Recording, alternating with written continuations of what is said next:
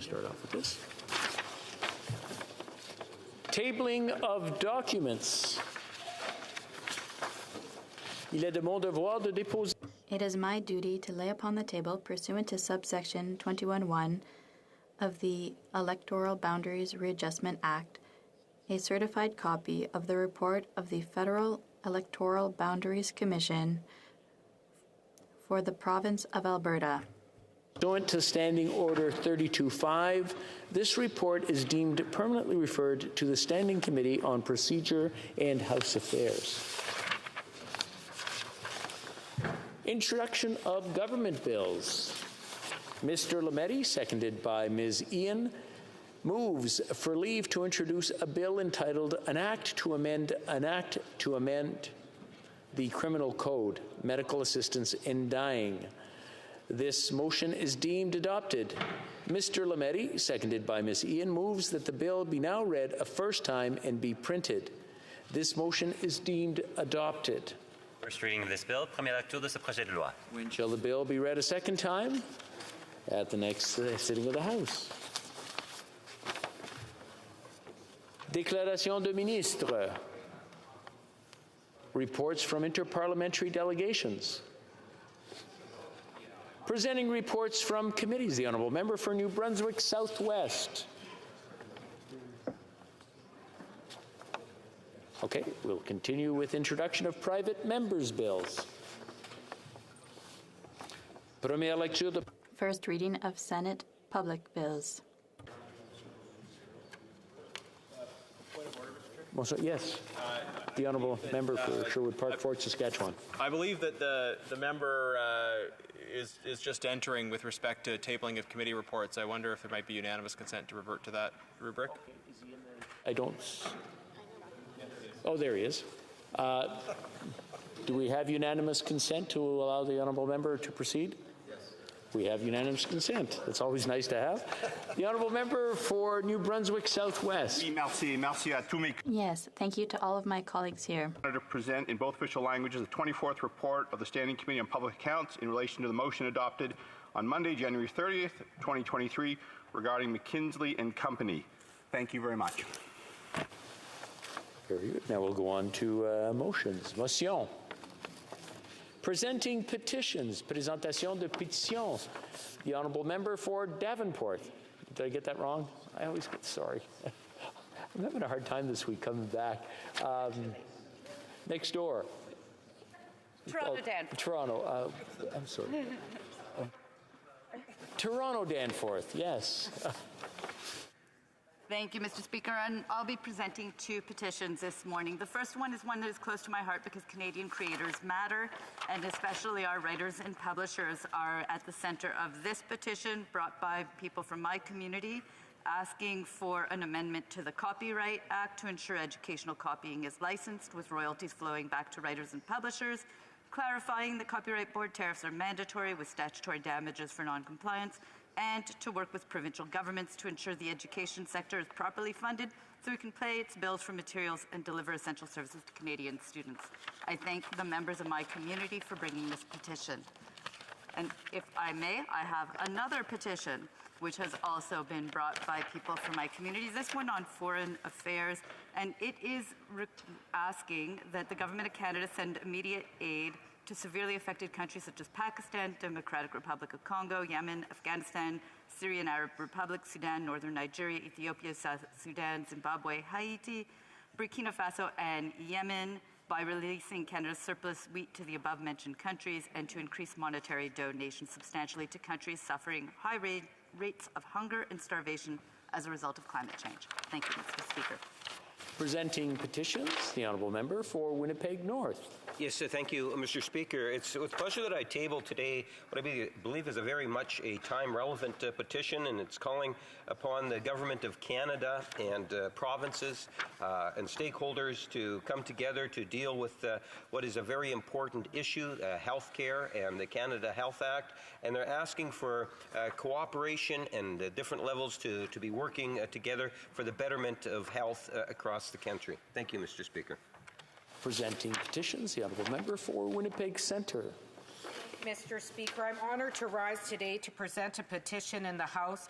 This petition E4166 calls on the federal government to stop the Canada Child Benefit clawbacks from families who receive pandemic supports. This petition, brought by Leela Sarangi and Campaign 2000, gathered 600 signatures. It calls for the government to refund amounts clawed back from the CCB as a result of families receiving pandemic benefits, protect the CCB from future clawbacks by excluding the CERB, CRB, and other pandemic benefits from the CCB income test, and implement a repayment amnesty for all people who receive CERB or CRB whose incomes are below or just below the poverty line, and for all youth aging out of care. In the midst of a cost of living crisis, the government should not be punishing single parents and others who are struggling to make ends meet with these unfair clawbacks. I am proud to table this petition in the House today, Mr. Speaker. Thank you.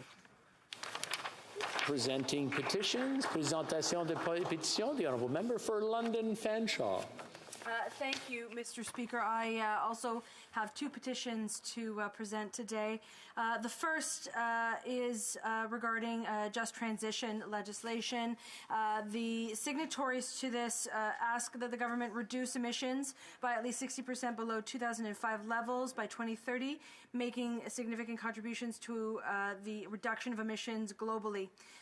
They are calling on the government to wind down the fossil fuel industry and the related infrastructure, ending fossil fuel subsidies, and transition to a decarbonized economy.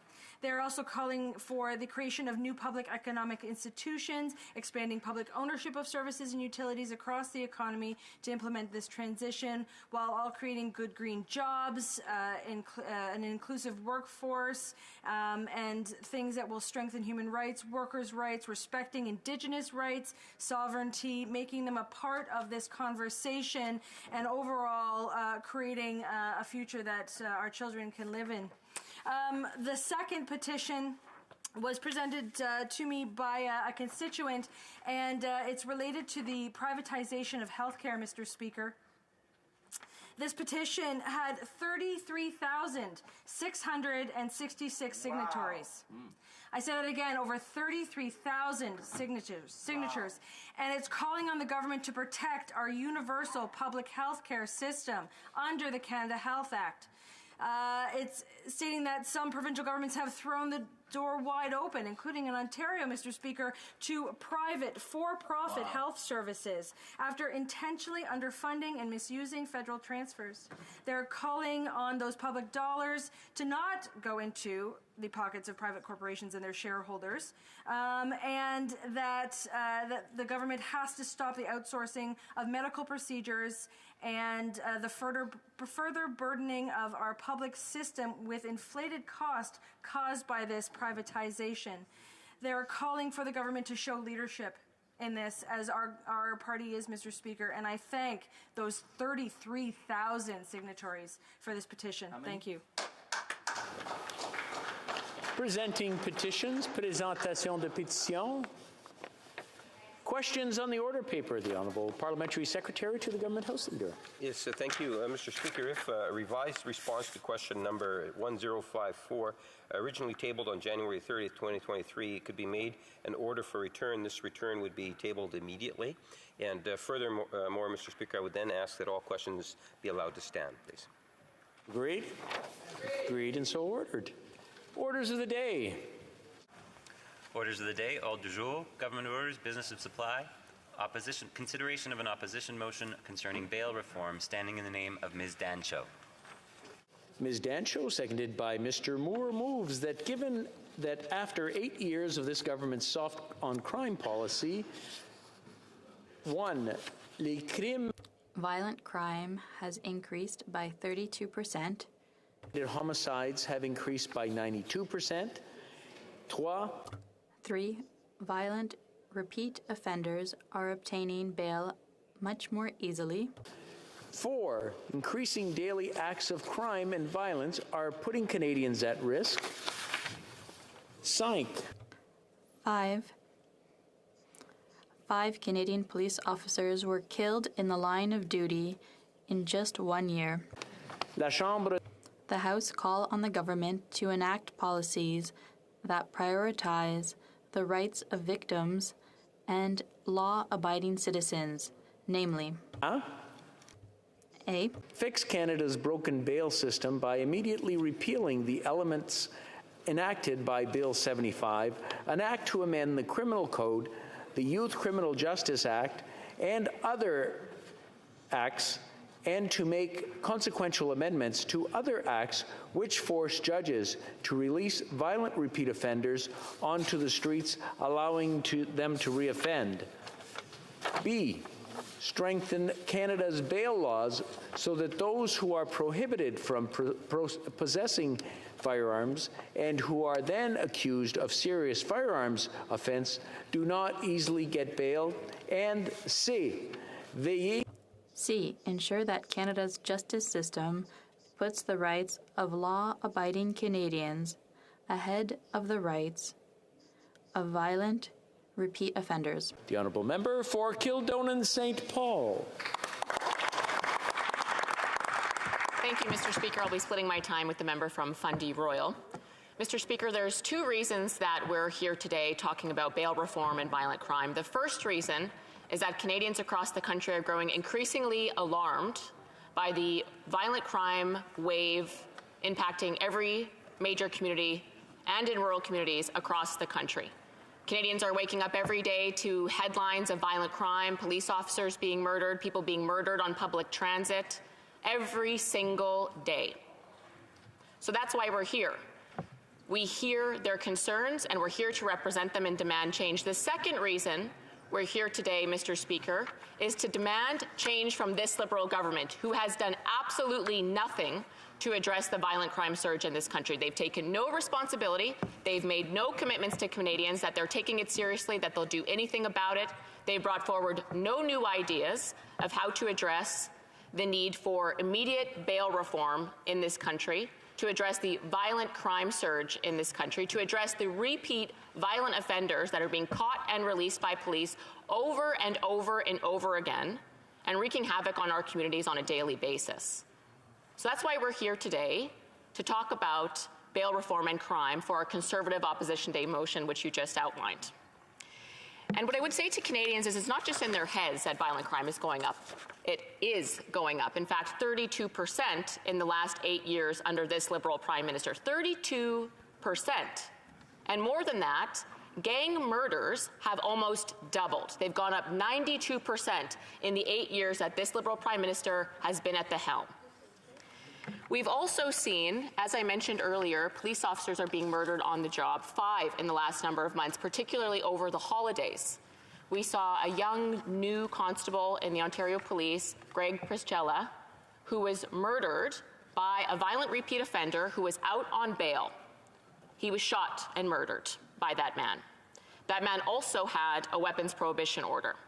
He was deemed too dangerous to possess a firearm by our law system, and he had a long rap sheet of harming people in his community.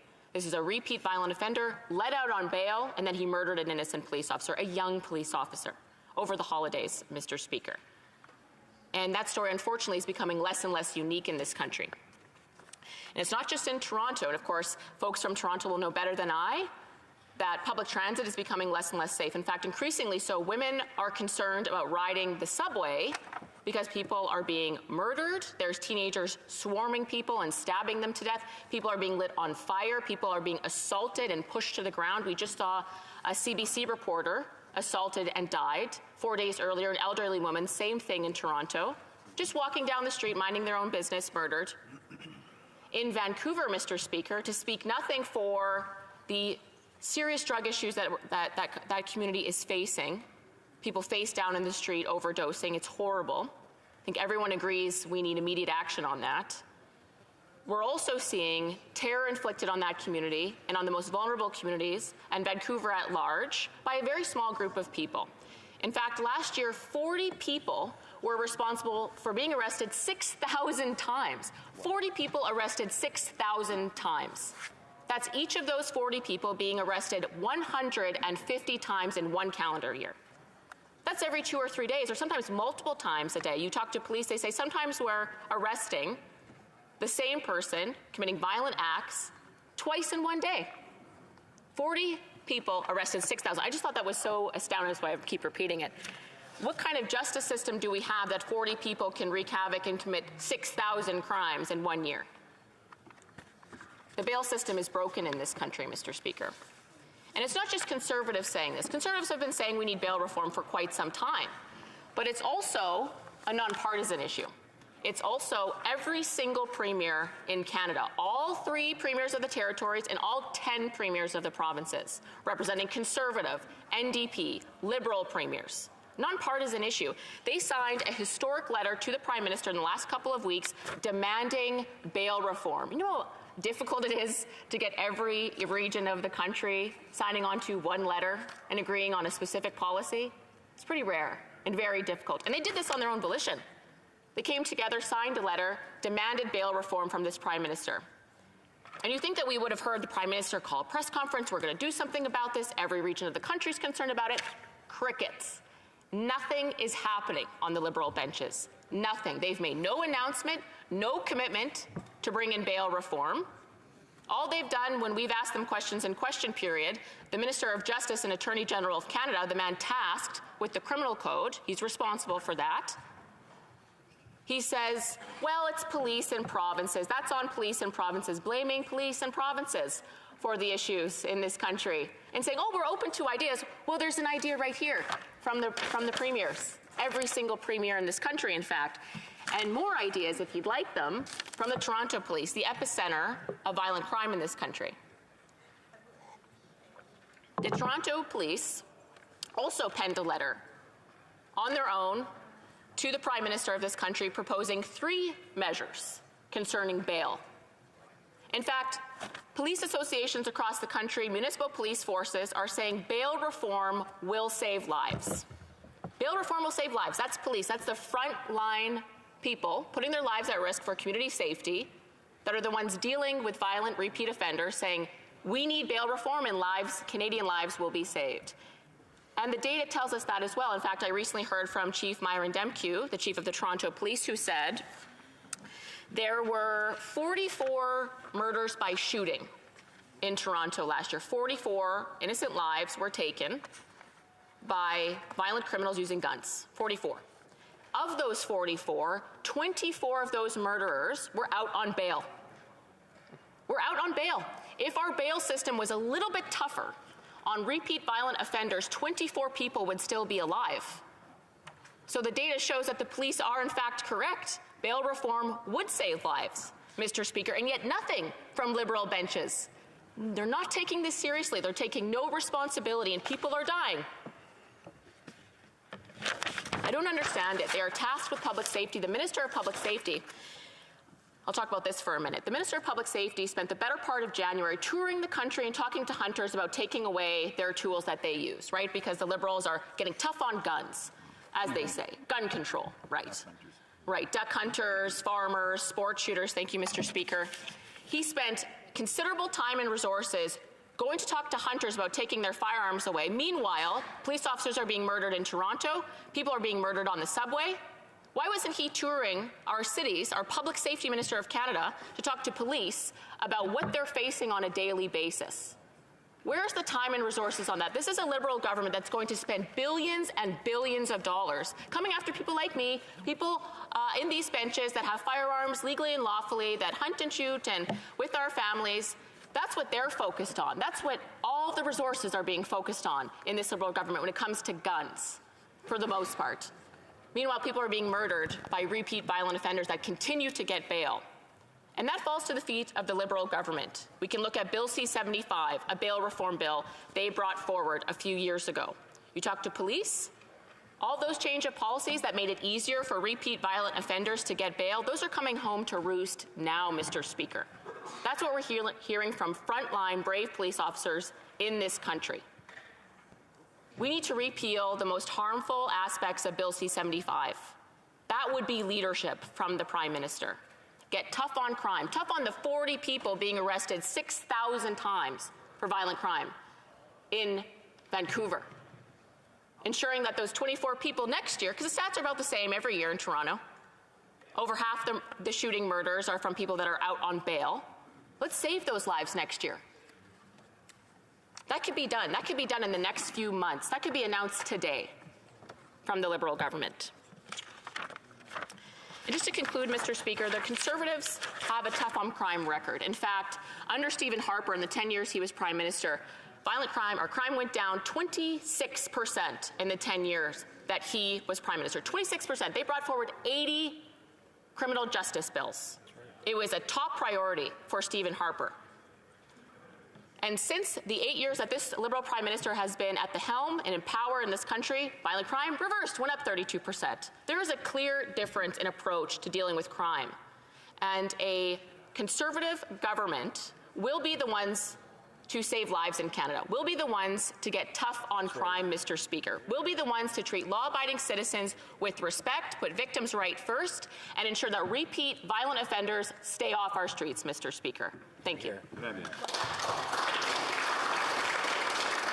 Questions and comments? Questions et commentaires. The honourable member for Winnipeg North. Yes, thank you, Mr. Speaker. And, first and foremost, I would say that I don't believe the manipulation of stats that often are portrayed coming from the Conservative Party of Canada. If you listen to them, you would think that there was never any crimes when the Conservatives were in power, Mr. Speaker. They have this attitude of get tough on crime, and they know all the wonderful spin words, Mr. Speaker. But my question to the member is, because, the Conservatives were in power, that's true.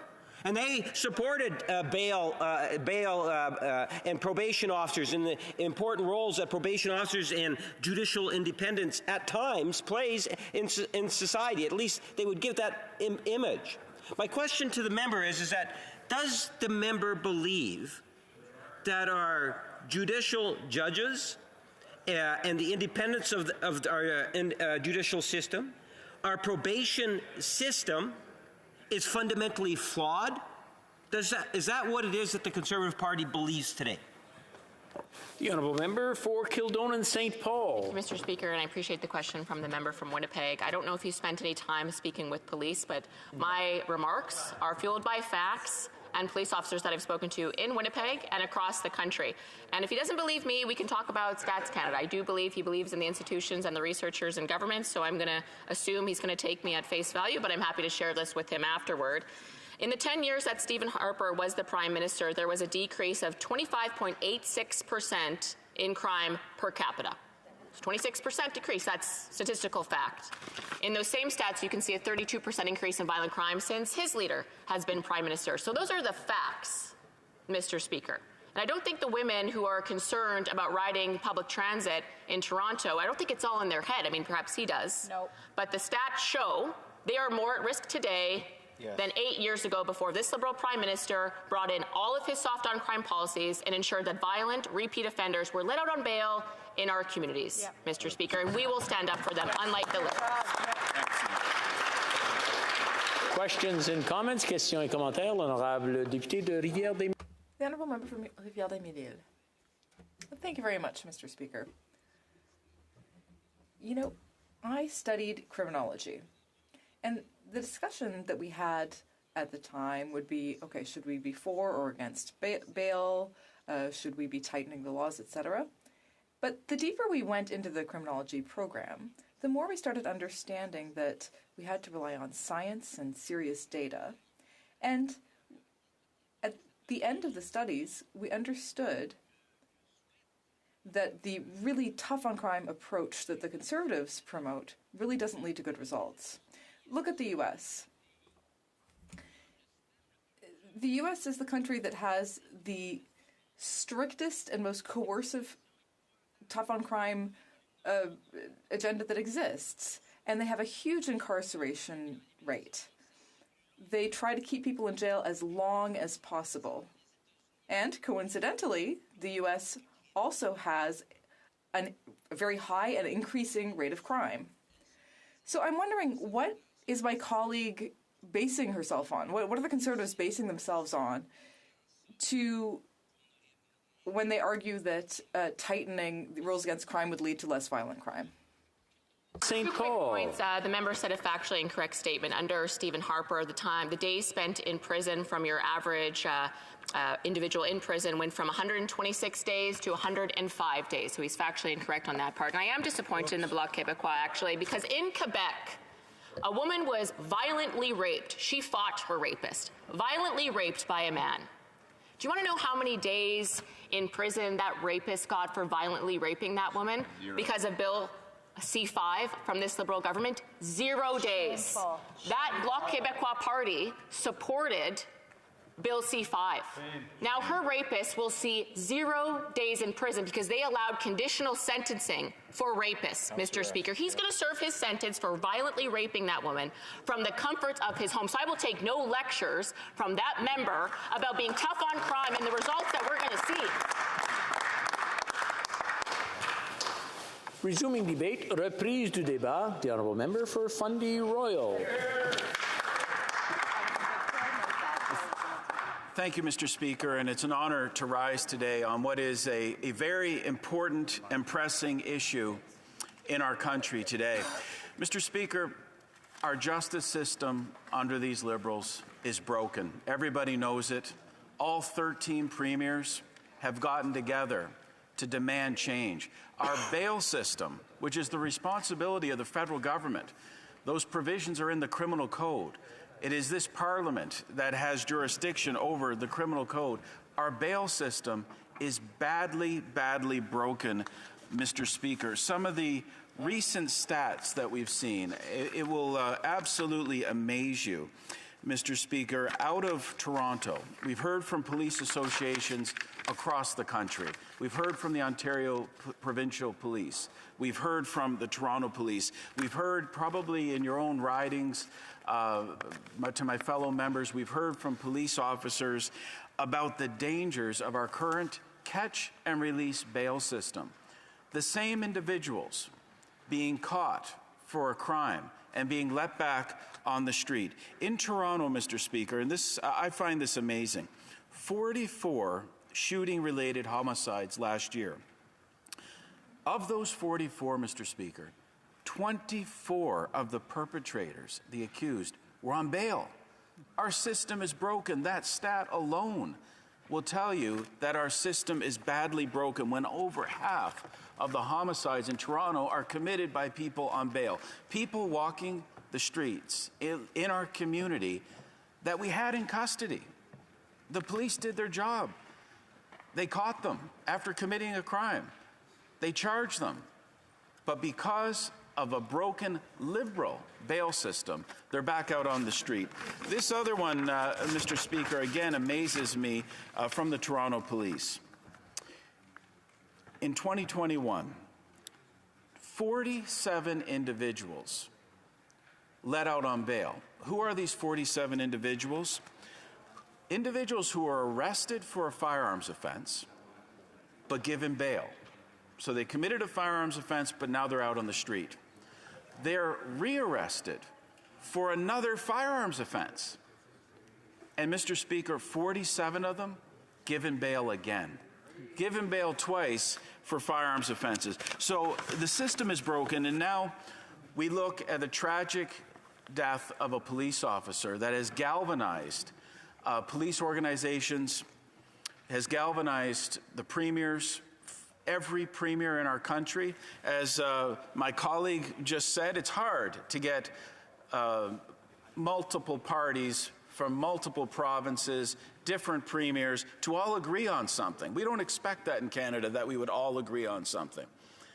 But every single premier in this country, of every province and every territory, agrees that we need bail reform. They are saying that repeat violent offenders who commit gun crimes should not be let out on the street. Mr. Speaker, that is not too much to ask. So 2 days after Christmas, a young police officer gunned down by an individual who was on bail, by an individual who had a lifetime firearms prohibition order against him.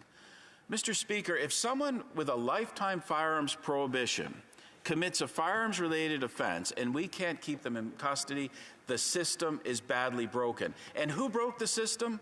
The Liberals. Yes. 2019, Bill C-75 made it far more difficult for offenders who should be behind bars to be kept behind bars. Bill C-75, sweeping bail reform by this Liberal government that established a catch and release system that ensured that even repeat violent offenders who use guns to commit their crime would be back out on the street. And Mr. Speaker, it gets worse. You know, the Liberals like to say, oh, you know, the Conservatives, tough on crime, that doesn't work. The fact of the matter is, it does work. Violent crime went down when we were in government. What's happening with crime now? Crime is up 32% in Canada since these Liberals took government. Gang-related crime, gang-related homicides nearly doubled. Since when? Since the Liberals took government, less than 8 years ago. So, Mr. Speaker, to lay this at the hands of the feet of the Liberals is entirely appropriate. It is their system. Bill C-5. What does Bill C-5 do, Mr. Speaker? It removes mandatory minimum sentences for crimes like extortion with a firearm, robbery with a firearm, drive-by shootings. It allows for house arrest for individuals who burn down your house, arsonists. They might burn down your house, but they get to serve their sentence from the comfort of their own house. Those who commit sexual assault, now able to serve their sentence from their home, possibly in the community of their victim. So, Mr. Speaker, when we say the Liberal system is broken, the justice system, it absolutely is. And, you know, they'll often say, Liberals, well, you know, Mr. Speaker, the tough on crime approach of the Conservatives that said, you know what, if you're a repeat offender, if you commit robbery with a firearm in this country, if you walk into a store or into someone's home with a firearm and you rob them, you don't need to be out on the street, you need to be in jail. It's not helping anyone. We're not helping the victims. We're not helping our communities. We're not even helping the offender. Do you think putting an offender back out on the street, how does that help them? So, under the Conservatives, you committed robbery with a firearm, you went to jail, minimum 4 years.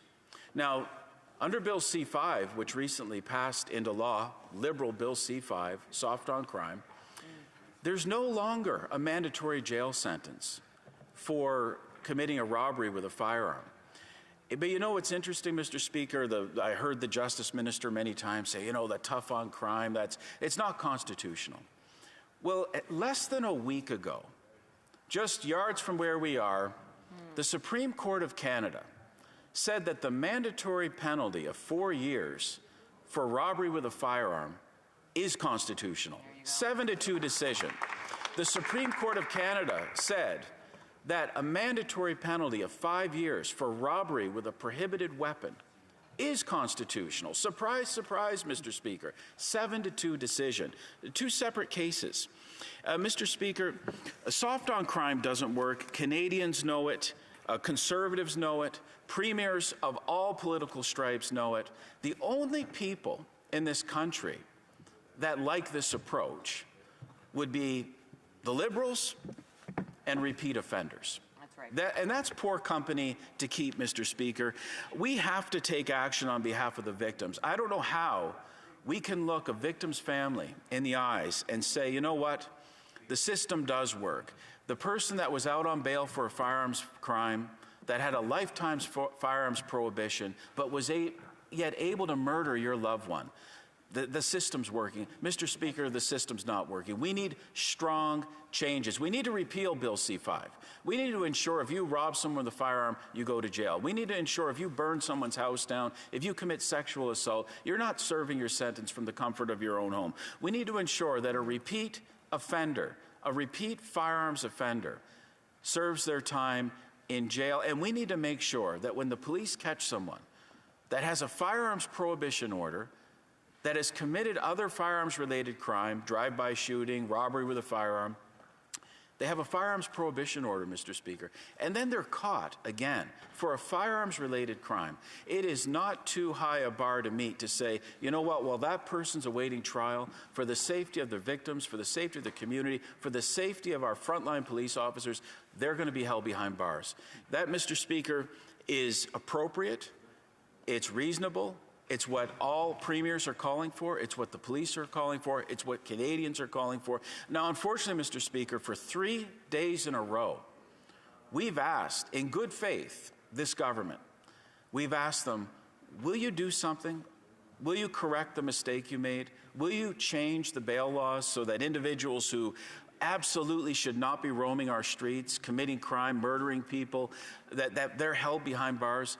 And it's crickets over there. They've said, well, if the opposition wants to come up to something, we'll consider it, or almost victim blaming by saying, well, the police have a role, the province has a role. No, the criminal code, it's their job. And we're calling and demanding on them to do something to reform our broken liberal bail system. Mr. Speaker, they have to do it today. Questions and comments? Questions et commentaires. The honourable member for Scarborough Rouge Park. Thank you, Mr. Speaker, and I'd like to thank my friend opposite for his comments today. With respect to Bill C-75, I just want to make it absolutely clear, Mr. Speaker. Bill C-75 imposed a reverse onus on those who are charged in order to prove that they should be released. It's a very important tool in the criminal justice system, one that does impose the onus on the individual to prove that they should be released, whereas in most cases it's a presumptive release. So if my friend opposite could maybe outline what change he would make to C-75 that would specifically maybe undo this, or is he asking that we strengthen this? Because I think I'm not very clear in terms of where he's going with this right now, because as is, C-75 actually did strengthen bail and made our community stronger, and I think the friend opposite is misleading us in this regard.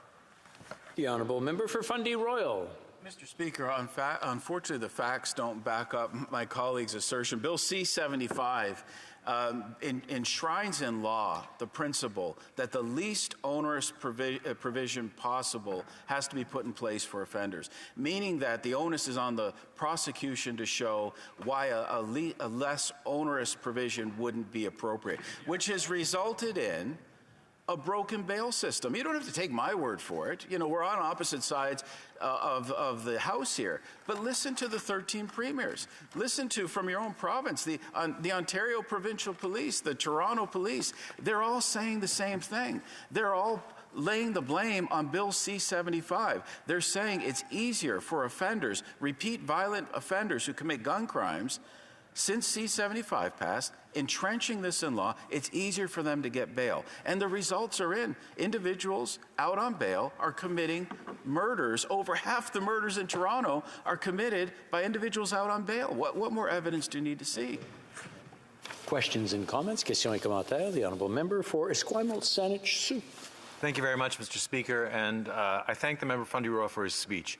There is no disagreement from New Democrats that we have some very serious issues with the bail system in this country, especially when it comes to violent offenders, and we have public order problems, which a few repeat offenders cause. But I'm a bit perplexed because on Monday, the member for Fundy Royal in the Justice Committee presented a motion to have the committee work on effective and serious solutions to these problems in committee. Yet 3 days later, we're here in the House with a sensational, heightened rhetoric motion that's trying to divide us on this issue. So which is the Conservative Party here? Are they the ones who want to take serious action in committee to find real solutions to the problem, or are they ones who want to fundraise off this issue and motivate their base? Good job. The honourable member for Fundy Royal. Well, Mr. Speaker, to answer the question, this is the Conservative Party. These are parliamentarians. We're going to take action in every avenue at our disposal as an opposition for now, As opposition, we're going to take every avenue in this House, in committee, everywhere to ensure that this government listens to police, listens to victims, listens to communities, listens to the 13 premiers in this province that are calling for bail reform. We make no apologies for that. We'll take every action we can to get the job done. Questions and comments? We have time for a short question. The honourable member for Kildonan and St. Paul. I'd like to ask the member his thoughts on the recent ruling where a violent rapist was sentenced to 0 days in prison because Liberal governments brought forward the option of conditional sentencing for rapists. Can he comment on that and a bit of the history there? Would appreciate it. Thank you, Mr. Speaker. The honourable member for Fundy Royal. Well, I thank my honourable colleague for her question. Indeed, in Bill C-5, as I mentioned, mandatory penalties for serious gun crime were eliminated, and house arrest now, which was prohibited for certain offenses, including sexual assault, prohibited under the criminal code thanks to changes that were made during our years in government as Conservatives. We said, you know, arsonists who burn down someone else's house should not serve their sentence from the comfort of their own home. Individuals who commit sexual assault should not serve their sentence from the comfort of their own home in the same community as their victim. All Canadians understand this, but Bill C-5, which recently passed this House, allows for sex offenders who commit sexual assault to get house arrest. That's wrong, and we need to change that. Resuming debate, reprise du débat, the Honourable Minister of Justice and Attorney General of Canada. Merci, Monsieur le Président. Mr. Speaker, I will be sharing my time today with the Honourable Minister of Public Safety. Monsieur le Président, j'apprécie l'opportunité. Mr. Speaker, I'm grateful for this chance to express my views on the important matter of the bail system and potential reform of the bail system in Canada. I know that this is an issue that matters to Canadians. It's certainly a priority for my government that laws be effective, fair, and protect Canadians. To the families of Constable Greg Pershala and Michael Finley, and Katie Nguyen No, and all victims of the disturbing incidents of violence across this country that we've seen in recent months. Each has been a personal tragedy and a blow to our communities. Mr. Speaker, Canada has a strong and effective criminal justice system, including its bail laws. But we all know that things can always be improved. Canadians deserve to be and to feel safe, and we have a role to play in protecting our communities. I want to reassure Canadians that if someone poses a significant threat to public safety, the law tells us they should not be released on bail. I'm disappointed that the official opposition is using tragedies to try to score political points. Canadians know that these are serious and complicated issues, and that there are no quick or easy solutions. That's why, Mr. Speaker, we have been working hard for months in collaboration with our provincial and territorial counterparts to find solutions that will ensure the long-term safety of our communities. Canada is not broken, Mr. Speaker, despite what the Leader of the Opposition would like you to think. Indeed, data from Toronto shows that between 2019 and 2021, there was a decrease both in the percentage of individuals granted bail and the number of people rearrested while on bail. Cela dit, notre gouvernement cherche. That said, our government is always looking for ways to improve public safety as well as improve the effectiveness of our justice system. At the FPT meeting in October, the Public Safety Minister and we committed to carry on our collaboration and teamwork with counterparts when it comes to bail. And this work is well underway.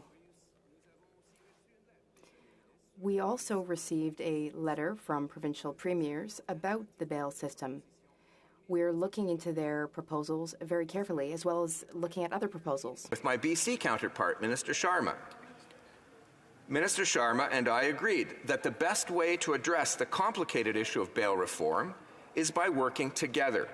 I'm hopeful that all of my provincial and territorial counterparts will agree.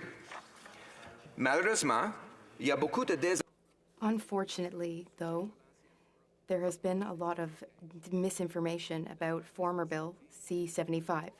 C-75 was the result of a lot of collaboration with provinces and territories.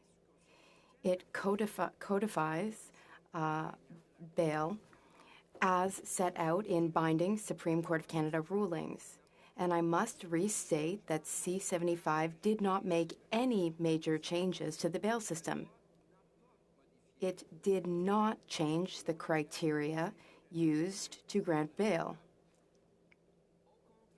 On the contrary, in fact, C-75 made it more difficult to get bail in the case of some offenses, such as intimate partner violence, because it reversed the burden of proof.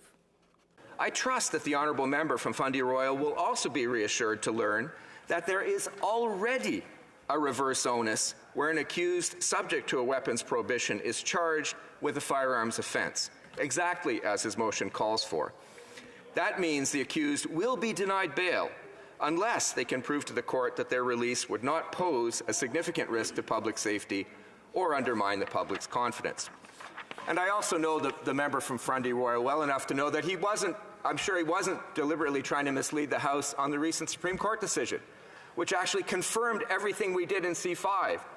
The minimum mandatory penalty we struck down, the court struck down as unconstitutional, and the minimum mandatory penalties we chose to retain in that bill have been upheld by the court, and I would suggest that he read the Supreme Court decision a bit more closely. One of the calls in the letter from the premiers is to establish a reverse onus for additional offences. I can assure this House that I'm giving this serious consideration, and the work is well underway. We've also heard calls for law enforcement reform. I'm grateful for their recommendations based on frontline experience. Work is underway to develop legislative and non-legislative options to address the particular challenges of repeat violent offenders. Nous savons aussi que... However, we know that legislative reform alone is not the way to fully solve the problem, not the only way. The police need to have necessary resources to watch over those who are released on bail and to arrest those who are not following their bail conditions. We have already supplied substantial funding, and we are open to increasing funding where there is need for more funding. There also has to be support for mental health as well as addiction treatment. There has to be a strong social safety net. The previous government cut spending on social programs, and today we are observing the very real and serious consequences of that. Our government has made historic investments in mental health, including $5 billion for provinces and territories to increase access to care. They took on bail in November as part of their Safe Communities Action Plan. I encourage all provinces to use the many existing tools at their disposal to ensure bail laws are applied safely, fairly, and effectively. Yesterday, I was happy to see the Premier of Ontario commit to action in this space, and I will reach out to my counterpart in coming days to discuss how we can collaborate. Addressing the particular challenges posed by repeat violent offenders requires a comprehensive approach that crosses jurisdictions and levels of government. We will be acting at the federal level, and I hope my provincial counterparts will do the same. The only way to solve this problem, Mr. Speaker, is by working together. To this end, as has been planned since our last meeting in October, in the coming days I will be reaching out to justice and public safety counterparts to convene an urgent FPT meeting to continue our important work on bail. I'm hopeful that, together, we can review the product of months of joint work by federal and provincial officials and agree on a comprehensive path forward. Nous savons qu'il n'y a pas de solution facile. We know that there are no quick fixes to such a complex issue. We strongly believe that we need to protect Canadians. To ensure that any measures taken will not exacerbate the overrepresentation of Indigenous peoples, Black and racialized Canadians in our jails. We must not further marginalize vulnerable people, including those struggling with mental health issues and addiction. And we must also ensure that everything we do is compliant with the Charter. I look forward to sincere debate in this House today, and I will happily take any good faith suggestions made by members of Parliament. I discourage members, Mr. Speaker, from wasting this opportunity with empty rhetoric designed to inflame the fears of Canadians. Let us debate real solutions and focus our energy on offering ideas for how the system can be changed to better keep Canadians safe while respecting our fundamental rights and values. Thank you. Merci. Questions and comments? The honourable member for Brantford Brant. Thank you, Mr. Speaker. I encourage the Attorney General and Minister of Justice to reread that Supreme Court of Canada decision that was released last week, because I'm looking at it right now. For the record, it's Regina versus Hillback, and in a 7-2 decision, that particular court indicated that the 4- and 5-year mandatory minimums for robbery with a firearm and robbery with a prohibited firearm were not grossly disproportionate and did not constitute cruel and unusual punishment and were charter compliant. But the court opined that given the results of Bill C-5, that the issue was now moot. So I encourage the Justice Minister to reread that decision. My point, though, however, is that I heard him indicate earlier this week that he was open to suggestions. He was looking for some ideas. He has literally heard from the provinces, from police chief, from premiers, from interested parties for close to 11 months now, crying out for bail reform. He's indicating that talks are in the works. Be specific, Minister. What are you doing? I just want, before the minister answers, I just want to remind the honourable members that the questions go through the chair and not directly across. Just, I know we put him as the honourable minister. Thank you, Mr. Speaker. I thank the honourable member for his question. I would recommend to him that he reread not only the Supreme Court decision, but also Bill C-5. I realize the problem was the inflammation of rhetoric during the debate on C-5. We did not remove all the minimum mandatory penalties with respect to those gun offences. We only did it in a very narrow band, and it mirrored exactly what the Supreme Court did, Mr. Speaker. Mr. Speaker, we have been on this question for a long time, since, at the very least, the federal provincial territorial meeting of last October. As I mentioned in my speech, Bill C-75 basically reframed the Supreme Court of Canada jurisprudence that had evolved over previous years. It added reverse onuses with respect to intimate partner violence. There are some reverse onuses that already exist. We're working with the provinces to find other ways to improve the law while remaining charter compliant. These discussions have been going on, particularly at a technical level with our experts. We're going to continue to do this. Mr. Speaker, we have a responsibility to do this. We've exercised that responsibility. We don't wait until inflammatory rhetoric drives us. We've been doing this for a long time in a prudent way in collaboration with our partners. Questions and comments? Question commentaire. The honourable member for Timmins, James Bay. Thank you, Mr. Speaker. My brother drives the Bloor-Danforth line every day. He said that the violence in the subways has gotten much worse. But he also says that it's caused from the homelessness. 6 a.m., the subways are full of homeless people. The lack of mental health services, the crisis of the pandemic. But that being said, the need to address bail reform is a huge issue, because we've seen senseless acts of violence. I know that my colleagues, New Democrat colleagues in the Justice Committee, have pushed for a review of this, because we have to do this right. Because I was here in all the Harper years, and every single one of their tough-on-crime bills got tossed out by the Supreme Court because they were playing to their fundraising base as opposed to doing smart, intelligent review so that the laws lasted. So I'm asking my colleague, would they support our call to investigate bail reform to make sure we get this right, that we keep people safe, and we also need to put the resources on the ground to deal with the clear mental health and homeless crisis that's driving a lot of the senseless violence that we're seeing in the City of Toronto. The Honourable Minister of Justice. I thank the honourable member, Mr. Speaker, for his question. It comes from a very sincere place. First of all, with respect to what is happening in Toronto, certainly his assessment of it is similar to the assessments that I have heard, which is there is a real problem with homelessness. There is a real problem with mental health and mental health supports, exacerbated by cold snaps in the winter, which makes the subway system an ideal place to get warm and other things happen. We're working on that with the provinces. I can assure him that we do have that goal in mind, to work with the provinces to improve that situation. Mr. Speaker, with respect to his question on bail, we will work with members of this House, looking at the honourable member from HoC as well, we will work to look at good faith attempts to reform the bail system. We know that there have been issues. We have been well aware of these issues. We're working with other governments, and we will certainly work with parliamentarians in this place. Resuming debate, reprise du débat, the Honourable Minister for Public Safety.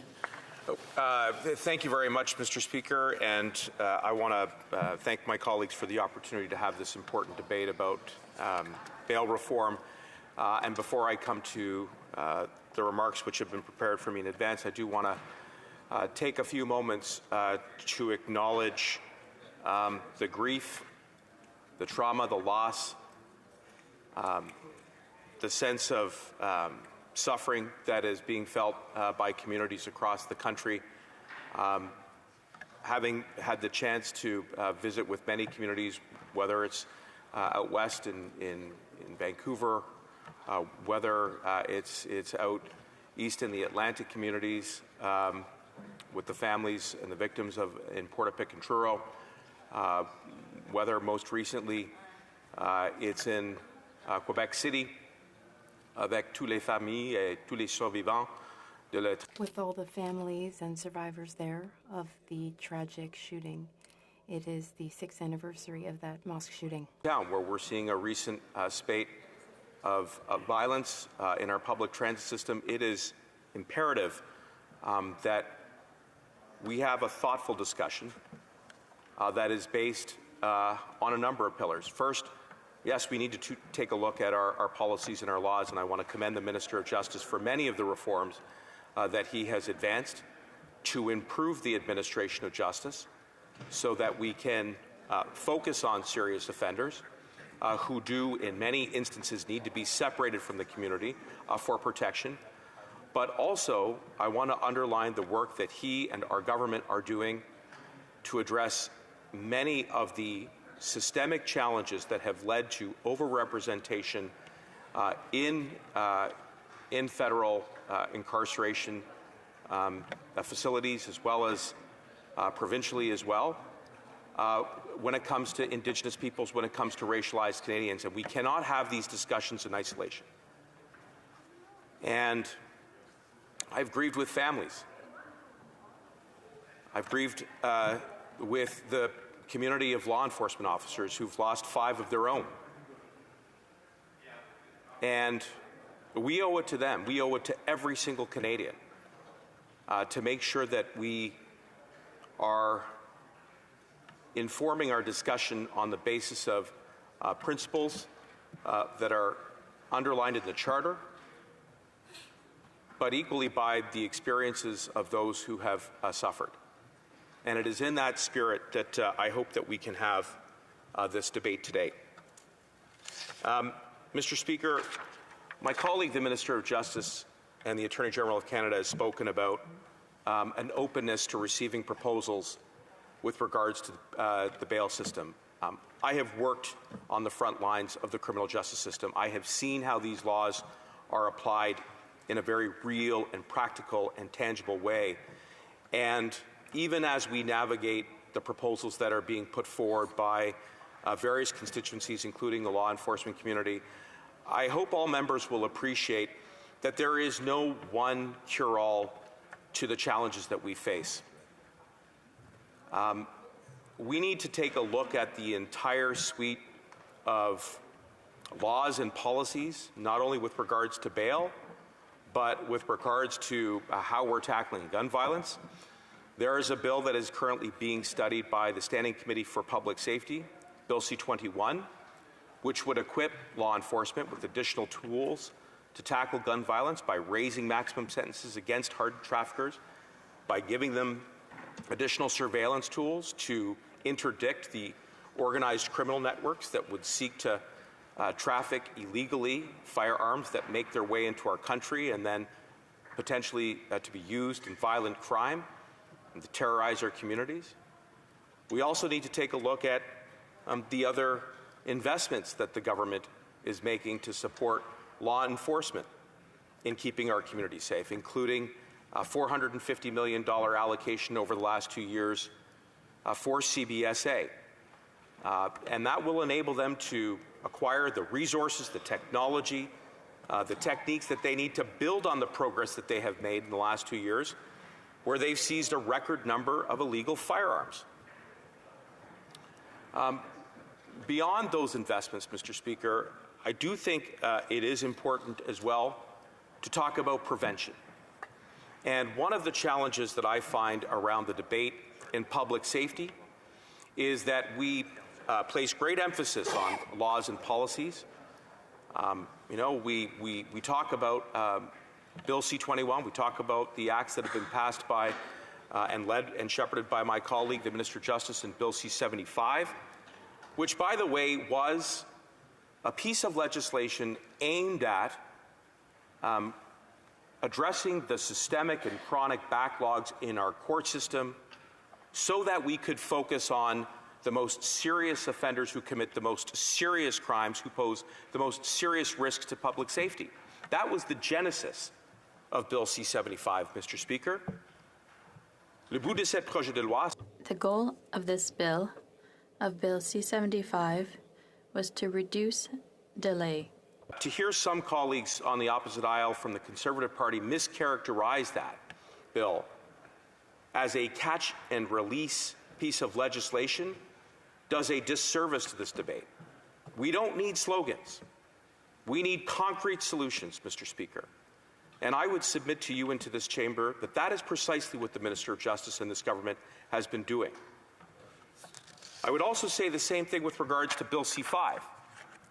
Now, we heard a colleague of ours from the NDP point out that the last time the Conservative government had the reins of government, that they introduced a number of policies which were reviewed and then struck down by the Supreme Court of Canada. We don't need a return to the failed policies and overreach which detract and diminish from the independence of the judiciary and our judges to assess on the merits and based on the facts and circumstances of each offender that comes before them. What we need is a thoughtful, constitutional approach to this matter. And that was the point of Bill C-5.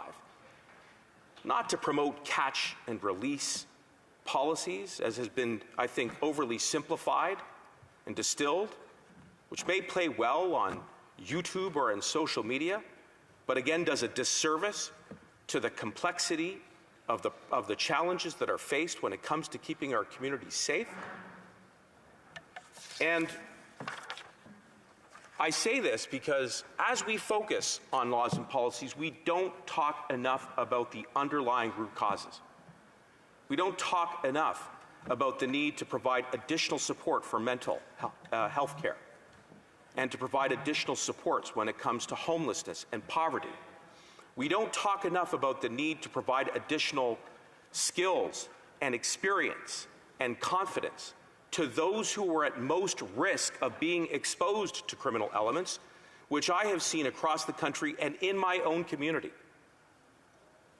When I've had the chance to travel to James Smith Cree Nation and grieved with those families, what the community said to us is, we know our own, and we know how to make sure that we can take care of them and put them on the right footing. And it is only through the collaboration and partnership with those communities, through initiatives like the Building Safer Communities Fund, a $250 million federal initiative that is administered out of Public Safety Canada, that we can start to address those challenges at their root causes, Mr. Speaker, so that we can stop crime before it starts. And I think in the context of the debate that we are having today, we need to put as much emphasis on looking at the preventative strategies which we can work together on to advance to see crime come down. Because no matter which side of the debate that you are on, no matter which party you belong to, no matter which constituency you represent in this chamber, the one thing I will tell you, Mr. Speaker, that I am assured of is that all Canadians are unified behind the common cause of wanting to reduce gun crime, wanting to reduce any kind of violent crime which may find its stem in the systemic challenges that I have discussed. And we need to come together to have that debate, not to resort to slogans or bumper stickers or any of the other catchy phrases that we hear in the to and fro in the heated debate of this chamber, but to have an actual thoughtful debate that is based on facts and constitutional principles, and that is precisely what I hope we can do today. Thank you very much. Merci beaucoup. Questions and comments? Questions et commentaires. The honourable member for Kildonan St. Paul. Thank you, Mr. Speaker. I appreciate the Minister of Public Safety's remarks today. Although I did not hear specific concrete changes that he would like to make or his colleague, the Minister of Justice, would like to make concerning the criminal code, if any. I'm not hearing any, so I'm assuming there are no changes coming. But we've heard from every premier in the country asking for changes to the criminal code concerning bail. We've heard from the Toronto Police proposing 3 proposals concerning bail reform. And again, this is all in light of the fact that a young new police officer was killed over the holidays by a violent repeat offender who was out on bail and also had a firearm prohibition. He shot and murdered a young police officer, and I didn't hear anything to satisfy me that they're going to be doing something in the next few weeks, few months to bring forward some change. So I'd like to ask the Minister of Public Safety, what concrete step is he going to take and work with his Minister of Justice to ensure that that's the last police officer that's murdered by a violent repeat offender? The Honourable Minister. First, Mr. Speaker, I wholeheartedly share my colleague's concern about the loss of Officer Pershala. I grieved with his family, with the entire OPP community, and that was the 5th in a series of months last year, and it was among the most difficult functions that I exercise in this office. So I assure her, and I hope she takes it at face value, that I understand the trauma and the grief and the suffering that is being felt not only by the law enforcement communities, but by communities right across the country, including Indigenous communities and racialized communities who have been systematically marginalized as a result of policies whose design and intent was to do just that. And that's wrong. Now, with regards to her specific question on bail reform, I hope she will have heard the Minister of Justice, and I will reiterate that we are in direct lines of communication with law enforcement. I have spoken to the President of the CACP. I've spoken to other senior leadership with law enforcement, and we are going to sit down and look at those proposals very carefully in a specially convened meeting of federal, provincial, and territorial partners, and that is where the work will be done on the merits. But it isn't the only thing we need to address. We also need to address the other preventative strategies that I discussed in my remarks as well. Thank you. In comments, questions et commentaires. L'honorable député. The Honourable Member for Avignon, Mathis Matapédia. Thank you, Mr. Speaker. I'm pleased to hear the Minister speak on this important issue. We work together on Bill C-21 when we talk about violence committed by firearms. It's a current topic, and we know that C-21 addresses some issues, but not all of them, unfortunately, especially not the proliferation of firearms. And if we look at what happened in Montreal, just in 2022, it was the deadliest year in 10 years. Something must be done, and it's the responsibility of the federal government because they manage the borders.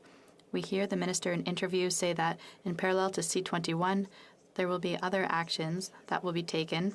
What are those actions? Will they be put in place quickly? Because we can't have each year be deadlier than the last.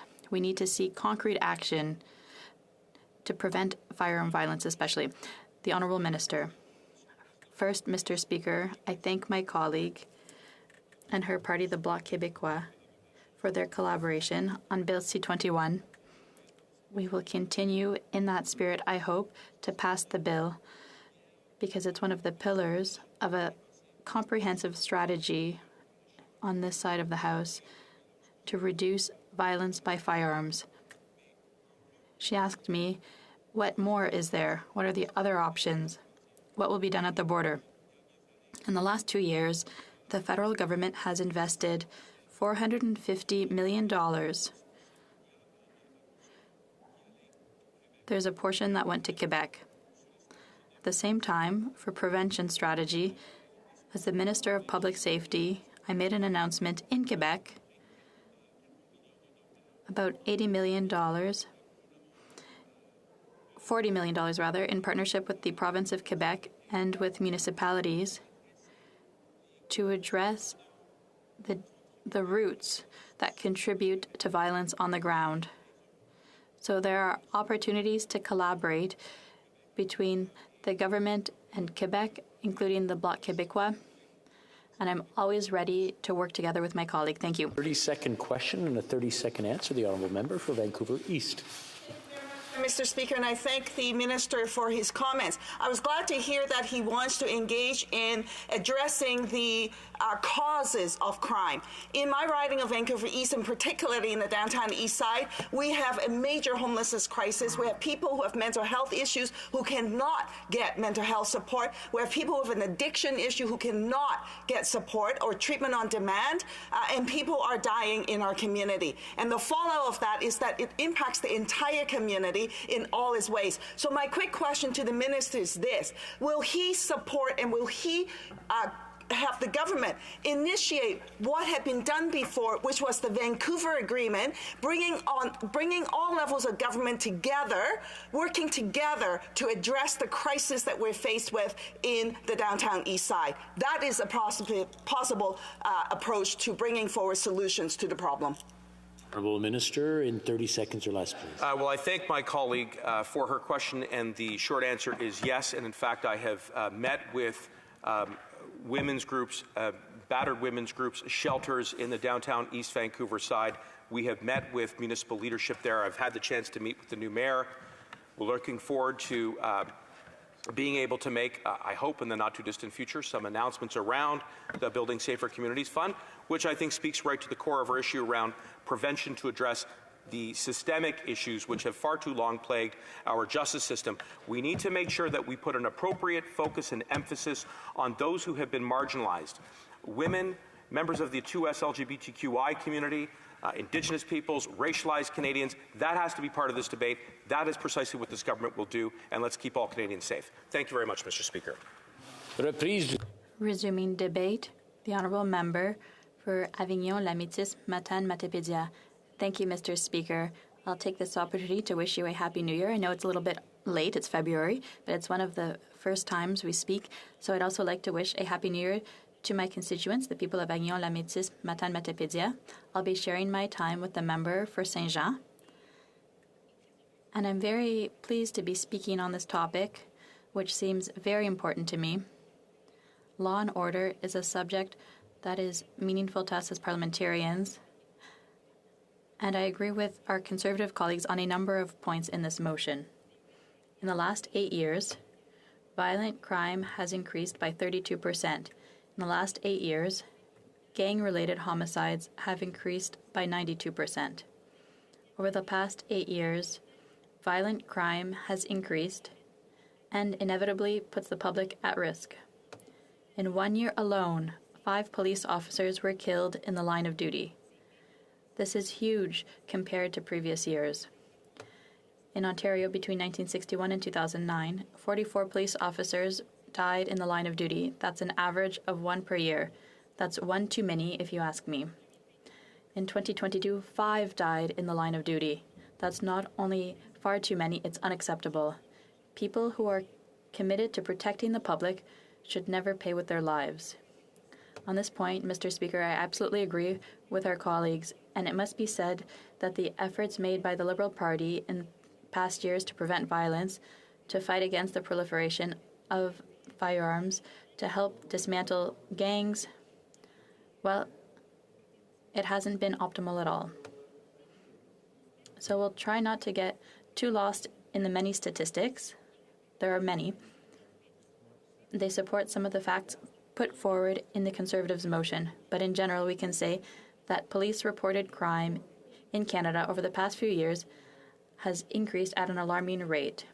Hate crimes have increased by 72%. The majority of these crimes are motivated by hatred of religion, sexual orientation, or ethnicity.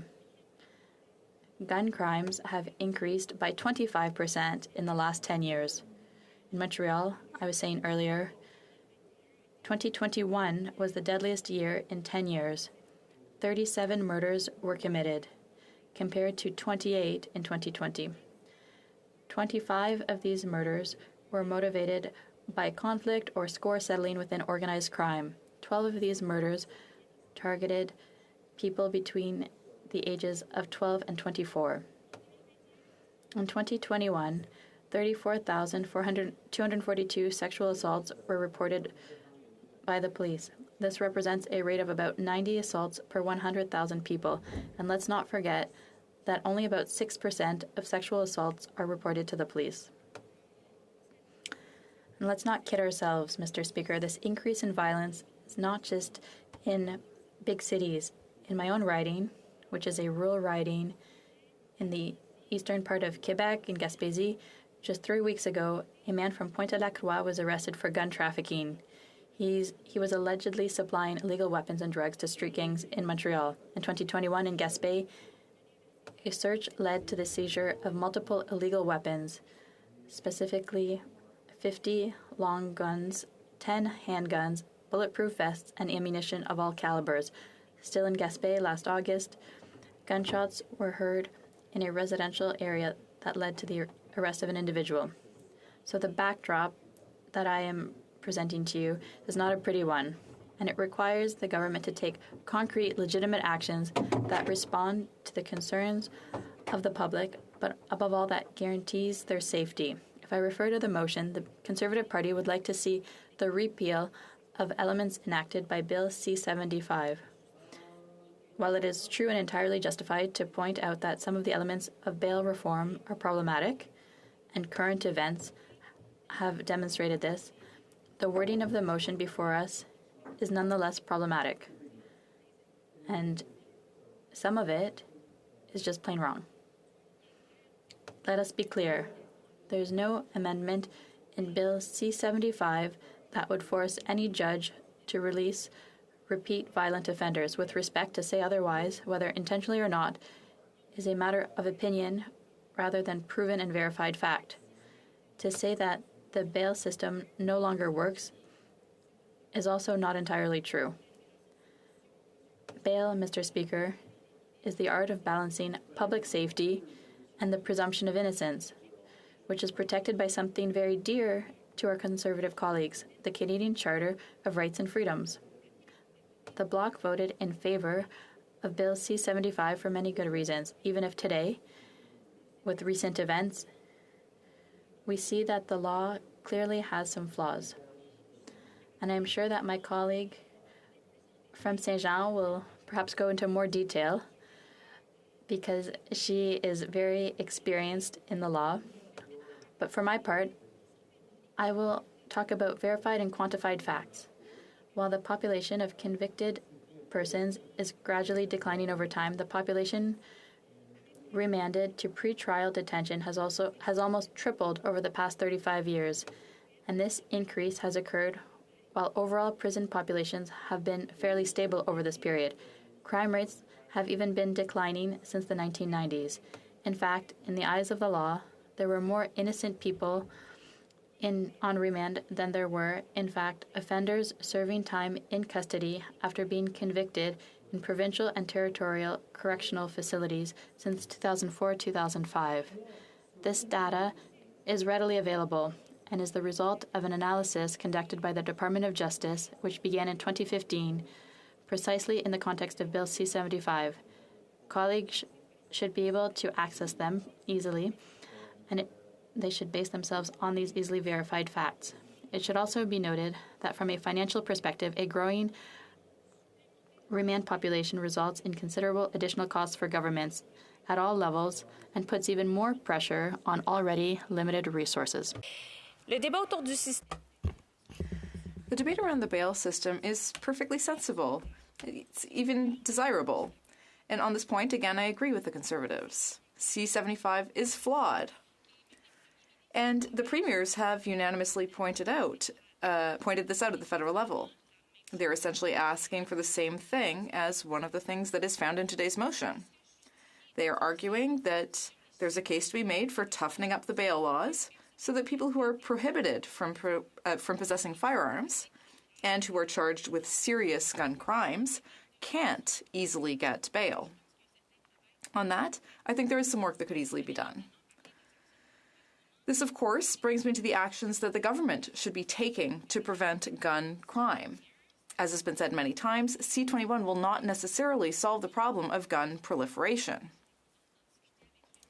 I was happy to discuss this with the minister. There are a number of actions in a number of different domains that need to be taken. So at the borders, in terms of prevention within cities, there's money that needs to be invested there. And the government,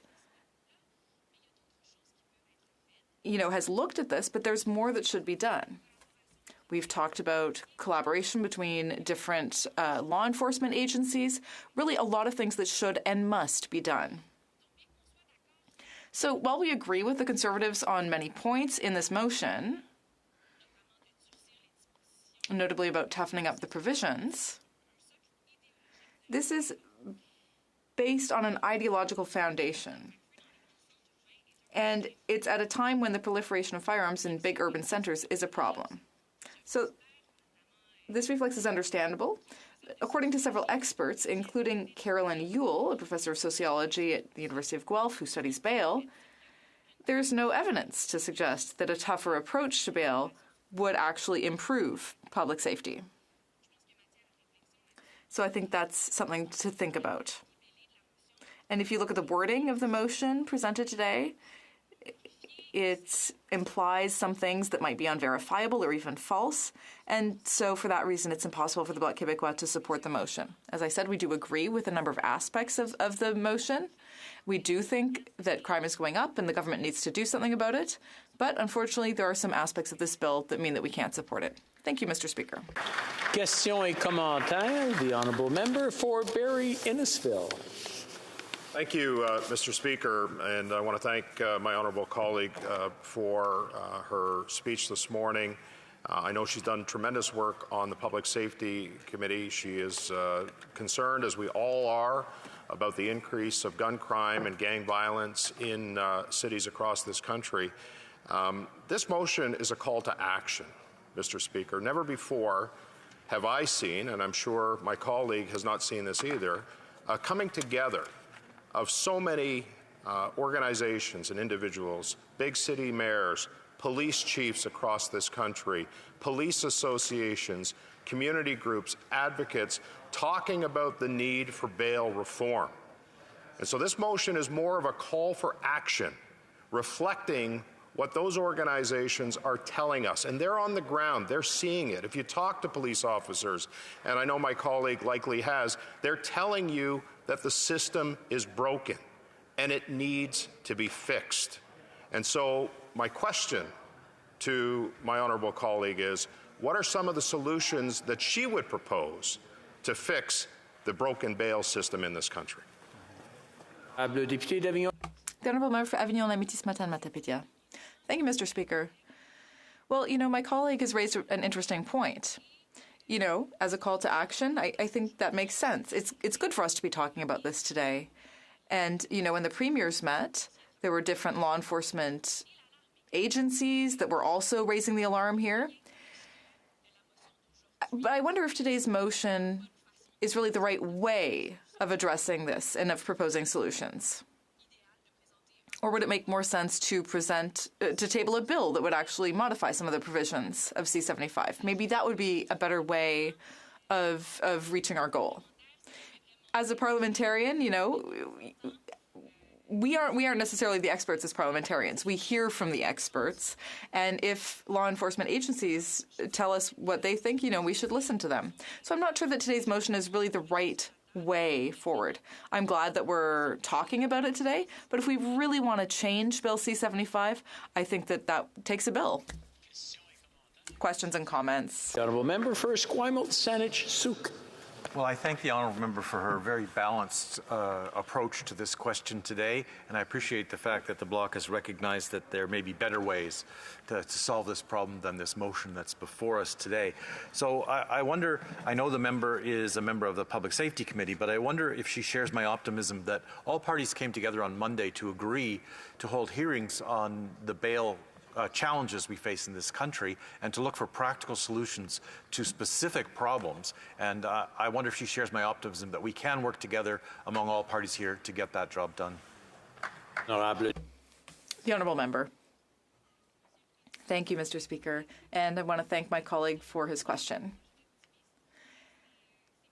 And, you know, the times that I really enjoy in this House is when there's a lot of agreement among members. We saw yesterday there was a motion on the Uyghur people, for example, and I do think that we can work together.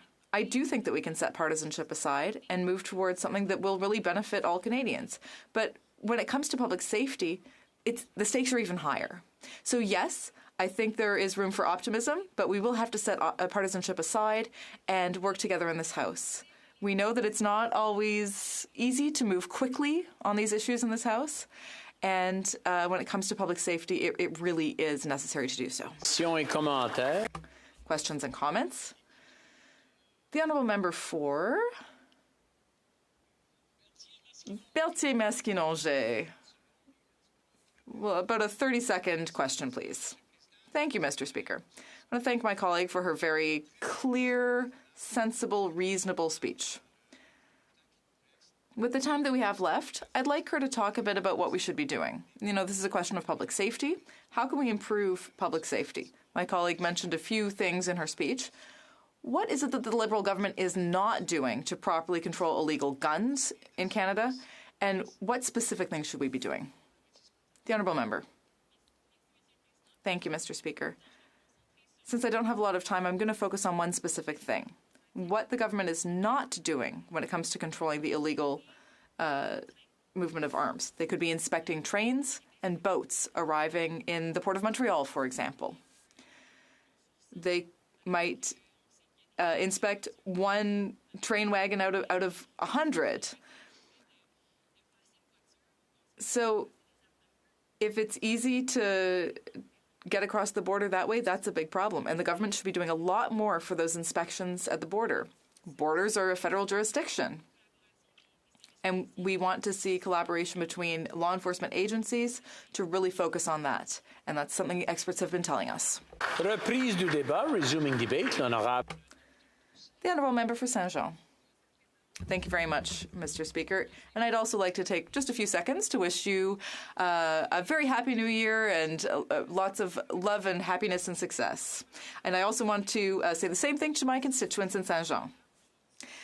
On the Conservative motion today, I won't accuse the Conservatives here of not having good intentions. I think that this idea really does come from a good place and a good intention, which is to reduce violent crime and to prevent the proliferation of illegal firearms. So I really think that that is the case, and I also hope that they will not accuse me of anything, because I do acknowledge that there are problems with bail, but I'm not sure that this motion will solve them. I hope that I won't hear in question period that once again the Bloc has refused to see that there's a problem and that as a result there's another criminal on the streets. So I hope that won't be the case. But I do have to manage my expectations. Now, on the subject of the motion itself, there are a few flaws that I'd like to raise. Notably, there's no distinction made between correlation and causation. They give statistics. They say that certain rates of certain crimes have gone up, and they attribute this to C-75. So there's a correlation here. And there is an economic theory about skirt length that says that when skirts have a high hem, then the economy gets worse. And if we believed that, we would probably be making poor decisions in the stock market. So in fact, that's a correlation, not causation.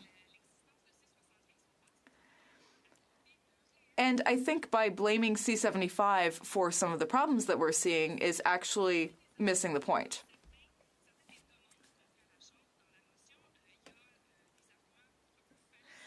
There are also a few fallacious arguments in the motion and others that aren't very strongly founded. So I'm going to go through the motion more specifically in more detail later. The other issue raised here is the case of Randall Mackenzie, who killed a police officer in December while he was out on bail. Now, if you look more specifically at this case, you find that it's not just the bail that was the issue here. In the case of Randall Mackenzie, he had been put in jail and then released on bail, but he had some of the strictest bail conditions possible.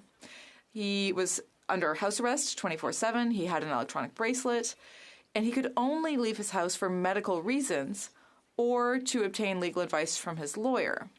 So the question here is, what happened? Why did he end up in the streets, in public, when the company that managed the GPS bracelets should have received an alert and immediately arrested him? And this is an issue that I haven't heard raised this morning, but it is something that needs to be analyzed. So it's not simply the question of bail in this case. And then they say, you know, if he hadn't been out on bail, the police officer wouldn't have died. Well, I'm sorry, but again, there's an issue of disclosure here. The authorities are not actually sure that he is the one who fired the gun. There was a co-accused as well. So it's possible, you know, I'm not sure we can definitely say that the police officer's life would have been saved if he hadn't been out on bail. Another problem I would raise with this motion is that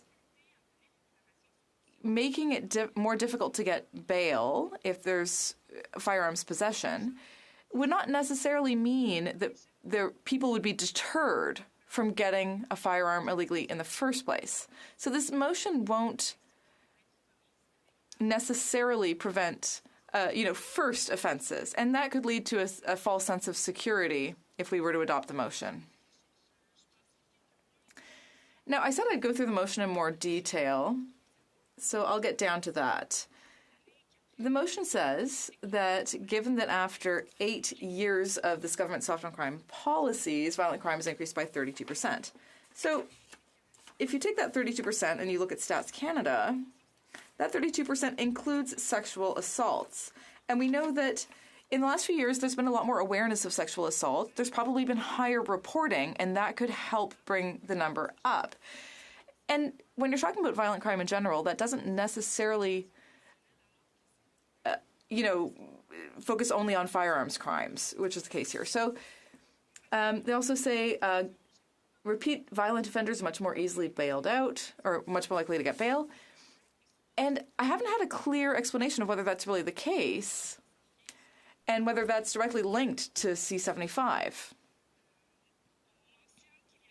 It said that 5 Canadian police officers were killed in the line of duty in 1 year, which is true, and it's deplorable, it's terrible, it's tragic, and it's something that we need to be dealing with.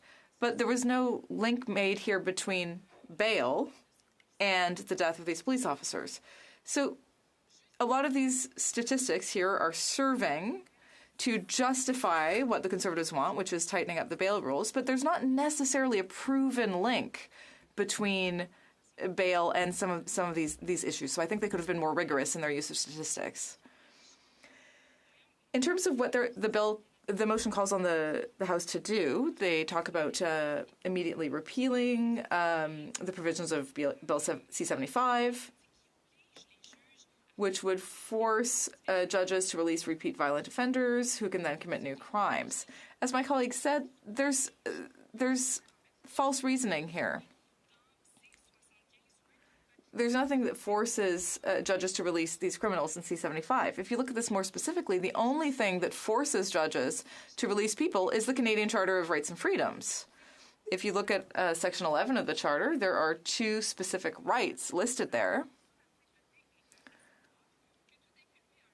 saying that every accused has the right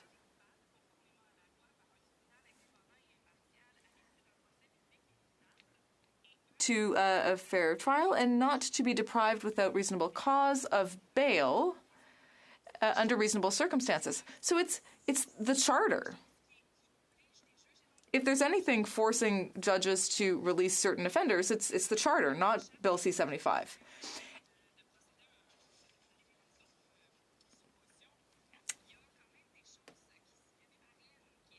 And there are yardsticks that exist regarding bail.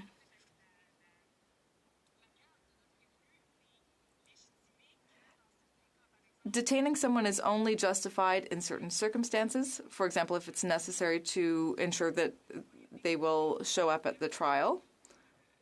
For example, someone with dual citizenship might leave the country. Or if detention is necessary for protecting the safety of the public. So there are already criteria that exist that a judge could use to keep someone in custody. And then if detention is necessary not to undermine public trust,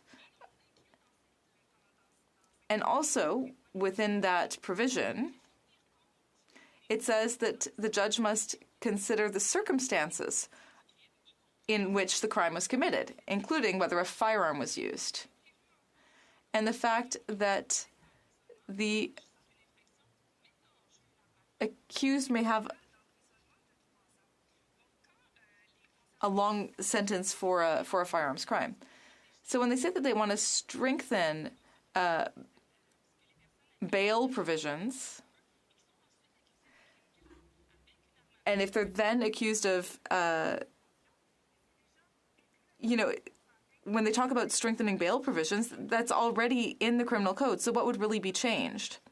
And when you talk to criminal lawyers and you talk about the scourge of gun crime, it is harder and harder now to obtain bail if a gun was used in the crime. So there are already things that they're talking about repealing. And C-75 does other interesting things. For example, they have the reverse onus. In certain cases, the accused needs to prove that he would not be a danger to public safety if released, whereas in other crimes, it's the opposite. And in the case of gun crime, the onus is already on the accused to prove that he would not pose a risk to public safety. So as I said, they want to tackle a problem here that is a real problem, but I'm not sure they have the right solution. It's what I was saying about the hemline theory earlier. I think that we do need to have discussions about the best way of moving forward on this, but I don't think we should be finding a bad solution to a real problem. Questions and comments? For Don Valley North. Thank you very much, Speaker, and good morning, Speaker. I was listening to my opposition colleague's debate. She touched upon something I think is very important, because C-75 does impose reverse onus on the serious offenders to prove that they have the condition, they have the reasoning to obtain bail. And she said something about it's getting harder to get bail, especially for those offenders. Can she elaborate a bit on that and assess whether or not weakening C-75 served the purpose of this opposition day motion that was stated to all the members here? Thank you. L'honorable député de Saint-Jean. The honourable member. Well, the question is, should we be imposing more conditions on judges when there are already a lot of conditions on judges? And if you look at mandatory minimums, for example, often those provisions are then challenged by the courts. So I'm not sure if this is the best way of ensuring that potential criminals, potential reoffenders, are not released on bail. And how do we make sure, once these people are released on bail, that they really don't represent a risk to the public? So we need to also maintain the rights of people who are presumed innocent and their right not to be held in custody. And we need to balance those rights. So, for example, it can take up to 2.5 years to have a hearing. Some people are kept in custody for 2.5 years without a hearing, and they're ultimately found not guilty. So one thing we could think about is improving funding of the criminal justice system to find out if, trying to prevent people from being held in custody for so long before they have a hearing, at least we could get that moving more quickly. That's one solution, and I'm sure there are many others. Thank you. Questions and comments? Comments? The honourable member for Provencher. Thank you, Mr. Speaker, and I want to thank the honourable member for that speech. And I was listening, and she cited the incident with Randall McKenzie, who recently killed a police officer in Southern Ontario, and she also cited information that has been provided earlier in this House and creating doubt as to the accuracy of that information. I think one thing that is very certain is that out of the 44 murders in Toronto this past year, 24 of them were committed by people that were out on bail. And we also know that Randall McKenzie was out on bail. And I'm just wondering what part of that does she not understand, that had those people not been out on bail, those incidents would not have happened? The Honourable Member for Saint-Jean. Well, based on what the Conservatives say, committing any crimes, minor crimes, even simple possession, that means that people should automatically be put into custody so that there would be no consequences. But actually, there are a lot better solutions out there. For example, to ensure that bail conditions are being met, because if not, then there can be follow-up. Many crimes are committed with firearms in a context of mental health problems or drug addiction problems. We should, in fact, look into that. We should make sure that we're offering quality services to Canadians. In the case of Randall McKenzie, he was wearing an electronic bracelet with GPS tracking. That's one of the strictest conditions of bail. But he managed to go out without any police being sent to track him or without anyone being alerted. So there's an issue on that level as well. There are a lot of things to look into without necessarily going for an easy fix, miracle solution, which is oversimplified. And it would give the population of Canada the impression that the problem's being solved, but actually it wouldn't be solved. Questions and comments. The Honourable Member for Rosemont-la-Petite-Patrie, a 30-second question, please, with a 30-second reply. I thank my colleague from Saint-Jean for her very well-thought-out speech. In Montreal, there are shootings, violence is on the rise, families are worried, parents are worried about their children's safety, firearms seem to be on the rise. So how does she feel about this? The Honourable Member for Saint-Jean. The member for Avignon, L'Amitié-Matane, Matapédia also talked about this. We are talking about this issue of bail and releasing people on bail. So what we want to avoid is people committing a crime at all in the first place. So we need to deal with the heart of the matter, which is the proliferation of illegal firearms. Because I think we are perhaps going about things the wrong way. We are avoiding the heart of the matter. And I would say that the government here needs to deal with the root causes of the problems, and that's what we should be focusing our energy on. Resuming debate. The Honourable Member for Esquimalt-Saanich-Sooke. Well, thank you very much, Mr. Speaker. And as members of the House know, I'm always pleased to be able to rise and talk about issues of criminal justice and public safety. My background before I came here was 20 years as an instructor in this field. I'm also always pleased to talk about these as a former member of a municipal police board. And of course, right now, I'm particularly pleased to get to address this question as a member of a community which, like many others across the country, has seen a rise in public disorder, which is of great concern to citizens. And also, I have to say specifically to small businesses in my riding, which quite often bear the brunt of that public disorder. I'm also pleased always to get to talk about solutions. And that's why I'm not so pleased to be discussing the Conservative motion that's before us today. As I mentioned earlier in a question, it perplexes me a bit. On Monday, we came together in the Justice Committee on a very reasonable motion put forward by the member for Fundy Royal, which I supported and which the government eventually supported, to agree that the committee should work on practical solutions to the real problems which have been raised by municipal leaders, by the public, by premiers, and find practical and effective solutions that will increase public safety by changes to the bail system. And so there we were on Monday, and we're getting ready. We've actually scheduled those hearings to start within 2 weeks. We're moving rapidly for the House of Commons to try and find those solutions. And I must say, you know, we're moving more rapidly in the Commons than the government has moved. These issues were presented to the government months ago by the premiers, and we haven't seen much happen. But I'm optimistic, and was very optimistic on Monday. Yet here we are 3 days later with the Conservatives bringing forward a very divisive motion, which is full of inflated rhetoric and sensationalist statistics and claims which are really not true about the bail system. And so, as I said before, it makes me wonder, which is the real Conservative Party on this issue? Is it the one which is doing a sensational motion today, which I can't help but conclude is about motivating their base and fundraising, or is it the party that put forward a reasonable motion that we could all agree on, the Liberals, the Bloc, the NDP, that we should work together in the Justice Committee to find practical solutions to the real concerns that Canadians have about the bail system? And I guess the proof will be in the pudding when we get to the committee to see if the Conservatives will work with the rest of us to find those practical solutions. Because this motion really does fan the flames of public fear rather than making a contribution to solutions to the problem.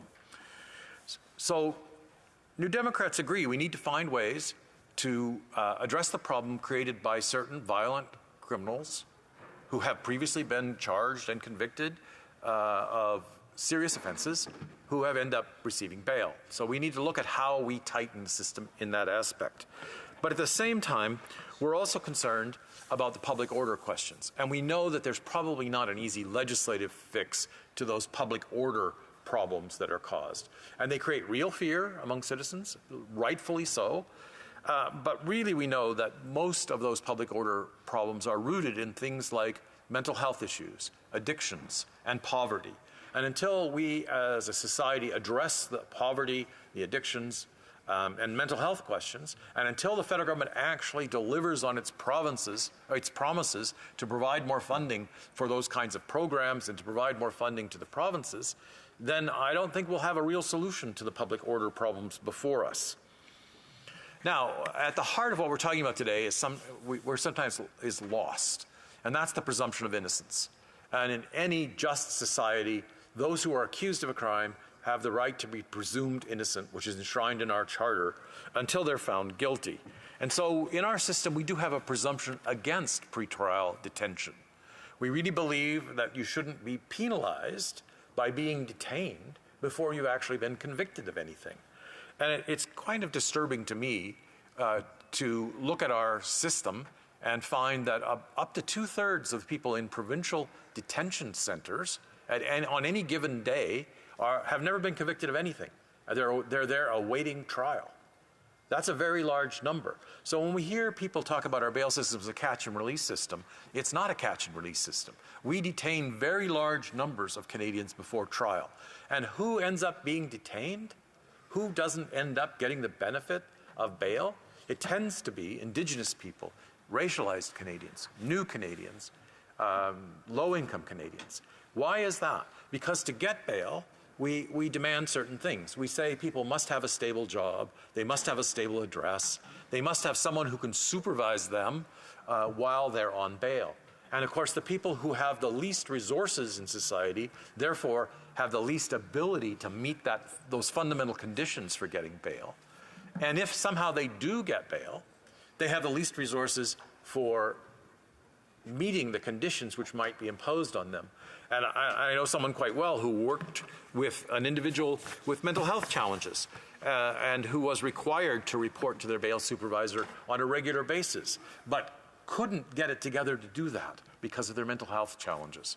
And so those people risk ending up with bail violations, with another offense, even if they weren't guilty in the first instance of what they were charged with.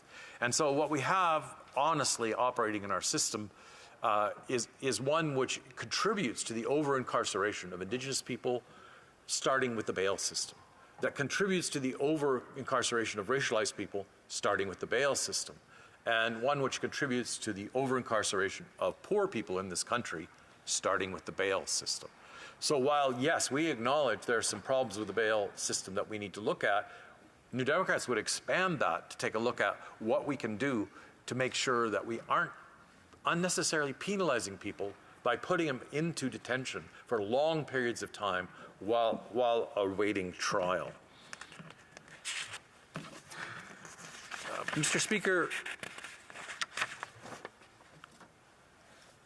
in this, most upsetting to me, I guess, in this bill is the misuse of statistics by the Conservatives. We all know that the overall rate of crime in this country has been on a 30-year decline. That's still the general trend. We know, though, that in the past 5 years, there has been a spike in public order crimes, in violence on the streets, and in serious violent crime. Where does that come from? We need to take a serious look at what causes those increases. And we've had some unusual things happening in the world and in this country in the past 5 years. So some of it is related to the pandemic. Some of it is related to the mental health challenges which we've honestly failed to deal with, which was resulted from the pandemic. And so when we're talking about finding solutions to these problems, it isn't really good enough for me to look at a spike in statistics and say, therefore, we must make general changes in our system. That's really throwing out the baby with the proverbial bathwater. But we have specific problems we need to address, and we need to look very carefully at those problems and find effective solutions that really contribute to public safety. Now, as I mentioned earlier, provincial and territorial ministers of justice brought their concerns about serious violent offenders and the bail system, and about public order, the public order crisis at the community level, to the first ministers, or to the justice ministers meeting in Nova Scotia last October. And at that time, the Minister of Justice promised to review the bail system. Okay, that was October, and I'm told again and again that the government is working on this. Well, maybe we need a little faster gear, is something you often hear from the New Democrats when we're talking about the Liberals. Yes, you've said the right thing. Now let's actually complete that task. In January, after the high-profile murder of an Ontario provincial police constable, where one of the accused was on bail, and after hearing nothing specific from the Liberal government yet, the Premiers then drafted a letter making a very specific suggestion to the Prime Minister that reversing the onus for additional offences, additional serious and violent offences, should be considered as a reform to the bail system. This is something which I take very seriously. I think New Democrats are quite prepared to look at. And just to be clear, reversing the onus for bail, meaning you have to demonstrate why you should be released, rather than the prosecution demonstrating why you should be retained in custody, which is the norm. There is a list of offences already for which there is reverse onus for bail, including murder, including serious violent firearms offences, and including something that Bill C-75 did, which is reversing the onus in domestic violence cases. So the presumption is not that those who are charged and have been previously charged or convicted with domestic violence offenses do have to show why they should be released, rather than the prosecution showing why they should stay in jail. So that means hearing from some experts, hearing from police, hearing from prosecutors about how we can fix those problems and what it is specifically we need to do. What offenses should be added to that list? Now, again, a bit of irony, we tend to hear the Conservatives as defenders of firearms owners, but in this motion they're saying, well, any firearms offenses, we should get a reverse onus. We should get a restriction on bail. And I guess that seems kind of peculiar to me coming from the Conservatives, because my concern is about serious violent offenses and not technical violations of gun laws. And so when the Conservatives say we should get rid of all C-75, it begins to sound like this was a bill about bail reform, when actually it was an omnibus criminal justice bill that had many things which New Democrats supported, many things which I had long advocated for, including reversing the onus on bail in domestic violence cases. But the claim that Bill C-75 somehow forces judges to do things is simply false. The claim in this motion is not true. What C-75 did was to put into law the Supreme Court decision from 2017 called Regina versus Antic. And in that decision, the Supreme Court was very clear that fundamental justice and the Charter requires that those who are awaiting trial be released at the earliest reasonable opportunity, and that they be released under the least onerous conditions in order to respect that principle of presumption of innocence. Now, are there some unintended consequences of that decision in C-75? Perhaps. And I'm looking forward to the committee sitting down and looking at the specifics of what we can do if we do have those unintended consequences. But as the member for St. John so rightly pointed out, repealing C-75 wouldn't change anything about the law on bail because the Charter would still exist and the Supreme Court decisions would still exist. So to single out C-75 for repeal is really not anything realistic as a solution to the problems.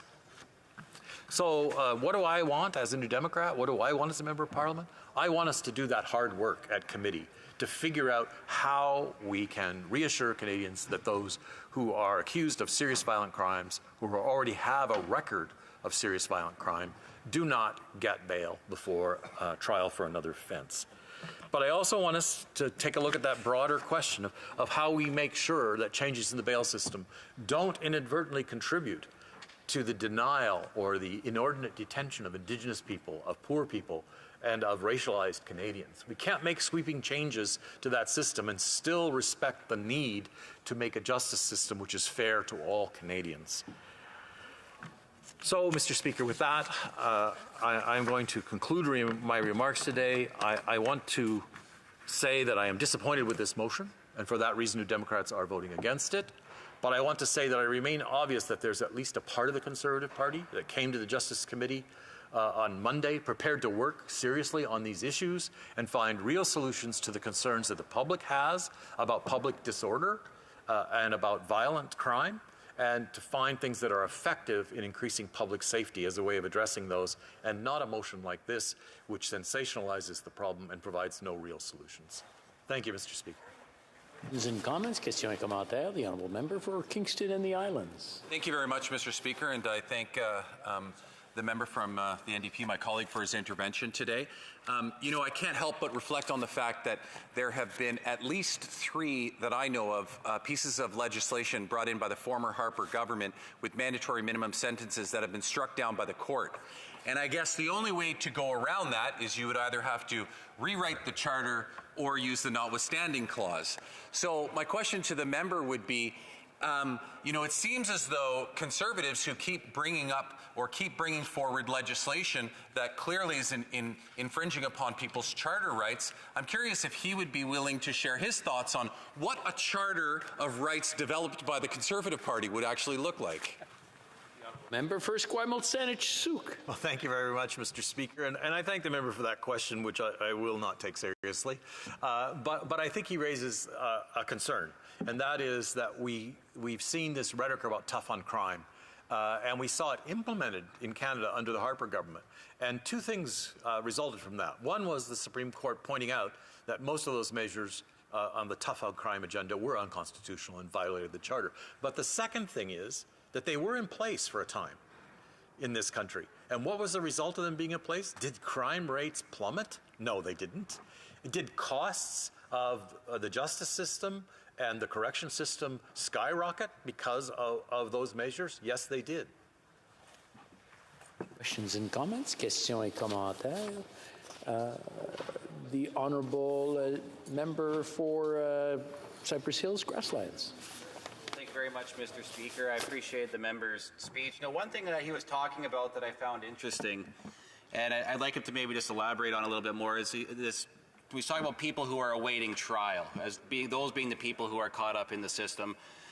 You know, he acknowledged the fact that, yes, there are violent criminals who are out on bail, but yet there's also this other issue. So I'd like him to talk about the other issue, which, again, was that part of people who are stuck in the system, just simply awaiting trial. I wonder if you could elaborate on that point maybe a little bit further, if he has some suggestions that would maybe be beneficial to the debate here today. Well, member for Esquimalt-Saanich-Sooke.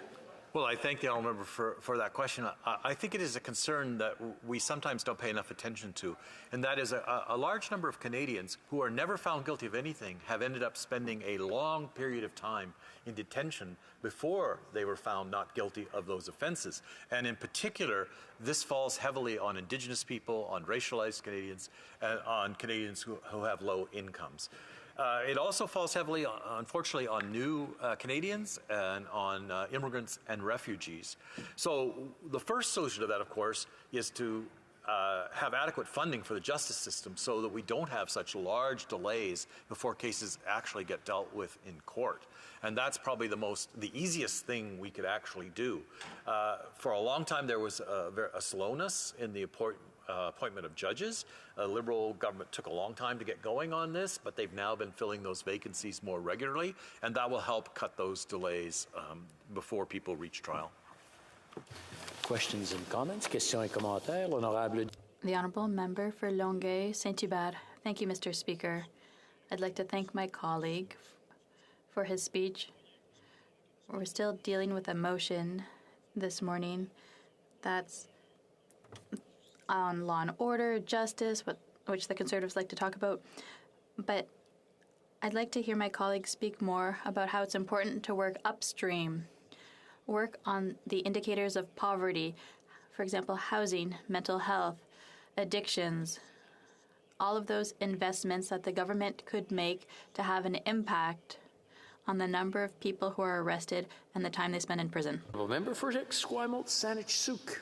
Well, I thank the member for that important question. We could pass all the laws we want in the world here in the House of Commons, but if we fail to address the crisis in addictions in this country, if we fail to address the mental health crisis, and if we fail to address the housing crisis, then all those laws will make no difference at all in what happens at the community level. It will make no difference in how safe members of our communities actually are and how safe they feel. So he's quite right that we do need to spend our time, part of our time at least in this House, making sure that we are addressing those serious social, mental health, and other housing problems which are fundamental to getting society back on track and to having safe communities. The questions and comments, the Honourable Member for Saanich Gulf Islands. Speaker and Rambo friend from Esquimalt Saanich-Sooke, thanks very much for a very thoughtful speech and helpful. I hope that he will not mind that I change on the subject of bail and the efficacy of our current bail system. I'm wondering if he has any comments on something slightly outside the Conservative motion, which is that the nature of bail conditions and family members putting up bonds and surety for people awaiting trials. The actual day-to-day reality is that when someone breaks their bail conditions, almost never do their mothers or family members have to come up with the money because they violated bail conditions. I'm wondering if he has any thoughts on whether if we focus on that to increase the likelihood that bail conditions are observed, we don't need to tinker with making the system more punitive. Get a little bit more. The Honourable Member for Esquimalt Saanich-Sooke. I thank the honourable member for a question. It's an interesting question, which is outside the scope of the Conservative motion, but an important one. But I would back up a step, and I would ask us to look at why people fail to meet their bail conditions. And most of the time, seriously, most of the time, that's because people have mental health, addiction, and poverty problems. And I cited the example in my speech of someone with a mental health problem who needed their supervisor on bail to actually contact them regularly to get them to those meetings. And it was not because they were evil or deliberately breaking bail conditions. It's because their grasp on reality was sufficiently disturbed that they simply couldn't get it together to make those meetings. Oftentimes we also do things like we say, you can't go to this area of town. We have a red zone, and part of your bail conditions is you don't go there. Well, for somebody without a fixed address, maybe where all their friends and all their associates hang out on the streets in those areas, it's not a realistic thing to ask them never to have contact with their own support networks in their community. So I think before we're asking about that, we need to ask, are those reasonable conditions, and why are people breaking those conditions? Thank you, Madam Speaker. Questions and comments? The Honourable Member for Timmins James Bay. We're seeing certainly the opioid crisis, the homeless crisis, the lack of mental health supports have really exacerbated senseless violence. But also the issue of bail conditions has to be addressed because we have violent offenders who are seriously impacting public safety. But I want to question my colleague on the fact that the Justice Committee is set to do a review, and yet the Conservatives once again are doing a massive fundraising drive on what they're pushing now. I remember the Stephen Harper government when they would get up every week on a new tough on crime bill, and they had more recalls than the Ford Pinto, because they were never about doing smart on crime. They were just about hitting their base and coming forward with laws that time and time again broke the Charter, and the Supreme Court threw them out. So I'd like to ask my honourable colleague what he thinks is with the Conservatives, that they are not willing to work with us on trying to find the solutions to get proper bail conditions, but they're just looking to get fundraising with their base. Honourable Member for Esquimalt-Saanich-Sooke. I thank the honourable member for his question. As I have said a couple of times this morning in debate here, I was pleased on Monday when the Conservatives put forward a very reasonable motion to have us work in the Justice Committee to find practical solutions which will contribute to community safety across the country. And I'm disappointed in the Conservatives today in a motion that seems designed to divide us in the House. And maybe the purpose of the motion today is to contribute to the Conservative line, which we hear every day, that everything is broken. And it's kind of embarrassing for them to have to admit that on this question, we had actually reached agreement among all parties to work together to find solutions. So I don't believe the House is broken. I believe the Justice Committee can find real solutions to the two problems. And let me say there are two problems. One is the problem of serious violent offenders, and the other is the public disorder problems that result. And bail affects both of those, and we need to separate those two issues and look at how to solve each of those problems. And I know the Justice Committee will do great work in doing so. Resuming debate, reprise de débat. The Honourable Leader of the Official Opposition.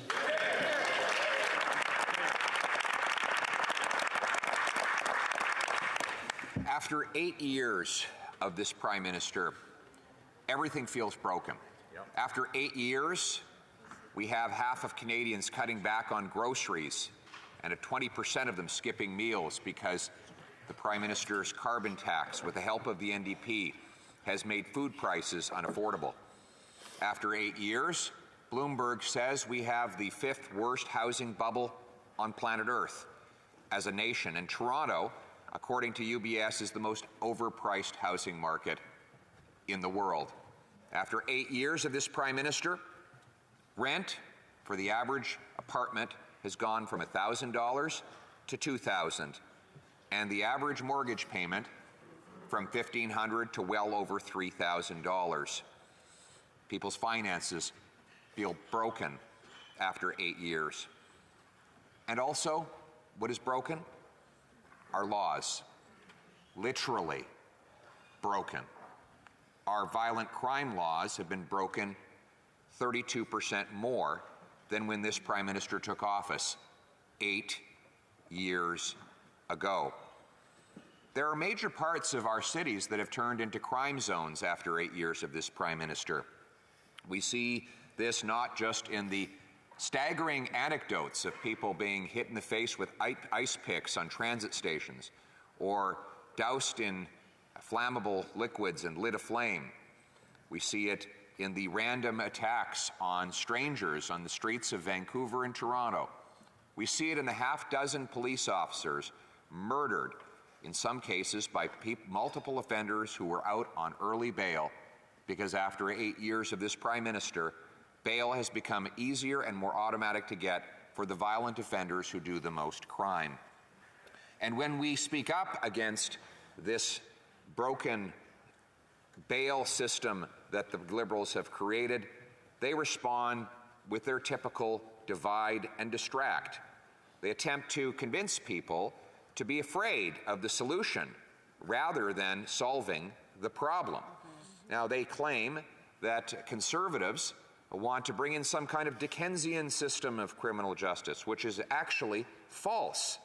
Our approach has not only been tough on the repeat violent offenders, it has been smart, and now we can all say, having looked at the data, it has been proven right. Now let's look at the data. Actually, before we look at the data, I want to talk about the general principle that guides our approach to criminal justice. Contrary to the false rhetoric of the Liberals and NDP, and by the dishonest reporting from the CBC and other Liberal outlets, Our approach narrowly targets the most violent, dangerous offenders. We agree that long criminal sentences are not helpful for a young person who makes a small mistake and wants to start over and rebuild their lives. We believe that a young person making such a mistake should get rehabilitation and support. And also contrary to the false and dishonest reporting of the liberal media, we do not believe that someone who is suffering from a drug addiction should go to prison. We believe they should go to treatment, something that is not happening today.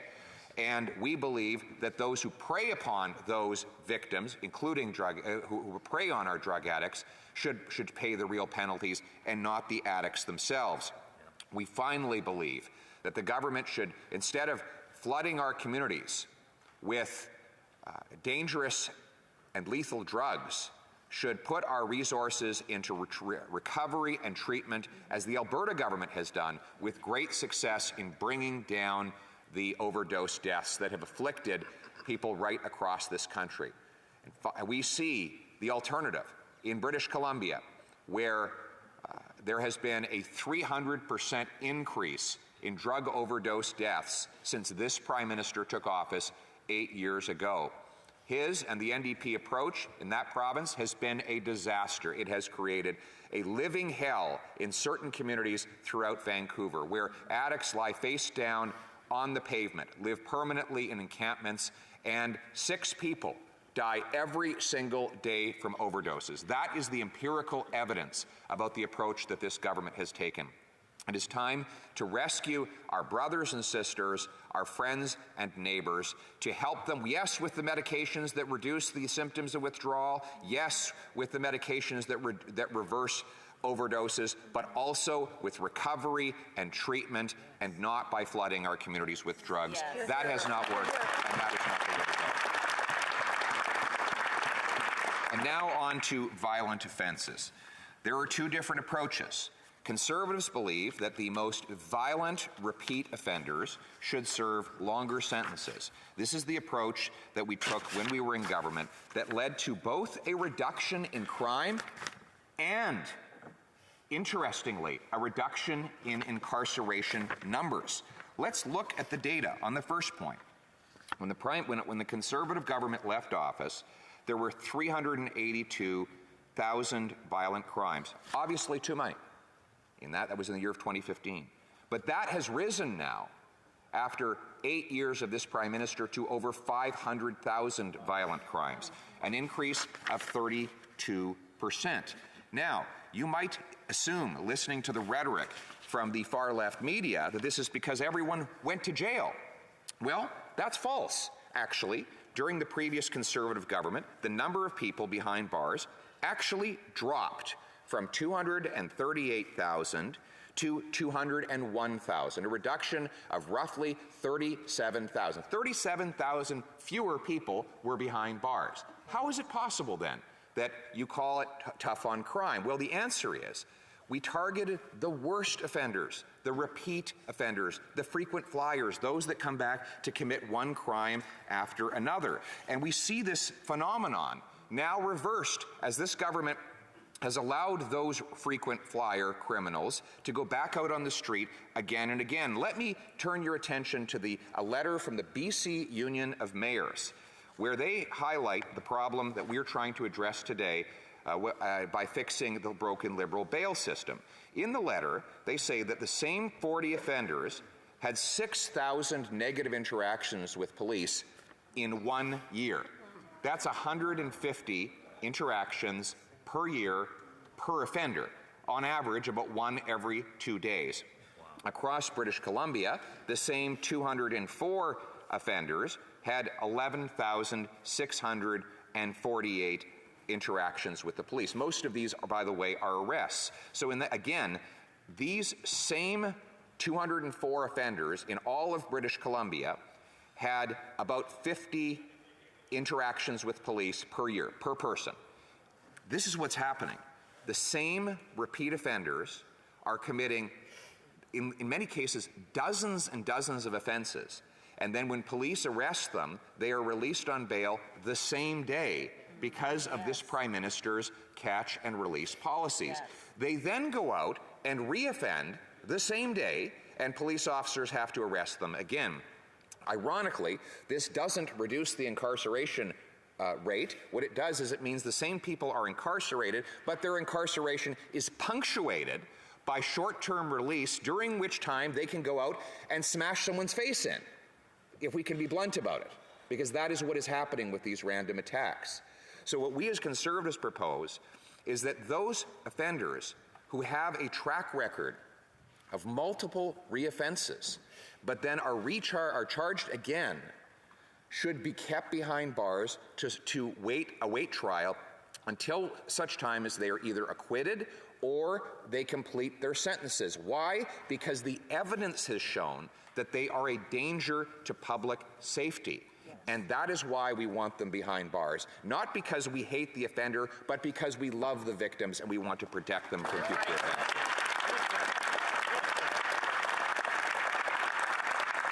And as my deputy leader, the member for Thornhill, will say, as I'm split my time with her, our purpose in this is to protect public safety, to follow the evidence and the data, and listen to the true experts, that is to say, the police officers, the prison guards, and those who work in rehabilitating and helping those who've been in crime, the real experts who do the real work. Let us listen to them. Let us protect our people. Let us fix what is broken, and let us bring safety and security home to our people. Thank you. Questions and comments? The Honourable Parliamentary Secretary to the Government House Leader. Thank you very much, Madam Speaker. You know, I heard the Leader of the Opposition talk about the Conservative approach. What we know about the Conservative approach as it relates to their tough-on-crime legislation is that on multiple occasions the Supreme Court has shot down their legislation, saying that it's unconstitutional and infringes upon charter rights. In fact, C-75 only mirrors exactly what the Supreme Court was ruling. So in order for the Conservatives to use their approach, they would have to do one of two things: either invoke the notwithstanding clause or change the charter in a way that suits their ability to bring forward the legislation they want. So my question to the Leader of the Opposition is quite simple. If he was the Prime Minister and wanted to bring in this legislation, which of those two choices would he do? Would he change the charter, or would he use the notwithstanding clause? The Honourable Leader of the Official Opposition. Well, the proposal that we make today in this motion is constitutional, so I would not have to choose between the charter and the common sense proposal. We can actually have both. And we would, if it was challenged, then we would go to court and we would present the evidence. And what is the evidence, Madam Chair? The evidence is that the broken Liberal bail system has led to the violation of rights of victims. And I point to the data, again, from the BC Union of Mayors, showing the same 200 people being arrested 11,000 times in a single year. Again, 55 arrests per offender BC-wide. In Vancouver, much worse, 40 people being arrested over 6,000 times. Imagine if we had a pinpoint approach to target those 40 people. How many other people would be spared victimhood? The 6,000 victims would have been spared just by targeting the worst offenders. That's common sense, and it will stand up in court. Questions et commentaires. L'honorable député de Rivière. The Honourable Member for Rivière-des-Mille. Thank you, Madam Speaker, and thank you to the Leader of the Opposition for his speech. This is obviously a very emotional issue, and we all want misinformation to be set aside. We all want to be able to make decisions based on science, on research, to move forward. Bill C-75 is not perfect. That's very clear. And we've got lots of comments on it. But I think we need to focus on specific elements that need to be changed. And I don't think that's what's happening in this motion. And there's something in the motion of the Conservatives today that's quite political. So when I talk about science and research, Carolyn Ewell, a professor of sociology. I need to leave time for the questions as well, so I'll just ask the honourable member, or rather I'll ask the honourable leader of the opposition to answer the question. The honourable leader. Je remercie. I want to thank the honourable member for his question. He says that it's a very emotional issue, and I agree. Obviously, when someone's life is destroyed by a crime, that's an emotional issue. But my speech was not emotional. I was simply presenting the facts, and the facts are very clear. The Conservative approach reduced the number of criminals in the streets and the number of violent criminal acts. And ironically, we achieved this by reducing the number of people in prison. Why? Because we very carefully targeted the most violent repeat offenders. And that's what we're proposing today. We have time for a brief question. The honourable member for Winnipeg Centre. Yes, Madam Speaker. We know that denying bail and using pretrial detention disproportionately impacts Black, Indigenous people, and it makes it more likely that people will reoffend. Not that he cares about Indigenous peoples or colonization with his meeting with the Frontier Centre leading residential school denialists, but just like his opposition to harm reduction, this member ignores the evidence when it comes and when it conflicts with his ideology, including evidence coming out of the Canadian Public Health Association. So instead of going back to his Harper's Tough on Crime that we know doesn't work, will the member support investing in crime prevention like outreach, like guaranteed livable income, like mental health footprint? I do have to allow for a question. The time is kind of up at this point.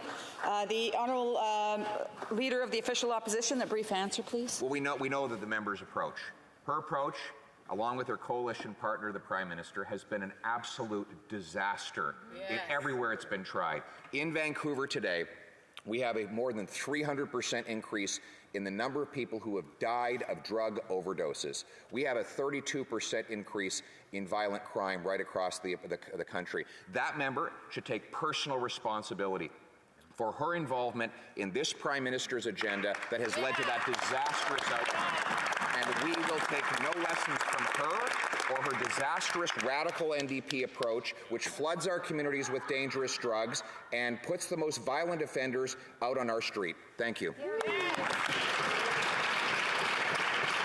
Resuming debate, the honourable member for Thornhill. It's been 8 years, Madam Speaker, 8 years of this Prime Minister, thousands of new victims of crime across Canada in those 8 years. And I stand here not only as the voice of my constituents in Thornhill, but also as the voice of thousands of people in every corner of this country who want us to start taking safety of our community seriously. I grew up in the place that I represent here in the House of Commons today, and I've spent almost my entire life living in the Toronto area. And even though the city is home to millions, we've always been blessed about having a feeling of big city safety. And that's not often found elsewhere. For years, we rode transit without fearing random attacks, and all you have to do is open the newspaper, open Twitter, or turn on the news to see violent attack after violent attack throughout the last number of months. We gathered in public places with our loved ones, and we were free to do things that we wanted to do whenever we wanted to do them without fear. We went about our daily lives safe from criminals and the people who wanted to harm others, for the most part. Mr. Speaker, we used to feel safe in the city, and that feeling is fading away. And all you have to do is open the newspaper to see it. With every day that passes comes another story about the out-of-control violence in our streets and the innocent people who are being terrorized by it. Stories of people being stabbed in the head and in the face with ice picks. Stories about people who are swarmed and beaten, in some cases by teenagers. Pushed in front of moving trains, shoved to the ground, random attacks, stories about people being set on fire in the biggest city in our country. And all the recent attacks, the ones that I've outlined, a number of times were random, and all of these attacks were here in Canada, and the GTA is used to making international news. It's a big place, but not international news like this. Last week it was in the BBC. A few weeks ago it was in the New York Times, and even my hometown of Vaughan made it onto CNN in December after a horrific shooting.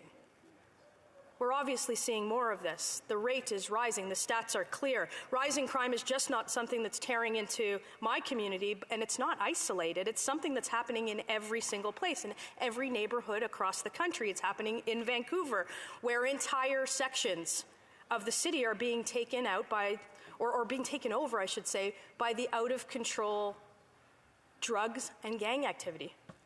It's happening in rural communities.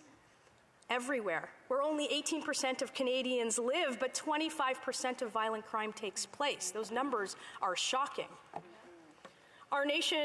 In our nation, there were more homicides in 2019 than in 2018. There were more in 2022 than in 2019, and there were more in 2021 than 2020. That's a pattern, and somebody has to say it. Things aren't okay, because each day we see the suffering in our communities and more inaction, or frankly, not the right action in our parliament.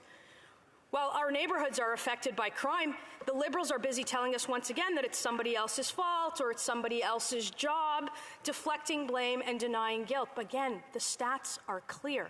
Just turn on the news. While families are grieving the loss of loved ones to violence, the Liberals are busy reducing penalties for the heinous acts like robbery with a firearm, fentanyl trafficking that are ravaging the streets of places like Vancouver, of smaller places like Peterborough and London, places like right here outside of this house, and kidnapping. That's also on the list. And while victims of crime are struggling to get justice, the Liberals are standing by their policies and making it easier for the very people that are responsible for these crimes to go back out into the world and just do it all over again. They're standing by Bill C-75. That's what we're talking about today, which makes it easier to get bail. It makes it easier to get let out of custody, easier for criminals to get back to their illegal activities and harm even more people. And it's broken, and what we are doing in this country isn't working, and everybody else knows it. Last year in Toronto, there were 44 shooting-related murders. People were murdered with a gun. 7 of those arrested were out on bail, already on charges of gun crime. 17 of those were out on bail for other crimes. And if you're keeping score, that's more than half. More than half of the 44 murders in the city that I've spent most of my life in, more than half, 24 people were out on bail. 24 additional families who lost loved ones because of the Liberal broken bail system that every single premier says that is broken. Every single police union, police chiefs.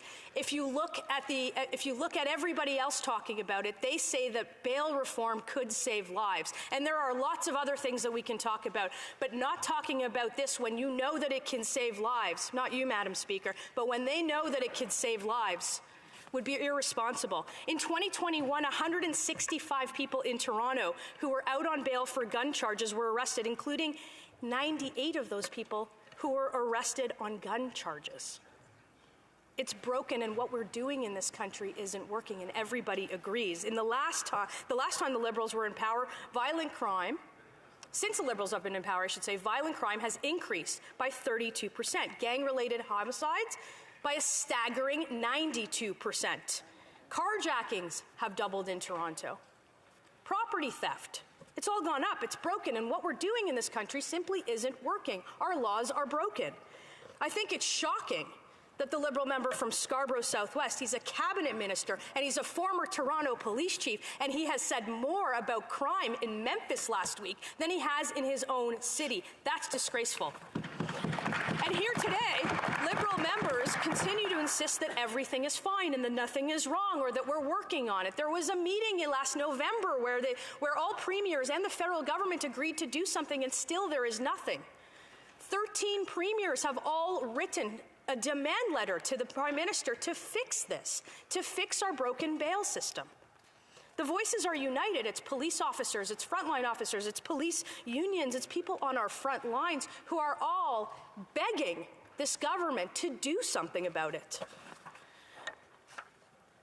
We are going to stand on the side of law enforcement. We'll always stand on the side of law enforcement in this country, and we're going to stand on the side of victims of crime and not on the side of criminals. And we're going to stand to ending the soft-on-crime laws like Bill C-75 that put the rights of criminals above those of the victims. That's wrong. And all you have to do is open a newspaper to read about it. We're here today to demand action because if the Liberals won't do something, we will. And if they're not prepared to make a change, to do their job and protect Canadians, they should step aside and let somebody else do it. Yeah. It's not about some arcane regulation, Madam Speaker. It's not about political posturing. Everybody agrees, all premiers from different stripes. The mayor of my own hometown, who just ran for the provincial Liberal leadership, wrote a demand letter to the Prime Minister asking for bail reform. This isn't a Conservative issue. It's an issue that will speak to the public safety, to protecting the rights of victims in this country over the rights of criminals. Our proposal is simple. Prioritize the rights of victims and law-abiding citizens and not the criminals. Fix the broken bail system that's letting murderers, that's letting repeat offenders out free to recommit crimes in the community. Bring back penalties and punishments that actually fit the crime, particularly for violent criminals, violent repeat offenders. Fight crime where it exists, at our borders and in our gangs, and not in the home of law-abiding firearms owners or hunters. Mr. Speaker, it's time to go back to a time where people felt safe in their communities, where people could walk on the streets without being randomly attacked, where criminals are punished for the crimes that they committed, where Canadians have the right to travel wherever they want, whenever they want, free of fear on public transit, to go out in public with their families and feel safe. I hope that all members, on behalf of their communities and on behalf of their constituents and their loved ones, stand up for those rights, and we can do that by passing this motion today. And I hope that honourable colleagues in this House see that too. Questions and comments? Questions et commentaires. The honourable member for Winnipeg Centre. Yes, thank you, Madam Speaker. And I just like to say, with the name calling, being called a radical with folks that hang out with far-right radical extremists taking photos, like with Jeremy McKenzie, who was charged with threats or is now facing criminal charges, threats with criminal harassment, saying they stand on side with law-abiding citizens, not victims. That's pretty rich. I'd like to say I'm pretty complimented about that. And when they're talking about actually listening to law enforcement in the city of Winnipeg, the Winnipeg City Police actually came out in support of harm reduction as a crime reduction strategy. The Conservatives pride themselves on being tough on crime. I'm wondering if then they'll agree with the Winnipeg City Police and support harm reduction approaches. Thank you, Madam Speaker. Honourable member for Thornhill. Madam Speaker, on bail reform, we absolutely agree with the frontline police officers, including those in Winnipeg, who have called for bail reform. We agree with the 13 premiers who have all agreed that this Prime Minister needs to fix bail reform. And if the member opposite wants to get up and yell at the government and then support them at every juncture, she's free to do that. Questions et commentaires. L'honorable député. Questions and comments. The honourable member for Beauport-Limoilou. Thank you, Madam Speaker. Of course, C-75 is not perfect. There are a lot of improvements that could be made. But we don't want to throw out the baby with the bathwater.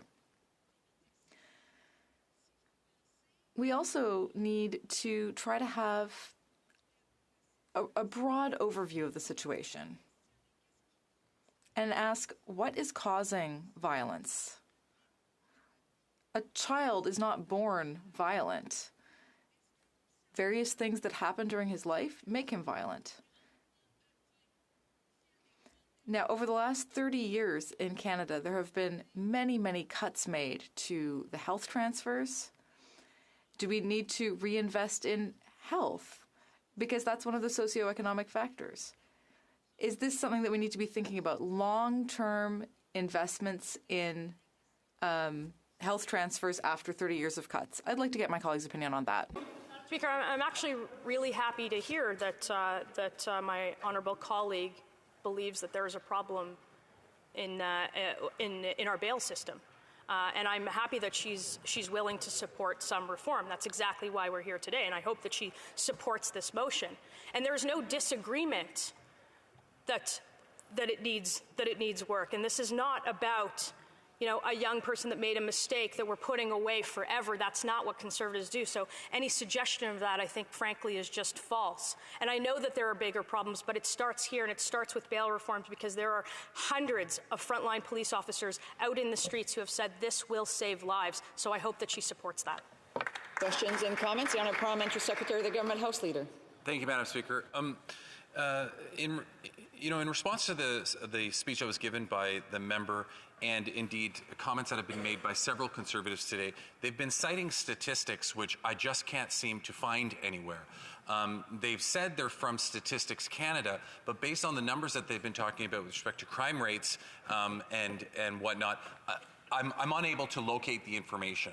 So I'm wondering if the member can restate exactly what those numbers are and exactly where I can find that so that I could have a look at it myself. The Honourable Member for Thornhill. Well, we'll be happy to table the crime statistics in the House from Statistics Canada. But one of the statistics I stated was that 44 of the murders in Toronto, 24 of which were committed by those on bail. That's from the Police Chief of Toronto, Madam Speaker.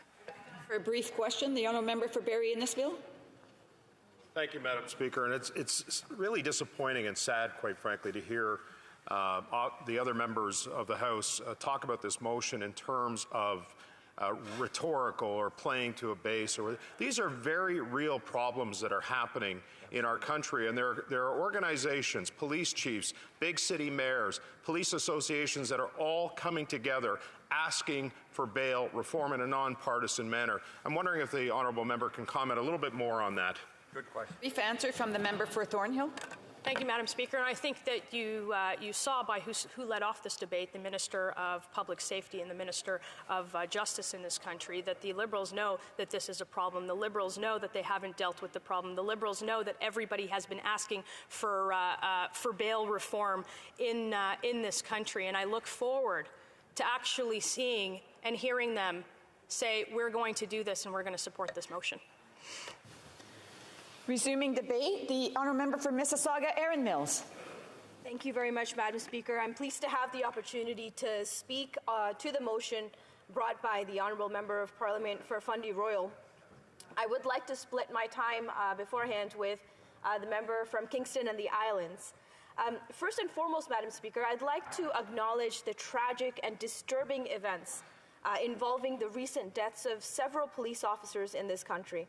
It is beyond words to describe how that profoundly shocks our communities when those who dedicate their lives to serve and protect others from harm become the victims of horrendous acts of violence. It's also unimaginable what grief the families of these officers must be experiencing, and my heartfelt thoughts and condolences go out to them. Madam Speaker, I had a very in-depth and substantial conversation with our Chief of Police in Peel very recently and his team to talk about, what kind of issues really concern our communities, especially mine in Mississauga, Erin Mills. The number one issues that we touched on were gender-based violence. We talked about the use of guns within our communities. We talked about car thefts and how we can prevent all of that. We talked about the limitations that the police force face in terms of providing that support. But one thing that really struck me, Madam Speaker, is the conversation about what exactly it is that we're trying to do when we're trying to serve and protect our communities. What perspective are we taking in terms of creating a legal framework, providing the administration of justice in our country, at the base of our communities? Are we trying to punish offenders and casting a wide net and then taking in all those without really keeping in mind what rehabilitation means in our communities? How it is that we are going to, for example, impact young offenders and rehabilitate them to becoming fully functioning members of our society? Are we going to talk about how the Indigenous community is impacted by access to justice and bail regulations and laws within our criminal code? I think that this debate, this conversation, this topic of issue is a lot more substantial than the unfortunate fear-mongering that we're experiencing with the opposition party. We have to really talk about how it is that we're going to have a harm reduction principle embedded within our criminal justice system. But more importantly, Madam Speaker, we have to also understand how, in the context of the federal government, the provincial government, regional governments, how justice is administered and how that whole bail regime is really instilled within our communities and our societies. How do we protect our communities by working together on all levels of government? So putting together an opposition motion and asking for certain things that just really don't make sense when we take into the full context of how it is that our justice system works, I think is a little disingenuous. So, Madam Speaker, then in that case, I'd like to take some time today to discuss the bail system in Canada and the critical role that it plays in promoting public safety, maintaining confidence in the administration of justice, and ensuring that our criminal justice system upholds the rights that are enshrined in our Charter of Rights and Freedoms.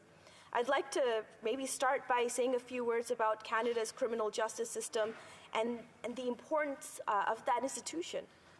It is a system that is the cornerstone of our democracy. It is a key component in maintaining law and order in society and the overall prosperity of Canada. The federal government, it continues to make efforts to ensure that Canada is a just and law-abiding society with an accessible, efficient, and fair system of justice. Our criminal laws make Canadians and help Canadians feel safe in our communities and have the confidence in their justice system, which in turn improves the quality of life as well as their contribution to Canada's prosperity. Unlike the opposition, I don't believe that our institutions are broken, Madam Speaker. Are they perfect? No, nothing is perfect. Our job is to attempt to improve them. But we shouldn't give in to fear-mongering rhetoric. Instead, we should seek constructive solutions the way that our government is doing by working with all levels of government on this issue. And as we heard our minister say earlier today, now, the criminal justice system, Madam Speaker, it is a shared responsibility between the federal, the provincial, territorial governments, the regional governments are involved. So while the federal government is responsible for establishing the criminal law, which includes bail provisions in the criminal code, provincial governments are responsible for the administration of justice. And that includes conducting bail hearings and enforcing bail conditions, as well as investigating and prosecuting most of the criminal code offenses within their respective jurisdictions. A successful criminal justice system is dependent upon each level of government successfully carrying out its areas of responsibility in cooperation and collaboration with one another. Now, at the federal government level, we continue to work very closely with provincial and territorial partners to examine ways to further improve the criminal justice system, including the bail regime, and make it stronger and more efficient. So, for example, our government is carefully considering the specific concerns raised about repeat and violent offending and bail, which has been identified by the premiers of Canada, and is actively working with provincial and territorial partners to make improvements to the bail system. Now, Madam Speaker, when I was sitting on the Justice Committee, this was an issue that we did deeply dive into to see how we can better provide protection, support for communities, better access to justice across the country.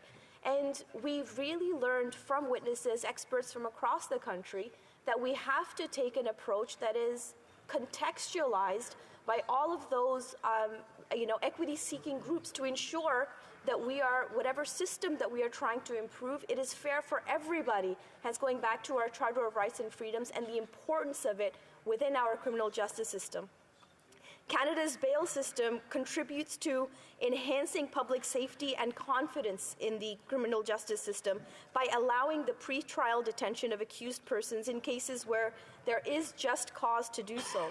I would emphasize, Madam Speaker, that the bail system, as set out in Canada's criminal code, is intended to ensure that the accused persons charged with criminal offence will attend court to answer the charge.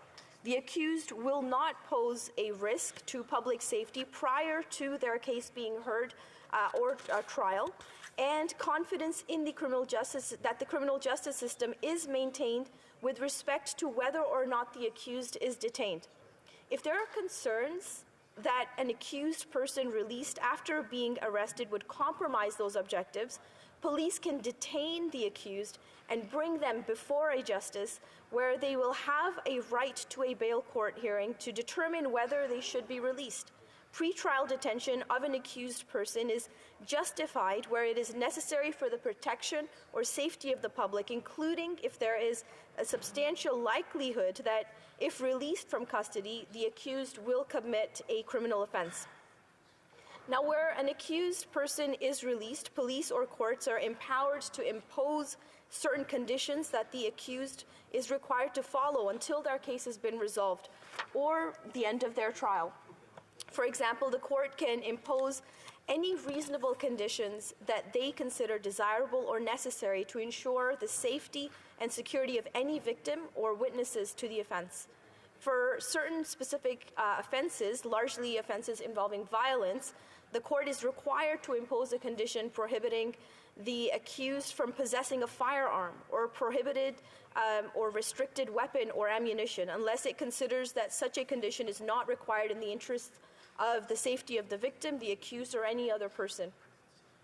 Madam Speaker, I know that I only have a minute left and I do have a lot more words to say, but I will say that, in order for us to really tackle the issues of a just, a viable, a fair justice system, we have to take into account our Charter of Rights and Freedoms.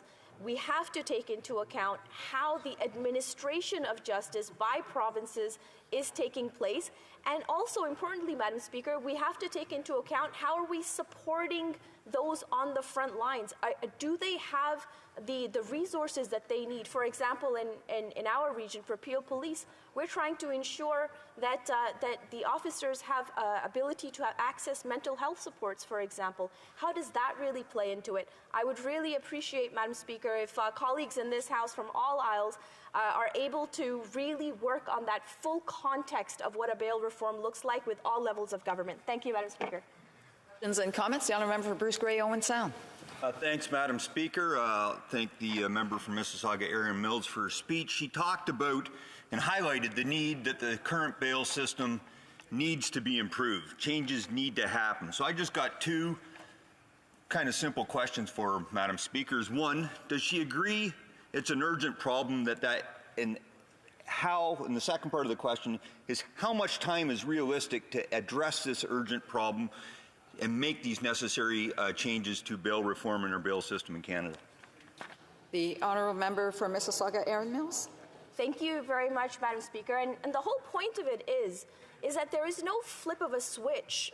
There is no one legislation that is going to fix the issue of bail reform in our country. As I was trying to say, that this is a multifaceted problem. We do need to engage the provincial territorial governments, the regional governments. We need to ensure that they have the support that they need to administer the justice. Now, over the past 7 years of our government, we have been slowly putting in legislation that is helping to improve the bail reform of the bail system and the bail regime in Canada. But we really appreciate the opposition's support in all of these bills as they go forward. Thanks, Madam Speaker. Questions and comments. The Honourable Member for Berthier-Masquinongé. Thank you, Madam Speaker. I thank my colleague for her speech. I agree with her that this is a very complex matter. This morning we're talking about public safety. We've been talking about crime on our streets. One of the main issues that we've been talking about for months, Madam Speaker, is the presence of illegal firearms on the ground in Canada. And as for that, this motion, this populist motion, is not going to solve anything for firearms. But the government doesn't seem to be doing anything to control the entry of illegal firearms into Canada. C-21, it does solve some issues, but would the colleague agree that the government should do more at the borders to prevent transit of illegal weapons? Will she encourage her party to take action on that? Erin Mills. Thank you very much, Madam Speaker, and I thank the honourable colleague for his very important question. Now, I had a conversation with our Chief of Police and many other Chiefs of Police across the country with respect to how are we protecting our borders. And I know that our government has made hundreds of millions of dollars of investments to ensure that we are restricting and having more restrictions at our borders with respect to how firearms are coming across.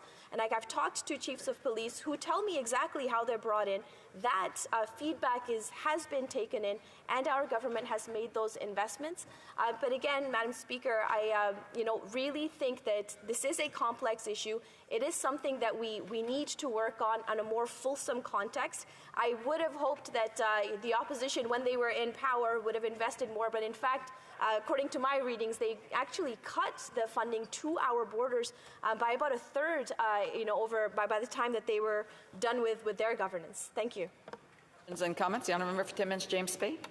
Thank you, Madam Speaker. I've never seen the level of threat and fear that I see in Timmins and northern communities that have always been very peaceful. And we know it's directly related to the opioid crisis. And talking to Timmins police, they say we can't arrest our way out of this crisis, that we're actually working in the city to establish a safe site because it's about keeping people from dying. But on top of that, it is about putting the supports in place to deal with the homeless crisis, to deal with the opioids, and also bail reform, because there are certain offenders who simply can't be released back into the community again and again to perpetuate the violence. I'd like to ask my honourable colleague if she's willing to work with us on addressing this issue of bail reform, but how are we going to see this government move on the serious issue of the opioid crisis devastating our northern communities? Honourable Member for Mississauga Erin Mills has 50 seconds to respond. Thank you very much, Madam Speaker, and I thank the honourable colleague for his question. I think it's an important one, and it again goes back to what I was saying, that we really need to put the harm reduction principle at the center of bail reform, and in fact, how we administer justice in our country as it is. I agree with him. I think tackling the opioid crisis is a big step and is part of the key of resolving the whole framework of providing safer communities. And I look forward to working with our honourable colleague to ensure that we are looking at this issue on a fulsome basis. Thank you, Madam Speaker. Resuming debate, the Honourable Parliamentary Secretary of the Government House Leader. Thank you very much, Madam Speaker. I rise today to speak to the Conservative fundraising motion, and I say that because not that I don't think that this is an extremely serious issue. I do, and I'll get to that in a second, but I feel as though the Conservative Party is taking a serious issue and exploiting it for their own gain. And we all know that they pretty much came into the room knowing that this would be not supported by a majority of parliamentarians, but they're looking forward to the opportunity to use this in a fundraising email blast probably later this evening or something of that sort. And I think it's extremely disingenuous when we treat the House of Commons this way. I don't think that it was ever intended to be used this way, but unfortunately, we see the Conservatives doing that more and more. So to start, bail reform, Madam Speaker, as we know and as we've been hearing from leaders throughout the country, is a very important thing that we need to tackle. That's why the Minister of Justice met with those leaders back in October. That's why he committed to working with them. That's why he's meeting with them again in February. And that's why he will work with them to make the genuine reforms that they're looking for and that they need in order to make and increase public safety. That's, in my opinion, Madam Speaker, genuinely working towards an objective of trying to make a better place, improve the quality of life for all Canadians. And I'm disheartened by this motion because, for starters, Madam Speaker, the first resolve clause in it specifically speaks towards Bill C-75, and asks and directs the government to make changes to Bill C-75. The irony is, though, Madam Speaker, is that Bill C-75 was literally a bill that was brought in to fix Harper conservative legislation. Mandatory minimum sentences, at least 3 of those pieces of legislation have been struck down by the courts at this point. And so by bringing in Bill C-75, we literally mirrored what the courts were saying. The courts were saying this is infringes upon people's charter rights. You should not be able to, you cannot impose this upon people, and the law must be changed. So it leaves me to believe, Madam Speaker, what does a Charter of Rights look like for Conservatives? If they continually brought in legislation that was found to be unconstitutional by the Supreme Court, doesn't that imply that they would rather have a different constitution with a different Charter of Rights in it? A Charter of Rights that didn't give what it currently gives? I can't understand how we could land on any other assumption than that. In his address today to the House, the Leader of the Opposition specifically talked about the conservative approach. He said this would, he outlined what the conservative approach would be. But what he didn't talk about was that that approach has been struck down repeatedly by the Supreme Court. And so he has to come clean with Canadians and say, how would he deliver on his approach? Would he use the notwithstanding clause in order to override the Supreme Court? Would he change the Charter of Rights so that it didn't look like what it looks like now? How else would you effectively get the conservative approach to become legislation that can actually be upheld and deemed to be constitutional by the Supreme Court? So I find it very confusing, and I find it very disingenuous when a motion like this comes in that has to do with a genuine concern that's being brought forward by leaders throughout our country, and utilizing that and piggybacking off of that in order to try to exploit something else that the Conservatives are doing. And they're trying to exploit fears, and they're trying to exploit anxiety in order to raise money. That's the only conclusion that I can come to. And so that's why I say I can't see the purpose of this being anything other than a fundraising tool for the Conservative Party. You know, they talked a lot about us in Bill C-75 making bail easier.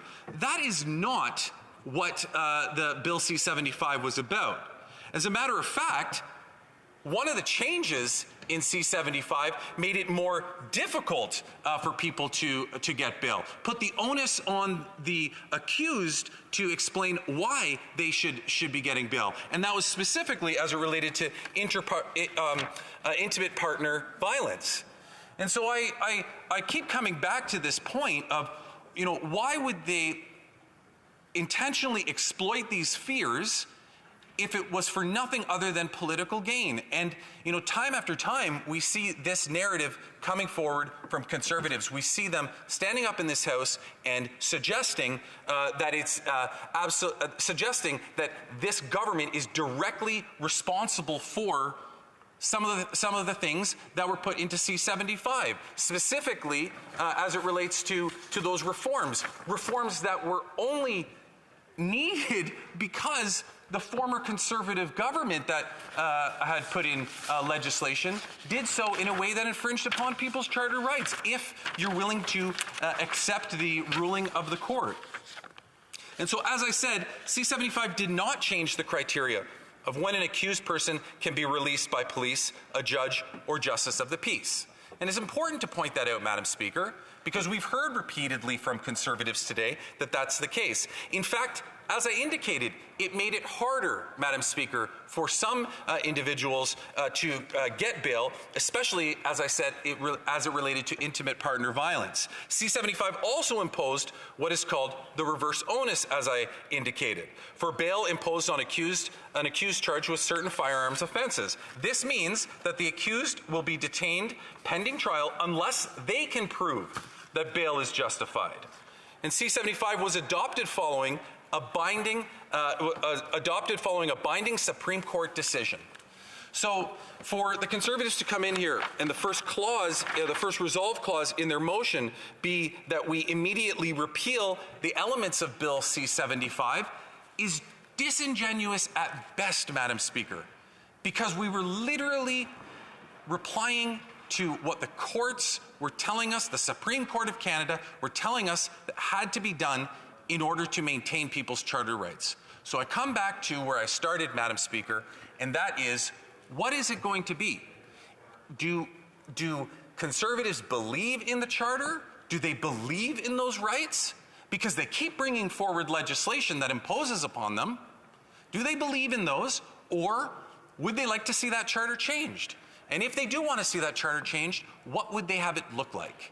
I'm very curious as to what a Charter of Rights would look like as per the definition of the Conservatives and as per the legislation that they've been bringing forward. What do they see those rights as being? And I think it's a legitimate question because we have to get to the bottom of that, because that's the underpinning, the fundamental document by which the vast majority of challenges are made upon. So, Madam Speaker, we'll continue to listen to the debate tonight. Obviously, I'm opposed to this motion.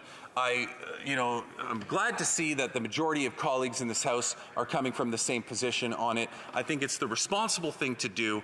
I think that we need to make sure that we continue to have those very important conversations about bail reform with leaders throughout our country who are asking for it. We have to have them in an honest way that genuinely impacts Canadians' lives and makes the lives of Canadians safer in the progress. Thank you very much, Madam Speaker.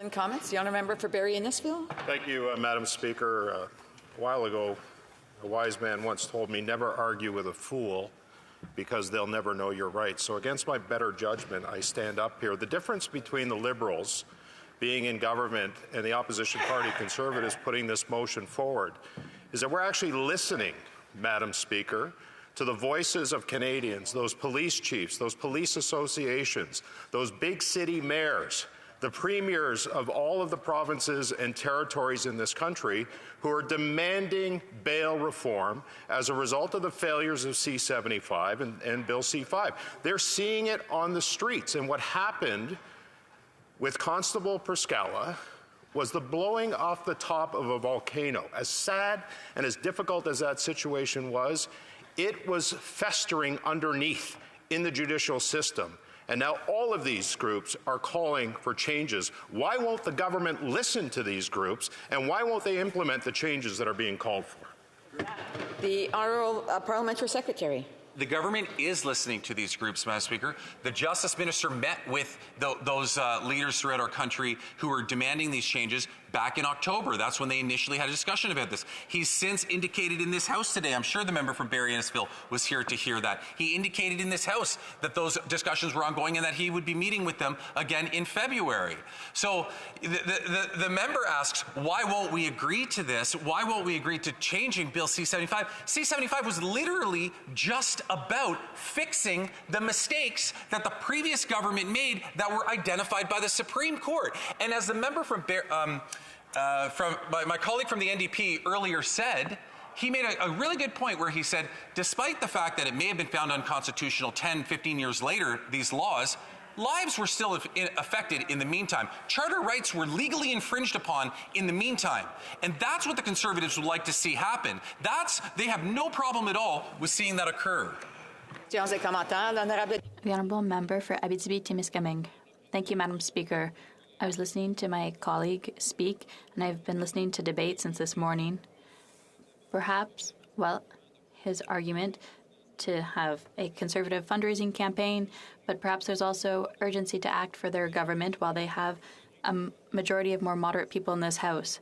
So rather than criticizing a bill that seems not quite adapted to the era, would it not be time to reform that law? Would he have arguments to go more in depth? Thank you, Madam Speaker. The The Honourable Parliamentary Secretary. Of course, and the member said that he's been listening to the debate all morning. I'm assuming he listened to the debate or the speech that I just gave. I talked at great length about bail reform and how the Minister of Justice has committed to working with those leaders, how he's met with them in the fall, how he's meeting with them again in February.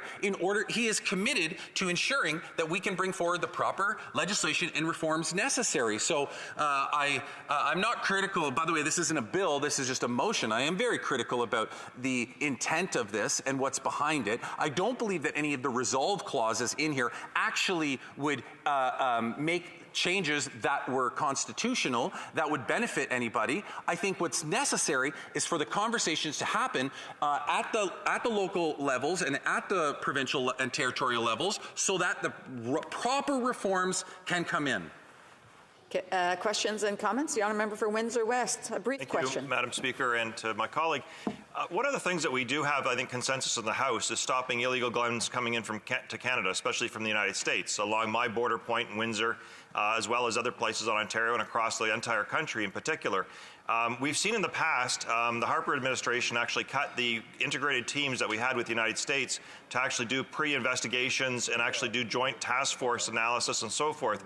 And then the reason I reference that is I don't want to be partisan, but the current Liberal administration during the pandemic, we've actually not graduated CBSA officers enough. In fact, we want to have a solution. So to the honourable member, we're short about 800 from during the pandemic alone. What is the government going to do to increase our officers? The Honourable Parliamentary Secretary, a brief answer, please. On an unrelated topic, I actually had a conversation with the Minister about that this morning, specifically about CBSA officers and my belief that we need to ramp them up. But I will go back to his original comment, Madam Speaker, and that's with respect to the fact that not only did Stephen Harper's government not move forward with a lot of stuff, they actually cut CBSA's budget significantly, reducing the number of officers. Yet now they seem to be the ones that are standing here saying, complaining about guns coming across the border. They literally were taking resources away from CBSA at the time. So I believe that it is important, Madam Speaker, to continue and to see the graduation of those officers come through, as the member indicated, has slowed down since COVID. Thank you. The debate is over, and there's no more questions and comments at this point. We're going to resuming debate. The honourable member for South Surrey White Rock. Thank you, Madam Speaker, and I will be splitting my time with the member for Charlesbourg-Haute St. Charles. Canada's bail system is broken. Why do we say it's broken? Because it isn't working for law-abiding citizens who fear their safety, and it certainly isn't working for victims. BC cities, including my home of Surrey, are facing an onslaught of crime, including gang activity, property damage, and violence. And it's no wonder why. In 2019, the Liberals passed legislation, Bill C-75, that directed a, quote, principle of restraint, end quote, when imposing bail conditions. Under this soft-on-crime policy, police are forced to release known criminals on a promise that they will show up in court, a practice known as catch and release. This approach is not working in British Columbia, nor anywhere else in Canada. Let's look at the tragic murder of Constable Shaylin Yang. She was stabbed to death while on duty by a man previously arrested for assault. He was released on condition that he would appear in court, something which he failed to do. A warrant was issued for his rearrest, but when found living in a tent in a Burnaby Park, he took the life of Constable Yang. He stabbed her to death. Sadly, crimes of this violent nature are becoming commonplace in British Columbia. A tourist was stabbed multiple times in the back while waiting in line at a Tim Hortons in Vancouver. His assailant was the subject of a Canada-wide warrant for failing to follow conditions of his release. Last December in Surrey, a man with a criminal record including 23 convictions of assault attacked a mother and her 11-month-old child. Last year, a man stole a ferry vessel from Victoria Harbour. He was arrested, released, and was later caught shattering the windows and doors of local businesses. In Vancouver, and we've heard about this before, but it bears repeating, 40 offenders accounted for 1,000 arrests last year. That's an average of 150 arrests each. No one should pretend that this is acceptable. In Kelowna, one man is responsible for 346 complaints to local police in the last 6 years, leading to 29 convictions of assault and property crime. The rates of crime, especially violent crime, have reached a crisis point in BC. The BC Urban Mayor's Caucus has sounded the alarm bells, calling for action to prevent this cycle of crime. In their letter to the Premier, they state that their cities have to divert precious resources away from other public safety priorities to deal with repeat offenders. Even NDP Premier David Eby, who was here just the other day, signed a joint letter with all premiers to the federal government calling for the broken bail system to be fixed. The letter says, and I quote, "The justice system fundamentally needs to keep anyone who poses a threat to public safety off the streets. And this starts with meaningful change to the criminal code, an area solely within the federal government's jurisdiction," end quote. The Surrey Board of Trade, an organization normally associated with economic development in my region, is expressing their concern with crime on the streets.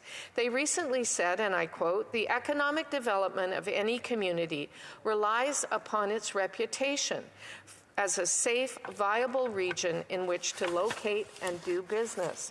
The breakdown, end quote, the breakdown of public safety has hit my community of South Surrey White Rock, but the problem extends far beyond BC. It's a national mess. We all watched with horror this past summer at the mass killing on James Cree First Nation in Saskatchewan.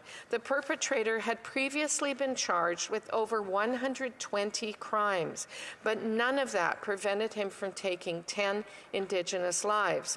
Following that senseless tragedy, the leader of the opposition stood in this House pleading for change. He said, to quote, "The James Smith Cree Nation was not only the victim of a violent criminal, but also the victim of a broken criminal justice system, a system that allows a violent criminal to reoffend over and over again with impunity does not deserve to be called a justice system. Leaving victims vulnerable to repeat attacks by a violent felon is not criminal justice, it's criminal negligence," end quote. I agree, the broken bail system needs to be fixed. For someone who makes one mistake, of course they should be given every opportunity to build a productive life for themselves and others. But dangerous, violent, repeat offenders cannot be allowed to terrorize our streets. Bill C-5 will make the problem worse. The Liberals rewrote sentencing for serious crimes, putting dangerous criminals back on the street sooner than they deserve to be.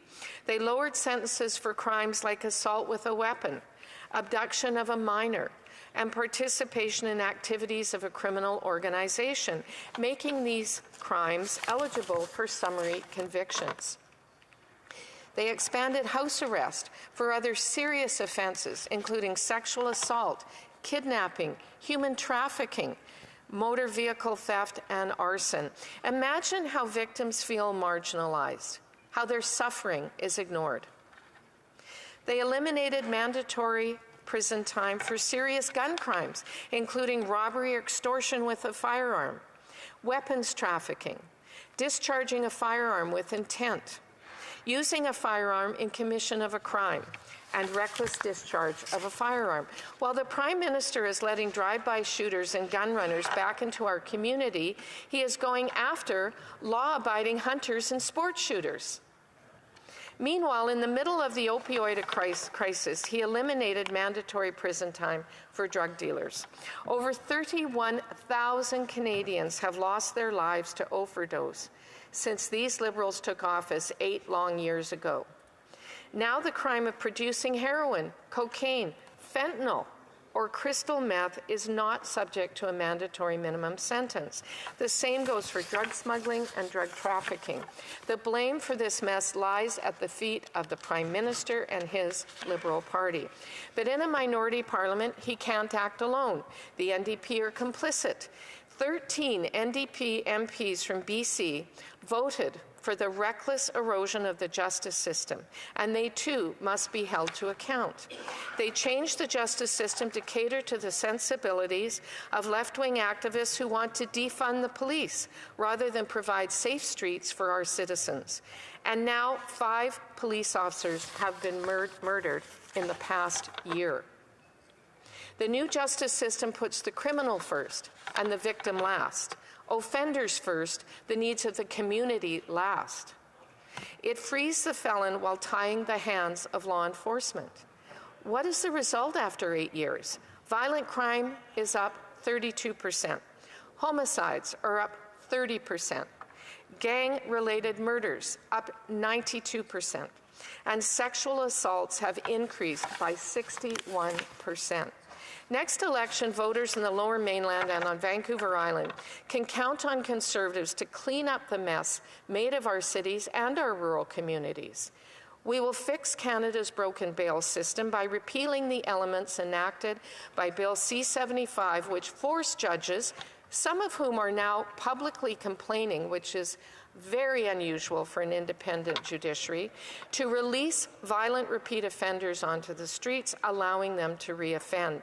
We will strengthen Canada's bail laws so that those who are prohibited from possessing firearms and who are then accused of serious firearm offenses do not easily get bail, as they do now.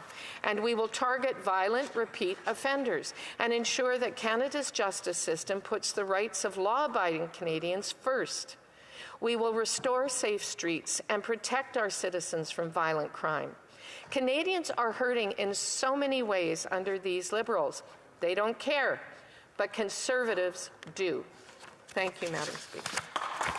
Questions and comments, the Honourable Parliamentary Secretary, the Government House Leader. Thank you, Madam Speaker. And, you know, I wanted to read a quote that I pulled up from Statistics Canada. There were over 2 million police-reported criminal codes incidents, excluding traffic, in 2021, about 25,500 more incidents than in 2020, at 5,375 incidents per 100,000 population. The police-reported crime rate, which measures the volume of crime, increased 1% in 2021, falling by a 9% decrease in 2020. In 2021, the violent crime rate increased 5%, while the property crime rate decreased 1%. Here's the part that I want to emphasize, Madam Speaker. Following a large decrease in 2020, the property crime rate was the lowest it has been dating back to 1965. I'm wondering why it is the Conservatives are trying to give a false impression. And while I get the opportunity to speak, Madam Speaker, I will expand on the misinformation and borderline and I can't use the word, so I won't, Madam Speaker. Why are the Conservatives doing it? I think they're more concerned about fundraising. The Honourable Member of South Surrey White Rock. Thank you, Madam Speaker, and thank you to my colleague for his question. Very interesting that he pulls out a statistic. I haven't seen that particular one, but I can tell you that just within the last few days, my local newspaper, the Peace Arch News, has blasted headlines about the increase in property crime in White Rock and Surrey, how bad it is, how victimized the community is feeling. And we're actually here to talk about bail reform and repeat violent offenders, not necessarily property crime. But if you talk to any Canadian on any street in my communities in BC, they will tell you both are up, and it makes them feel insecure and unsafe. The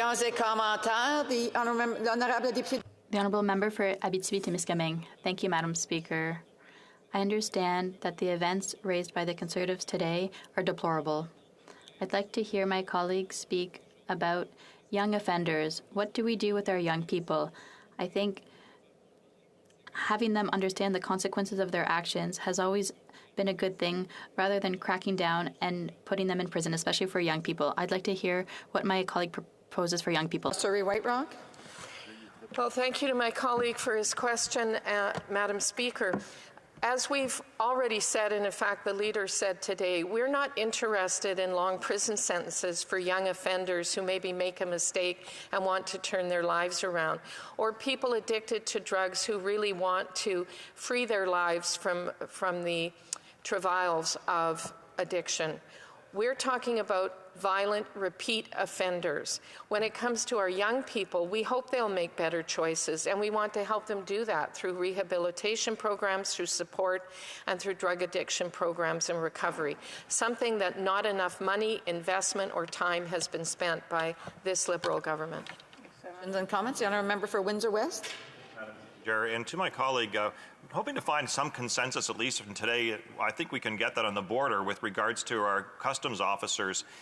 There has been a previous problem with regards to their collective agreements. Several governments have finally gotten through a process, sometimes taking 3 to 4 years to get collective agreements. And to the government's credit right now is that there actually is a collective agreement in place that actually been settled for the moment. They're going back to negotiations soon. But I'm wondering what the Conservative Party, what their position is with regards to has there been under training of CBSA officers during COVID and also moving away from boots on the ground. There has been cuts in the past. Would they at least agree that there should be more resources and supports, and would they support a bipartisan approach to actually increase CBSA officers and facilities and structures and equipment to actually get guns smuggled into Canada stopped? Member for South Surrey White Rock has 1 minute to respond. Thank you to my colleague for his question. And as someone who represents a border community with 2 border crossings, I'm well aware of some of the issues at the border and with CBSA. We absolutely need to put, again, time, attention, and investment in the training and support for our CBSA officers. They're often dealing with very difficult situations that come upon them very quickly as people go to cross the border and perhaps are smuggling. We know that the vast, vast majority of violent crime using firearms in Canada is affected with smuggled weapons, normally coming up from the United States. So we have tried to bring in fact, even some private members' bills on this, which have been rejected by this House. And we ask, again, I agree, bipartisan, let's get on it. Let's make our borders safe and secure. Thank you. Resuming debate. The Honourable Member for Charlebourg-Haute-Saint-Charles. Thank you, Madam Speaker. Today I'll be speaking on our motion, which is a very important one. And I'd like to start by saying that I've been here for 8 years. So that's as long as the Liberals have been in power. And since the Prime Minister has been in office, since the Prime Minister has been reigning like a king, we've seen that his government has shown a lot of sympathy for criminals. A lot of decisions were made, a lot of legislative changes were made in the last 8 years that show this. Whether you're looking at prisons, at Bill C-75 or Bill C-5, their orientation is always toward helping criminals to the detriment of victims. Since the Liberals came to power 8 years ago, we've seen all of these legislative changes that really have led to an increase in crime. And this is particularly true when it comes to bail. Under Bill C-75, I remember the debates we had at the time, we Conservatives were very critical of what was being proposed in that bill. It just didn't make sense. Today, 4 years later, we've seen the results. And I'd like to clarify for my Liberal colleagues here today, and even some of my Bloc colleagues who supported Bill C-75 at the time, even though they may have changed their tune, I would like to clarify to them that today's motion is very specific. We're calling on the government to urgently review some of the elements of Bill C-75. More specifically, we want to focus on criminals who have committed crimes with firearms and who, because of C-75, have received bail too easily. We looked at this. We've seen what happened just before Christmas when an Ontario police officer was killed on his first day of service. That young police officer was killed by an individual who was a repeat offender who should never have been released on bail. And that's the type of crime that is the most serious. You know, we're not here today to try to reform all of C-75. We're trying to really focus in on the problem, as all of the premiers across Canada have asked us to do, as all of the police associations have asked us to do. As Pierre Brochet, the director of the Quebec Police Force, said on January 23rd, they implored the government to make changes, specifically as concerns the worst offenders, the repeat offenders, violent offenders who start committing crimes as soon as they're released. Now, there was a report in BC recently showing that 40 offenders, now 40 doesn't seem like a lot, but 40 offenders were arrested 6,000 times in 1 year. It's unbelievable. In the same day, the same individual can be arrested 3 or 4 times. It just doesn't make any sense.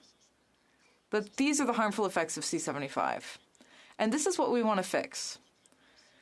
We want to fix this very specific problem. And that's what today's motion really is geared towards doing. I've heard people talking today about young offenders. That's not what we're dealing with. We just want to close this loophole in C75 that concerns violent criminals and people who just repeatedly commit crimes day after day. And you know, this is the reason that this young 28-year-old police officer was killed.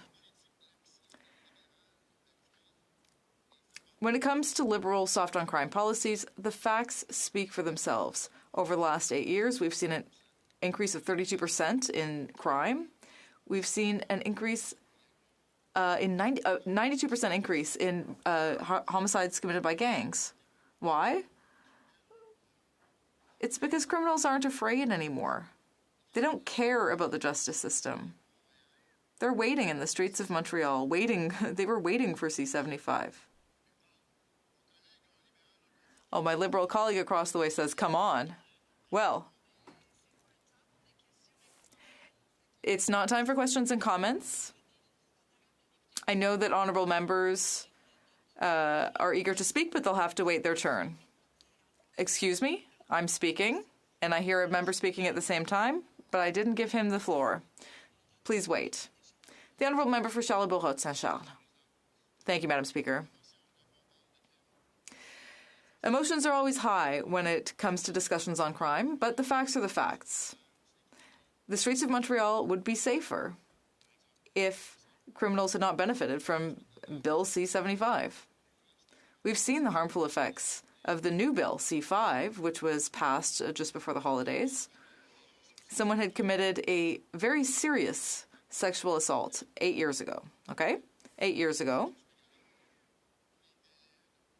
But because of all of the procedural delays in the courts,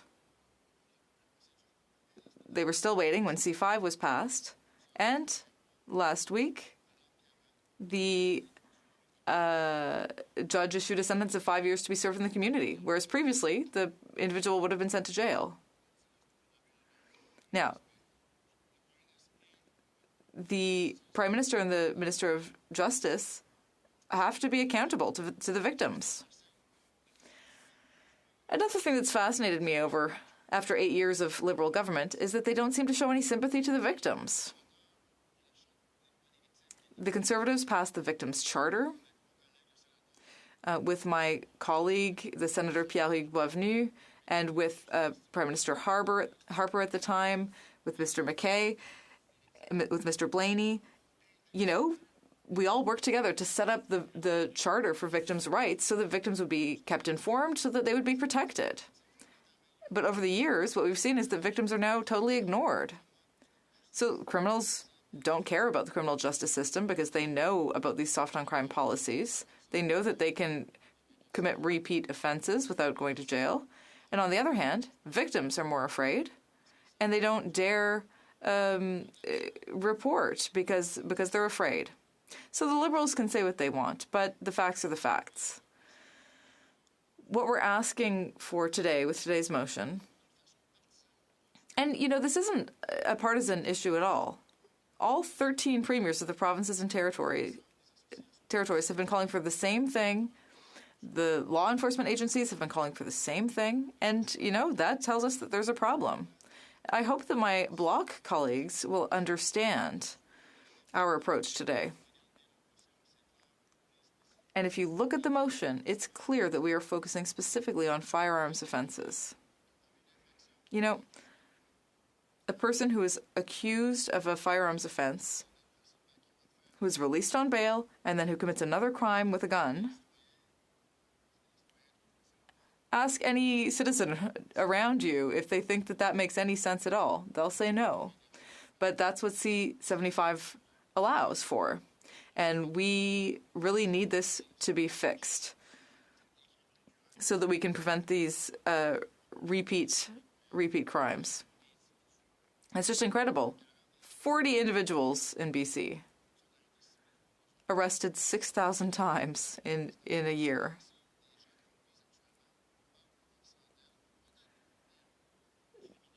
You know, a lot of the time we're talking about hundreds or thousands of criminals. We're not talking about throwing a net over thousands and thousands of different criminals. We're really focusing on just a few individuals who have committed firearms offenses and who are dangerous reoffenders. That's all we're doing. And we would really like the Liberal government to understand that. We would like them to understand after 8 years that we need more stringent rules. What we're trying to do here is entirely legitimate. It's not partisan. When you've got 13 premiers from all parties, Liberal, Conservative, NDP, saying the same thing, I think the answer is very clear. Thank you, Madam Speaker. Questions and comments? The Honourable Parliamentary Secretary of the Government House Leader. Yes, thank you, Madam Speaker. Madam Speaker, I made reference, and I'm just going to quickly grab it, if I may, Mr. Speaker, Madam Speaker, to a specific quote that I put to the member before, and it was, coming from Stats Canada, following a large decrease in 2020, the property crime rate was the lowest it has been dating back to 1965.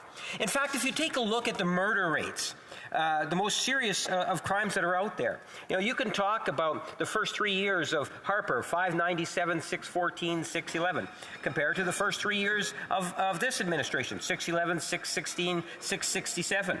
If you listen to the Conservatives, Madam Speaker, you would think that everything's broken, that everything's fallen apart, that people should be aware that crime is on the streets and it's rampant. Yet the facts, the reality does not reflect what it is that the Conservatives are preaching. My question is why is the Conservative Party using such an important issue when you talk about victims and so forth in order to raise money? The Honourable Member. Madam Speaker, my colleague is doing his job, trying to defend the indefensible. 13 premiers are calling for the same thing that we are. All of the police associations across Canada, you know, the ones who are working in the streets defending people, all of these people are calling for the law to be changed because they see that it doesn't work and that the most dangerous criminals, the violent repeat offenders, are causing problems. Why are the Liberals stubbornly insisting on protecting these people? It makes no sense. Questions and comments. The Honourable Member for Rivière-des-Mille-Îles. Thank you, Madam Speaker, and thank you to my colleague, whom I appreciate a lot. But, of course, I can't agree with what he's saying today. C-75 is not perfect. Everyone agrees on that.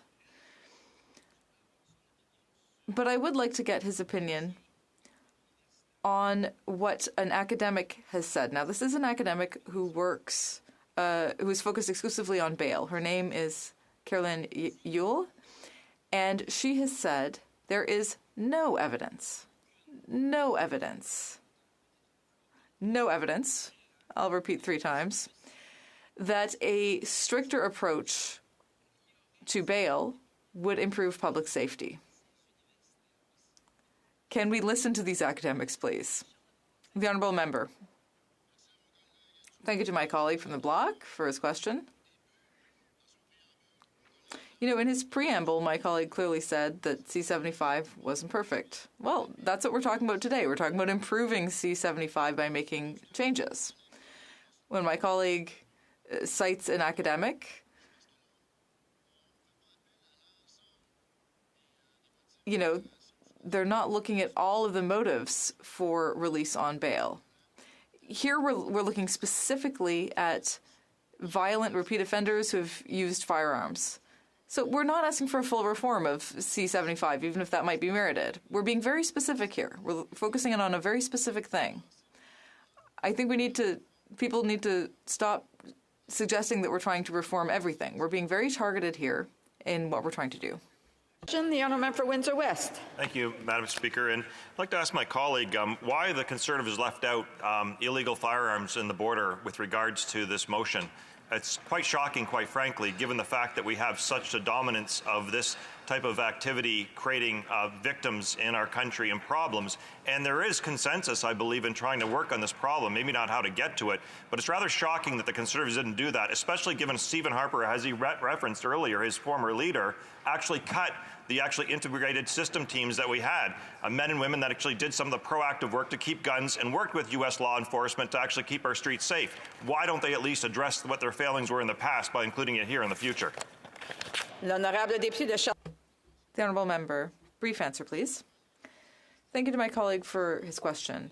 And it's true, the problem of the borders is huge. And it's something we've raised many times. We need to invest a lot more to control the flow of illegal guns over the borders because they end up in Montreal, Toronto, in the hands of gangs.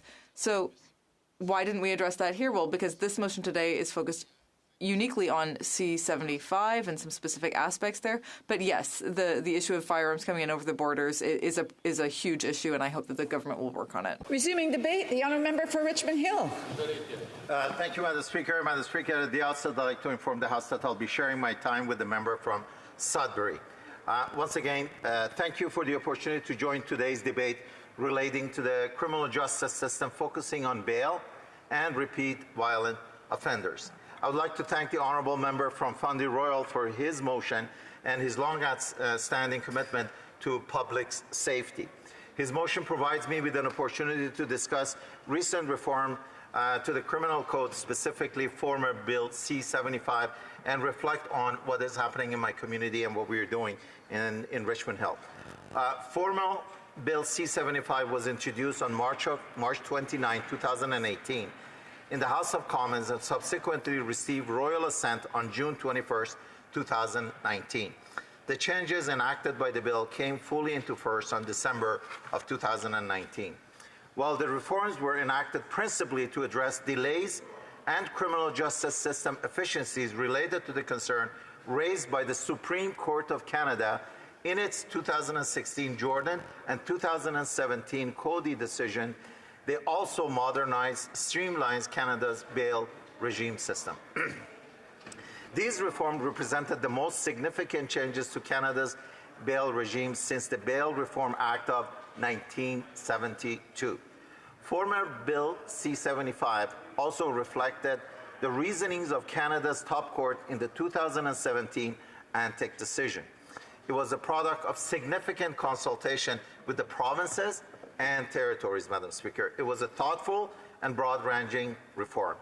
With respect to the bail amendment in the former Bill C-75, they were designed to specifically streamline the bail process by increasing the types of condition police can impose on accused in the order to avoid sentencing unnecessary cases to court and reduce the need for unnecessary bail hearing. By no means it was designed to reduce the conditions that the bails was being assigned. Codifying a principle of restraint to ensure that release at the earliest opportunity is favored over detention. I'll go to detail on that later, when it's appropriate, and provide guidance so that the bail condition imposed are reasonable, relevant to the offense, and necessary to ensure public safety. And finally, Madam Speaker, requires the circumstances of Indigenous accused and of accused from vulnerable population are considered at the bail to better address the disproportionate impact that the bail system has on these population. Madam Speaker, my colleagues suggest that the former Bill C-75 has broken Canada's bail system, that its reform forces judges to release violent repeat offenders back onto the street, that receiving bail is easier now than ever for violent repeat offenders. And by no means, Madam Speaker, data does not support this. Madam Speaker, these claims are at best ill-informed and at worst very misleading. And we have the data to prove that. In the past 15 years, Madam Speaker, more than half of the admissions to adult, provincial, and territorial facilities were for remand to wait trial instead of admission to sentence custody. So it was for a lot of people who were waiting to be sentenced or were waiting to be heard. According to the Statistic Canada, the proportion of admission to remand has informed from 54% in 2006-2007 to 67% in 2020-2021, despite a constant decrease in the number of adult admission during the same period. This increase in the remand population has disproportionately affected Indigenous people and persons from vulnerable population. As a result, former Bill C-75 enacted the Criminal Code as a requirement that the circumstances of the Indigenous accused and of accused from vulnerable population are considered at the bail in order to address the disproportional impact that the bail system has on these populations. The amendments in the bill sought to reduce the imposition of bail conditions that are unreasonable, irrelevant, and unnecessary, which was also a codification of the rule developed by the Supreme Court of Canada. However, the criteria for when accused person can be released by police or justices were not changed. And I emphasize again, were not changed. The law remained and remains clear that detention of an accused person is justified if it is necessary to protect the safety of the public. So we hear so often about the repeat offender. It is in the hand of the justice system to be able to ensure that they have the tools to be able to detain them. And we have not changed that, Madam Speaker. Moreover, police are required to detain an accused person if there is a risk of reoffending. Furthermore, Bill C-75 amendments significantly expand protection for victims of intimate partner violence, particularly within the bail regime. It created a definition of intimate partner that applies throughout the criminal code to clarify that it includes a current or a former spouse, common law partner, and dating partner. It also created a reverse onus provision in the criminal code for an accused person charged with an intimate violence offense. If the accused has a prior conviction for an offense involving violence against an intimate partner, this reverse onus applies regardless of whether it is the same partner, a former partner, or a dating partner. What this means is that the presumption that the accused should be released pending trial no longer applies. And I re-emphasize, no longer applies. And the accused, not the prosecutor, would have to justify their release to the court. So all the tools that needs to enable, that prevents recidivism is there. The change to impose a reverse onus reflects what we need about the heightened risk to safety that victims of intimate partner violence face. It also signals to bail courts the seriousness of the alleged offenses as well as the increased risk of reoffending in this context. Former Bill C-75 also added 2 new factors a judge must consider before making an order to release or detain an accused person.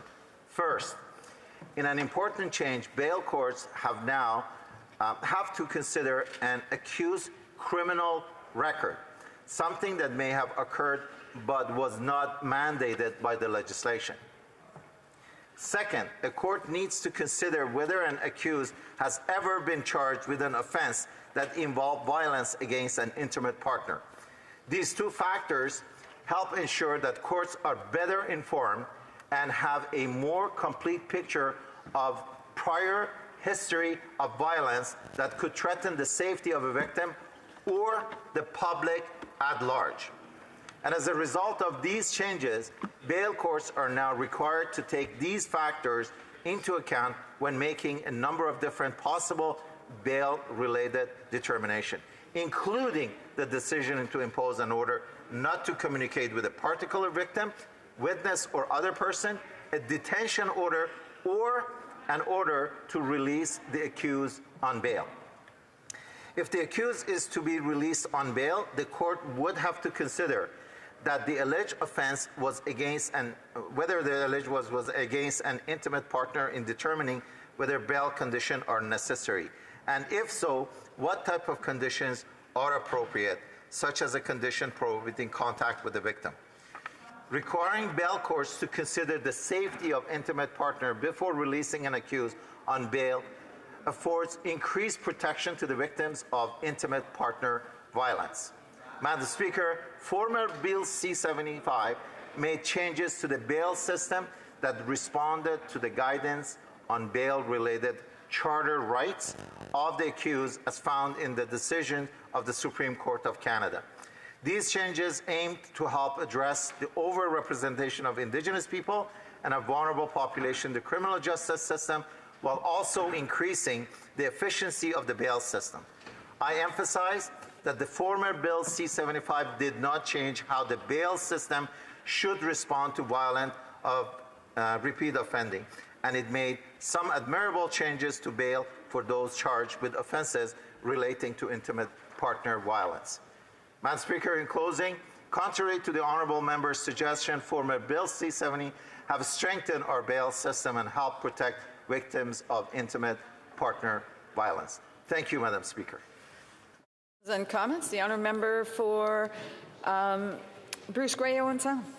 Thanks, Madam Speaker. And the member from Richmond Hill gave us a very long overview of what the bill is intended to do and what Bill 75 or C-75 is supposed to do. However, I want to share some facts. My riding alone, December of this past year, drive-by shooting, one of the charges, possession of a firearm contrary to a probation order. Man attacked with hammer. Again, several charges, including several counts of breach of probation. That was in December as well. November, man and a woman arrested, numerous drug charges, but again, man charged with additional 2 counts of a breach of a weapons prohibition. Into another one in my riding, multiple agencies and a drug bust. Again, charges tied to a prohibition order. So my question is, if this bill is so good and we don't need bail reform, why do the stats show that it's not working and we desperately need changes to our bail system? Member for Richmond Hill. Thank you, Madam Speaker, and thank you to my colleague. Indeed, in Richmond Hill, we also face similar situation. But what I want to draw the distinction with is between what does the bill enables, what the bill prohibits, and what does the bill enacts, versus the execution, which is in the hands of the provinces as well as the police force. So it is in the hands of the judge to be able to make that determination. The laws are there to support the judge, the justice system, the police, to have the proper tools to be able to prevent that. Now, I definitely agree that we should look into restricting firearms into Canada. That's the area that I definitely think we need to make more investment in. And we also need to make sure that we work with the police force much closer to be able to ensure that they have the resources to be able to deal with it on the ground. Thank you, Madam Speaker. Questions et commentaires, l'honorable député de... Question and comments, the Honourable Member for Timmins James Bay. Thank you, Madam Speaker. The issue of dealing with crime is we actually need to take the evidence, we need to have the witnesses, and we need to put it together in a way that makes sure we actually get the results that the public trusts us to do as legislators. This is our job. So I'm very pleased that the Justice Committee agreed to look at bail reform and the serious issues that have arisen from the examples of violence, the horrific killing of that young police officer in Ontario shocked us all. It should never have been allowed to happen. But that's very different than what the Conservatives are doing, which is having a motion, throwing everything but the kitchen sink into it, and demanding that we stand up in the House today and rewrite the whole law without the evidence, without doing the work. Because, Madam Speaker, I've been here long enough to remember the Harper government days when every one of their crime bills got tossed again, more recalls than the Ford Pinto because they weren't doing the job right. So I'd like to ask my honourable colleague about doing this right on bail reform. Member for Richmond Hill. Yeah, thank you, Madam Speaker, and I'd like to thank the honourable member for actually highlighting the fact that the Justice Committee is indeed looking at this and looking at the issue, because this is a real issue. This is what each of our communities are dealing with, and this is something that's at the forefront of many parents and many community members. So there is a right way of doing things, and there is a shortcut, and I don't believe that we need the shortcut. That's why it's great that it's going to the Justice Committee. It's being looked at. Witnesses are going to call. Data is going to be presented. And the amendments that's going to be proposed, if there's any, it will be amendment that is going to be well represented, well researched, scientific, and data-based. Thank you, Madam Speaker. For a brief question, l'honorable député de Beauport-Limoilou. The honourable member for Beauport-Limoilou. Madam Speaker, I'm going to repeat the question that I asked before. C-75, we can all agree that it needs to be reviewed, it needs to be reassessed and improved. That said, no one is born violent. People become violent. It's important that there be appropriate supports and social services which have been harmed by 30 years of underfunding of healthcare. That is a possible contributor to violence. So here's my question. Will health transfers be increased to 35%? Answer, please. Well, I don't think unconditional transfer to the provinces is necessarily the solution to this. But what I like to highlight from what I took from the honourable member is the fact that there are other factors, specifically social determinant of social and economic determinant of health, that plays a huge role in this, and I'm sure that other committees will definitely look into this. Thank you, Madam Speaker. Resuming debate, the honourable member for Sudbury. And I will have to interrupt her during her speech. The honourable member for Sudbury. Speaker, I am pleased today to rise before you on this very important discussion. I appreciate the concerns raised by the member for Fundy Royal about Canada's bail system. And I welcome the opportunity to discuss how bail law operates in Canada, and in particular, how it deals with violent offences and addresses some of the concerns we are hearing from across the aisle. The bail system in Canada contributes to public safety and confidence in the criminal justice system. It allows the remand of accused persons in cases where there is just cause to do so, such as the need to protect public safety. I am encouraged to hear that our government is working to strengthen the regime while respecting the rights of Canadians. Under the Canadian Charter of Rights and Freedoms, all accused are entitled to liberty and are presumed innocent until proven guilty. Section 11E of the Charter provides that any person charged with an offence has the right not to be deprived without just cause of release or reasonable bail. The Supreme Court of Canada has provided us with important guidance on interim release and relevant charter considerations. The court noted, for example, in the St. Cloud decision in 2015, that in Canadian law, the release of accused persons is the cardinal rule and detention the exception. However, and I really want to make this point, these exceptions are important. For example, some offences have what is called a reverse onus for bail, which means the burden is on the offender to make the case for bail. This includes some firearm offences and some intimate partner violence offences, which were added by our government. Section 515.10 of the Criminal Code sets out the 3 grounds on which an accused may be refused interim release. First, when the detention of the accused is necessary to ensure his presence in court, and that's known as the main reason. Second, to protect the public, victims, and witnesses, particularly when it is likely that the accused will commit another offense or harm the administration of justice if released. This is known as secondary ground. The protection of the public certainly is central on this ground.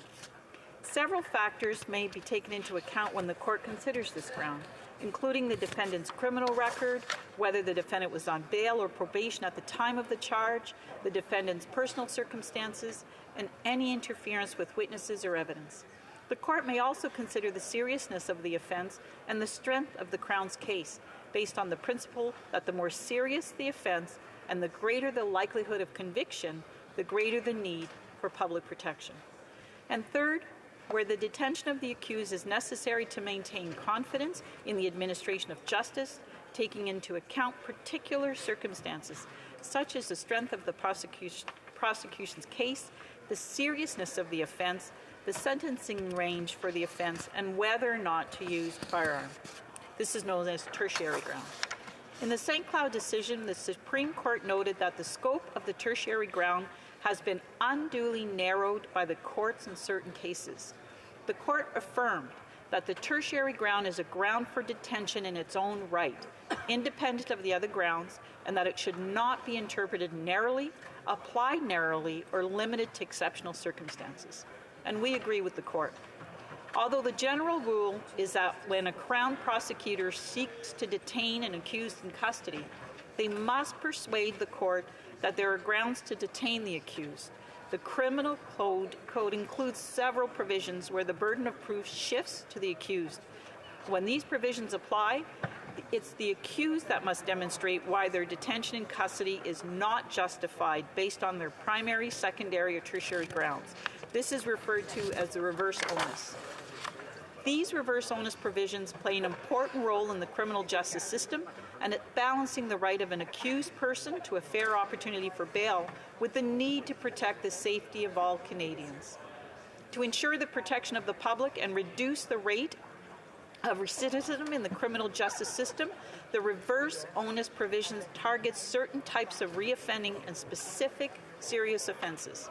For example, where the accused is charged with failing to attend court or failing to comply with a previous bail order, the reverse onus will apply.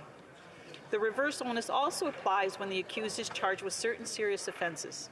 One of the best-known reverse onus situations occurs when someone is charged with murder or attempted murder. However, other serious offenses such as weapons trafficking, discharging a firearm with intent, sexual assault with a weapon, aggravated sexual assault, kidnapping, hostage-taking, robbery, drug trafficking, importing or exporting, all engage the reverse onus provisions. In order to protect Canadians from gun violence, the reverse onus provisions apply to offences involving firearms where the accused is subject to a weapons prohibition order, as is called for by the motion today. I'm happy to say that this is already the law, and again express concern that the opposition is trying to create fear by implying the law is different than it is. That said, I'm aware of the call to expand this to more firearms provision from provincial and territorial premiers, and I'm encouraged to hear this idea is under serious consideration by our government. The bail provisions also recognize the need to protect victims of intimate partner violence. And an accused is charged with an offense involving intimate partner violence, where they have previously been convicted of intimate partner violence, the reverse onus will apply. This provision directly targets repeat offenders and strives to ensure the safety of victims of intimate partner violence, and I am proud to be part of the government that made this change. Finally, a court must cancel an accused's previous form of release where they find that the accused has contravened or is about to contravene their bail conditions, or where the accused has committed an indictable offense while being bound by a form of release. When canceling the previous release, the court must order the detention of the accused unless the accused establishes that their detention is not justified. The reverse onus provisions give the courts the tools necessary to protect the public from accused persons who fail to attend court or follow bail conditions. They also give the courts the ability to protect victims of intimate partner violence by compelling the accused to demonstrate why they should be released from custody. Finally, these provisions reinforce public confidence in the administration of justice, knowing that persons accused of serious crimes must convince a judge that their release is justified before they can be released on bail. The bail system is integral to the proper functioning of our criminal justice system, and it contributes to a fair and safe society. As the Minister said earlier in the House, we are quickly and carefully reviewing concerns and solutions that have been raised recently by provinces, territories, and others. I was encouraged also to hear of the ongoing work in upcoming federal, provincial, territories meeting to further explore how we can strengthen our bail system on all levels of government. In exploring solutions to the concerns raised, I know our government will take the safety of Canadians into account, and I look forward to hearing more from both the Minister of Justice and his provincial and territorial counterparts. Thank you. Merci. The honourable member will have 5 minutes for questions and comments after routine proceedings today. Statements by members, déclaration de députés. The honourable member for Davenport. Madam Speaker, a few weeks ago, I was honoured to join the Prime Minister along with the Ministers of Foreign Affairs, International Trade and Public Safety at the North American Leaders Summit in my role as chair of the Canada-Mexico Parliamentary Friendship Group. During the summit, the leaders signed the Declaration of North America, a joint leaders' statement focused on building our economy to benefit people and to expand trilateral cooperation. With over 500 million people and $24 trillion in combined GDP, representing one of the world's largest trading blocs, the trilateral partnership is an opportunity to show the world that our democracies can successfully work together to address the most pressing challenges of our time.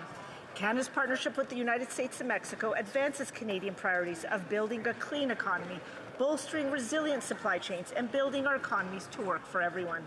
Our Prime Minister enforced the importance of our trade agreements being inclusive and benefiting all Canadians. It is only through inclusive and sustainable growth that we will continue to have the support of all Canadians and be an inspiration to the world. Thank you so much, Madam Speaker. For Saskatoon West. Madam Speaker, during January, I met with many folks from the west side of Saskatoon. One message became abundantly clear to me. After 8 years, they are sick and tired of the NDP Liberal coalition government breaking our community. Whether it's at the gas pumps, the grocery store, or walking down our main streets, people see every day how everything is broken. The NDP has been pushing for higher gasoline prices by raising the carbon tax on ordinary folks. They've been colluding with the Liberals to raise food prices. After 8 years, crime is on the rise as the NDP and Liberals work together to set criminals free.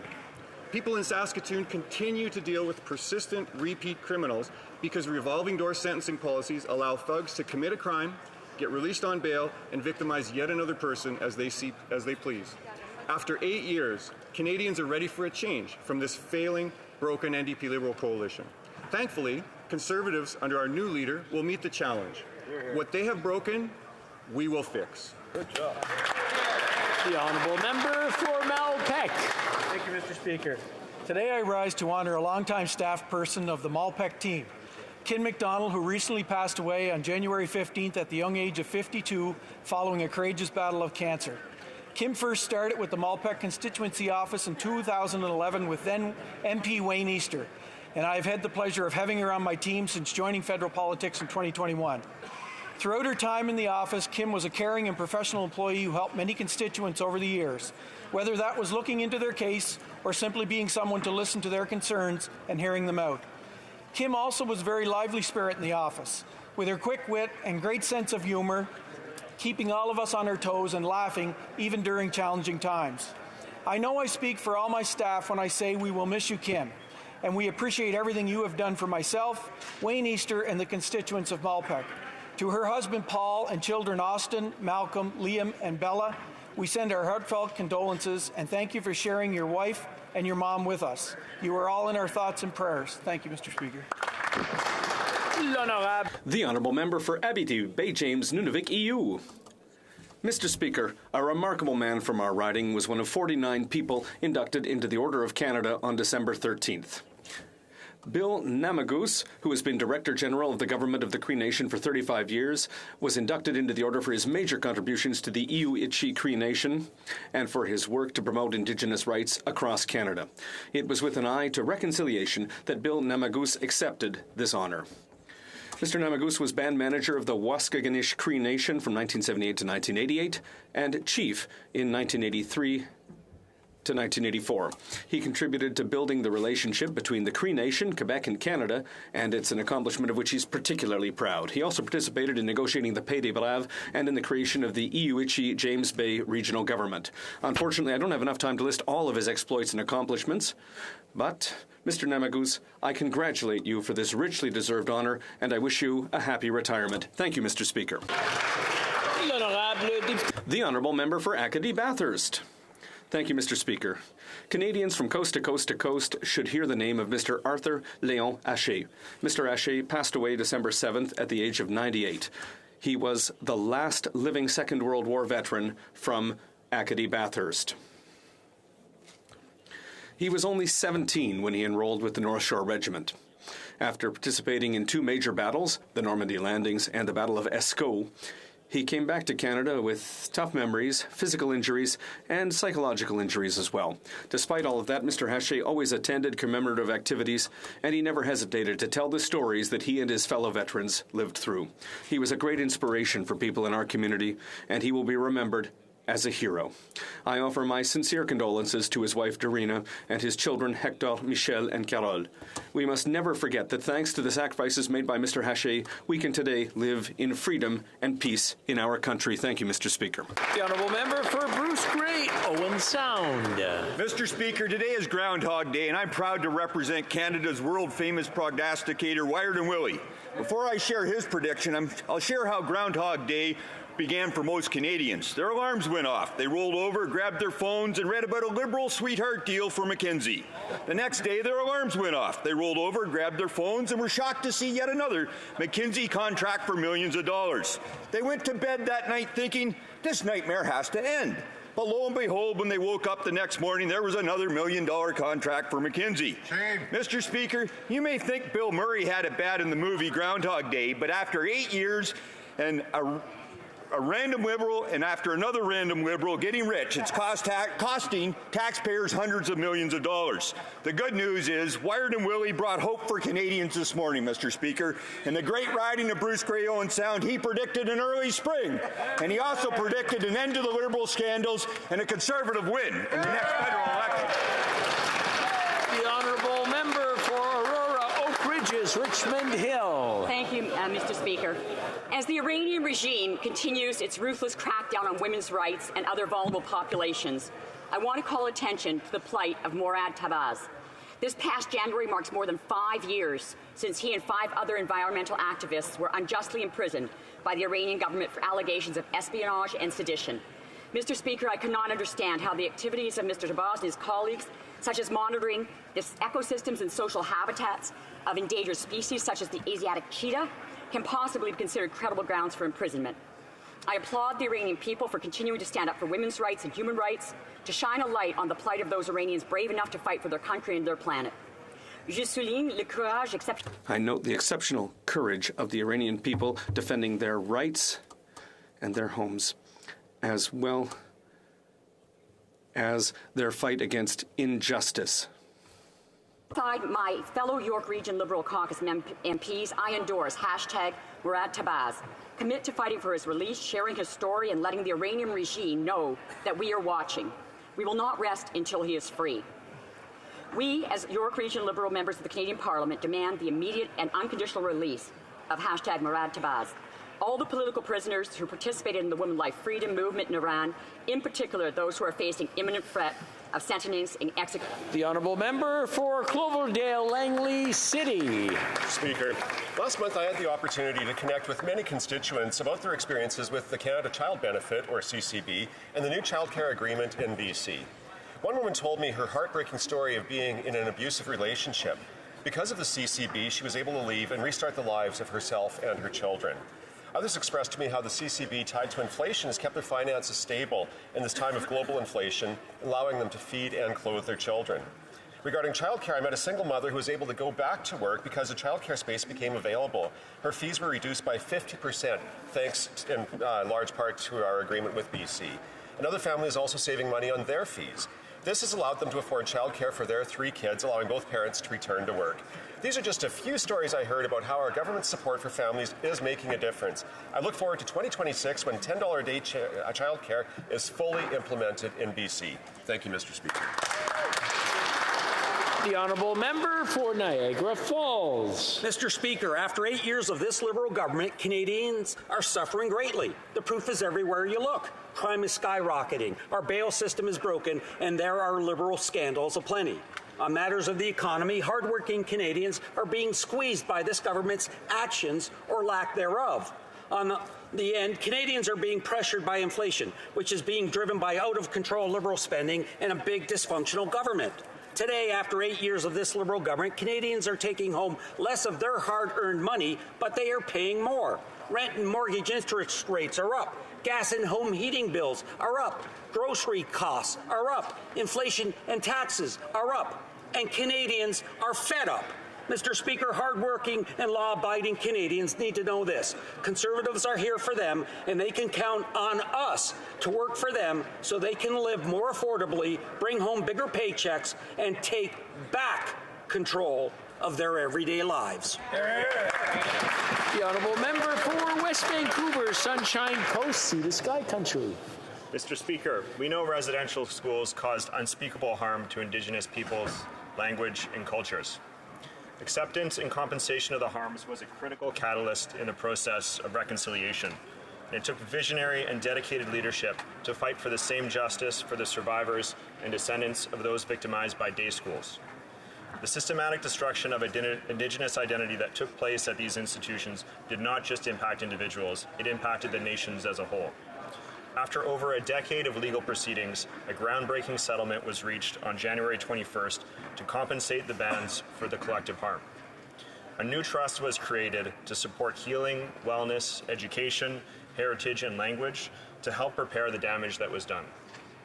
I want to honor the many that fought for this, including Hewis Gary Feschuk of the Sechelt Nation, without whom justice would be denied. Olnom Shalat, Mr. Speaker. For King Von. Buongiorno, Signora Presidente. The Liberals have had 8 years to make our streets safer, and they have made things worse. The Liberals and their soft-on-crime policies most recently allowed a man previously arrested for assault to reoffend and assault an innocent senior. An 89-year-old elderly woman was attacked, unprovoked, in January while simply walking along the sidewalks in Toronto in broad daylight. Sadly, this senior died. Violent crime is on the rise in Canadian cities.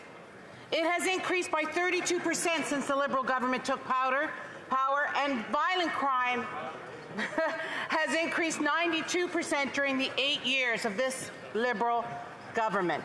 Canadians are terrified. The streets they used to use, they're afraid to use public transit. They're afraid to walk the streets. When is this Liberal government going to take more care about the victims and the criminals? The honourable member for Calgary Centre. Mr. Speaker, the Prime Minister promised sunny ways. What do we have after 8 years? Doubling Canada's federal debt, the highest inflation rate in a generation, energy costs going through the roof, and a government unable to deliver basic services to Canadians. Sunny ways, you say. Well, the sun is shining on the lucky ones at McKinsey, being paid millions as Liberal consultants and on friends of cabinet ministers. After 8 years, the people working hard to join the middle class are discovering they are second class, while this government is taking care of their friends. Liberals can't or won't deliver our environmentally renowned energy security options to our desperate allies. Foreign leaders come to Canada asking for our help, and the Prime Minister gives them the cold shoulder. Freeze in the dark or deal with autocrats, he says. After 8 years, Canada's international reputation is in tatters. There is a path forward, Mr. Speaker. The Conservative Party will mend divisions, rebuild our country, our economy, and our reputation as a world leader. The honourable member for Nickel Belt. Mr. Speaker, I'd like to congratulate the volunteers of the Centre Club d'Âge d'Or de la Vallée on the occasion of their 50th anniversary.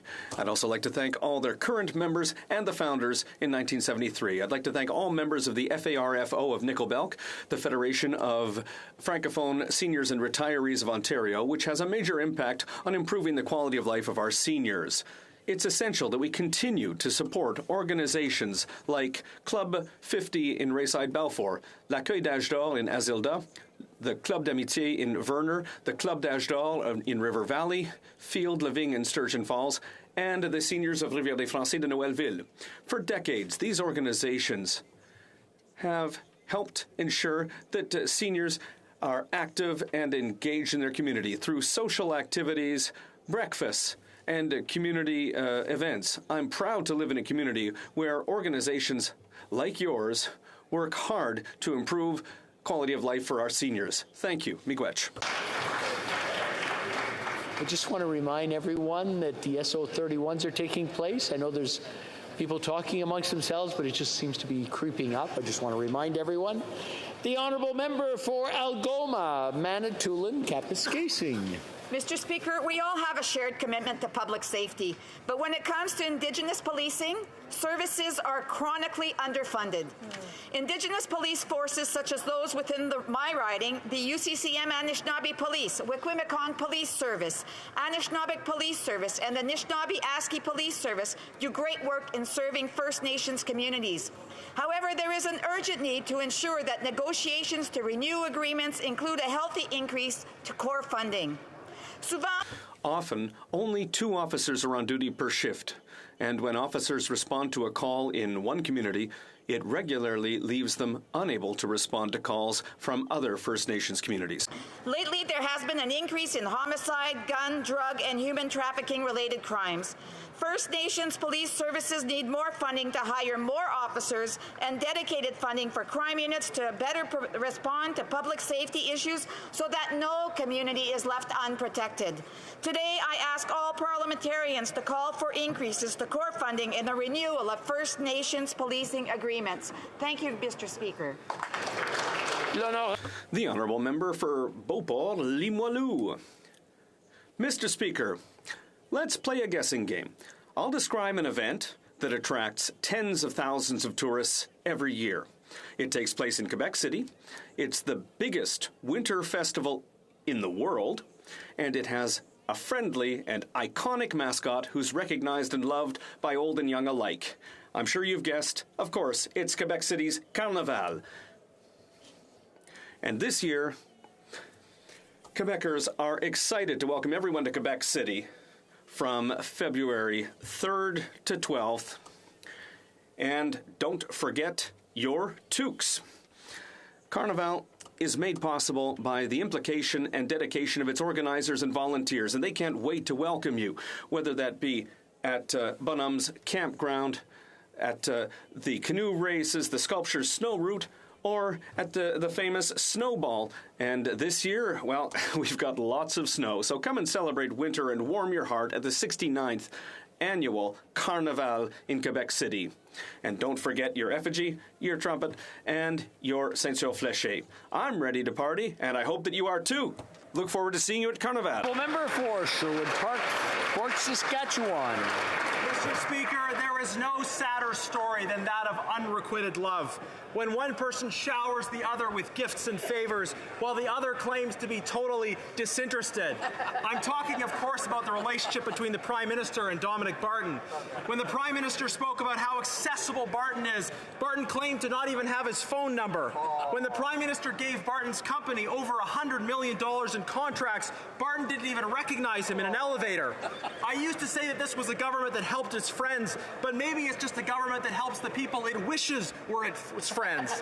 Then again, Dominic Barton is just naturally forgetful. His company worked for Purdue Pharma for 15 years, advising them on how to turbocharge opioid sales, yet Barton claims he didn't even know they were a client. But either way, after all that this Prime Minister has done for McKinsey, Barton's rejection must really sting.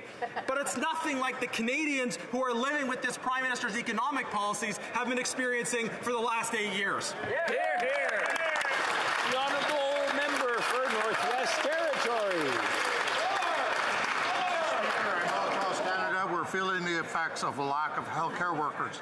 In the NMBT, we've been experiencing this for some time, but recently on a much higher level. This year, in 10 communities, including my own, the health centers were only able to offer emergency services. In our territorial hospital, for a brief time this summer, they were only able to offer emergency operating services. And for 3 months, they had to close the maternity ward, flying expectant mothers to Alberta. Our vacancy rate for some health authorities have been as high as 50%. The pool of healthcare workers in Canada is just not big enough. We need to train, educate, incentivize more doctors, more nurses, more lab specialists. This has to become a national priority. Poaching from other jurisdictions and other countries is not the way forward. Expanding the pool is. Thank you to all the dedicated people working in the northern and remote areas providing these services. We see and appreciate you all. Thank you very much. Well done, well done. Oral questions. Question orale. The Honourable Leader of the Opposition.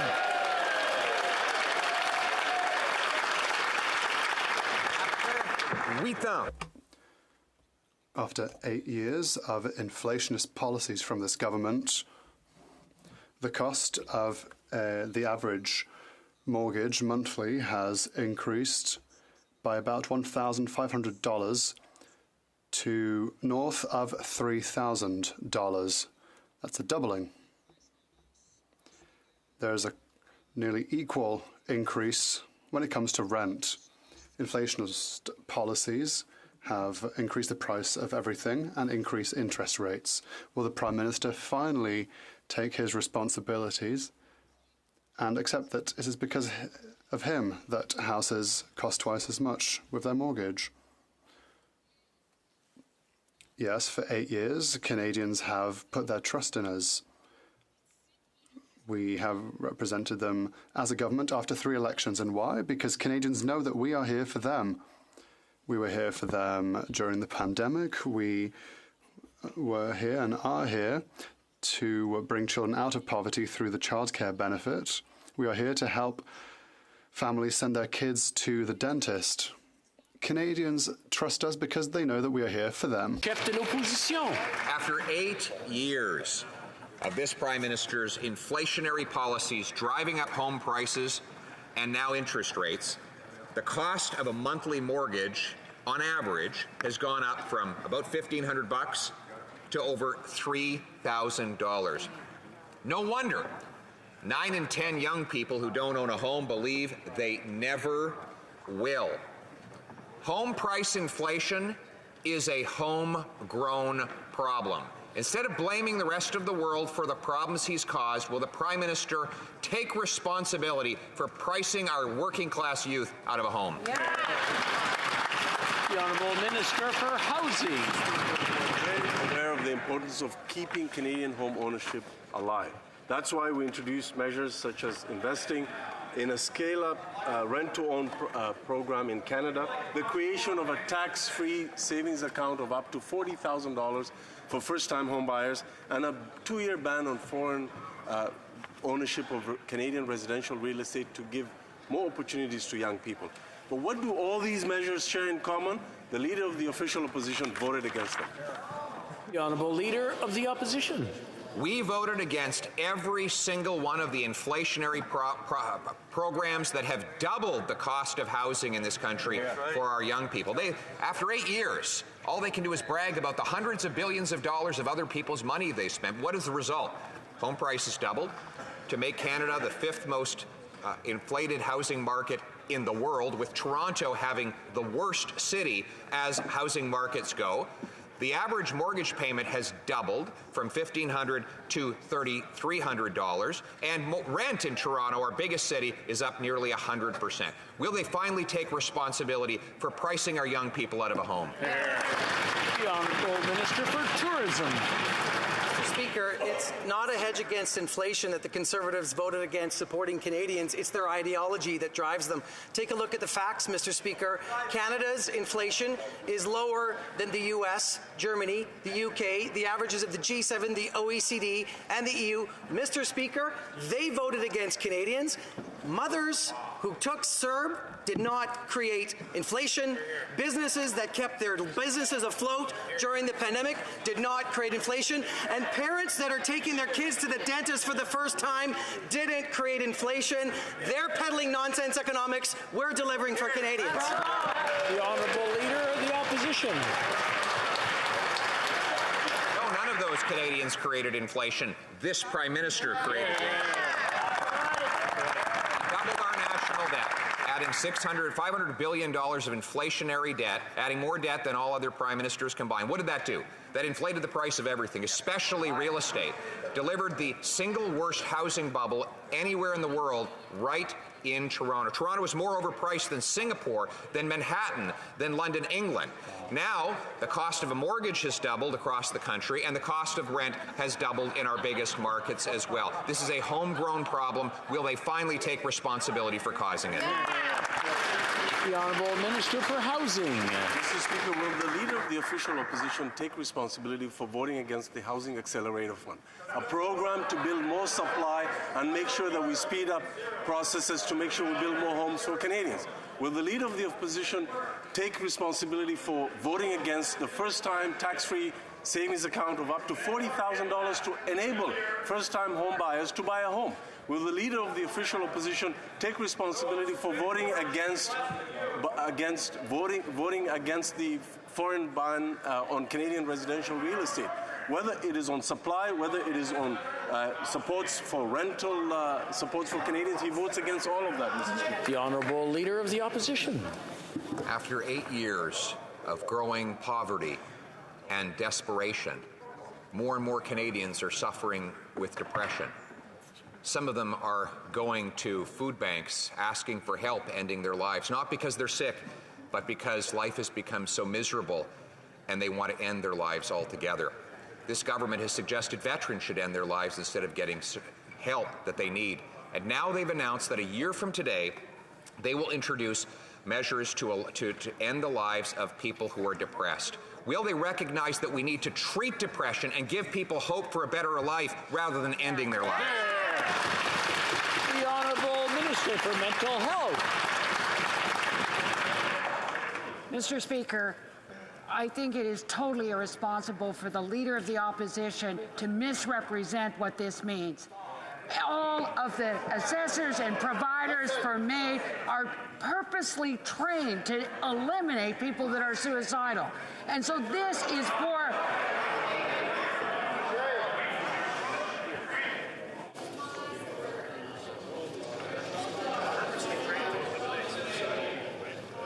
Order! The Honourable Minister, please proceed. You have 10 seconds left.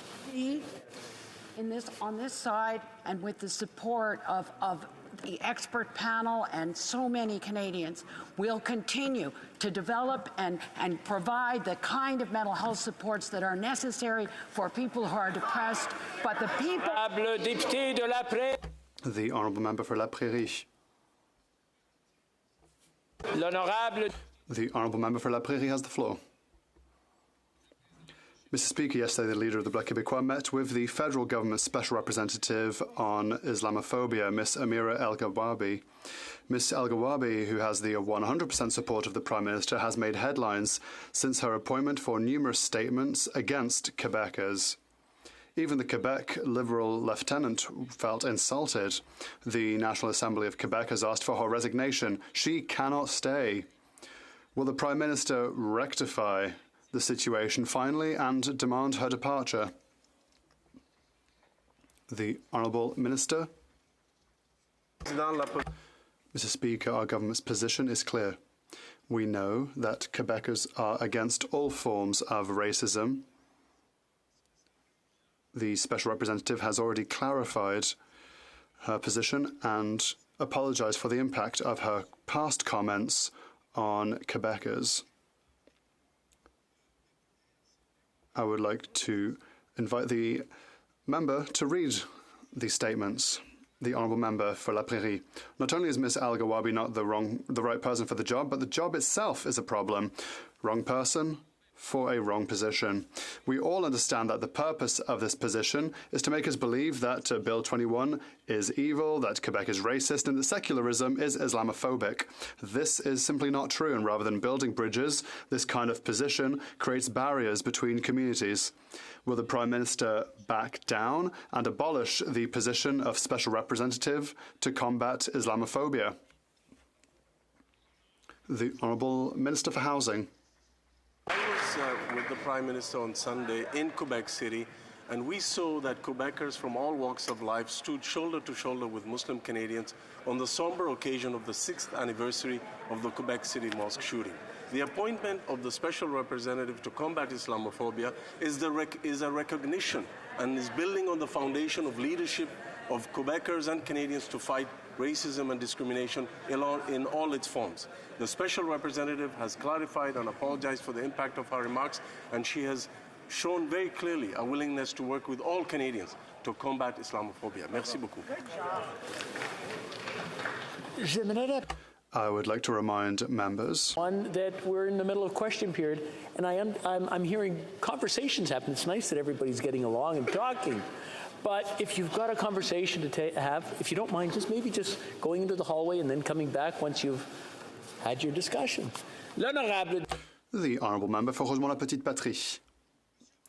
Mr. Speaker, the Liberals have handed over $100 million to McKinsey, and that is just the tip of the iceberg. That's not counting the millions to Deloitte, KPMG and others. Not only is this a waste of public funds, it also undermines our very own public service. It is a form of privatization. Meanwhile, the Liberals are playing cheapskates at the bargaining table. Members of our public service deserve respect. Why do the Liberals have millions, apparently, for their friends in the boardroom and nothing for our public service employees? The Honourable President of the Treasury Board. Thank you, Mr. Speaker.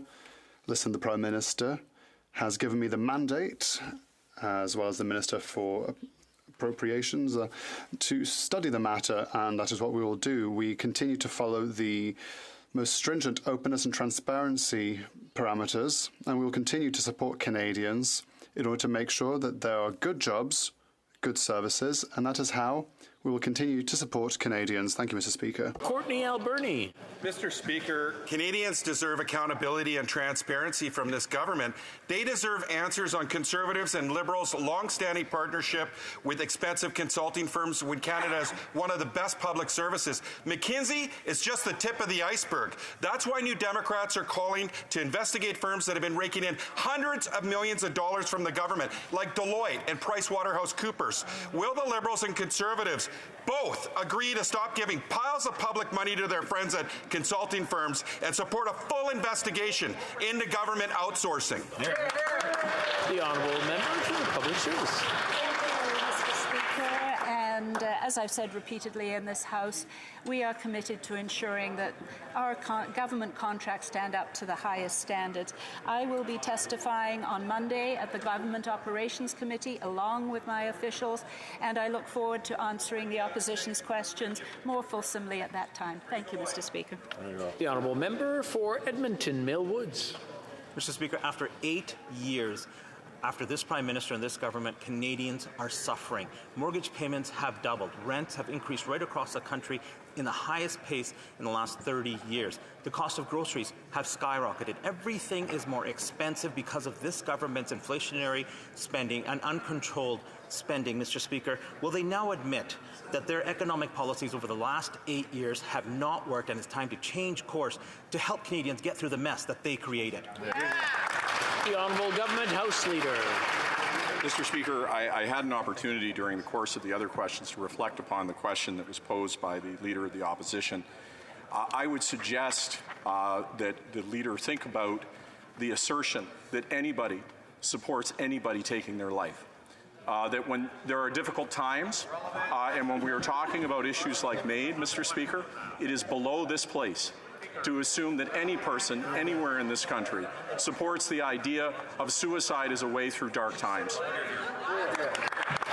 The Honourable Member for Edmonton Mill Woods.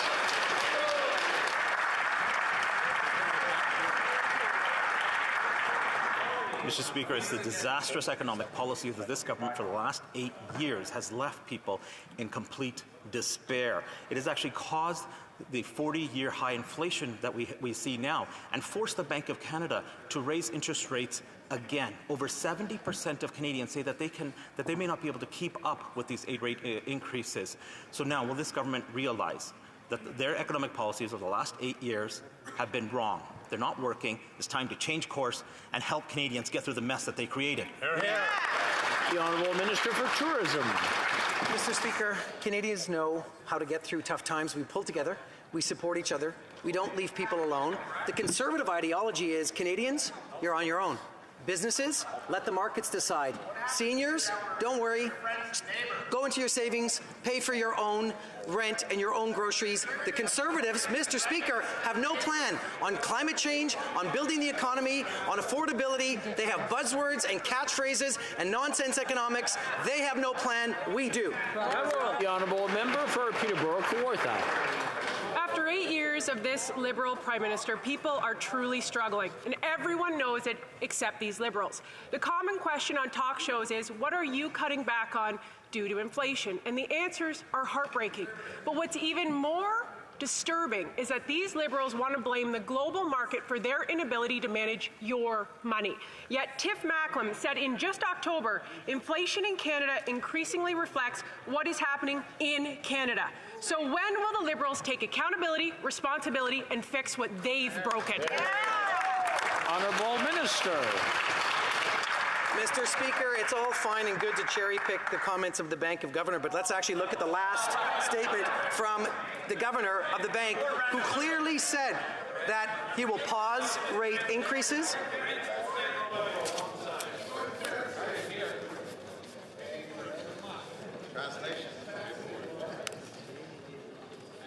Are we ready now? The Honourable Minister, please continue.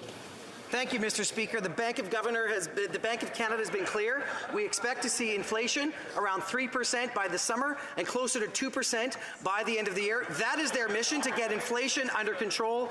Our job, which the Conservatives don't seem to understand because they keep voting against Canadians, is to provide supports to those who need it the most, and that's exactly what we're going to keep doing.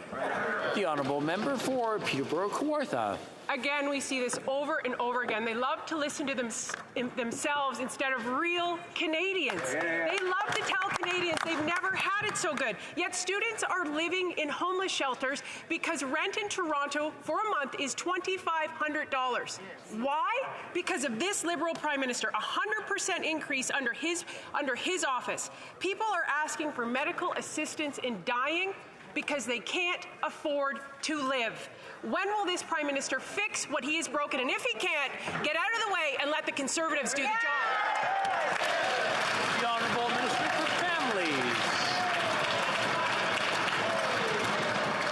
Mr. Speaker, what the members opposite are doing is absolutely shameful. That's right. To make a mockery of people suffering instead of supporting them when we're putting important measures on the table.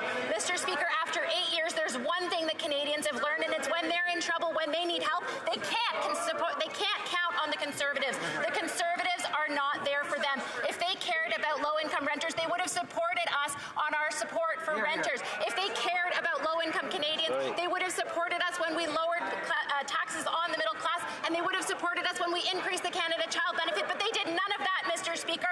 Canadians cannot count on... The Honourable Member for Louis Saint Laurent. Mr. Speaker, after 8 years of Liberal governments, how is Canada doing? Inflation is the highest in 40 years. Rents have doubled. Mortgages have doubled. In Quebec, there are people who were working 8 years ago in food banks. Now they go to food banks themselves. That is the daily reality of Quebecers after 8 years of Liberal governments. When will the government start managing properly? The Honourable Minister for Sports. Mr. Speaker, we believe that to help Canadians, we have to invest in Canadians to help them weather the storm, as we did during the pandemic and as we're doing now with the increase in inflation. That is the reason for which we're helping students, for example, by eliminating interest on their loans. That's why we have also introduced a new Canadian benefit for workers. We've created a dental plan for under 12s. Why? Because we believe that when we invest in Canadians, the ROI is for everyone, and that's how Canada can be stronger. Thank you. The Honourable Member for Louis Saint Laurent. Well, that's the problem, Mr. Speaker. After 8 years, Canada isn't stronger. Canada is weaker. And this despite the fact that this current government has raised debt by $500 billion. No control in spending for the past 8 years. Taxes have gone up. Everything is more expensive. That is the reality in Canada today. And that's what Canadians are confronting now. So when will the government finally take its responsibilities and manage public finances properly? The Honourable Minister for Heritage. Mr. Speaker, the Conservatives are saying that we have helped Canadians too much, but I would like to know when we should have cut. Have we cut wage benefits? Should we have cut in our help to seniors? Should we perhaps have cut when we were helping families, helping those who lost their job during the pandemic? So my question is, when would they have chosen when to cut? When would they have decided to abandon Canadians? The Honourable Member for Beauport-Limoilou. Mr. Speaker, Ottawa would like to welcome a minimum of 500,000 immigrants per year until the population reaches 100 million people. These thresholds are modelled on the Century Initiative, a proposal by McKinsey, and its former director, Dominic Barton. Yesterday at committee, I asked Mr. Barton if he had analysed the impact of this increase in immigration on the future of French. He replied, and I quote, that the focus was only on the economy, not on the social outfall. Did the government copy and paste an immigration policy from McKinsey that completely ignores the future of French in Canada and in Quebec? The Honourable Parliamentary Secretary. Mr. Speaker, perhaps I would like to talk today. It's the first time that I will be answering a question with regards to Francophone immigration and the importance that Quebec and Canada has on the matter. I would like to highlight this in this House because I don't know if I'll have another opportunity. For the first time, I'd like to say, for the first time in our history, we have reached the 4.4% target in Francophone immigration outside of Quebec in Canada. And, Mr. Speaker, inaudible for the interpreter, there is too much surrounding sound. The Honourable Member for Beauport-Limoilou. Mr. Speaker, Dominic Barton himself confirmed yesterday that the Century Initiative does not take into account the capacity for integration in French in Quebec and Francophone Canada. He states that the only focus was on productivity. So, if McKinsey did not take into account the impact of increased immigration on French, did the government do so before implementing its recommendations? Will the minister commit to disclosing all the studies on which they base their decision that we could welcome a minimum of 500,000 immigrants each year without impacting Francisation and French in Quebec and in Canada? The Honourable Parliamentary Secretary. Mr. Speaker, listen. Francophone immigration has a key role to play in promoting French throughout Canada and in Quebec. Quebec, I would like to remind my colleagues, determines its own selection criteria for the vast majority of immigrants in that province, including with regards to what language they speak. We will always respect, Mr. Speaker, provincial jurisdictions, Quebec jurisdictions, and will continue to work with the province of Quebec. The Honourable Member for Mirabel. Mr. Speaker, so we know that McKinsey, by Dominic Barton's admission, did not take into account the impact on French before proposing a major increase in immigration. If the studies requested by the Bloc Québécois are not presented, we can assume that the federal government did not take into account either the impact on French before implementing McKinsey's recommendation. This, therefore, raises other questions. Can the government prove that it considered the impact on housing, health, or education needs, or has it decided simply to blindly trust McKinsey?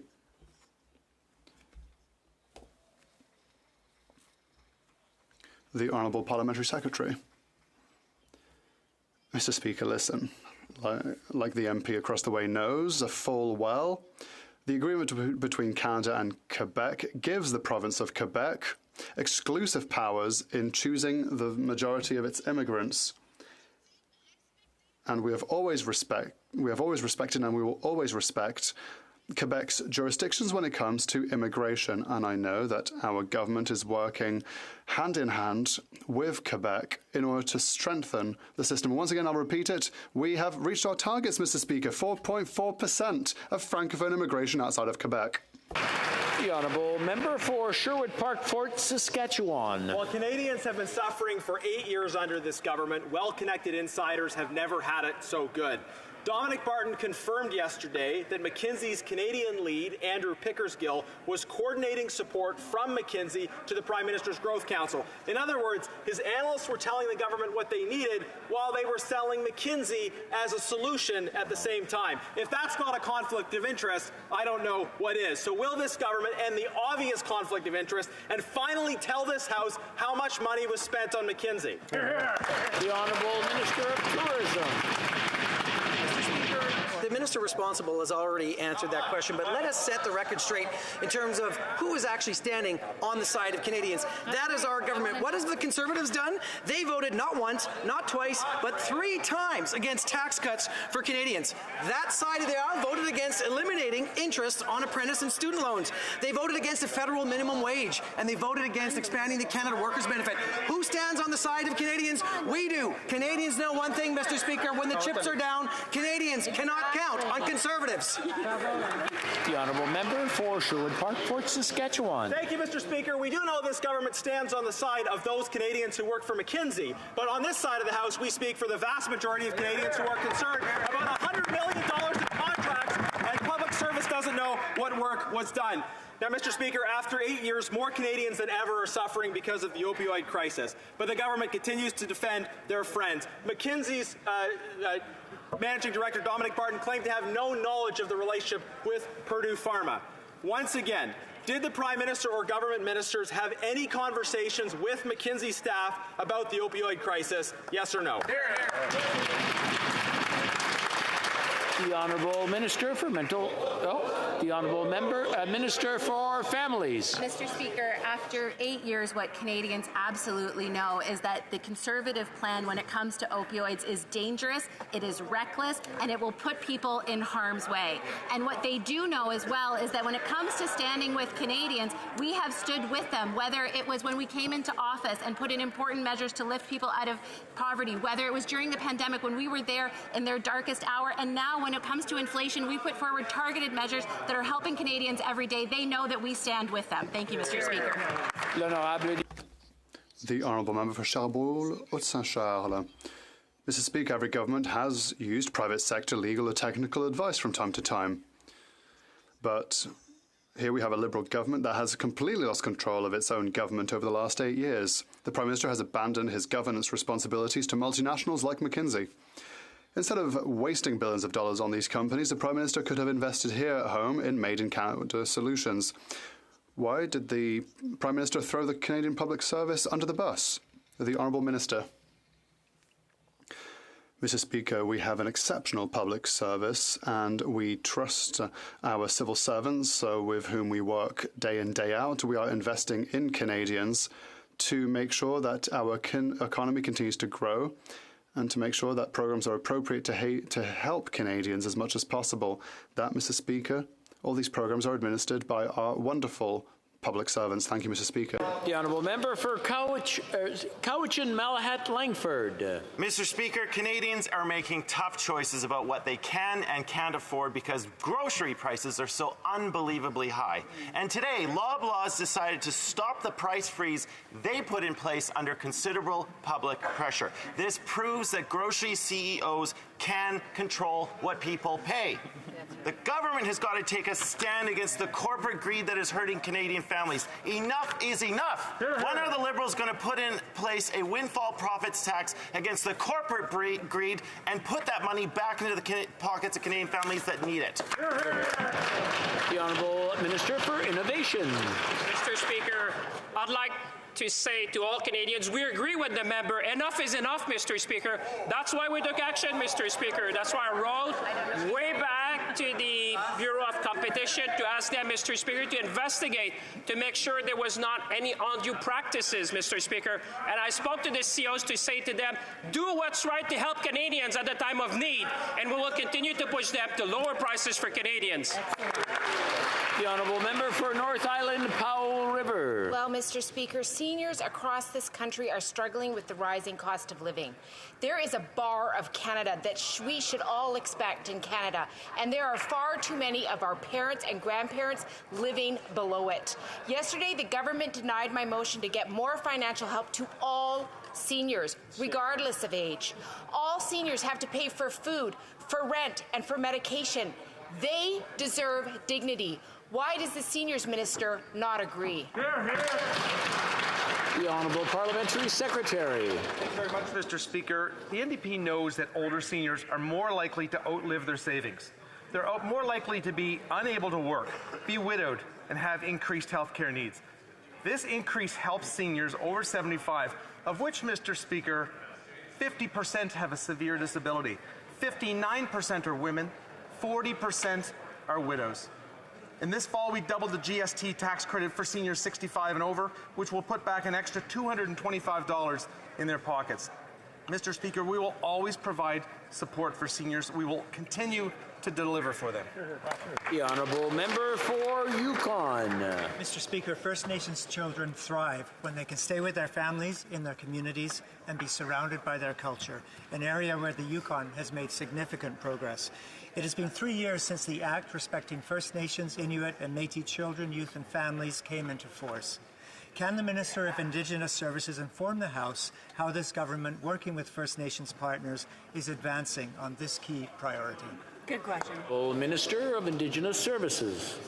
Mr. Speaker, I want to thank the member from Yukon for his question and for reminding us that nothing is more important than keeping families and children together. And Mr. Speaker, on Tuesday, I joined Chief Glenn Hudson and Minister Rochelle Squires in Manitoba to sign a historic coordination agreement, Mr. Speaker, that's going to put Peguis in the driver's seat to determine the best way to protect children and families. Mr. Speaker, this means the next generation has a better chance. I'm so proud, Mr. Speaker, to be part of a government that understands that keeping families together is of utmost importance. The Honourable Member for Miramichi-Grand Lake. Mr. Speaker, after 8 years of this Prime Minister, everything feels broken in Canada, including the bail system. Violent crime has increased 32%, gang-related homicides by 92%, and 5 Canadian police officers were killed in the line of duty this year. Bail for violent repeat offenders has become a revolving door. When is this Liberal government going to take responsibility for their actions and stop this catch-and-release bail justice system? The Honourable Minister of Justice. Mr. Speaker, Canadians deserve to be and to feel safe. We all have a role to play in protecting our communities. Mr. Speaker, the laws on bail are clear. If an accused person poses a serious risk to public safety, they should not get bail. At my direction, Mr. Speaker, from the month of October past, federal officials have been working with their provincial and territorial counterparts to develop ways to best keep Canadians safe. We are open to that discussion, Mr. Speaker. We're open to participating with the provinces to help in the enforcement of bail conditions. Mr. Speaker, we're looking for lasting solutions. The Honourable Member for Miramichi-Grand Lake. Well, Mr. Speaker, I'll ask that minister to tell the victims of those 5 police officers what he just told me. Most Canadians do not live in homes surrounded by walls and gates and don't have the security detail of the Prime Minister. That is a luxury that Canadians do not have. With a 26% increase in New Brunswick crime over the past 5 years, rural Canadians are also negatively impacted. These failed soft-on-crime Liberal bail policies are making Canadians feel less safe. When will the Prime Minister put victims ahead of criminals? The Honourable Minister of Justice. Mr. Speaker, I take offense to the idea that any of us are less empathetic towards victims, particularly in these very cases. Mr. Speaker, our heart goes out to those victims. Mr. Speaker, with respect to the bail system, I have been working with my officials, with officials across Canada, provincial and territorial counterparts, precisely to see where we can improve the bail regime, Mr. Speaker. We know that Canadians need to feel safe, and we are moving forward in a positive direction, appreciating that it is a complex issue, that it is a shared area of responsibility with the provinces, and with the provinces we will find a solution. The Honourable Member for Fundy Royal. Well, Mr. Speaker, Canadians take offence to a government that will not listen to the pleas from all 13 premiers that have seen violent crime go up by 32% in the last 8 years. out of 44 shooting homicides in Toronto, Mr. Speaker, last year, half of them were committed by someone who is out on bail. In a single year in Vancouver, 40 people arrested 6,000 times. Wow. After 8 years, this Prime Minister, career criminals have never had a better friend. Does this Justice Minister honestly stand by his claims that our broken bail system is working? The Honourable Minister. Cherry-picking statistics and taking high-profile cases and using them for political purposes does not help us to attack the challenges that the bail system presents to us.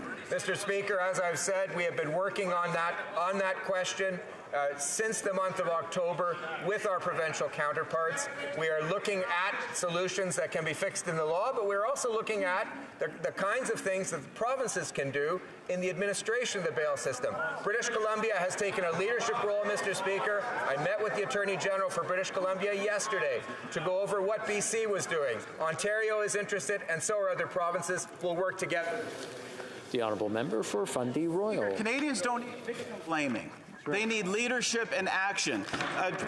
Which stats would the Honourable Minister wish that we weren't cherry picking? Violent crime is up 32%. Gang-related homicides have increased by 92%. 44 shooting-related homicides in Toronto. Half of the accused were out on bail. 40 offenders arrested 6,000 times. Right. If the minister has some stats he'd like to share, we welcome them. Until then, we need to get our heads out of the sand, take action, listen to the police, listen to communities, listen to the premiers, and reform this liberal, failed bail system. The Honourable Minister of Justice. Indeed, as I said earlier today in the House of Commons, statistics from Toronto Police over the past 2 years show that offences committed while out on bail have gone down over the past 2 years. Mr. Speaker, we appreciate that Canadians need to feel safe, and Canadians have a right to feel safe. Mr. Speaker.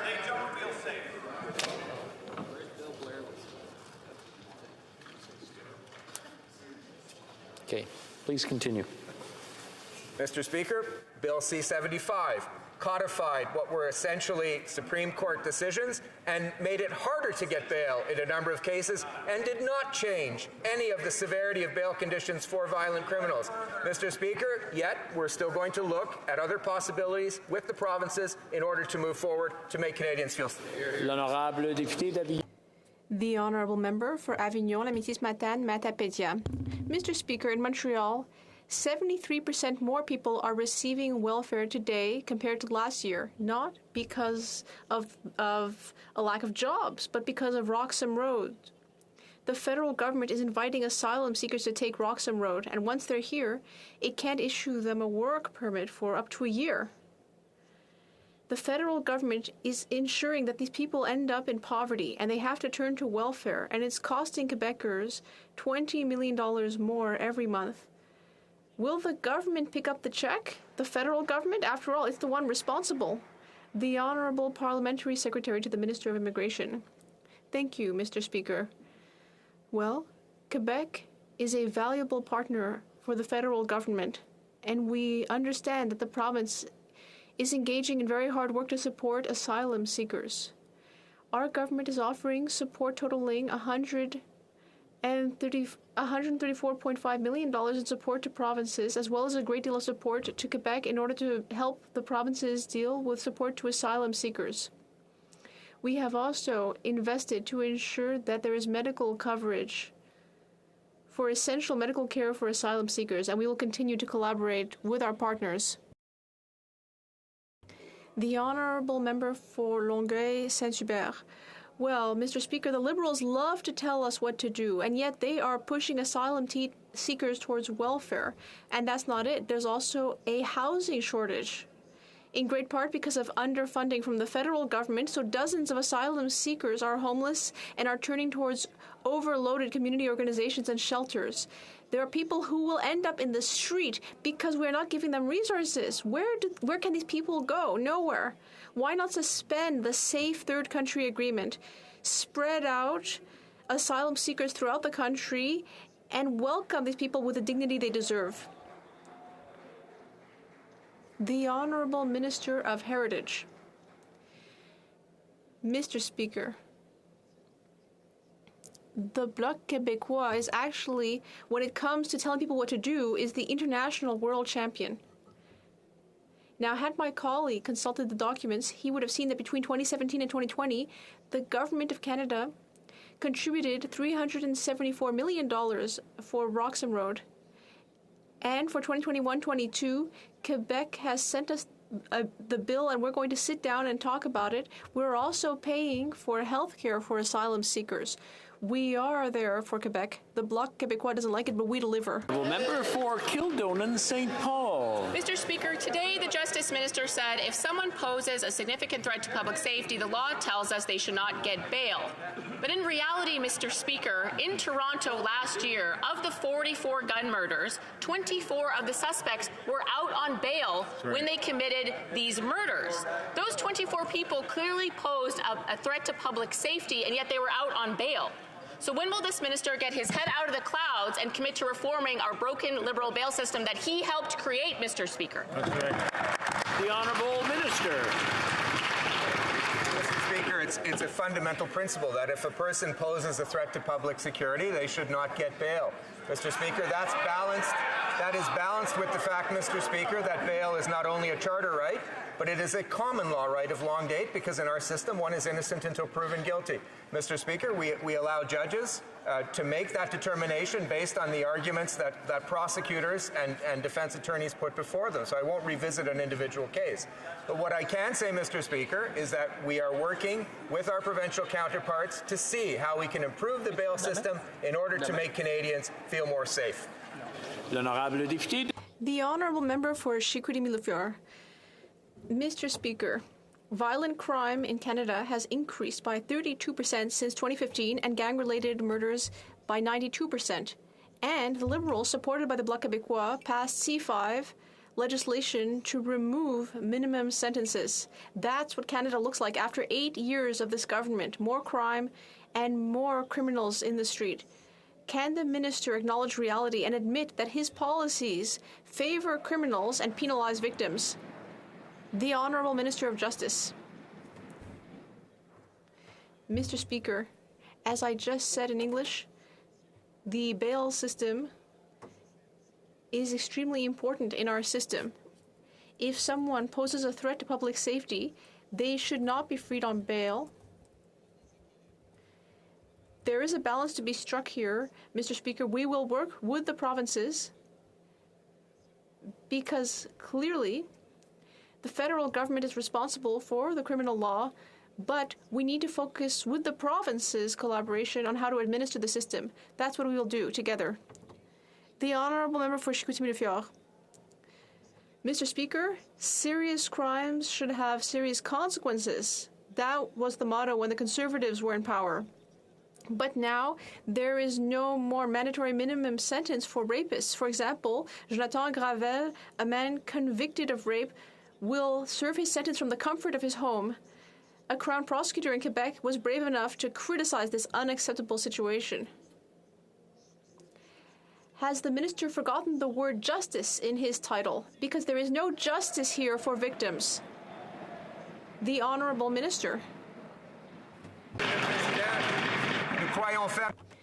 Mr. Speaker, we firmly believe that all victims of sexual assault deserve a justice system that treats them with dignity and respect. I would like to recognize the resilience of the victim in question. Mr. Speaker, as I have said several times, serious crimes deserve serious consequences. My colleague knows this, Mr. Speaker, but I can't comment on a particular case, but I can say that it was a decision of the Quebec courts. And the decision to appeal the case remains outstanding. The Honourable Member for Saint-Léonard-Saint-Michel. Mr. Speaker, the Minister of Justice just announced a 1-year extension before allowing medical assistance in dying for people with a mental illness as only medical condition. We know that medical assistance in dying is a complex subject and it's very personal for many Canadians. Can the minister explain to us the reasons for his decision? The Honourable Minister of Justice. I'd like to say grazie to my colleague for Saint-Léonard for her question and leadership. This is a complex issue. That is why we have listened to experts, members of the medical community, and concerned citizens who were asking for more time for clear standards to be developed. Canada has developed legislation on medical assistance in dying in order to support autonomy and freedom of choice while protecting the most vulnerable. We will continue to go in that direction, and we will do things right. The Honourable Member for Simcoe North. Mr. Speaker, after 8 years of fiscal mismanagement, this Liberal government isn't even hiding it anymore. They've now decided they no longer need to accept the advice of the Auditor General, who says $27 billion of COVID support payments need to be investigated. Instead, the CRA says it's not worth the effort. So will the government take the advice of the independent Auditor General, or do they believe it's not worth the effort to recover money for taxpayers? Great question. Honourable Parliamentary Secretary. The Honourable Parliamentary Secretary. Speaker, when the pandemic hit, we acted quickly to get recovery benefits into people's bank accounts without delay. Right. To achieve that goal, we plan to verify eligibility in the back end after the fact. This approach kept workers attached to their jobs and positioned our economy to come roaring back. The report found that our individual support programs achieved their intended goals of getting money to Canadians quickly, allowing Canadians to stay home safely, avoiding severe social and economic consequences. Sure did. This AG also noted that lower-income workers and groups most impacted by the pandemic were able to benefit from the programs. Mr. Speaker, we are proud of the measures we took to support Canadians. That's right. The Honourable Member for Essex. Mr. Speaker, the words costly coalition has been given new meaning. Last week, we heard that the head of the CRA said it wouldn't be worth the effort to fully review $15.5 billion in what might be incorrect pandemic wage benefits. Wow. After 8 years of this Prime Minister, Canadians are using food banks more than ever and finding it impossible to buy a home. Mr. Speaker, does this Liberal government think it isn't worth the effort to fully review payments with a total of $32 billion of Canadian tax dollars? Good question. Parliamentary Secretary. Thank you very much for the question, Mr. Speaker. It's unfortunate. It turns out the member opposite was not attending last week's meeting of the Public Accounts Committee, because if he was, he would have heard the Commissioner of the CRA say that verification work is ongoing with respect to CERB, with respect to CEWS, with respect to all of the emergency programs that this government turned out to help Canadians, individuals, families, and businesses. It's a fiscally responsible approach that we promised throughout. In fact, you should go back to the record. In November of 2020, it was that party, the Conservatives, that voted against carrying out CRA audits on businesses. Thank you very much. The Honourable Member for Bruce Grey, Owen Sound. Mr. Speaker, Abdul Hamdard is in Ottawa this week and here today pleading with the Liberal government to get his family out of Afghanistan. Abdullah served alongside our troops in Afghanistan, and his family qualified to come to Canada almost a year ago, but nothing has happened. His brother is now missing, feared dead, and his family is living under daily threats. He personally met the minister on Tuesday. How many more Afghans that have helped Canada need to die before the minister commits to urgently getting Abdullah's family and other Afghans safely to Canada? The Honourable Parliamentary Secretary to the Minister of Immigration. Mr. Speaker, I have to say, if it was a matter of will, there would be 40,000 Afghan refugees here already. There is obstacles that are beyond certain control. As the member just said, the minister did meet. But let me remind this House about the last number we have. We have here, so far, agree and welcome 26,700 Afghans that can now call Canada home. Mr. Speaker, we will continue to work with our Afghan community. Merci. The Honourable Member for Vaughan Woodbridge. Afternoon, Mr. Speaker. Like many employers, last year the federal government experimented with new hybrid approaches to work. Now it has begun phasing in a new common hybrid work model across government. Can the President of the Treasury Board please explain how this model will help the government serve Canadians? Thank you, Mr. Speaker. President of the Treasury Board. Thank you, Mr. Speaker, and I want to thank my honourable colleague for not only his question but his hard work for the people of Vaughan Woodbridge.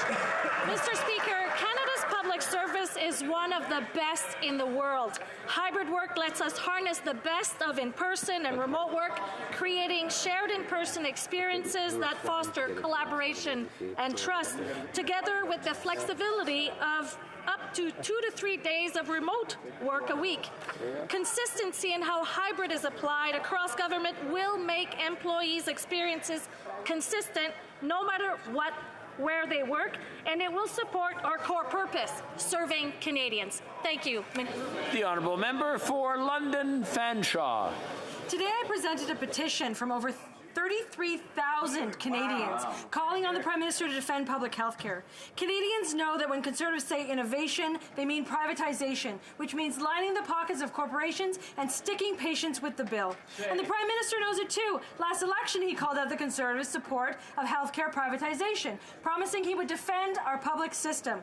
But today, he will not keep that promise. Will the Prime Minister tell us if he meant what he said during the last election, or if this is another Liberal flip-flop?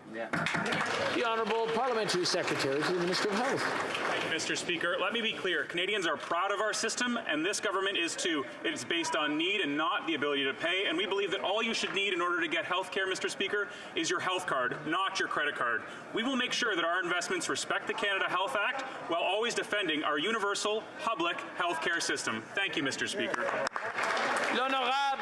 The Honourable Member for Richmond North Athabasca. Mr. Speaker, in my riding, there are organizations that welcome artists, athletes, and international students year after year. And they, of course, need a visa. But the problem is that the processing times are now more than 18 months. That's 14 months more than in July 2022, even though the standard is supposed to be 14 days. In August, the minister said that a high would be reached in September and that after that, processing times would go back to normal. But now we're in February and things are getting worse and worse. How can the minister explain this total failure for people who are trying to get a visa? The Honourable Parliamentary Secretary to the Minister of Immigration. Mr. Speaker, we are doing everything we can to address this situation in the immigration system in order to make it more sustainable.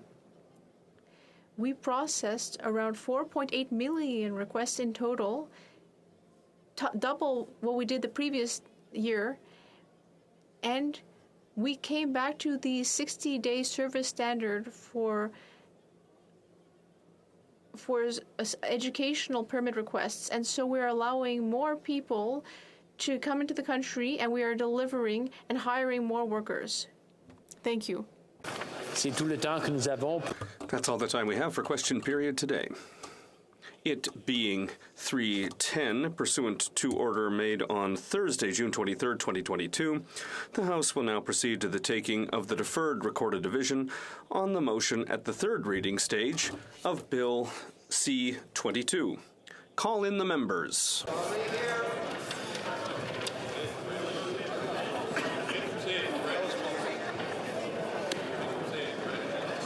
You have to say it in French.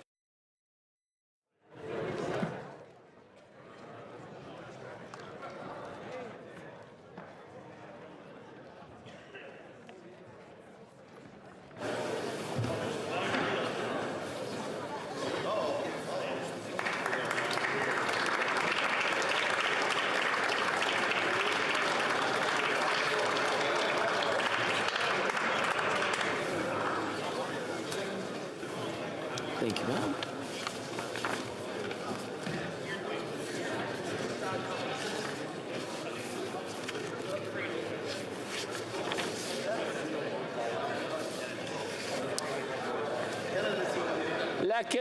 The question is as follows. Ms. Qualtrough, seconded by Madame Petitpas-Taylor, moved that Bill C-22 enact to reduce poverty and to support the financial security of persons with disabilities by establishing the Canada Disability Benefit and making a consequential amendment to the Income Tax Act be now read a third time and do pass. La période. The 10-minute period for members voting electronically has started, and the House will now proceed to the vote for members participating in person. All those in favor of the motion will please rise. Holland. Mr. Macaulay Cardigan. Mr. Macaulay Cardigan. Mr. O'Regan. Mr. O'Regan. Ms. Bennett. Ms. Bennett. Mr. LeBlanc. Monsieur Leblanc. Ms. Anand. Ms. Anand. Mr. Lametti. Monsieur Lametti. Ms. Tassi. Ms. Tassi. Madame Petitpas-Taylor. Madame Petitpas-Taylor. Ms. Jazek. Ms. Jazek. Monsieur Garneau. Monsieur Garneau. Mr. McKay. Mr. McKay. Ms. Scrow. Ms. Scrow. Mr. Scarpaleggia. Mr. Scarpaleggia. Mr. Casey. Mr. Casey. Madame Saint-Onge. Madame Saint-Onge. Madame Fortier. Madame Fortier. Ms. Gould. Ms. Gould. Monsieur McKinnon-Gatineau. Monsieur McKinnon-Gatineau. Ms. Ing. Ms. Ing. Madame Joly. Madame Joly. Ms. Ian. Ms. Ian. Monsieur Miller. Monsieur Miller. Mr. Mendocino. Mr. Mendocino. Ms. de Brussen. Ms. de Brussen. Madame Bibot. Madame Bibot. Madame Bendayan. Madame Bendayan. Monsieur Serré. Monsieur Serré. Monsieur Arsenault. Monsieur Arsenault. Monsieur Cormier. Monsieur Cormier. Ms. Vandenbeld. Ms. Vandenbeld. Monsieur Sanson. Monsieur Sanson. Madame Brière. Madame Brière. Mr. Biddle. Mr. Biddle. Mr. Fillmore. Mr. Fillmore. Mr. Garrettson. Mr. Garrettson. Mrs. Romanato. Mrs. Romanato. Mr. Lamoureux. Mr. Lamoureux. Ms. Sahota. Ms. Sahota. Mr. Varani. Mr. Varani. Monsieur Fergus. Mr. Fergus. Mr. Oliphant. Mr. Oliphant. Mr. Ananda Sangari. Mr. Ananda Sangari. Madame Koutrakis. Madame Koutrakis. Mr. Dogood. Mr. Dogood. Ms. de Brussen. Ms. de Brussen. Monsieur Lauzon. Monsieur Lauzon. Mr. Housefather. Mr. Housefather. Madame Lalonde. Madame Lalonde. Ms. Dillon. Ms. Dillon. Monsieur Elkhoury. Monsieur Elkhoury. Mr. Hardy. Mr. Hardy. Monsieur Yakano. Monsieur Yakano. Mr. Johari. Mr. Johari. Mr. Nakvi. Mr. Nakvi. Mr. Vancouverden. Mr. Vancouverden. Mr. Fisher. Mr. Fisher. Mr. Kuzmarchuk. Mr. Kuzmarchuk. Mr. Kellaway. Mr. Kellaway. Ms. Sachs. Ms. Sachs. Mr. Beach. Mr. Beach. Mr. May Cambridge. Mr. May Cambridge. Mr. Cedu Brampton East. Mr. Cedar Brampton East. Ms. Suds. Ms. Suds. Mr. Badaway. Mr. Badaway. Mr. Batiste. Mr. Batiste. Ms. Damoff. Ms. Damoff. Mr. Fragascatos. Mr. Fragascatos. Mr. Chang. Mr. Chang. Madame Martinez Farada. Madame Martinez Farada. Monsieur Lightbound. Mr. Lightbound. Mr. Maloney. Mr. Maloney. Mr. McDonald Avalon. Mr. McDonald Avalon. Mr. McLeod. Mr. McLeod. Mr. Morrissey. Mr. Morrissey. Mr. Sarai. Mr. Sarai. Monsieur Shifke. Mr. Shifke. Madame Shanahan. Madame Shanahan. Mr. Sobara. Mr. Sobera. Madame Zaid. Mrs. Zaid. Mr. Rogers. Mr. Rogers. Ms. Yip. Ms. Yip. Mr. Aldag. Mr. Aldag. Mr. Dong. Mr. Dong. Mr. Lewis Kitchener-Conestoga. Mr. Lewis Kitchener-Conestoga. Mr. Turnbull. Mr. Turnbull. Mr. Van Bynen. Mr. Van Bynen. Ms. Bradford. Ms. Bradford. Mr. Chahal. Mr. Chahal. Madame Châtel. Madame Châtel. Mr. Koto. Mr. Koto. Madame Diab. Madame Diab. Mr. Hanley. Mr. Hanley. Ms. Hefner. Ms. Hefner. Madame Lapointe. Madame Lapointe. Mr. McDonald Malpeck. Mr. McDonald Malpeck. Mr. Meow. Mr. Meow. Mr. Nur Mohammed. Mr. Nur Mohammed. Ms. Taylor Roy. Ms. Taylor Roy. Ms. Thompson. Ms. Thompson. Mr. Sousa. Mr. Sousa. Mr. Bazan. Mr. Bazan. Mr. Kimmich. Mr. Kimmich. Monsieur Deltel. Monsieur Deltel. Mrs. Stubbs. Mrs. Stubbs. Monsieur Paulus. Monsieur Paulus. Mr. Halan. Mr. Halan. Ms. Lewis Haldeman Norfolk. Ms. Lewis Haldeman Norfolk. Ms. Dancho. Ms. Dancho. Mr. Moore. Mr. Moore. Mr. Perkins. Mr. Perkins. Mr. Baldinelli. Mr. Baldinelli. Mr. Mazer. Mr. Mazer. Mr. Lewis Essex. Mr. Lewis Essex. Mr. Seaback. Mr. Seaback. Mr. Richards. Mr. Richards. Mr. Small. Mr. Small. Mr. Stewart. Mr. Stewart. Monsieur Berthold. Monsieur Berthold. Mr. Duncan Stormont Dundas South Glengarry. Mr. Duncan Stormont Dundas South Glengarry. Ms. Findley. Ms. Findley. Mr. Abu Taif. Mr. Abu Taif. Mr. Chong. Mr. Chong. Mrs. Gray. Mrs. Gray. Mr. Barrett. Mr. Barrett. Mrs. Kuzi. Mrs. Kuzi. Mr. Schmale. Mr. Schmale. Mr. Vidal. Mr. Vidal. Mr. Kelly. Mr. Kelly. Mr. Calkins. Mr. Calkins. Mr. Lloyd. Mr. Lloyd. Ms. Rude. Ms. Rude. Mr. Cooper. Mr. Cooper. Monsieur Martel. Monsieur Martel. Ms. Gladue. Ms. Gladue. Mrs. Roberts. Mrs. Roberts. Mrs. Block. Mrs. Block. Ms. Ferrari. Ms. Ferrari. Mr. Chambers. Mr. Chambers. Mr. Aitchison. Mr. Aitchison. Mr. Williams. Mr. Williams. Mr. Lobb. Mr. Lobb. Mr. McLean. Mr. McLean. Mrs. Gallant. Mrs. Gallant. Mr. Waugh. Mr. Waugh. Mr. Steinley. Mr. Steinley. Monsieur Lehoux. Monsieur Lehoux. Monsieur Généreux. Monsieur Généreux. Mr. Tucker. Mr. Tucker. Mr. Van Popta. Mr. Van Poppa. Mr. Zimmer. Mr. Zimmer. Madame Vien. Madame Vien. Monsieur Gould. Monsieur Gould. Mr. Arnold. Mr. Arnold. Monsieur Brassard. Mr. Brassard. Mr. Williamson. Mr. Williamson. Ms. Rempel Garner. Ms. Rempel Garner. Mr. Cram. Mr. Cram. Mr. Dreesen. Mr. Dreesen. Mr. Currick. Mr. Currick. Mr. Tolney. Mr. Tolney.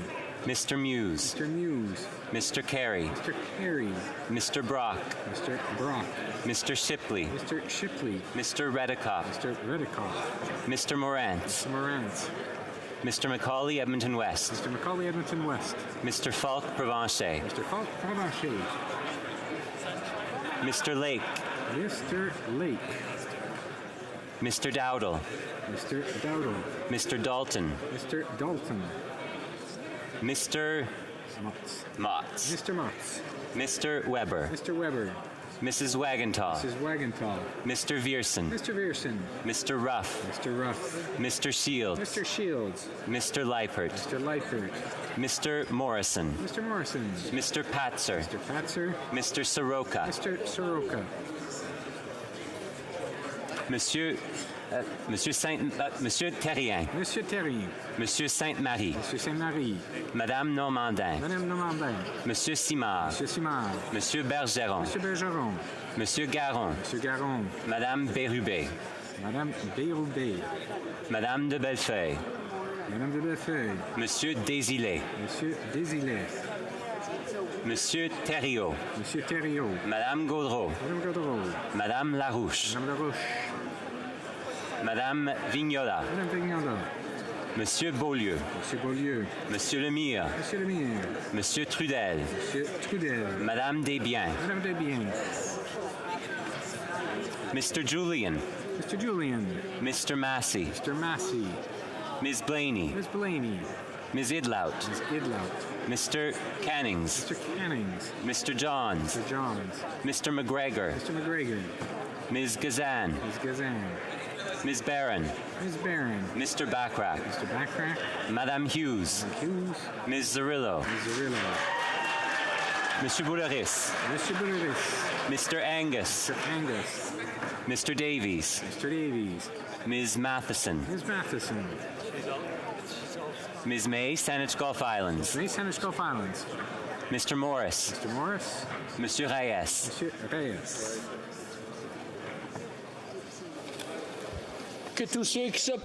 All those opposed to the motion will please rise.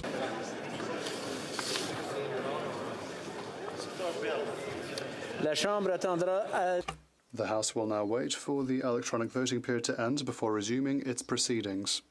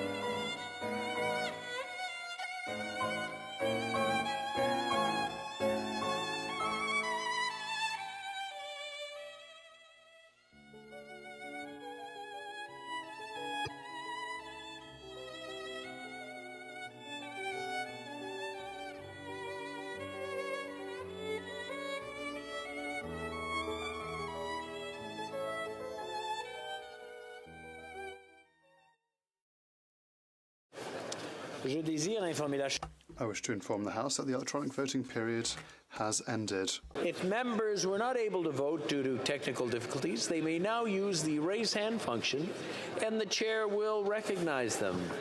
Ms. Qualtrough. Ms. Qualtrough? Thank you, Mr. Speaker. This is so important. I wanted to make sure my vote was a yay. Your vote is confirmed as a yay.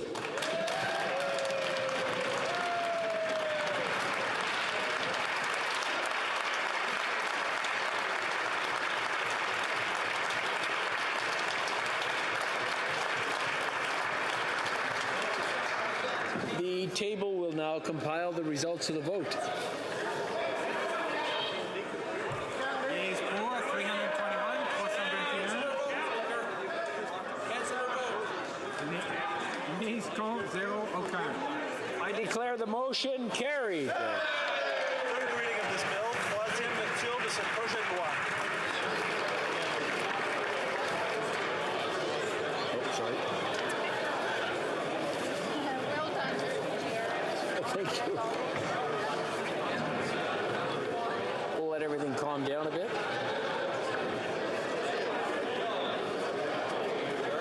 How are you?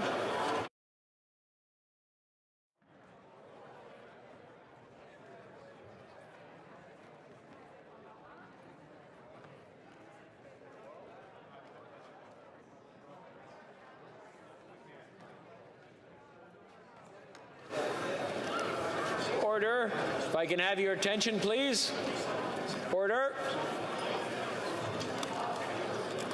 À l'ordre.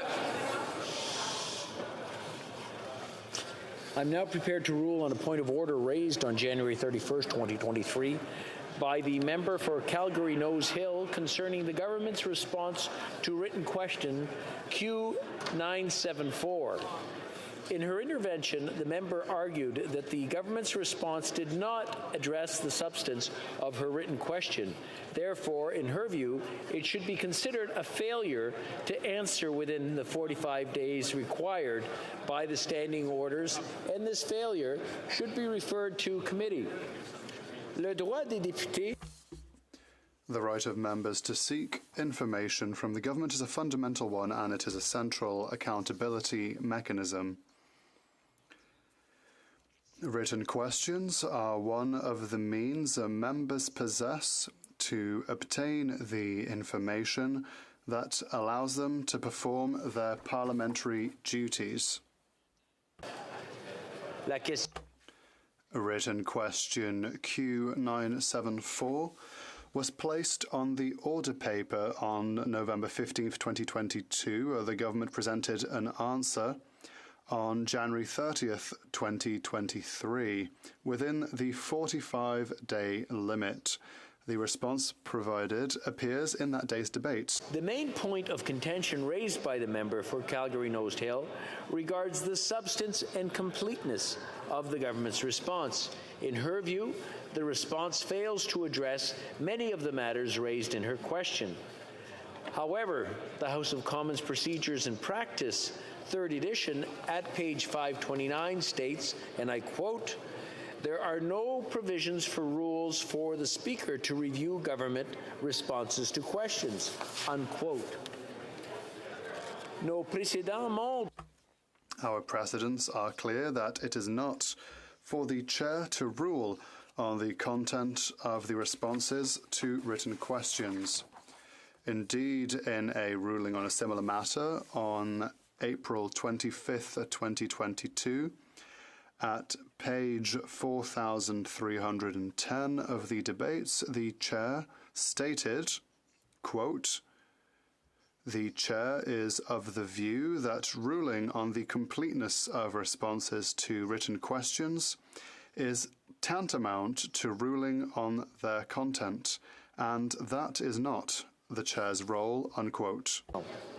While members should have access to relevant and accurate information to ensure they can fulfill their parliamentary function, it's not for the Chair to evaluate the content of response to written questions.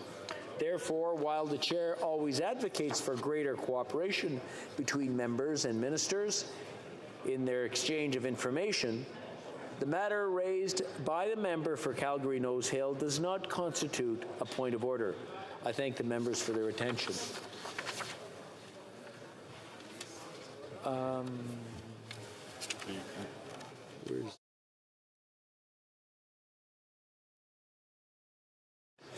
L'honorable député.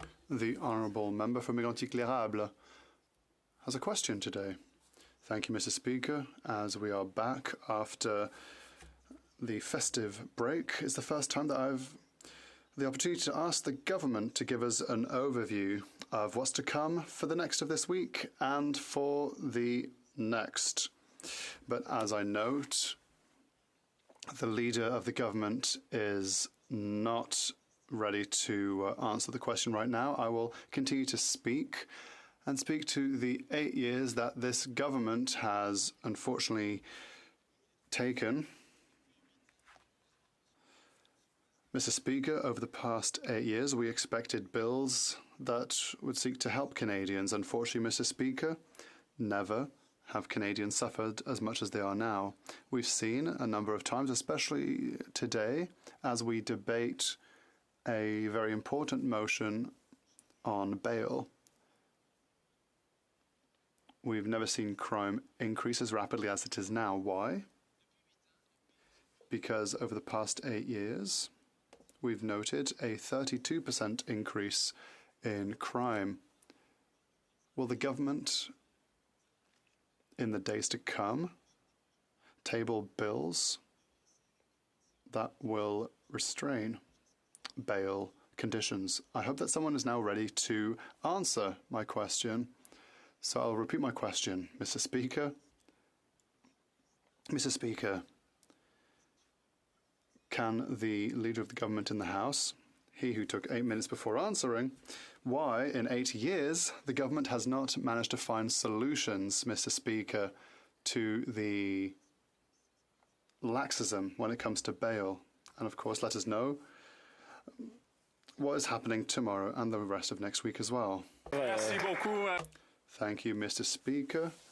Yes, I am here, and I am overjoyed to be able to answer this question. I would like to say absolutely, we will continue to reduce the rate of criminality and crime in this country, and I hope that we will be able to work together on the matter.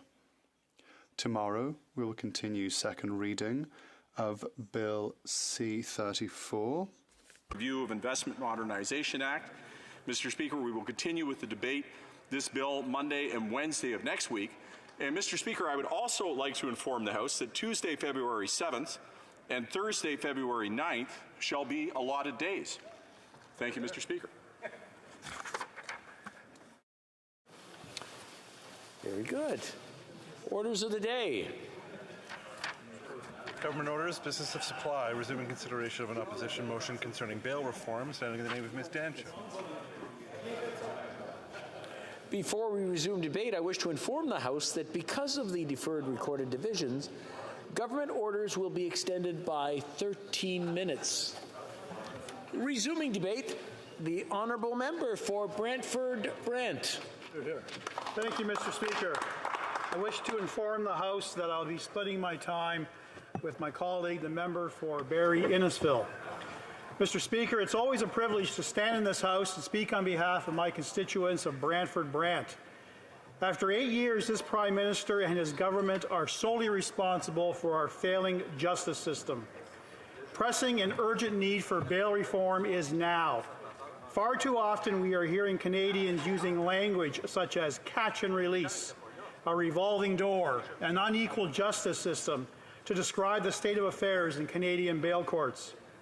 In my almost 2 decades of prosecuting in the trenches of our criminal justice system, I have repeatedly witnessed dangerous criminals being released on bail. I am honored to add my experience working in the criminal justice system to such an important debate. A major concern during my lawyer years was our inability to keep violent, repeat offenders off the streets and in custody where they belong. I was unable to vocally criticize the lenient bail system as a Crown attorney, so I made the decision to become a politician to effect change. This Liberal government wants Canadians to believe it has crime under control with their justice policies and that they are on the right track. I thank our Conservative leader and all my Conservative colleagues for bringing this debate into the House and for showing Canadians that this Liberal soft-on-crime agenda has broken our bail system and eroded confidence in our judicial institutions. In 2019, to codify the principles outlined in the Supreme Court of Canada case of Antic, the Liberals passed Bill C-75. Although it was intended to modernize the bail system, the effect of this legislation was to allow offenders arrested for violent crimes to be released back on the street fast enough to commit other crimes, sometimes in the same day. In fact, this was an occurrence that I routinely saw as a Crown prosecutor. I would often read Crown briefs where the accused would often laugh and brag to the arresting officers that they would be released in hours.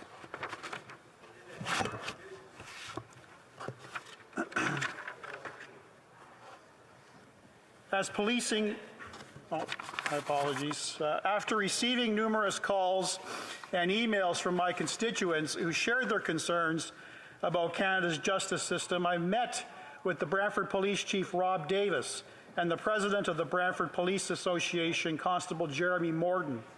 It was important to learn directly from them what the root causes are and how we as parliamentarians can address them. Chief Davis shared with me that it was disheartening to all police officers to see that they are doing their job, they are catching people, they are putting them before the courts, asking that they be held in custody, but then they're being released. He quoted, "Criminals are brazen and they are laughing at the current justice system. Oftentimes they are getting back home before the officers do, and the next thing you know, they're committing twice as much crime. That's a telltale sign that we have that the level of brazenness amongst criminals." He also reflected on how the system dramatically shifted and now the criminals' rights have now superseded the rights of the victims. For years, Canadian law enforcement worked hard to build trust in the police and to give victims a level of security if they came forward and the perpetrator was put into the justice system. Now everything, according to him, is upside down. The Liberal soft-on-crime approach, he says, is bringing the justice system into disrepute, and the concern that our law enforcement now has that if society loses faith in the justice system, we may find ourselves in a situation where citizens will decide to take things into their own hands. I never thought as a parliamentarian, Mr. Speaker, that I would be quoting Oprah Winfrey. But in her particular show, every Christmas, she would have these giveaways, and she would point to the audience and say, "You got a car, and you got this gift." Well, this is precisely what has happened with this Liberal government under this Prime Minister and their approach to the bail system in Canada. Because with this Prime Minister for the last 8 years, he gets bail, she gets bail, everyone gets bail, regardless of the fact that they have repeated criminal offenses on their record, regardless of the fact that they have outstanding charge, and regardless of the fact how serious the charge is. It is a statistical fact that the majority of the serious violent crimes that are committed in this country are committed by a handful of repeat offenders from across this country. For example, in Vancouver alone, 40 offenders were arrested 6,000 times in 1 year. That is 150 arrests per person per year. In fact, Brantford Police Chief Davis further spoke on this issue and stated, "We have entire neighborhoods that 1 or 2 bad apples will terrorize as repeat violent offenders." The data published by StatsCan clearly shows that between 2008 and 2014, under the Harper government, Canada witnessed an annual decrease in the crime severity index. In 2015 and onwards, this trend changed dramatically. Since the Prime Minister took office, the number of crimes has grown year after year. Violent crime up 32% in 1 year. Gang-related killings up 92% since the Liberals formed government. In 2021, there were over 2 million police-reported criminal code incidents, marking an increase of 25,000 incidents since 2020. Since the fall of 2022, 5 tragically Canadian police officers had been killed while on duty. With hundreds of murders in 2021, 1 Canadian was murdered every 10 hours throughout the year. 2020 data shows that Canada's homicide rate is roughly double that of the UK or France and 4 times higher than that of Italy. Even though the Prime Minister and his government are claiming Bill 75 was meant to clear the backlog of people waiting for bail hearings, experts say it has done much more than that.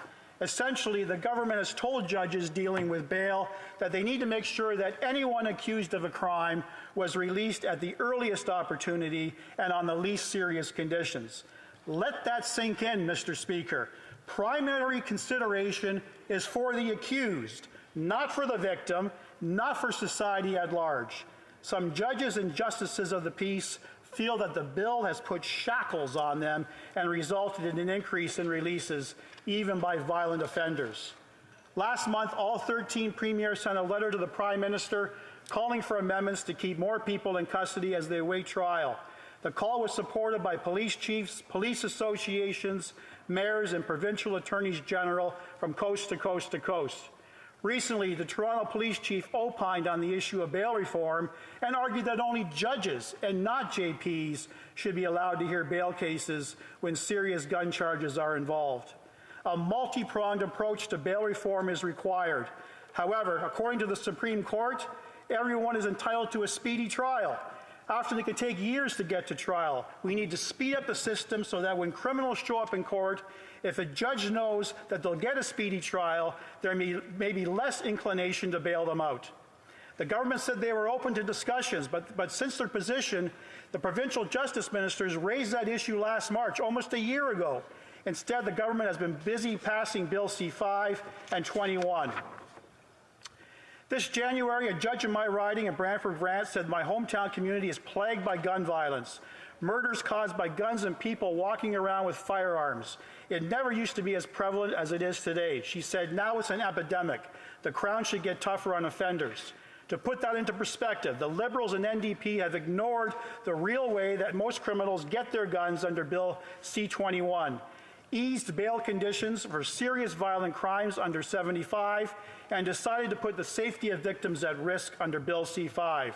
Conservatives have been calling to balance the justice system and bail reform for years, but the current Liberal Justice Minister and Attorney General continues to defend the current system. Mr. Speaker, a very quick primer on bail. Bail legislation reflects the fundamental principles outlined in Canada's Charter that attempt to balance the rights of the accused by upholding the presumption of innocence with public safety and confidence in the system. The law allows for people who are deemed risky to be detained, particularly for certain indictable offences or when confidence in the administration of justice would be undermined by releasing a person into the community. Canada needs bail reform now to pull back the failed views put forward by this government. We cannot continue to endanger our communities by letting repeat violent offenders walk freely on our streets and simply wait before they harm somebody. How much more blood needs to be spilled on our streets? How many more police officers need to lose their lives before this government finally acts? Thank you, Mr. Speaker. Questions et commentaires, questions and comments. The Honourable Parliamentary Secretary to the Leader of the Government in the House of Commons. Yes, thank you, Mr. Speaker. And, you know, I wanted just to make quick reference to a couple of facts that come from Stats Canada. In 2021, the violent crime rate, yes, did increase by 5%, while the property crime rates decreased 1%. Following a large decrease in 2020, the property crime rate was the lowest it has been dating back to 1965. If you take a look at the homicide murder rate, the first 3 years of Stephen Harper, 597, 614, and 611. The first full years of this administration, 616, 667, and 662. Mr. Speaker, you would think if you listen to the Conservatives that the whole system is broken. And I'll tell you, Mr. Speaker, it might need a nice little bumper sticker, but the reality is is that yes, there are some concerns, and yes, we are working with the provinces, and I'll be able to elaborate more on that. But can the member tell me opposite? Can he tell me honestly, does he believe that people on probation did not commit crimes when Stephen Harper was the Prime Minister? Like, how ludicrous is the Conservative argument today? Pretty ludicrous. The honourable member for Brantford-Brant. I thank the member for his question, and what's ludicrous is the proposition that he put forward. We are not talking about Stephen Harper. We are talking about this Prime Minister and this government that has broken everything under the sun in the last 8 years and is making our community less safe. Under Prime Minister Harper, you didn't have the cry of premiers of every province and territory.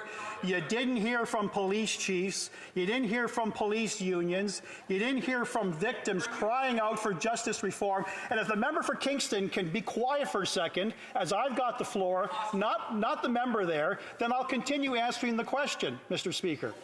We'll continue with questions and comments for those that have them. The honourable member for Cypress Hill Grasslands. Thank you very much, Mr. Speaker. I appreciate the opportunity to get the member to address a couple other issues. We keep hearing the Liberals now talking about property crime. Well, the reality is that property crime is by and large not being reported because people are being victimized, but they know that the police aren't going to come because it's going to be hours before they can get there. Their resources are stretched too thin, and this allows these people who keep committing these crimes to keep getting away with it and keep doing it and make the matter worse. I was wondering if the member has anything to add to that.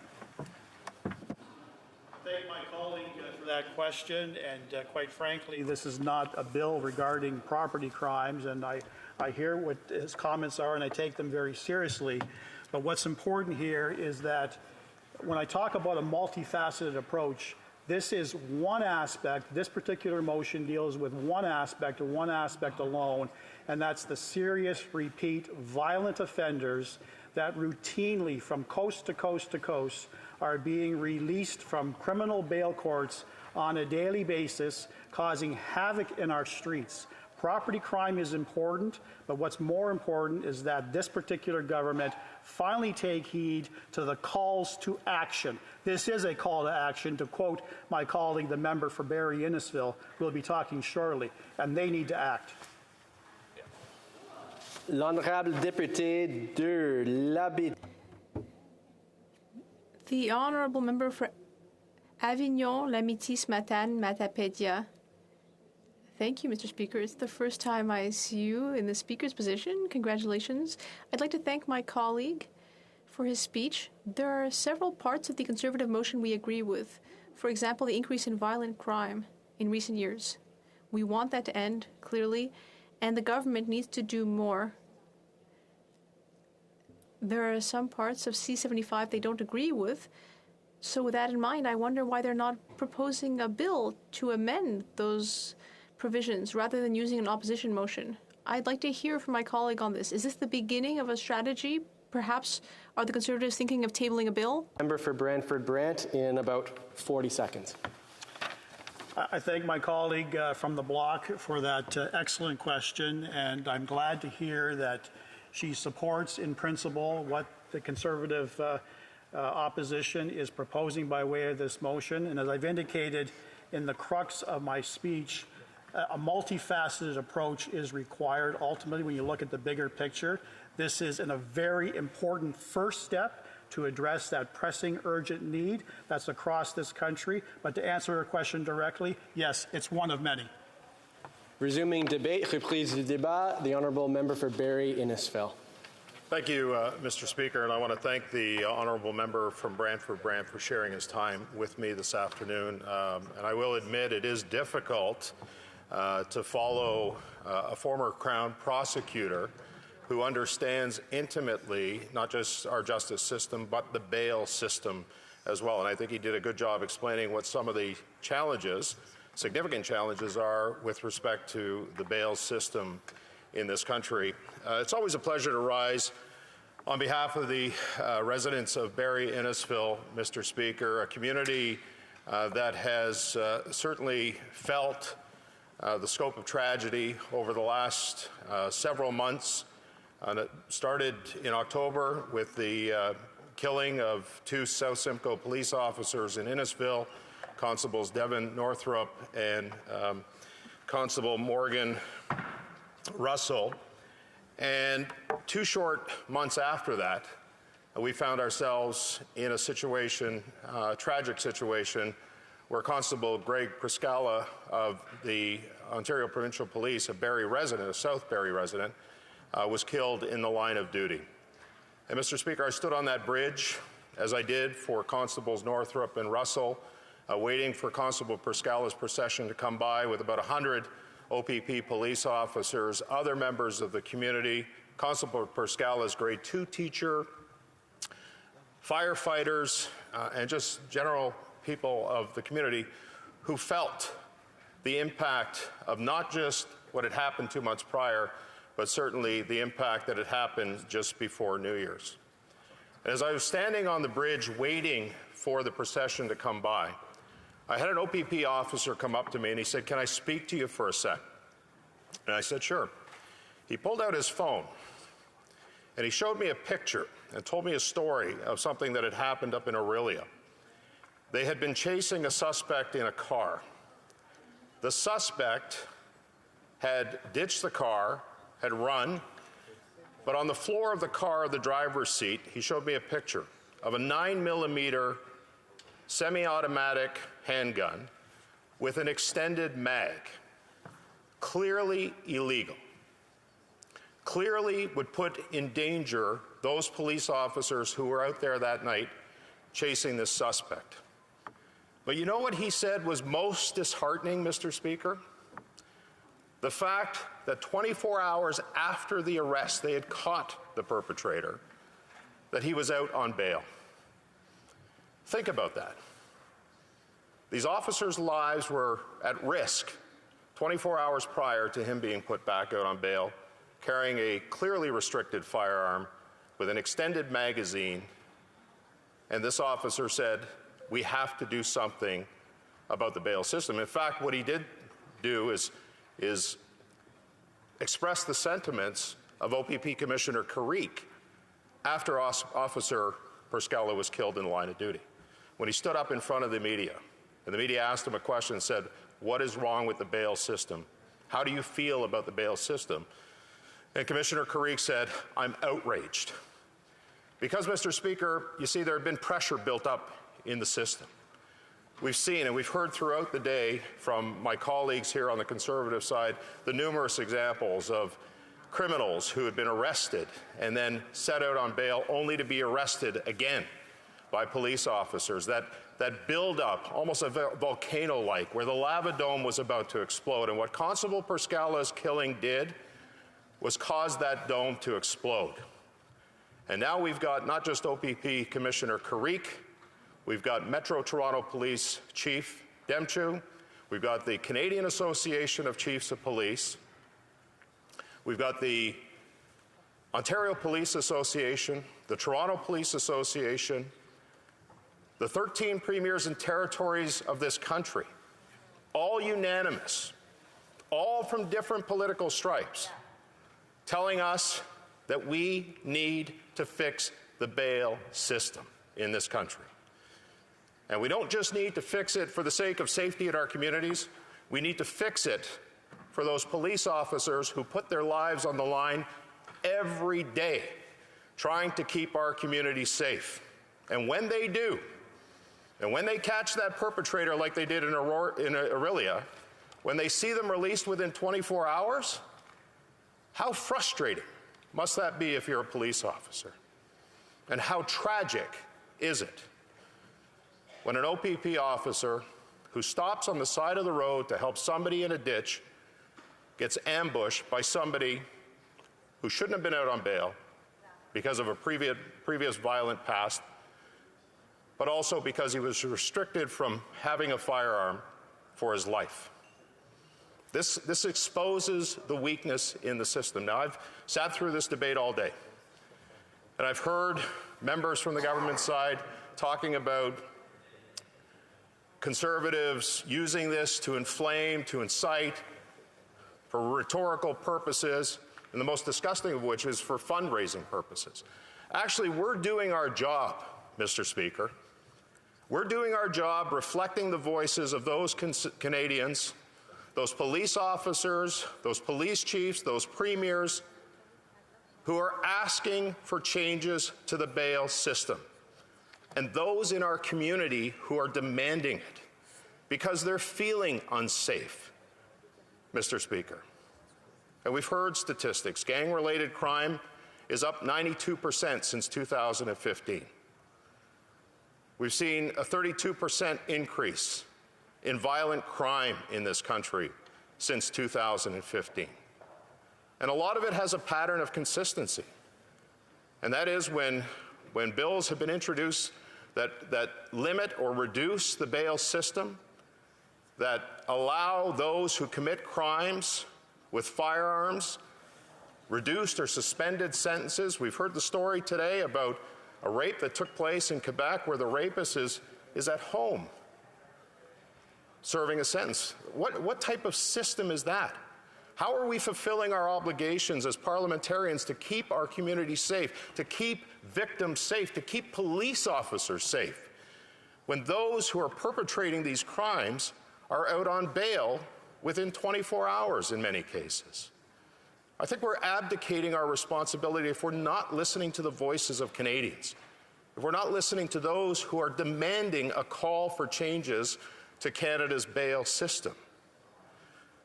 And a lot of the problems that have been caused, Mr. Speaker, has been as a result of these pieces of legislation.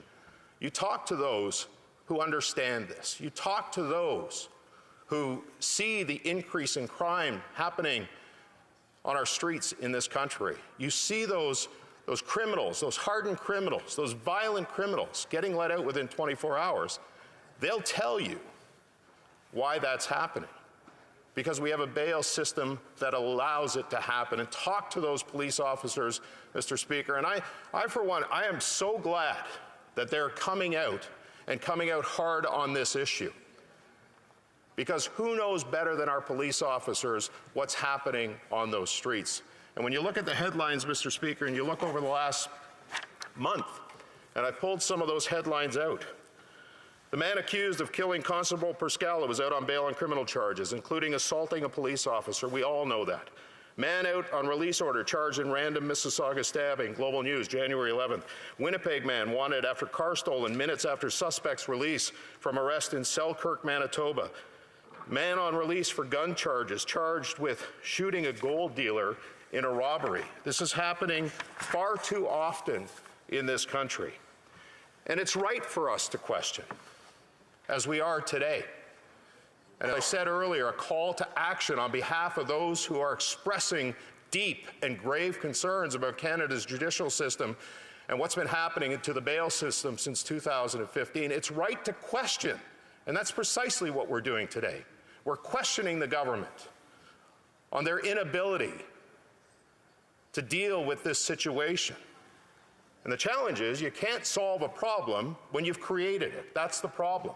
And we've got an ideological situation here where they've made it easier for criminals to get out on bail as opposed to protecting victims, protecting communities, and protecting our police officers. And finally, Mr. Speaker, I will say that we have a responsibility to do this, because the police officers that I speak to speak of a lack of respect of authority, and a lack of respect for policing, because the criminals know that they have more rights than not just victims, but the police officers who enforce the laws in this country. Questions et commentaires, questions and comments of the Honourable Parliamentary Secretary. Yes, Mr. Speaker, I do believe it is more about fundraising for the Conservative Party. And let me give an example. The Conservative after Conservative stood up and they've talked about a rape, an assault that taken place in the province of Quebec. And then they turned to the Government of Canada to blame the Government of Canada as if that person's not serving 1 day in jail as a result of that sexual assault. As if we are the ones to blame, Mr. Speaker. It was the provincial court, a provincial prosecutor, that ultimately have made that decision. Ottawa is working with provinces to deal with a wide spectrum of issues, including bail. But the Conservatives are convinced that they have to blame Ottawa when Ottawa has nothing to do with that case, yet several members stand up and use that. I don't support what has taken place there. I suspect the member doesn't support what has taken place in Quebec. But my question is, why do they use that specific example when they know that it's the honourable member for Barrie Innisfil. Well, Mr. Speaker, a couple things I'll point out to the member. First and foremost, the criminal code in this country is a responsibility of the federal government, and any amendments, consequential or otherwise, that are made to it fall under the Minister of Justice and the Attorney General in this country. With one fell swoop of a pen, he can change laws, bring them to Parliament, we can debate them, and they can pass. Secondly, the prosecutor in Quebec is actually blaming C-75 for that situation. I want to address an issue that he brought up, because I've heard this today. They talk about fundraising. We are the voices of Canadians, Mr. Speaker, and the fact that they're saying or accusing us of using this for fundraising, we're actually being the voices of Canadians. And when this member says that, he does a great disservice to police chiefs, to police officers, police associations, premiers, and others who are calling for bail reform. They're not sending out fundraising letters. They're asking us, Mr. Speaker, to do something about a broken system. Questions and comments? Questions et commentaires. The honourable member for Port Moody, Coquitlam. Thank you, Mr. Speaker. And I wanted to acknowledge that the member is very passionate about this topic and has a big heart in this space. So I just wanted to acknowledge that. New Democrats want to be sure that all parties work together in the upcoming Justice Committee hearings on the bail reform. We look forward to those conversations. My question to the member is around other solutions as well for preventative measures that can be taken by this government. If he's got some to share with us.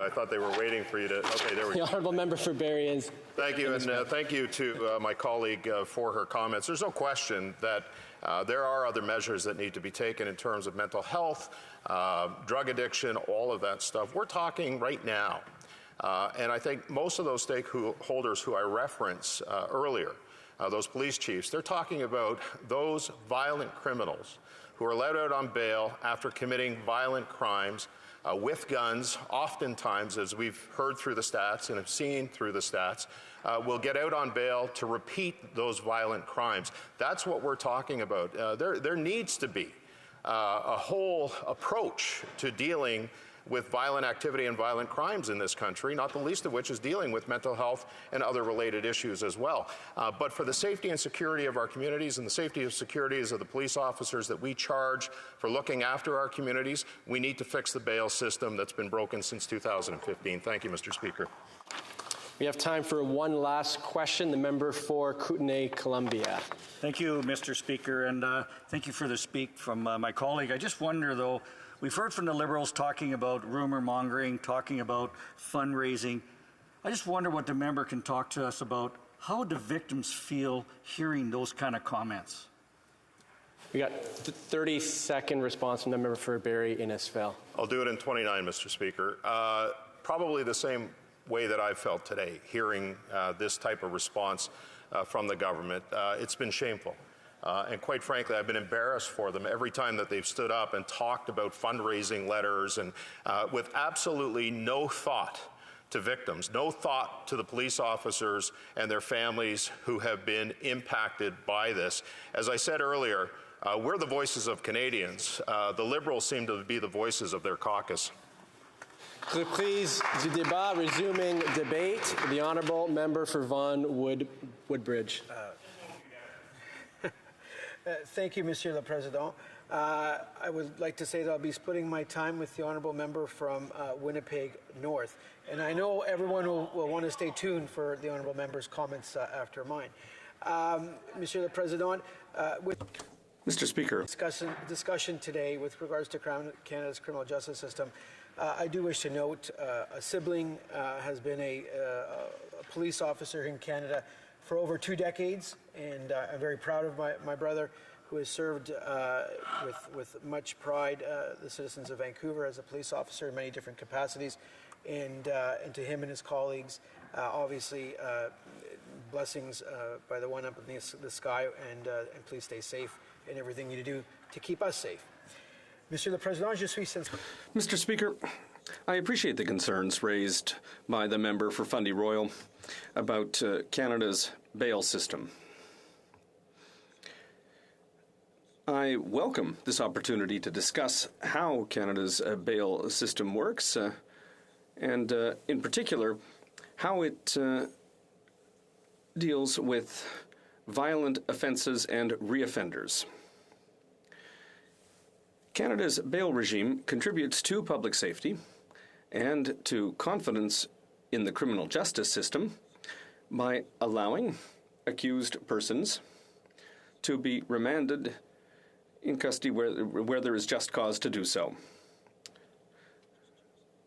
There seems to be an echo there. Le droit et liberté. Under the Canadian Charter of Rights and Freedoms, all accused persons have the right to liberty and are presumed innocent. Yes, presumed innocent until proven guilty. Section 11E of the Charter provides that anyone charged with an offence has the right to not be unreasonably denied bail. Section 6 of the Criminal Code also affirms the presumption of innocence. The Supreme Court of Canada has rendered a number of important decisions on bail and the relevant charter considerations.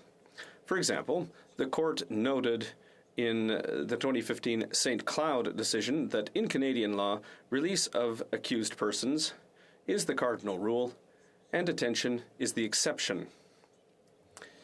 In the Antic decision of 2017 and the De Zora decision of 2020, the court held that for the vast majority of offences, bail at the first reasonable opportunity with minimal conditions is the default disposition, although in certain circumstances the Crown may persuade the court that certain conditions are required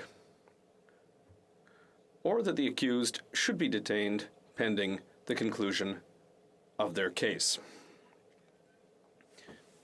Section 515.10 of the Criminal Code sets out the three grounds upon which an accused may be denied bail. First of all,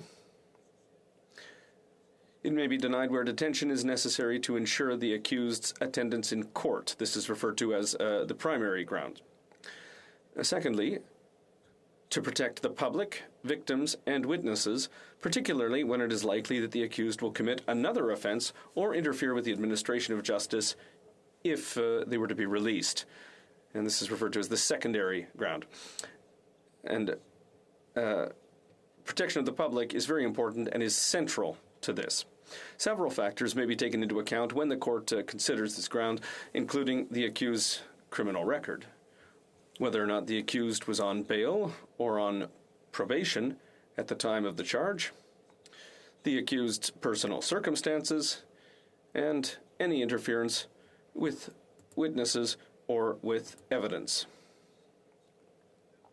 The court may also consider the seriousness of the offense and the strength of the Crown's case, and this on the basis that the more serious the offense and the greater the likelihood of conviction, then the greater the need for public protection. And third, when the detention of the accused is necessary to maintain confidence in the administration of justice, taking into account particular circumstances, such as the strength of the prosecution's case, the seriousness of the offense, the range of sentences for the offense, and the use or the non-use of a firearm. This is referred to as tertiary grounds. In St. Cloud, the Supreme Court noted that the scope of the tertiary ground has been unduly restricted by the courts in some cases. The Supreme Court stated that the tertiary ground is grounds for detention in its own right and independent of other grounds. Moreover, it should not be narrowly construed, narrowly applied, or be limited to exceptional circumstances. The general rule is that Crown Counsel seeking to remand an accused must persuade the court that there are grounds to detain the accused. However, the Criminal Code includes several provisions where the burden of proof shifts to the accused. Where these provisions apply, the accused must show that there is no basis for their detention in custody on primary, secondary, or tertiary grounds. This is known as reverse onus. Although reverse onus is a departure from the fundamental right to bail, it does not mean that the accused will not be able to obtain bail. It simply means that the accused must establish, on a balance of probabilities, that pretrial detention is not justified. Reverse onus provisions play an important role in the criminal justice system as they balance the right of an accused to a reasonable chance of bail, on the one hand, with, on the other hand, the need to protect the safety of all Canadians. To protect the public and to reduce recidivism in the criminal justice system, reverse onus provisions are targeted at certain types of recidivism and certain serious offenses. For example, when an accused has failed to appear in court or has failed to comply with a previous bail order, then the reverse onus in that case will apply. The reverse onus also applies where the accused is charged with certain serious offenses. The reverse onus generally occurs when a person is charged with murder or attempted murder. However, other serious offenses, such as weapons trafficking, discharging a firearm with intent, sexual assault with a weapon, aggravated sexual assault, kidnapping, hostage-taking, robbery, and drug trafficking, importing or exporting drugs, are all examples where the reverse onus provisions may also be used. The reverse onus also applies to offenses which are related to the activities of a criminal or terrorist organization, as well as to the Security of Information Act, which includes economic espionage and communication with a terrorist group. To protect Canadians from gun violence, reverse onus provisions apply to firearms offenses where the accused is subject to a weapons prohibition order. So I would like to say thank you, Mr. Speaker. I've given my speech entirely in French today, and I'm very happy to have been able to do that. I would like to say congratulations to the Honourable Member for his French. Questions and comments? The Honourable Member for Langley Aldergrove. I will do the world a favor and speak only in English today. Hearing my French, you'd see that that's a favor. So I want to thank the member opposite for his speech, which sounded like a chapter out of a criminal law textbook, but it didn't touch at all on the reality of what Canadians are hearing and feeling and seeing on the streets. 24 out of 44 gun-related murders in Toronto were perpetrated by people who were out on bail on firearms-related charges. Surely there's a crisis in Canadian cities, and surely the member opposite would see that amending our catch-and-release rules would be a justifiable limitation, justifiable in a free and democratic society, pursuant to Section 1 of the The honourable member for Vaughan Woodbridge. I thank the honourable colleague from Langley Aldergrove for their very important question with regards to keeping Canadians safe and making sure Canadians feel safe in their homes, on their streets, with their children, at the mall, at the skating rink, or wherever they may be. On that vein, I look forward to discussions between the Minister of Justice at the federal level, the Attorney General, all pertinent authorities with their provincial representatives working together to strengthen any laws that need to be strengthened and to ensure that Canadians are always kept safe in their communities. Thank you, Mr. Speaker. The honourable member for Montcalm. Thank you, Mr. Speaker.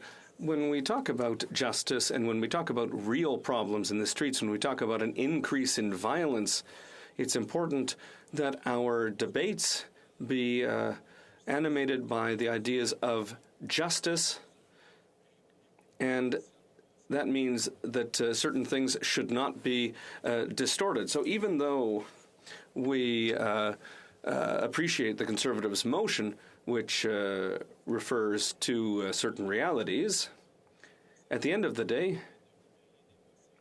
they are very good at writing motions that only they will be able to vote for because they distort certain ideas, they distort certain facts. So the colleague spoke about Bill C-75, where if the prosecutor does their job, we wouldn't see what had happened in Ontario, and the presumption of the burden of proof is on the backs of the accused and not on the Crown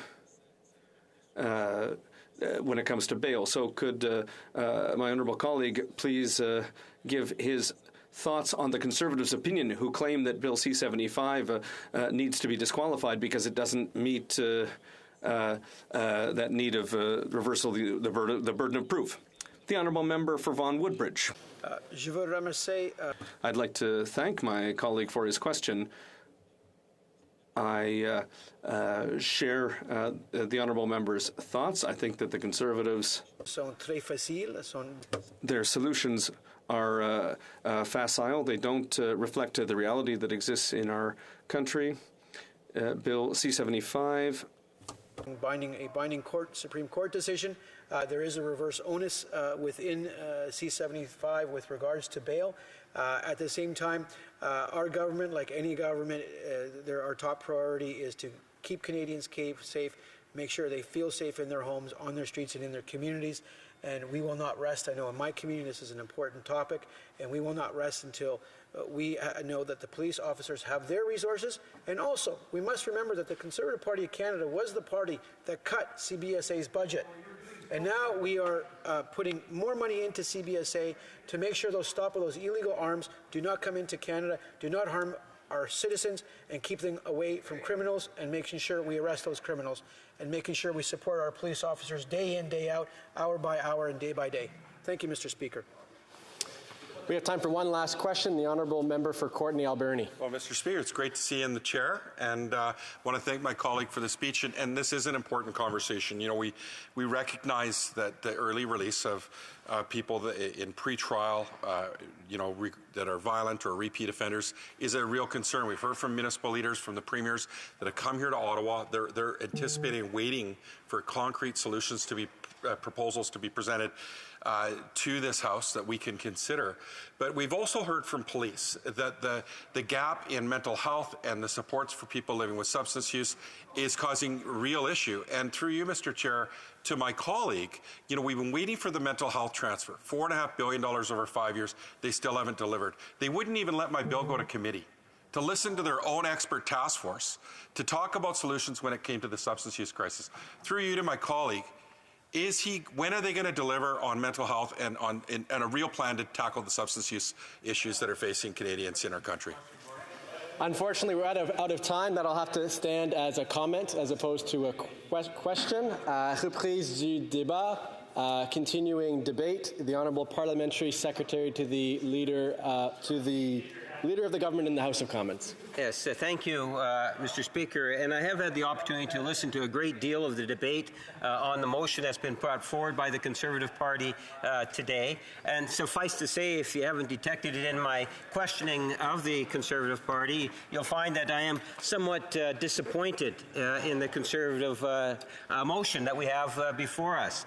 Mr. Speaker, you know, I've had the opportunity in many different capacities over my parliamentary career, whether it was as a justice critic in the province of Manitoba, or it's sitting in a quasi-judicial youth justice committee as a chairperson, and even as a board member dealing with the issues surrounding things like parole, bail, and so forth, Mr. Speaker. So I like to think in terms of just reflecting on the things I've done in the past, and more importantly, I would suggest to you, reflecting on what I believe, based on discussions I've had, whether it's with law enforcement agencies, officers, or constituents, the many different stakeholders that are out there. And I would try to summarize it all by saying that we are all concerned about safety in our communities. We all want to feel safe in our communities, Mr. Speaker. And I think we all have a responsibility to do what we can. And I would suggest to my Conservative friends across the way, yes, there have been some tragedies that have occurred where real lives have been affected in a very profound, negative way because of a criminal behavior.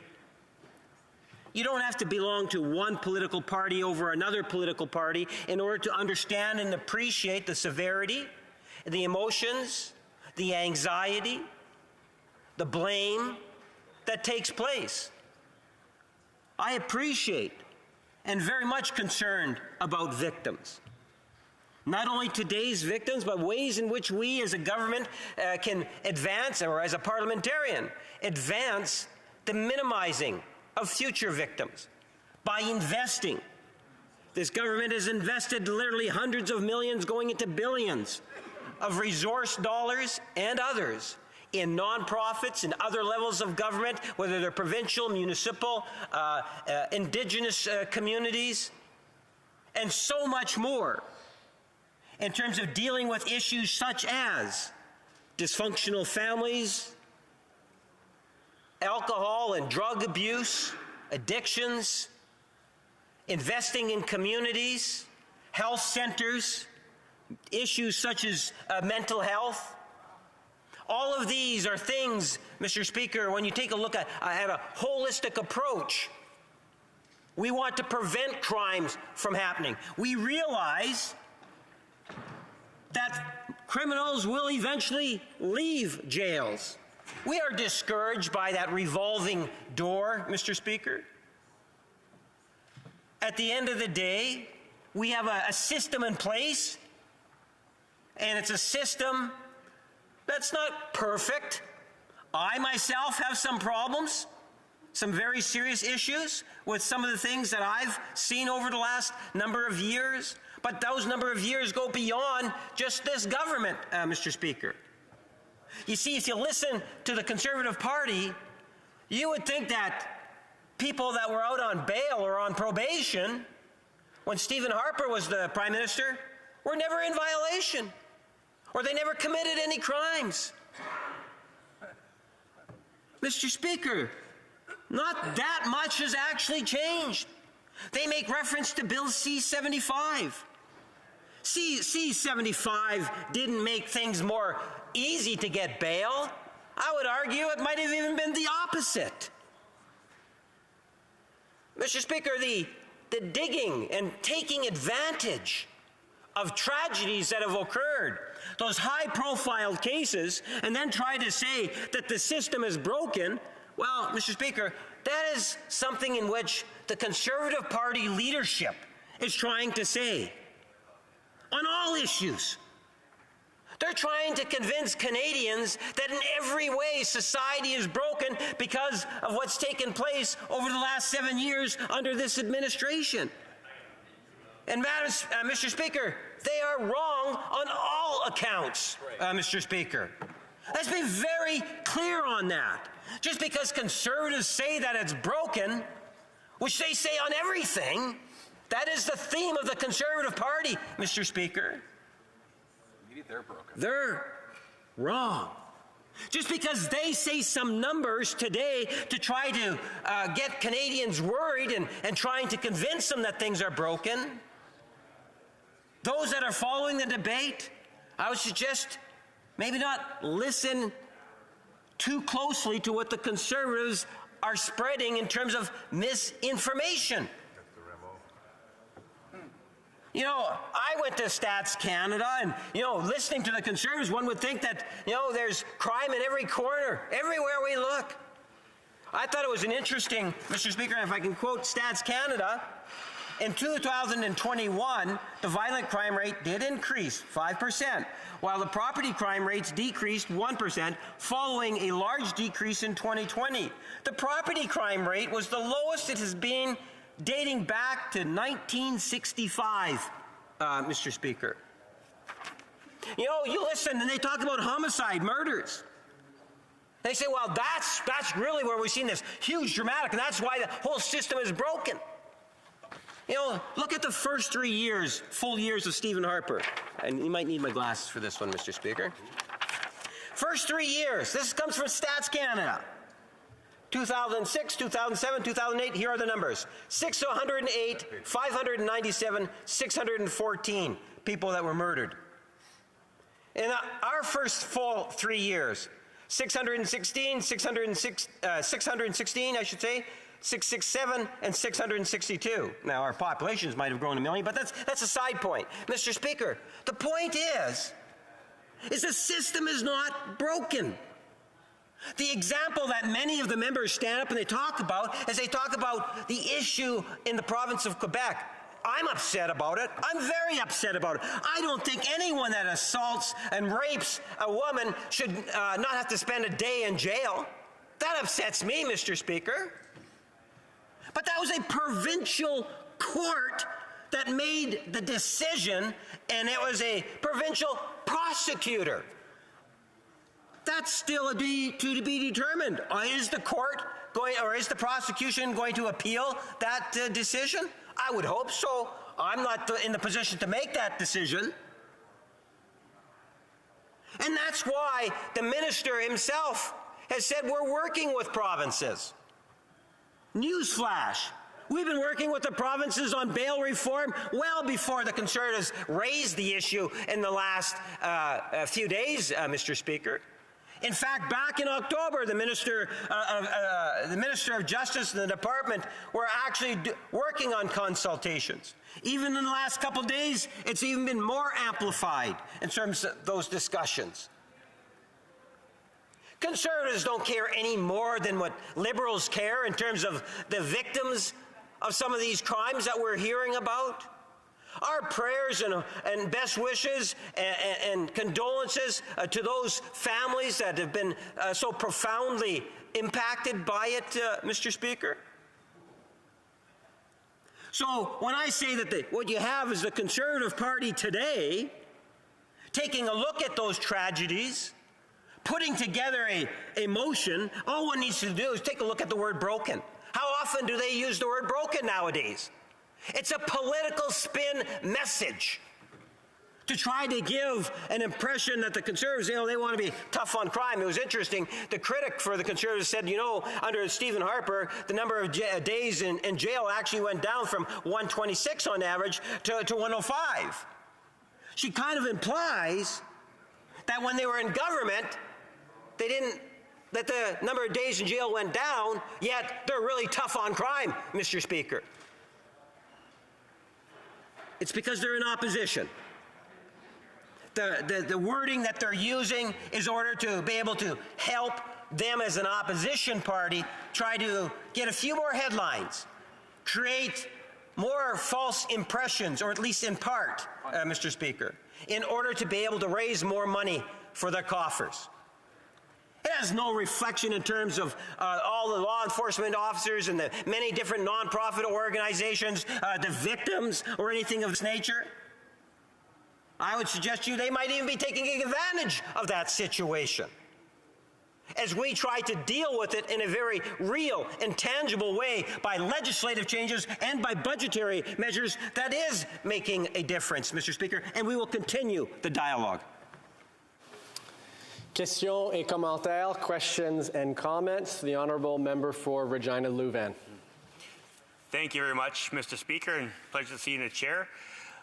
I find it very interesting that the louder the member from Winnipeg North gets, the angrier he gets, the better we seem to be doing with speaking on behalf of Canadians. That's right. And for him to suggest that the Conservatives are taking advantage in trying to peddle something instead of being the voice of Canadians is actually disgusting, quite frankly, Mr. Speaker. Also, the fact that we're speaking on behalf of the 13 premiers, on behalf of police chiefs across this country. But I did hear something interesting that the former member said, the member that spoke before him. He said they're going to talk and actually consult all of the justice ministers across the country and come back with bail reform. So my question is, does this member have the courage to stand up and bring back the consultations from those justice ministers on what they actually say? Because I bet you they're going to agree with their premier and say bail reform needs to happen now to protect Canadians.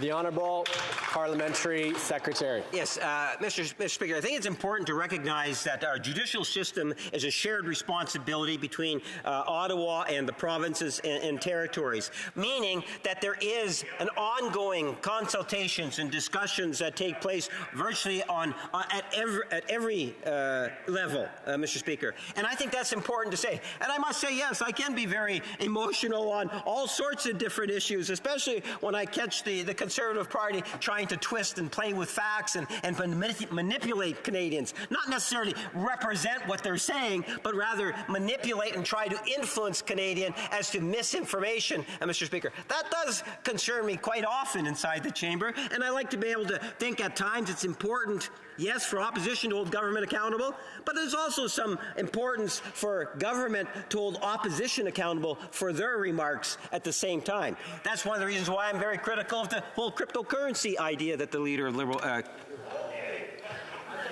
Continuing with questions and comments, the Honourable Member for Courtenay Alberni.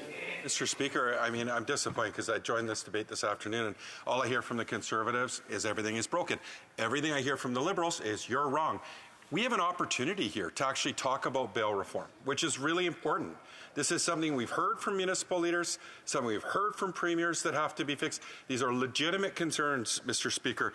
Now, we also haven't talked about the current bail system and how it's not working for many people. There's far higher rates of pretrial detention for Indigenous people, for racialized Canadians, for new Canadians, and for low-income Canadians, Mr. Speaker.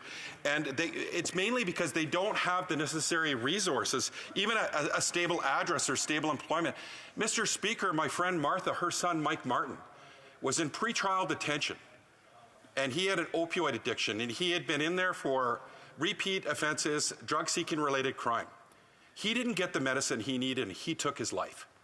So through you, Mr. Speaker, to my colleague, will you talk about some solutions so that we don't lose more people like Mike Martin?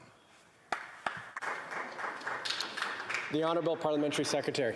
Yes, thank you, Mr. Speaker. And I'm not too sure if the member caught the beginning of my comments where I talked extensively in regards to how it is the government plays an important role in dealing with the type of issues that the member has risen. So whether it's budgetary measures or legislative measures, and I would cite, for example, Bill C-75, in which the Conservatives are critical of. C-75 actually made it harder to be released on bail. C-75, for example, imposed what they call a reverse onus. Yes, there's a wonderful opportunity for the House of Commons to be able to debate the importance importance of the need for making changes. But we also need to recognize it's not just for the House of Commons that we have an obligation to work with others. And those others include the shared responsibilities of with respect to our provinces and our territories and Indigenous communities amongst many other stakeholders. It's not just as simple as, gee whiz, here's an idea, let's make it happen and bring in the legislation. There is a need for consultation when you have shared responsibilities, and this is something in which we,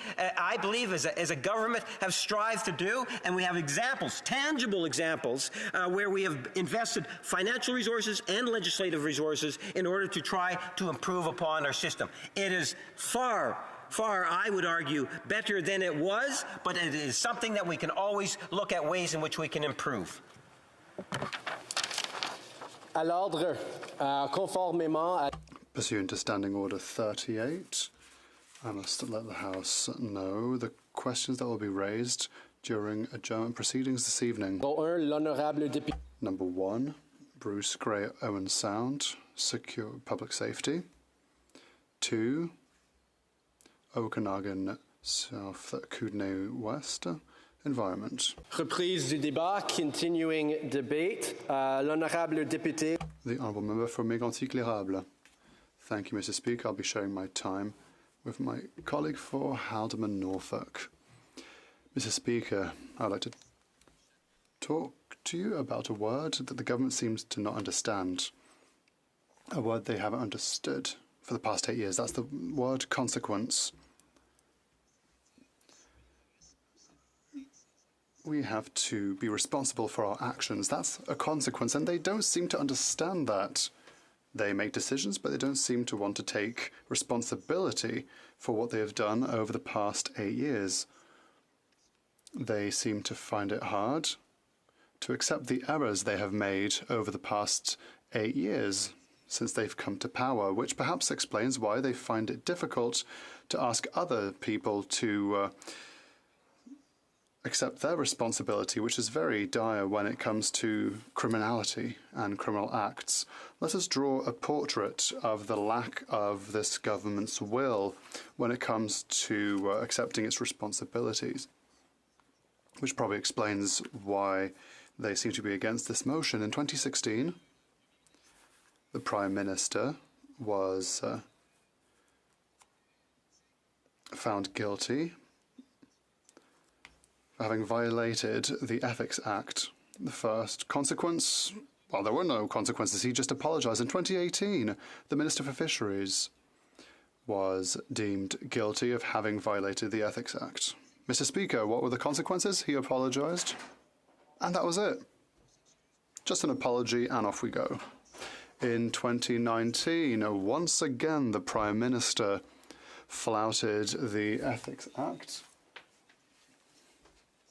This time, with regards to SNC-Lavalin, the Prime Minister said that he would accept the responsibility of his actions, Mr. Speaker. But what does that mean? What did he do? What were the consequences? Absolutely nothing, Mr. Speaker.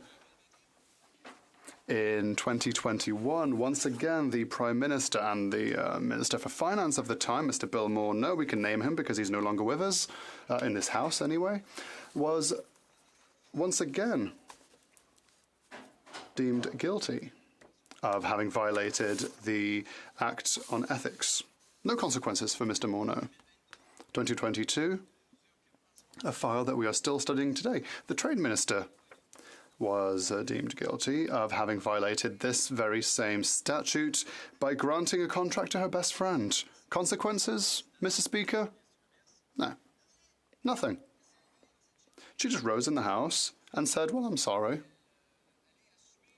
And she said that she would stand up to her responsibilities. What does that mean? What does that mean at the end of the day for this government? What does accountability and ministerial accountability mean? Absolutely nothing. I asked a question this week to the Prime Minister on the case of a rapist who was sentenced to 20 months, sentenced to home incarceration. And the Prime Minister said, well, that's not our business. It's not up to politics to manage this. But the Prime Minister forgets one thing. It's the Prime Minister and his government that statutes And that allowed this person to receive a mere 20-month sentence at home. These are hard facts on facts, Mr. Speaker, and that's what I would like to share with the Liberals.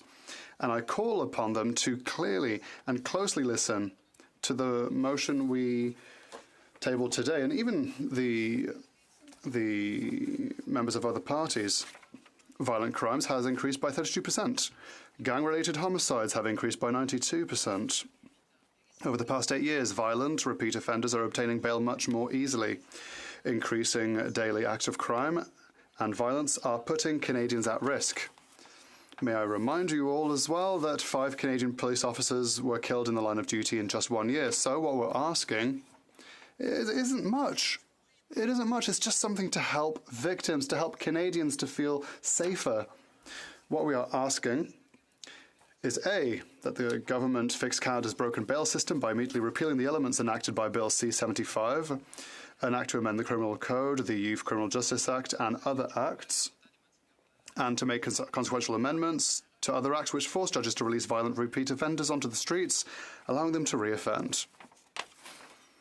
Which force judges, again, to release violent repeat offenders onto the streets, allowing them to reoffend. That is one of the consequences of C-75. B, strengthen Canada's bail laws so that those who are prohibited from possessing firearms and who are then accused of serious firearms offences do not easily get bail. Come on. Who could be against this? Once again, strengthen Canada's bail laws so that those who are prohibited from possessing firearms and who are then accused of serious firearms offences do not easily get bail. Just please explain why the Liberals, the NDP and the Bloc Québécois don't agree with this point. And then finally, C, ensure that Canada's justice system puts the rights of law-abiding Canadians ahead of the rights of violent repeat offenders. It's just good sense. It's just good sense. But the Liberals are going to vote against. We already know that. And I don't understand why the NDP will vote against. I don't understand why the Bloc Québécois will vote against. There's absolutely nothing that is partisan in this motion. There is absolutely nothing that is negative for Canadians in general. It's just against criminals, violent criminals, Mr. Speaker, who unfortunately very often are freed and then commit crime after crime. Direct de l'adoption de la loi C-75, conséquence directe de l'adoption de la loi C-5. Je sais que les partis ont adopté. I know that these parties supported C-5, C-75, but now it's time to make up for it. It's possible to correct errors made in the past. Why won't the NDP and the Bloc Québécois vote in favor of this motion in order to make up for what happened? And we're not the only ones to say that. All of the premiers, including the Premier of Quebec, signed a letter to ask the federal government to do better regarding bail, to avoid situations like this where to avoid having dangerous criminals be released into the streets, to ensure that women's, men's, families' lives not be affected by violent crimes committed by individuals who should be behind bars instead of being out on the street. That's the purpose of our motion. And it's completely in line with the letter sent by the premiers to the federal government. But unfortunately, Mr. Speaker, it sounds like this government is burying its head in the sand. I understand that the Liberal government doesn't want to admit that the Conservatives are right. So let's listen to someone else about the case that I mentioned earlier. This infamous person who sexually assaulted a woman, he received a 20-month sentence at home with his cell phone, Netflix. This is unacceptable considering the nature of the offense. And I'm just going to read a little bit of what La Presse had to say about it. A Crown prosecutor sharply criticizes the federal government due to opening the door recently in its recent legislation to home arrest for sexual assault perpetrators. The Prime Minister and the Minister of Justice should be held accountable to victims of sexual assault, said Crown Prosecutor Alexis Dinel. This is a direct consequence of the adoption of Bill C-5, and I would ask the NDP and the Bloc Québécois to make amends for voting for that bill today. The article continues, until November, a judge could not sentence someone to home arrest for sexual assault. Previously, there were sentences of 12 to 20 months for crimes like this. And yet, very discreetly, Liberal Bill C-5 allowed a community sentence to be served or home arrest for sexual assault. This is not me, a conservative, saying this. This is a Crown prosecutor.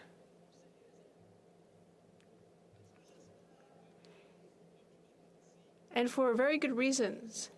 Then I hope that colleagues from all parties will do what it takes to prevent new victims from experiencing this kind of situation. So I would invite them to help us bring in the necessary amendments to ensure that repeat offenders remain behind bars rather than being released into our communities. Thank you. Questions et commentaires, questions and comments. L'honorable député de Sherbrooke. Merci, the honourable member for Sherbrooke. Thank you, Mr. Speaker. Today's motion asks our government to ensure that people who are prohibited from possessing firearms and then accused of serious firearms offenses do not easily get bail. But that's already the case for people who have committed many serious offenses like drug trafficking, extortion with a firearm, and many, many others. So I would like to ask my colleague, what would this change? The honourable member for Mégantic-L'Érable. Mr. Speaker, I'm not allowed to use documents to illustrate my remarks, but I have with me many documents that bear witness to the lack of consistency in what my colleague is saying. She seems to think that everything is just fine. That's what we've been hearing for far too long from the Liberals. Everything is just fine. We're doing what needs to be done. But actually, there are victims. 5 police officers killed in service in a single year, mostly by repeat offenders. Most femicides are committed by women who were previously convicted. There's a problem in our system. And you can't fix it by denying what's happening. It's rather by doing things like what we're proposing today. The honourable member for Avignon Amicis Matane Patapédia. Thank you, Mr. Speaker. I was very interested in what my colleague had to say because he asked why the Bloc Québécois will not be voting for his motion. He's right to say that there are several parts of the Conservative motion that we agree with. The increase in violent crime, that's clearly the case. But Section A of the motion is simply not true. Bill C-75 simply did not include anything to force judges to release repeat offenders. That's simply not true. So there's no reason for my colleague to start asking himself why the Bloc Québécois doesn't want to support the motion. It's quite clear. And if he really wants to make changes to some provisions of C-75, I would respectfully invite him to table a bill in order to do just that. I think that would be much better than waiting for the Bloc Québécois or the NDP to support this motion. The honourable member for Mégantic-L'Érable. Well, I'd like to thank my colleague for her question, but if there's one thing that is different between us and the Bloc Québécois is that one day we will be in power and we will be able to table legislation and we will be able to correct C-75. That will never happen for the Bloc Québécois, which should be asking itself some serious questions about some of its positions over the last weeks and months. For example, about Bill C-21, where the Bloc Québécois voted in favor of amendments to ban some hunting firearms. And they supported Bill C-21, which enabled someone like the perpetrator we're talking about to receive a sentence in the community in his home. So these are the kinds of things the Bloc Québécois should be thinking about. We are offering a solution here. It may not be perfect, but it's a beginning. And once again, I hope that the Bloc Québécois will make amends for what it's done and support our motion. Final question, une question finale de Serron, le député de Langford. Thank you very much, Mr. Speaker. I think the conversation we are having today is really important. I would have liked to have seen the Conservatives expand this to look at other areas. In August, I had the pleasure of going to Agassiz and visiting two federal institutions, the Mountain Institution and Kent. And I had a chance to talk with both program officers who work in the institutions, but also with parole officers who deal with inmates on the outside. They are crying out for resources. And I think with the important work that they do with inmates, that kind of work is incredibly important and has much more effect on increasing public safety. So would my colleague agree with me that those program officers and parole officers in the Correctional Service of Canada need more resources so that we can have a more effective justice system? Thank you. The Honourable Member for Mégantic-L'Érable in 30 seconds or less. 20 seconds. First, they need a law that will allow them to do their job correctly. So this is the responsibility of the federal Liberal government. They don't want to play their role. Unfortunately, there are victims everywhere in Canada that suffer from that. Thank you, sir. Reprise du débat, continuing debate, the Honourable Member for Haldeman Norfolk. Thank you, Mr. Speaker. It is my honor to rise today to speak to this motion sponsored by the member from Fundy Royal. It is an important debate that we're having today, and I appreciate listening to the members and their various perspectives on this issue. Mr. Speaker, it is clear that Canada's justice system, and more specifically, our bail system, is indeed broken. Canadians do not need to take my word or the word of my colleagues on this side of the House. They just need to turn on the news on any given day, and the reality confronts them. I was shocked. Canadians across this country were shocked to hear that a young, respected OPP officer, Constable Greg Priscilla, was tragically killed in the line of duty. He was killed just 2 days after Christmas. He was shot after responding to a call for a vehicle in a ditch west of Hagersville, Ontario, in the county of Haldimand, where I represent. The people who knew him best said that he's an example of service over self. He was a loving brother and a gifted athlete. Mr. Speaker, he was just 28 years old. He had his entire life ahead of him. Thousands of officers and first responders came out in the pouring rain to honor this fallen officer at his funeral in his hometown of Barrie. We know that one of the accused of this heinous crime was out on bail after being charged with multiple offenses. In 2018, he received a life prohibition from owning firearms. In 2021, he was charged with several firearms offenses and assaulting a peace officer.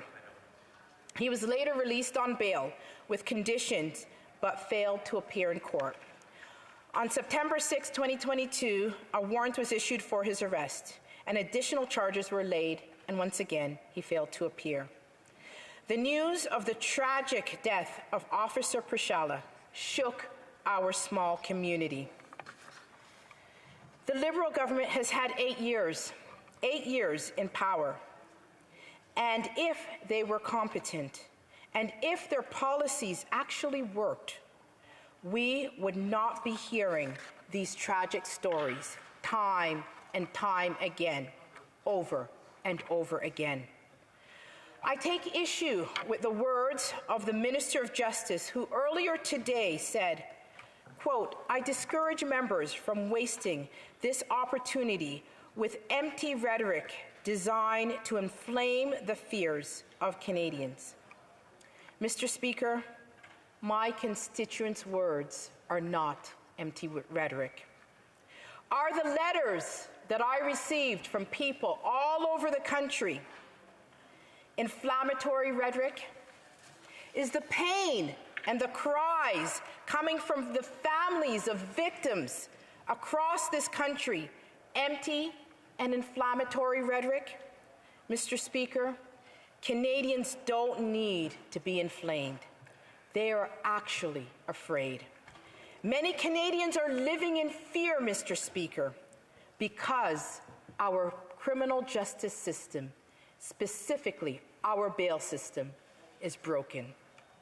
Constable Pershalas was the 5th officer slain in a period of just months last year. Since 2015, when the Prime Minister took office, violent crime has gone up 32% in Canada. 32%, Mr. Speaker. Since 2015, gang-related homicides have increased by 92%. That's double, Mr. Speaker. Out of 44 shooting-related homicides in Toronto in 2022, 17 of the accused were out on bail at the time that they were alleged to have committed these offenses. In 2022 in Toronto, 50 individuals received multiple firearms bails, and 11 individuals had 5 or more previous firearms convictions. In Vancouver, the same 40 offenders were arrested 6,000 times in one single year. These are profoundly startling statistics. We have 13 premiers now unanimously calling on this Prime Minister to do something about our broken criminal justice system. They have all called for urgent action and meaningful changes to the criminal code, particularly when it comes to firearms offenses. Instead of focusing on criminals that are terrorizing our streets, the Liberals have watered down the consequences of violent criminals who have impacted on our communities. They have diverted precious police resources to focus instead on law-abiding firearms owners, including hunters, farmers, and sports shooters. So, Mr. Speaker, how do we solve this problem? First, we need to prioritize the rights of victims by ensuring that repeat violent offenders stay behind bars and offer them some hope of rehabilitation before they are released. We need to recognize the brokenness of our criminal justice system and specifically of our bail system. As a lawyer, when I left Bay Street, I began to practice for a short time criminal law. And it was so disheartening. It was so frustrating to see the same people go in and out of jail. I knew at that time that something was wrong with our system. We need programs to reform and restore those who can be rehabilitated. We need to have a bail system to keep violent offenders off the street, and we can do both. There is something wrong when there is nothing that can be done for a person that commits a violent offense to ensure that they are rehabilitated before they are permitted to re-enter society. It should not be accepted that a violent offender can go back on the streets within the same hour of their arrest. This is not compassion. This is sheer recklessness. At the same time, we need to work together with provinces to come up with compassionate solutions that will meaningfully reduce recidivism and keep Canadians safe. We must invest in local community resources and centres that work with at-risk youth. We must increase access to rehabilitation and counseling resources within the criminal justice system so that offenders can have a chance to be rehabilitated, and so that their return to society does not put communities in danger. There is nothing compassionate about letting somebody out on bail who has a history of violent crime when there's no evidence of change and when there is no evidence of rehabilitation.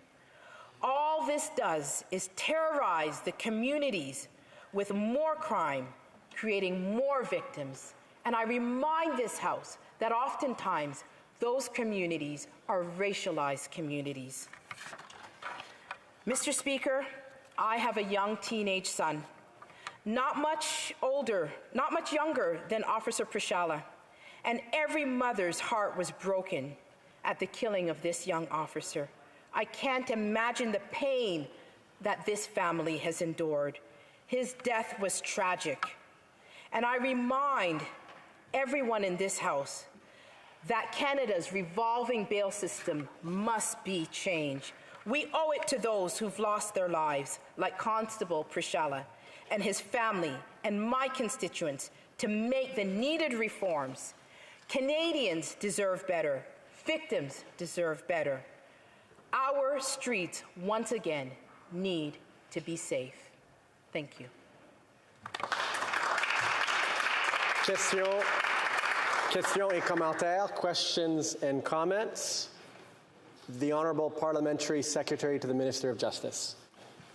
Thank you, Mr. Speaker, and I'd like to thank my colleague opposite for her comments. I know she mentioned in her speech the need to invest in communities and community organizations, and I note that every time our governments try to do that, to make very significant investments in community programming, the Conservative Party has voted against it. I'm wondering if she could explain why consistently the Conservative Party and her caucus has voted against measures that's meant to keep our communities safe and allow for especially young people to have an outlet outside of crime.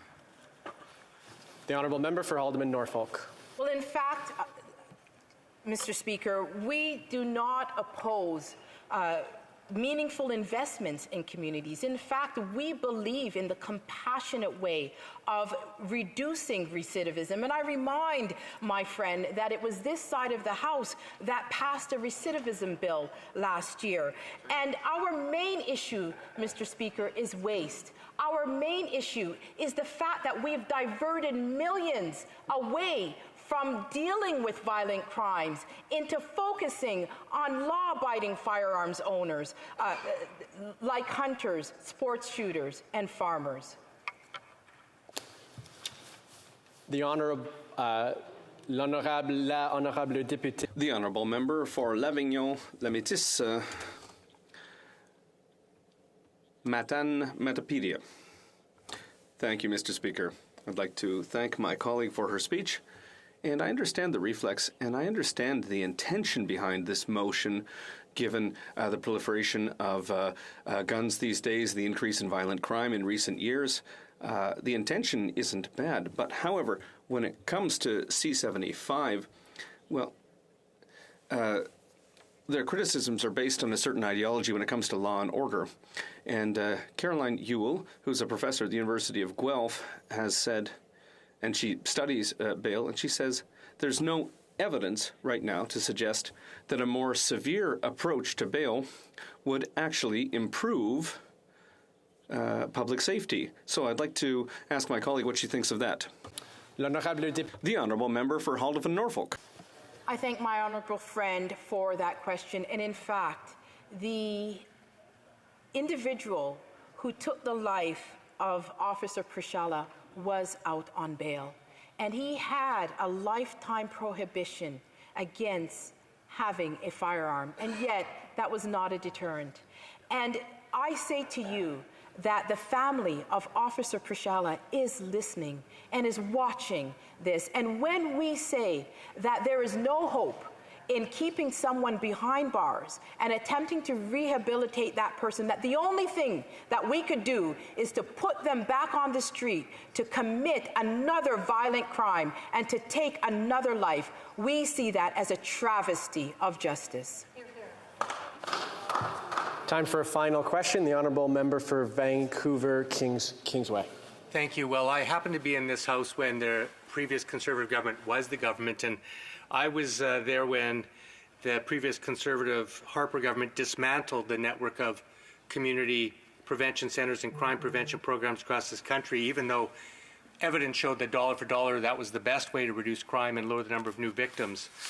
But I want to talk about the current matter that on bail, we recognize that justice requires protecting both public safety and the presumption of innocence, which forms a foundation of our legal system.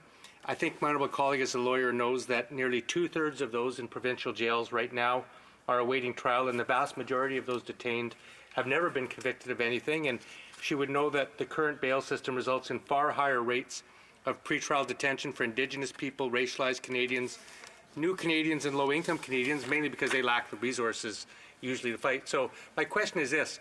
The current bail law is that it's open to a prosecutor to argue that a person should not get bail if they present a flight risk or a danger to public safety. Can she tell us why that law is not working today and how she would change it? The honourable member for Alderman Norfolk in 30 seconds or less.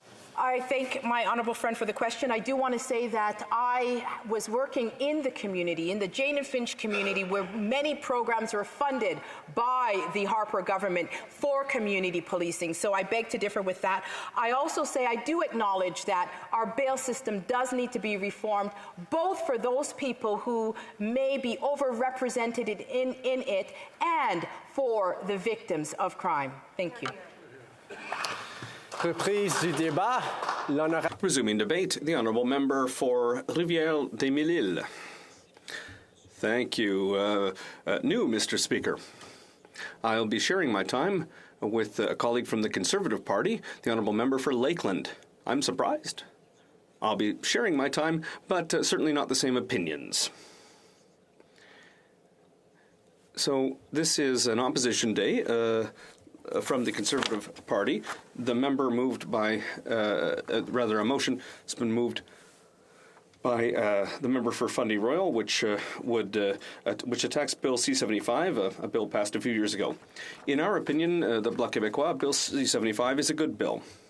There are some gaps, and no legislation is perfect. So certainly in the future, some amendments could be made to that, or certain things could be changed. Certain elements of Bill C-75. But the Bloc Québécois, if you've been listening to the debate all day, you'll know that the Bloc is against the Conservative motion. There are certainly real problems when it comes to crime. Very real problems, but the solutions proposed by the Conservative Party in this motion are not adequate or necessary solutions, and they're not the changes that eventually need to be made. Now, we've heard this all day. Obviously, there's a lot of emotion associated with this. There are claims being made left, right, and center, and this debate also opens the door to a lot of disinformation, unfortunately. There are certain sides who are taking refuge behind their ideology, and unfortunately, their ideology doesn't necessarily reflect the science. And there's a certain sensationalism that's being used, and a certain populism also that's being used by certain sides of this debate. The emotion is based on individual cases, and since the beginning of the day, we've heard of 2 or 3 specific incidents.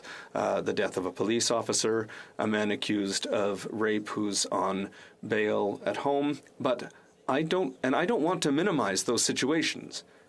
However, those are all individual situations, and the Conservatives are speaking about them today. And based on those, they want us to basically completely repeal Bill C-75. So obviously we object to that.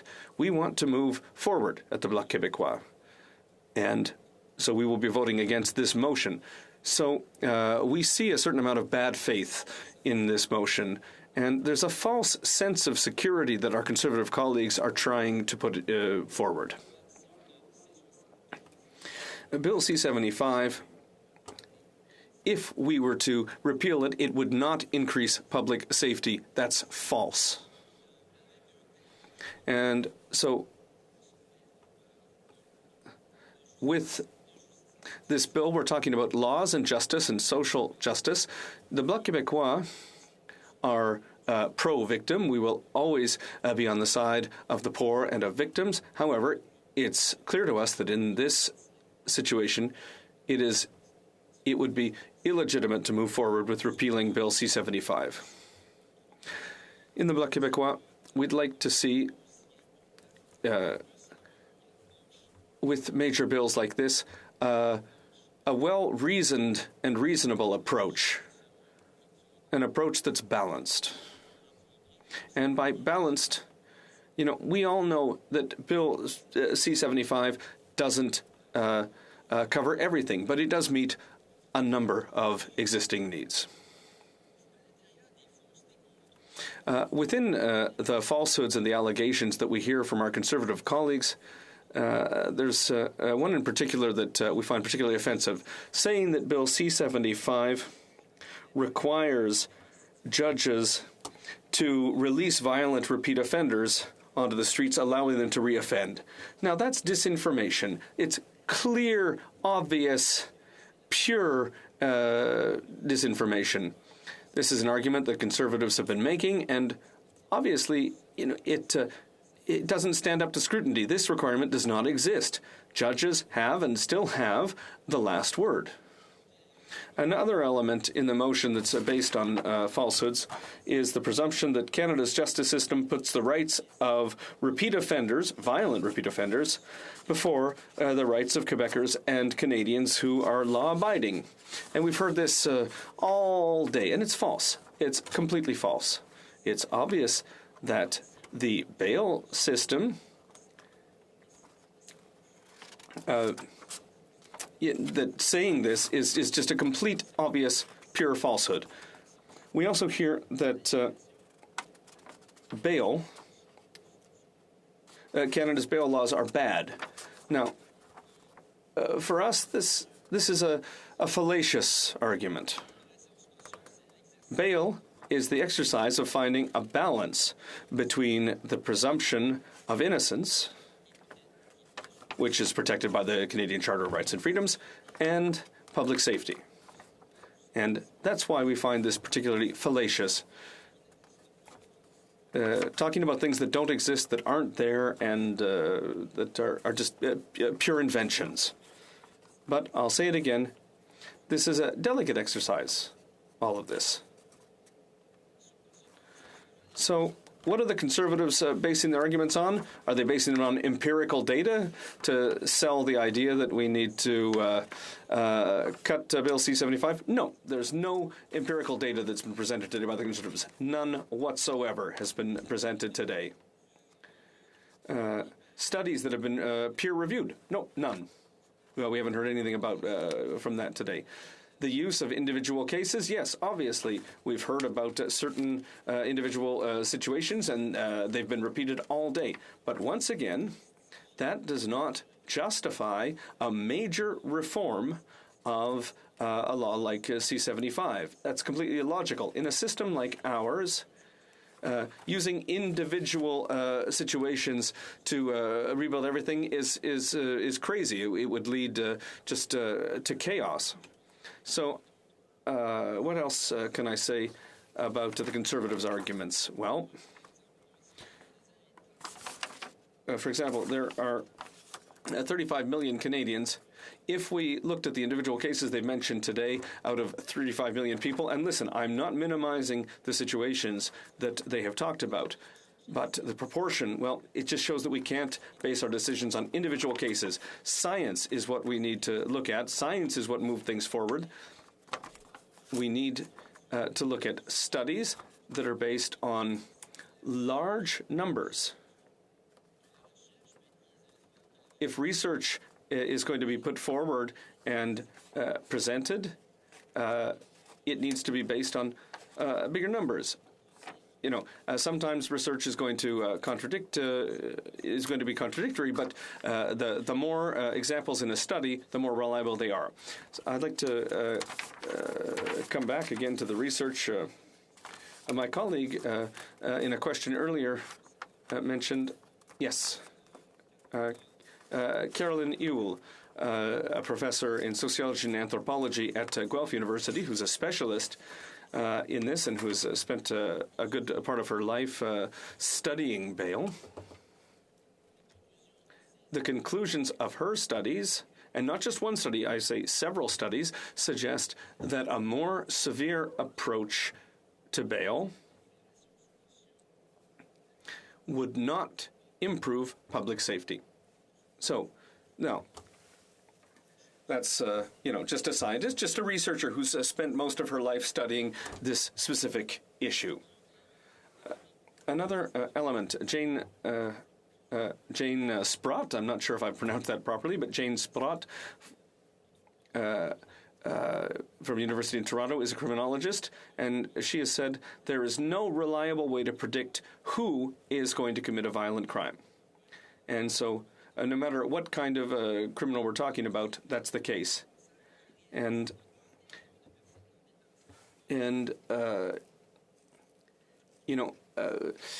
she also noted that from a financial point of view, preventive detention hurts, increases the chances that somebody is going to reoffend when they're released. So that would, again, contradict what the Conservatives are saying.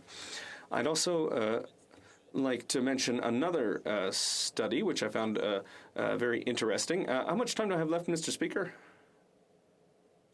15 seconds. Oh, my goodness. Wow, we're in trouble here. So, the Conservatives are saying things that are not based on science, and I could give a long list of this from 2006 to 2015. When the Conservatives were in power, they said there was a drop in crime. So the conclusion would be, say, if you don't look any further, you'd say, oh, that's magnificent. Yay for the Conservatives. But can we say that the Liberals are responsible for an increase in crime in the first couple of years of their mandate? No. It takes time. Unfortunately, we've run out of time. Time for questions and comments. The member will have more time in a moment or two to continue his thoughts. The honourable member for Sherbrooke. Thank you, Mr. Speaker. And frankly, I'd like to thank my colleague for his speech. I really appreciated it because I think he has summed up very well the problems we've heard from the Conservatives today. He talked about disinformation, particularly when it comes to the obligations on judges. Does my colleague believe that judges are doing their work in a fair and proportionate way? The honourable member for Rivière-des-Mille-Îles. Well, thank you, Mr. Speaker. Yes, to my honourable colleague, I believe in our justice system. It's not perfect, but yes, judges aren't just appointed out of thin air. There's a series of steps. There's a selection that is done. There's a lot of work behind each and every judge. So I believe absolutely in that. Thank you, Mr. Speaker.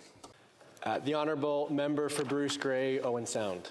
Thanks, Mr. Speaker. Look, I want to thank my colleague from the bloc, who I got to know quite well last year in Europe. However, I'd like him to reread the motion. He made a statement that was factually incorrect when he said that our motion is calling for the complete repeal of Bill C-75. The motion does not state that. It states we want to repeal those aspects that are allowing violent repeat offenders to get out there and commit additional violent crimes and murders. My question is simple enough, though, Mr. Speaker. Does the member agree the bail system does need reform, and it needs that reform, like all the premiers have called for, including the premier of La Belle Province, that we need reform immediately, and it needs to happen now? Thanks, Mr. Speaker. The honourable member for Rivière-des-Mille-Îles. Well, sometimes I'm too quick, sometimes I'm not quick enough. It's a pleasure to have a question from my honourable colleague. You know, I'll give an example that I didn't have the time to mention earlier. The country which is sixth amongst the most coercive countries in the world is the United States. The United States incarcerates anyone and everyone. They have a huge incarceration rate. Compared to Canada, it's much higher. So are things better in the United States? Are there fewer violent crimes in the United States than there are in Canada because of their higher incarceration rate? No, absolutely not. Just an obvious example. There have been 213 shootings, mass shootings, over the first 145 days of 2022. There are shootings here, but not a number like that, even if we look at things proportionally. Thank you, Mr. Speaker. The honourable member for Vancouver Kings Way. Thank you, Mr. Speaker. I know that the bail situation in this country does require examination, and I think I speak for all of my constituents in saying that we all believe that the protection of the public is paramount in these cases, but equally so is the presumption of innocence. And when someone is charged with a crime in our legal system, we must assume that they are innocent. The current bail law says that a prosecutor can apply for to have a person incarcerated prior to trial if they can establish that the person presents a threat to the public.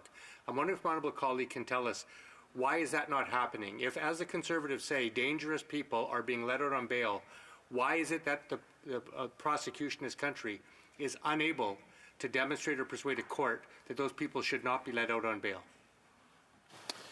The honourable member has one answer to answer the question. The honourable member for Rivière-des-Mille. Thank you, Mr. Speaker. Preventive detention exists, and we can extend the time of detention for somebody if a judge has the impression or has sufficient proof to suggest that that's necessary. So it does exist. Thank you, Mr. Speaker. Remains time for questions and comments. The honourable member for Langley-Aldergrove. Thank you. I would like to thank my honourable member from Quebec for his speech. Now, in it, he said that Conservatives aren't putting forward any data, and I would ask him to read the motion once again. There is some data put in there. One important fact is that of the 44 firearms-related homicides in the city of Toronto, 24 of them saw the person charged with the crime being out on a firearms-related bail. So that's a very significant fact. Now, Constable Purcell has been mentioned a few times. He's not from... Sorry. My question is, could you just comment on that, our lack of data? He was wrong on that. Maybe a very brief answer if the honourable member for Rivière-du-Mille wishes. No, I don't question those numbers. It's just important to understand what's behind that and why were these individuals released on bail and where they were in terms of the process and the grounds. And criminologists have studied these situations. Resuming debate, reprise du débat. The honourable member for Lakeland will have just under 8 minutes for her speech. Thank you, Mr. Speaker. After 8 years of this Liberal government's soft-on-crime agenda that perpetuates a catch-and-release revolving door of repeat offenders, the brutal reality is that crime is up and Canadians are less safe. I'm grateful to Conservative MPs from every part of Canada who have always been and continue to be steadfast advocates for victims of crime, law-abiding innocent Canadians, and real measures to combat criminals and gangsters while reducing recidivism. I particularly want to recognize the work of the members from Fundy Royal and Kildonan St. Paul and for bringing forward this motion today. 5 years ago yesterday, I brought forward my private member's motion 167 that called on the Liberals to undertake a comprehensive assessment of factors related to skyrocketing rural crime that had the highest spike in rural Alberta and was steadily increasing across Canada at the time, and to make it a priority in this House of Commons. Over several months, thousands of Canadians expressed support for Motion 167, along with more than 100 victims advocacy groups, Rural Crime Watch, associations, and municipalities from all across Canada. Alberta Conservative MPs at the time were actively working with rural constituents, law enforcement, and others to highlight growing rural crime and push for action. It was heartening when Motion 167 passed with unanimous support from all parties, and I truly believe there was concern and goodwill from all MPs at that time. The motion was wide-ranging. It included important amendments that I accepted from the NDP and pushed for a deep dive into several factors, including but not limited to rural crime rates and trends, existing RCMP and other policing resources and policies in rural, remote, and Indigenous communities, particularly in relation to population density, policing geographic area, and staff shortages, partnerships with provincial, municipal, and Indigenous police forces, possible recommendations to improve rural crime prevention and to curb emerging crime rates, measures to increase the tactical and operational effectiveness of Indigenous police forces, strategies and resources dedicated to the judicial and rehabilitation systems in rural areas, and improved support for victims of rural crime. What followed was a drawn-out, disappointing, and rude awakening. When the final report from the Liberal-dominated Public Safety Committee was dragged out beyond the 6-month timeline the motion set for reporting and real action, to the point that I had to ask the Speaker to get the Liberal-dominated committee just to respond, and then resulted in a report that was 3 pages long and effectively punted total responsibility over to the provinces, suggesting those governments should simply spend more on emergency response services and dispatch centres. I'm mindful of this today as I listen to passionate Conservative colleagues from all over Canada talking about rising crime in their communities, horrific acts of violence on transit in Canada's largest city, the murder of police officers just trying to do their jobs and keep their fellow Canadians safe, neighbourhoods in fear of all too regular gangster activity and shootings with primarily illegally owned and trafficked guns from the U.S. in Canada's major cities from coast to coast. And of course, I think of my own constituents and those of other rural MPs facing record levels of ever more brazen and violent theft and robberies, trespassing, assaults, and murders. I think of the compassionate and serious work of colleagues like the MP for St. Albert and the courageous Shelley McInnes-Wynne, who brought forward Wynn's Law, specifically to close a loophole in bail hearings to mandate that an assailant's criminal history would be disclosed during a bail application and may have prevented the murder of her husband, Constable David Wynne, who was killed by a career criminal out on bail, which the majority of MPs initially supported, but the Liberals ultimately defeated. Or the No Body, No Parole initiative of the MP for Sturgeon River Parkland, or the Life Means Life legislation by the MP for Calgary Signal Hill, or the MP for Tobique Back-to-Quacks bill to initiate a national recidivism reduction strategy involving all the different organizations who work to prevent repeat crime, or the constant pressure of the MP for Fundy Royal for the Liberals to appoint the Victims Ombudsman, an office they left empty with zero urgency for more than a year. The common thing about all those MPs is that they are Conservatives, and there's too many to list for all the good work they've done to advance work to protect victims of crime and innocent Canadians. But this is the reality after 8 years under these Liberals, and now, unfortunately, of their coalition partners and boosters, the NDP. A 32% increase in violent crime across Canada. A shocking but horribly not surprising 92% increase in gang-related homicides across Canada. And what have these Liberals actually done? Well, they've targeted, demonized, and criminalized law-abiding firearms owners, hunters, and sport shooters. They've reduced sentences and brought in house arrest for robbery, extortion with a firearm, weapons trafficking, discharging firearms with intent, drive-by shootings, discharging firearms recklessly, using firearms in crimes, possession of illegal firearms or ammunition, possession of weapons obtained by crimes, and all kinds of serious assaults and violent offenses. And they considerably eased access to bail in Bill C-75, specifically saying that, quote, primary consideration should be given to, quote, the release of the accused at the earliest reasonable opportunity. When Conservatives say this is the wrong direction, the Liberals respond with false and vile accusations of bigotry and closed-mindedness, a usual approach they take to any Canadians who challenge them. But just last month, all 13 premiers from all different regions and all different partisan stripes have asked for real urgent action to reform the broken bail system that the Liberals have created. And The Liberals keep saying they want to work with everyone to make improvements, but it's hard not to notice that it's the system most recently impacted by their legislation that all their provincial counterparts are asking them to fix. I'm disheartened to say that just like excessive spending-driven inflation squeezing Canadians from all sides and struggling to make ends meet, I'm not sure why anyone should trust the arsonists to put out the fire. I agree with colleagues today who have talked about how emotional this subject is, and I'm sure almost everyone has been touched in some way by crime. But what really matters is what elected representatives actually do. And both the results and the records of the last 8 years of these Liberals is heartbreakingly clear. Their actions speak so much louder than their words. Hear, hear. Comme il est 17h28, il est de mon... As it is 5:28, it is my duty to interrupt deliberations and put to a vote any question required. The question is as follows. Ms. Dancho, seconded by Mr. Moore, moves that given that after 8 years of this government's soft on-crime policies, violent crime has increased by 32%, gang-related homicides have increased by 92%. Violent repeat offenders are obtaining bail much more easily. Increasing daily acts of crime and violence are putting Canadians at risk.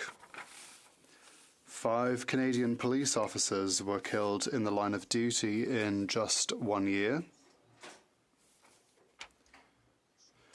The House call on the government to enact policies that prioritize the rights of victims and law-abiding citizens, namely, fix Canada's broken bail system by immediately repealing...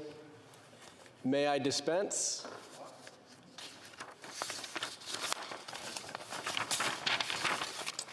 Si une députée d'un parti reconnu... If a member from a recognized party would like this bill to be adopted or adopted with dissidence or would like a recorded division, I would invite them to rise and indicate it to the chair. The honourable member for Cypress Hill Grasslands. Thank you, Mr. Speaker. We'd like to request a recorded division.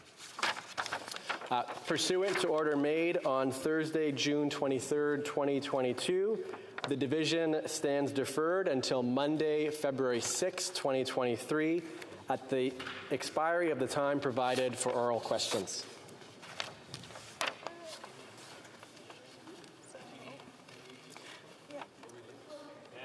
As you can see, we see the plan. We see the...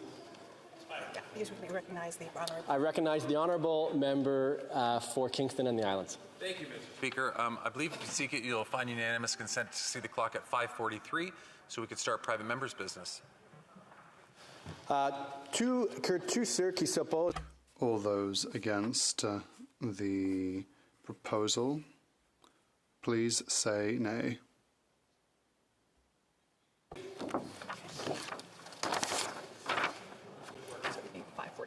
Or just say accordingly.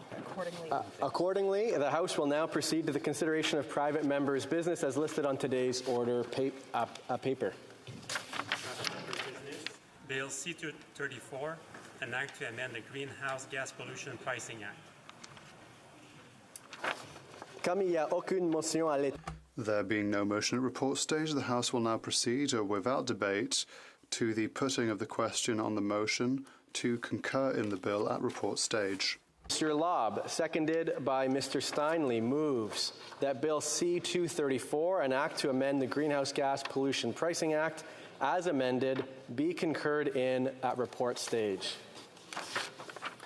If a member of a recognized party present in the House wishes that the motion be carried or carried on division, or wishes to request a recorded division, I would invite them to rise and indicate it to the chair. Huron Bruce. The honourable member for Huron-Bruce. Thank you, Mr. Speaker. Carried on division. Therefore, declare the motion carried on division. When shall the bill be read a third time? now. Monsieur Lobb, appuyé. Mr. Lobb, seconded by Mrs. Steinley, moves that Bill C-234, an act to amend the Greenhouse Gas Pollution Pricing Act, be now read a third time and do pass. Debate. The Honourable Member for Huron-Bruce. Thank you very much, Mr. Speaker. It's been nice to see you up in the chair today, so congratulations on a good job you're doing up there. I also want to say I look forward to hearing the member from Regina Louvain, his speech later on today, so it'll be interesting to hear his perspective from Saskatchewan after myself, I guess, or later in the hour. Basically, this private member's bill amends the Greenhouse Gas Pricing Act. What does it mean? Basically, there's an issue on farm today in the 4 backstop provinces. And really the issue is around natural gas and propane. So if you're a farmer on farm, obviously, and you have livestock in your barn, whether it be hogs, could be small chicks in your chicken operation, layer hens, turkeys, whatever it is, wherever there needs to be heat to make the animal safe and healthy. What we're asking is for an amendment to the bill so that the carbon tax will be taken off that. I think that's a pretty reasonable ask. In addition to that, on farm, I think at harvest time, Madam Speaker, when farmers are taking their crops off, they need to be dried in a reasonable period of time, and they need to be dried to a reasonable percentage of moisture. What we're asking for is that if you're using natural gas or propane to do that, which almost everybody is, that the carbon tax be taken off those bills. That's basically what we're asking for. And in addition, if you're growing food in a building, like a mushroom farm or something like that, that be taken off as well. This is a basic principle, in my opinion. Also, another application, just while I'm thinking about it, might be if you're flaking corn to feed to your feedlot or what have you on farm. That would be another application. And some of these bills, you know, somebody watching at home might think it's a couple dollars here, a couple dollars there, but in actual fact, in some cases, it is quite substantial how much the bills actually are. I'd also like to thank the member, before I get into this too far, the member from Northumberland, Peterborough South. He presented a similar bill in the previous Parliament, Bill C-206, and he did a nice job on that, and so I'm kind of taking over the reins in this Parliament on the bill, as well our ag critic, the member of Parliament from Foothills, the Ag Committee, and parliamentarians across many different parties that have indicated their support for this bill. I think most people here, in light of events in the last year and even longer, recognize the importance of having food security in Canada be the #1 priority or in the top 5 priorities. And so, to me, it is unethical for a government to do anything that would put the food security of the country at a potential risk. Okay? Food security should be of the utmost importance. Fortunately, in Canada, we rarely see our store shelves other than full, but during COVID times, we did see that store shelves aren't always full, and some of the fear that sets in amongst our population when that happens. So I think anything that we can do to help farmers, to reduce their costs, provide certainty in their industry as much as it can be in farming, and be able to deliver a healthy, fulsome product to consumers should be on our minds at all times here in Parliament. In addition to that, let's think about what takes place on a farm besides farming. Farmers are nature's stewards. Whether they own 100 acres or 5,000 acres, they are nature's stewards. They maintain the woodlots on their farms. They cherish those. They spend a lot of time in those to make sure the biodiversity is there, and everything else is taken care of. In the fields and hills, however the layout of their farm is, they may do no-till drilling. They may do cover crops in the fall. They do ethical crop rotations throughout a normal cycle, meaning you could plant corn in one period of time, and later period of time it could be the basic rotation. So in Ontario, corn, beans, wheat, etc., maybe pasture for a while. This is what farmers do because they love farming. It's a multi-generational profession. It's a calling. And if the farm is not healthy, if the soil is not healthy, your bottom line is not healthy. So farmers always realize this. They always realize that. And in addition to this, a number of years ago, in a previous government, we also implemented changes to the regulation on diesel engines for NOx and SOx. So even the combustion engines that would be on farm today are a much cleaner version than their predecessors. These are some important points, I feel, in the debate that we're having today and we had in the previous Parliament, some context of what we're doing.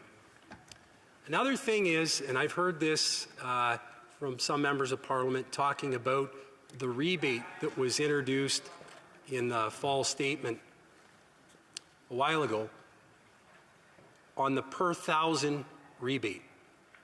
It was $1.47, and I believe in the next calendar year it'll be $1.73 per thousand.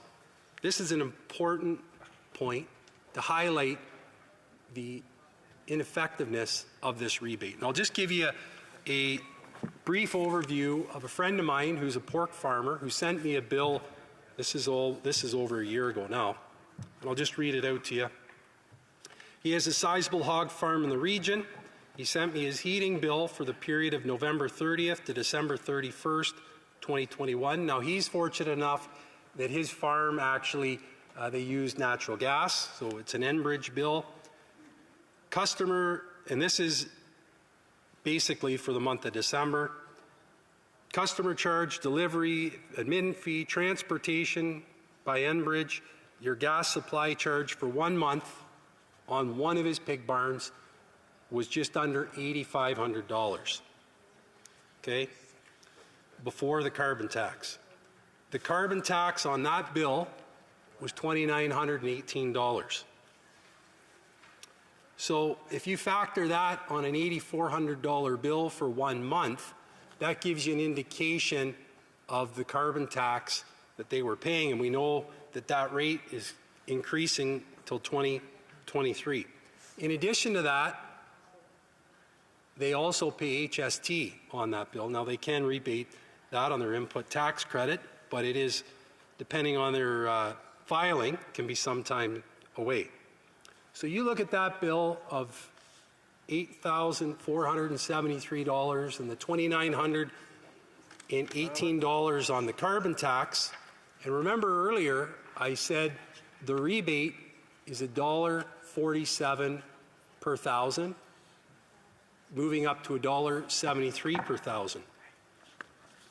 Well, the rebate that that farmer will receive on his allowable expenses is under $15. So if you think about it, it's per thousand. So he is paid over $2,900 on carbon tax, and what he gets back is $15. He's not producing widgets.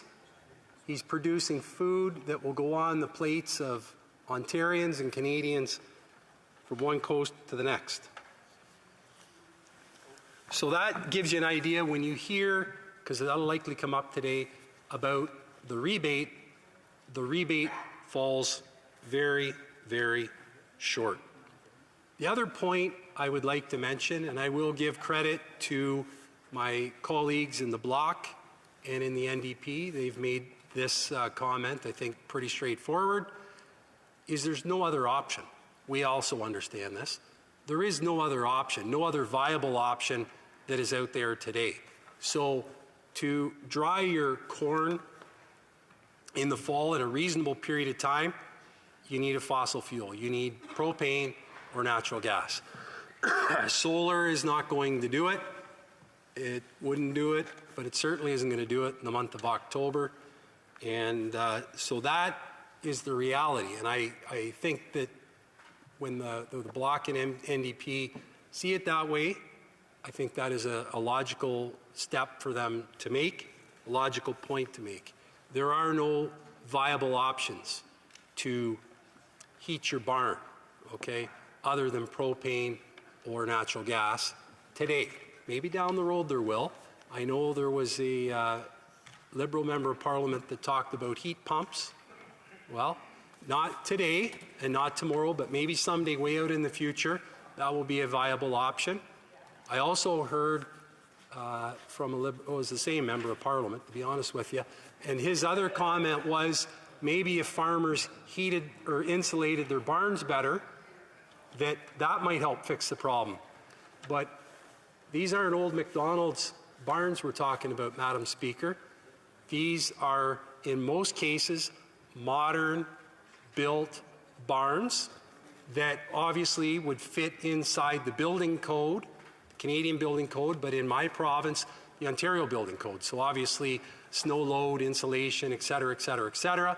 This is all taken care of. So thinking about some other way to heat your barn is certainly a noble venture for the future. I think we all could support that.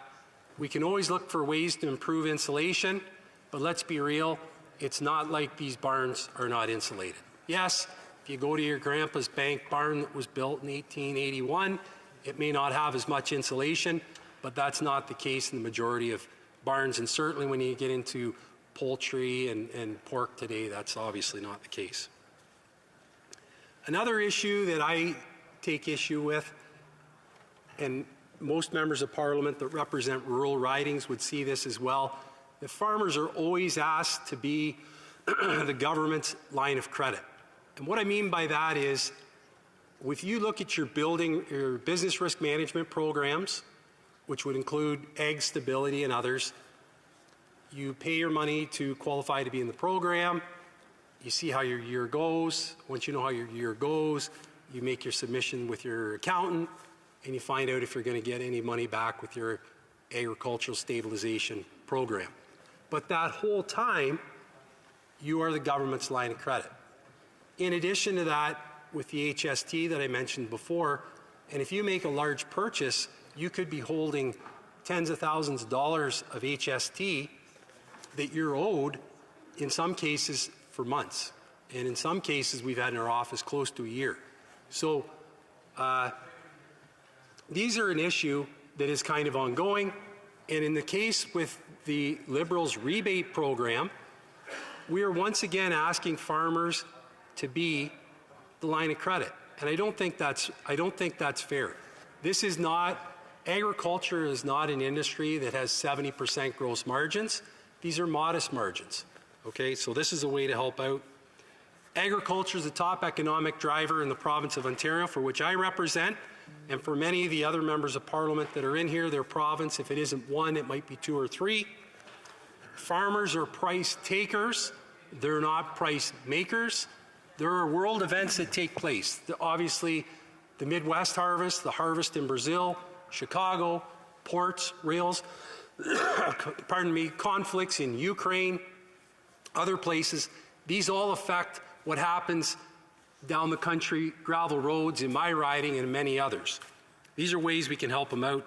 Input prices are rising. It is incredible. I was at both cattle producers' AGMs in my riding. It's amazing to hear what their costs are, the input costs, interest rates as well. Anybody that carries an operating line of credit, it is staggering how much in 12 to 15 months this has changed their position. Anything that we can do to help out farmers today, and because if you think about it, everyday people go to the grocery store every day, and you wonder how can it cost so much? Just something like this is a good indication of where inflation begins. So anything we can do to help consumers out, farmers out, I think we should get behind in the House of Commons. And in addition, like I say, There are no other options out there today. So any support we can have, I appreciate. Thank you, Madam Speaker. The Honourable Parliamentary Secretary of the Government House Leader.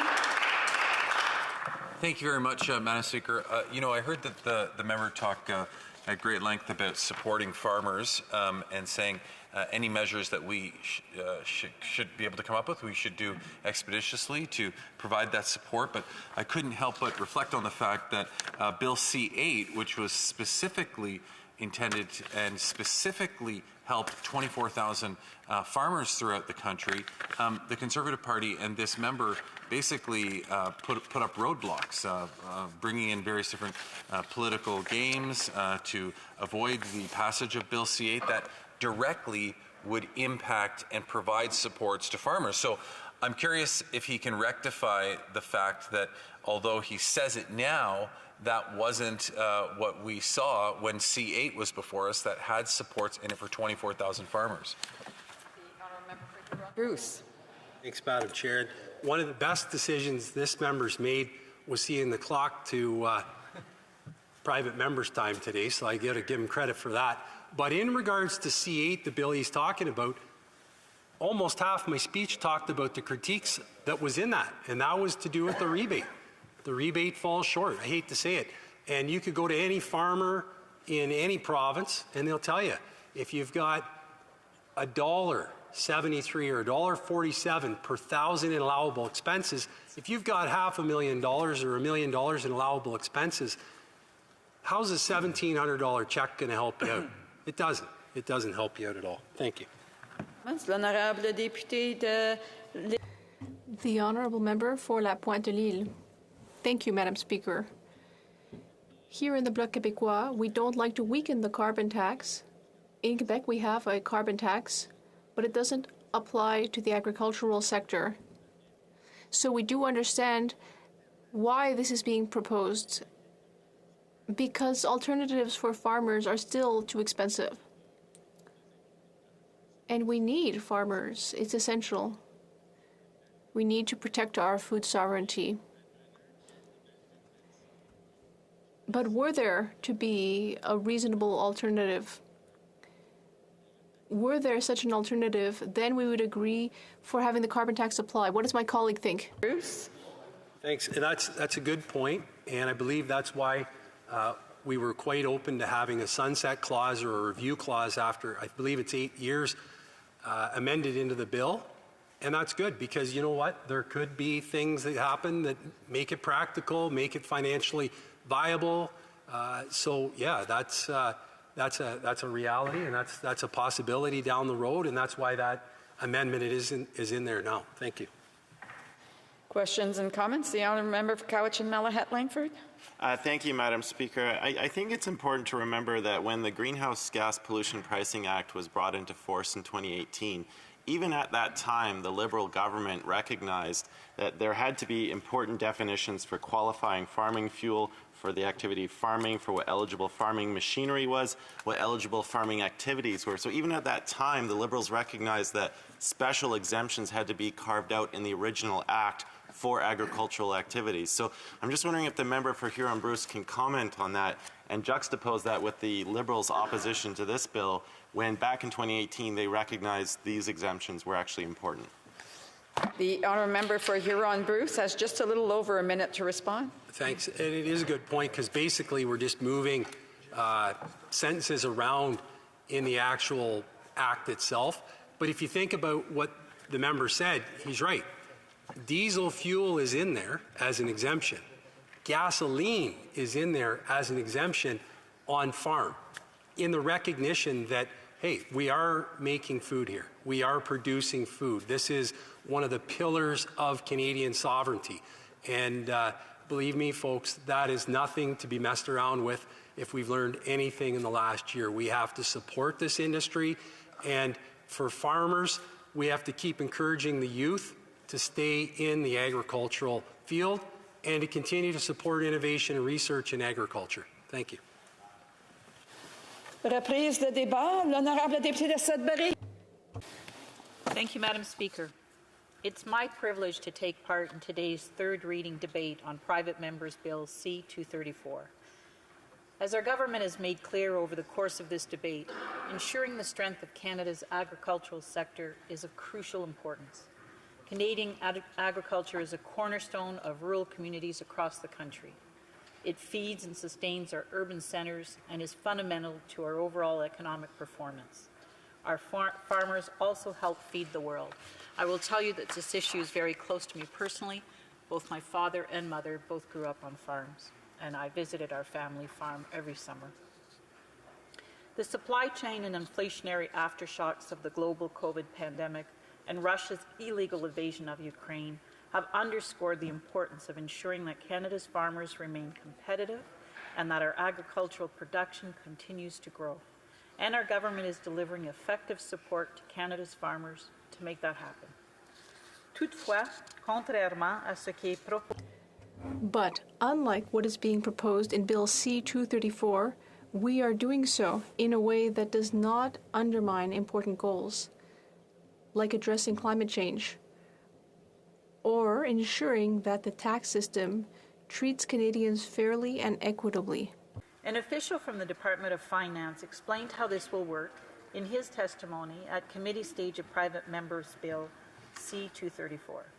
As he explained, the Greenhouse Gas Pollution Pricing Act currently provides upfront relief from the fuel charge to farmers for gasoline and diesel use in eligible farming machinery, such as farm trucks and tractors. He added that the GGPPA also provides relief of 80% of the fuel charge for natural gas and propane used to heat an eligible greenhouse. And he went on to explain that recognizing that many farmers use natural gas and propane in their operations, Bill C-8 introduced a refundable tax credit in order to return a portion of fuel charge proceeds to farm businesses operating in backstop jurisdictions, Manitoba, Ontario, Saskatchewan, and Alberta, starting with the 2021-22 fuel charge year. I would note, Madam Speaker, that since this statement was made, Newfoundland and Labrador, Nova Scotia, and Prince Edward Island are being added to those backstop jurisdictions. Cependant, ce que le fonctionnaire. But what the official explained at the time still holds true.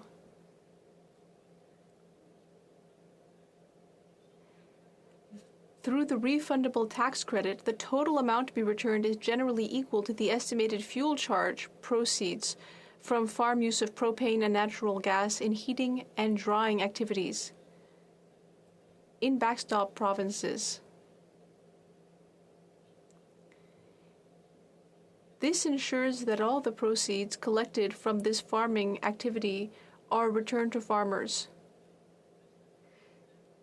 It is estimated that farmers will receive $100 million in the first year, with this amount expected to increase as the price on carbon pollution rises. As the finance official also pointed out, in this manner, the credit aims to help farmers transition to lower carbon ways of farming by providing support to farmers while also maintaining the price signal to reduce emissions. This is a different approach than that proposed in Private Members Bill C-234.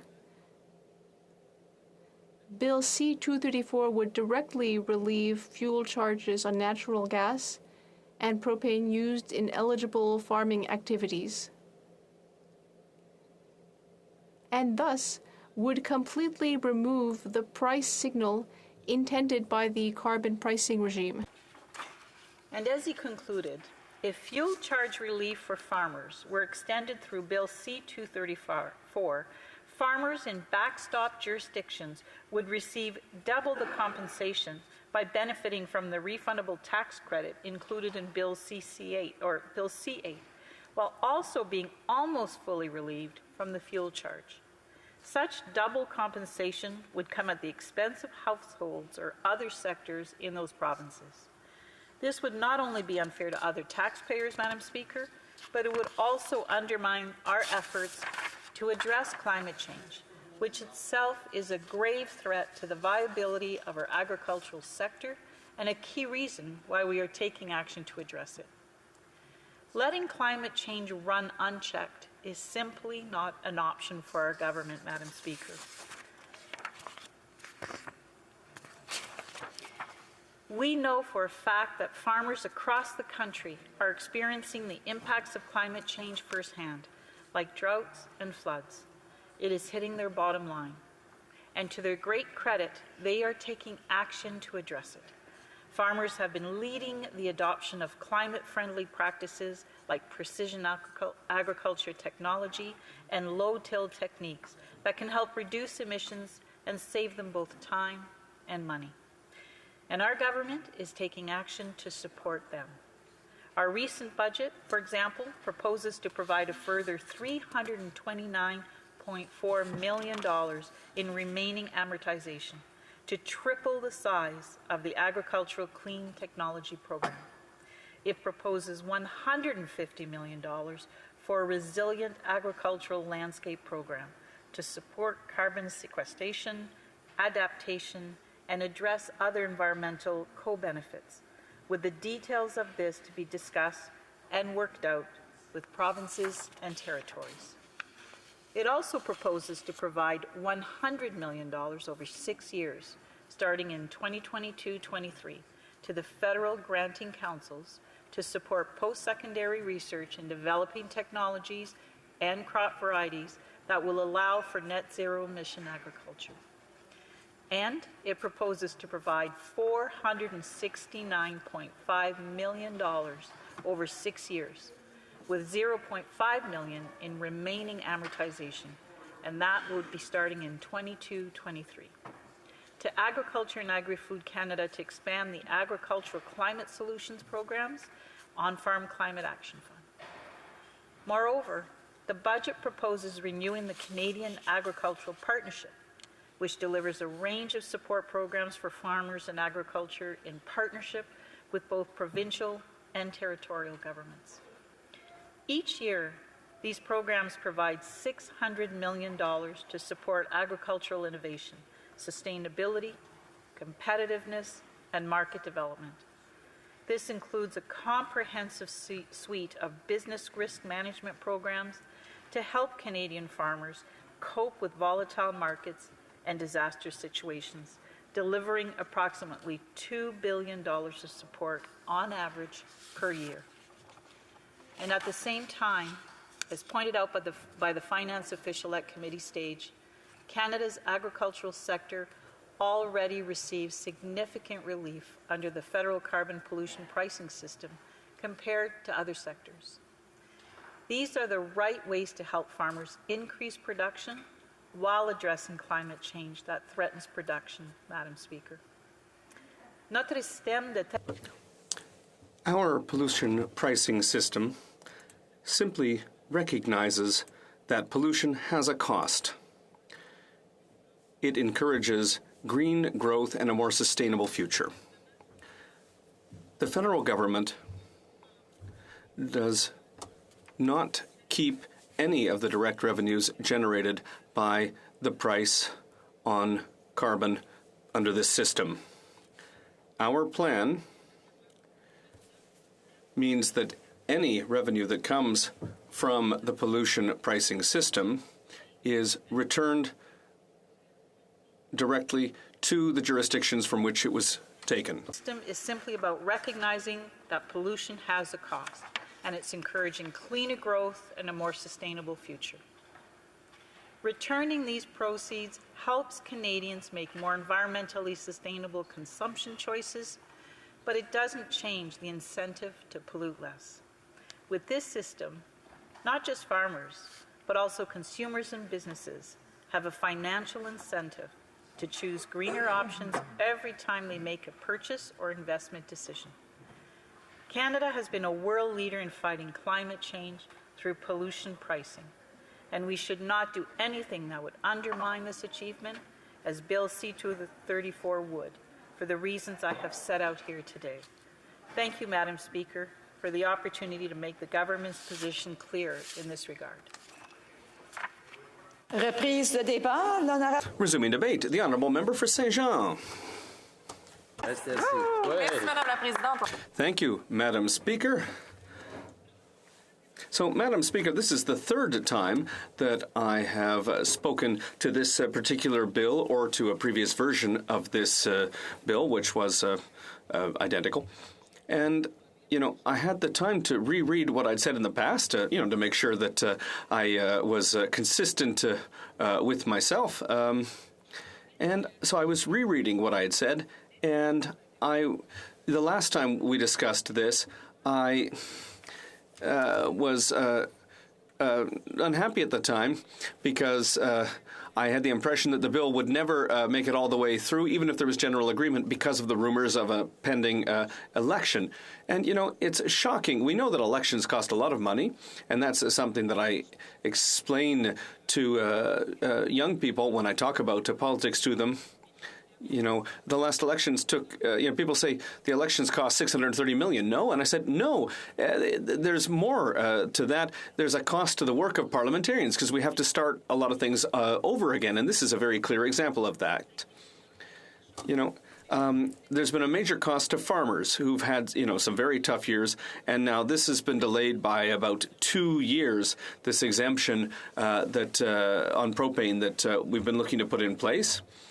So farmers who, had to go through the propane crisis of 2019 when there was the CN strike.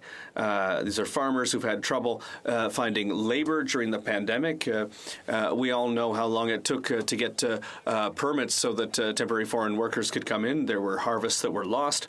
There are farmers who've had problems with supply as well throughout the pandemic. And now, more recently, farmers have an additional burden when it comes to the cost of fertilizer because of the war in Ukraine. So all of those problems, are there, and we could have made life a little bit easier for these farmers if this bill had been passed quickly. But no, unfortunately, we had to have some elections so that we could come back to go and just to start everything all over again.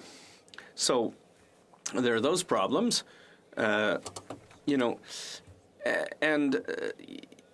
that's on top of more structural problems in farming. It's hard to find a new generation. A lot of the time, it's hard for kids to take over farms because it's too expensive until a bill was passed to give them an exemption. But it took a lot of work. And then there's also climate change. Farmers are increasingly victims of climate change, and that's what this bill deals with. So the Bloc Québécois is generally not in favor of any measures that would undermine the laws to reduce carbon emissions, but we're not necessarily dogmatic about it either. So what we see in this situation with farmers, removing the application of the carbon tax from certain essential production and livestock fuels seems fair to us, given that alternatives are still either very expensive or are underdeveloped. So the Bloc Québécois adheres to the principle of a fair green transition.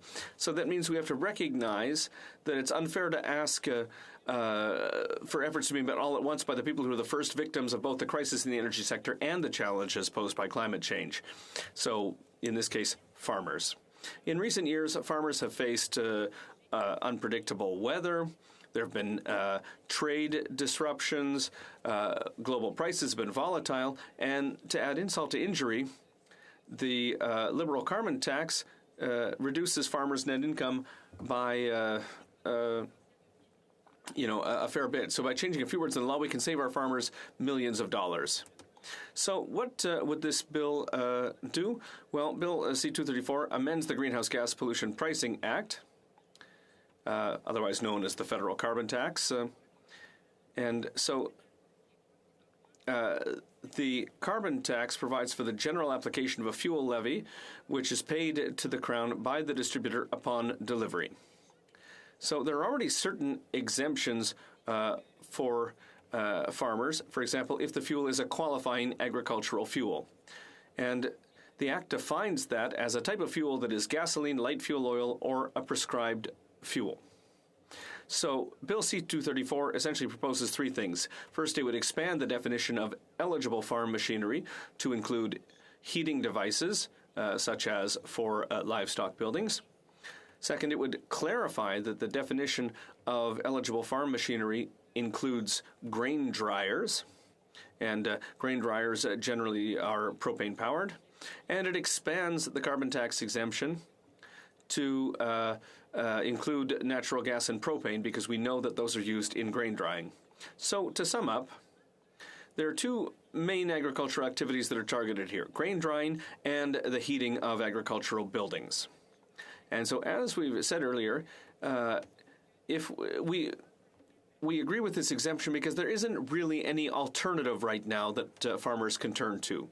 You know, there are, for example, biomass projects for heating and grain drying, but the technology is still in an embryonic stage. It's very expensive, and it doesn't work for businesses that have a large production of grains. And the electrical grid is also not currently set up to be a real alternative. There'd be so much pressure on the electrical grid that it wouldn't be possible to provide enough electricity. And we know in Quebec, Hydro-Quebec is working on it, but it's not something that'll be ready tomorrow. So the role of the carbon tax, generally speaking, is to have a deterrent effect. But here, what's clear is that there wouldn't be any deterrent effect. If you look at what the Ontario Federation of Agriculture has said, the demand for fuel in agriculture is not really affected by price. And so, as a result, the tax isn't effective, as it's intended to act as an incentive for energy behavior change and the adoption of clean technologies and energy. So if there's no incentive to change, the only impact that applying the carbon tax here is to be an additional financial burden for farmers. So from the Ontario Federation of Agriculture's perspective, as I said, the requirement to use fuel to heat crops is, in the current context, a financial burden on farmers. And farmers are affected by climate change. And I mentioned the propane crisis. I remember that very well. It was just after the election. I accompanied my father in a combine, and the grain was extremely humid that year because of the problems related to climate change. So it was very difficult for farmers when it came to price. There was a shortage of propane because of a strike, and we really saw at the same time the impact of climate change on grain production. So work has been done at committee to improve this bill, and I think there's been some really good work, some very good cooperation that's been done at committee in the work on this bill. For example, one of the amendments was passed by the NDP, and it was moved by the NDP and then passed because we do want to narrow the definition of this bill. So the NDP suggested that we apply the bill to ensure that the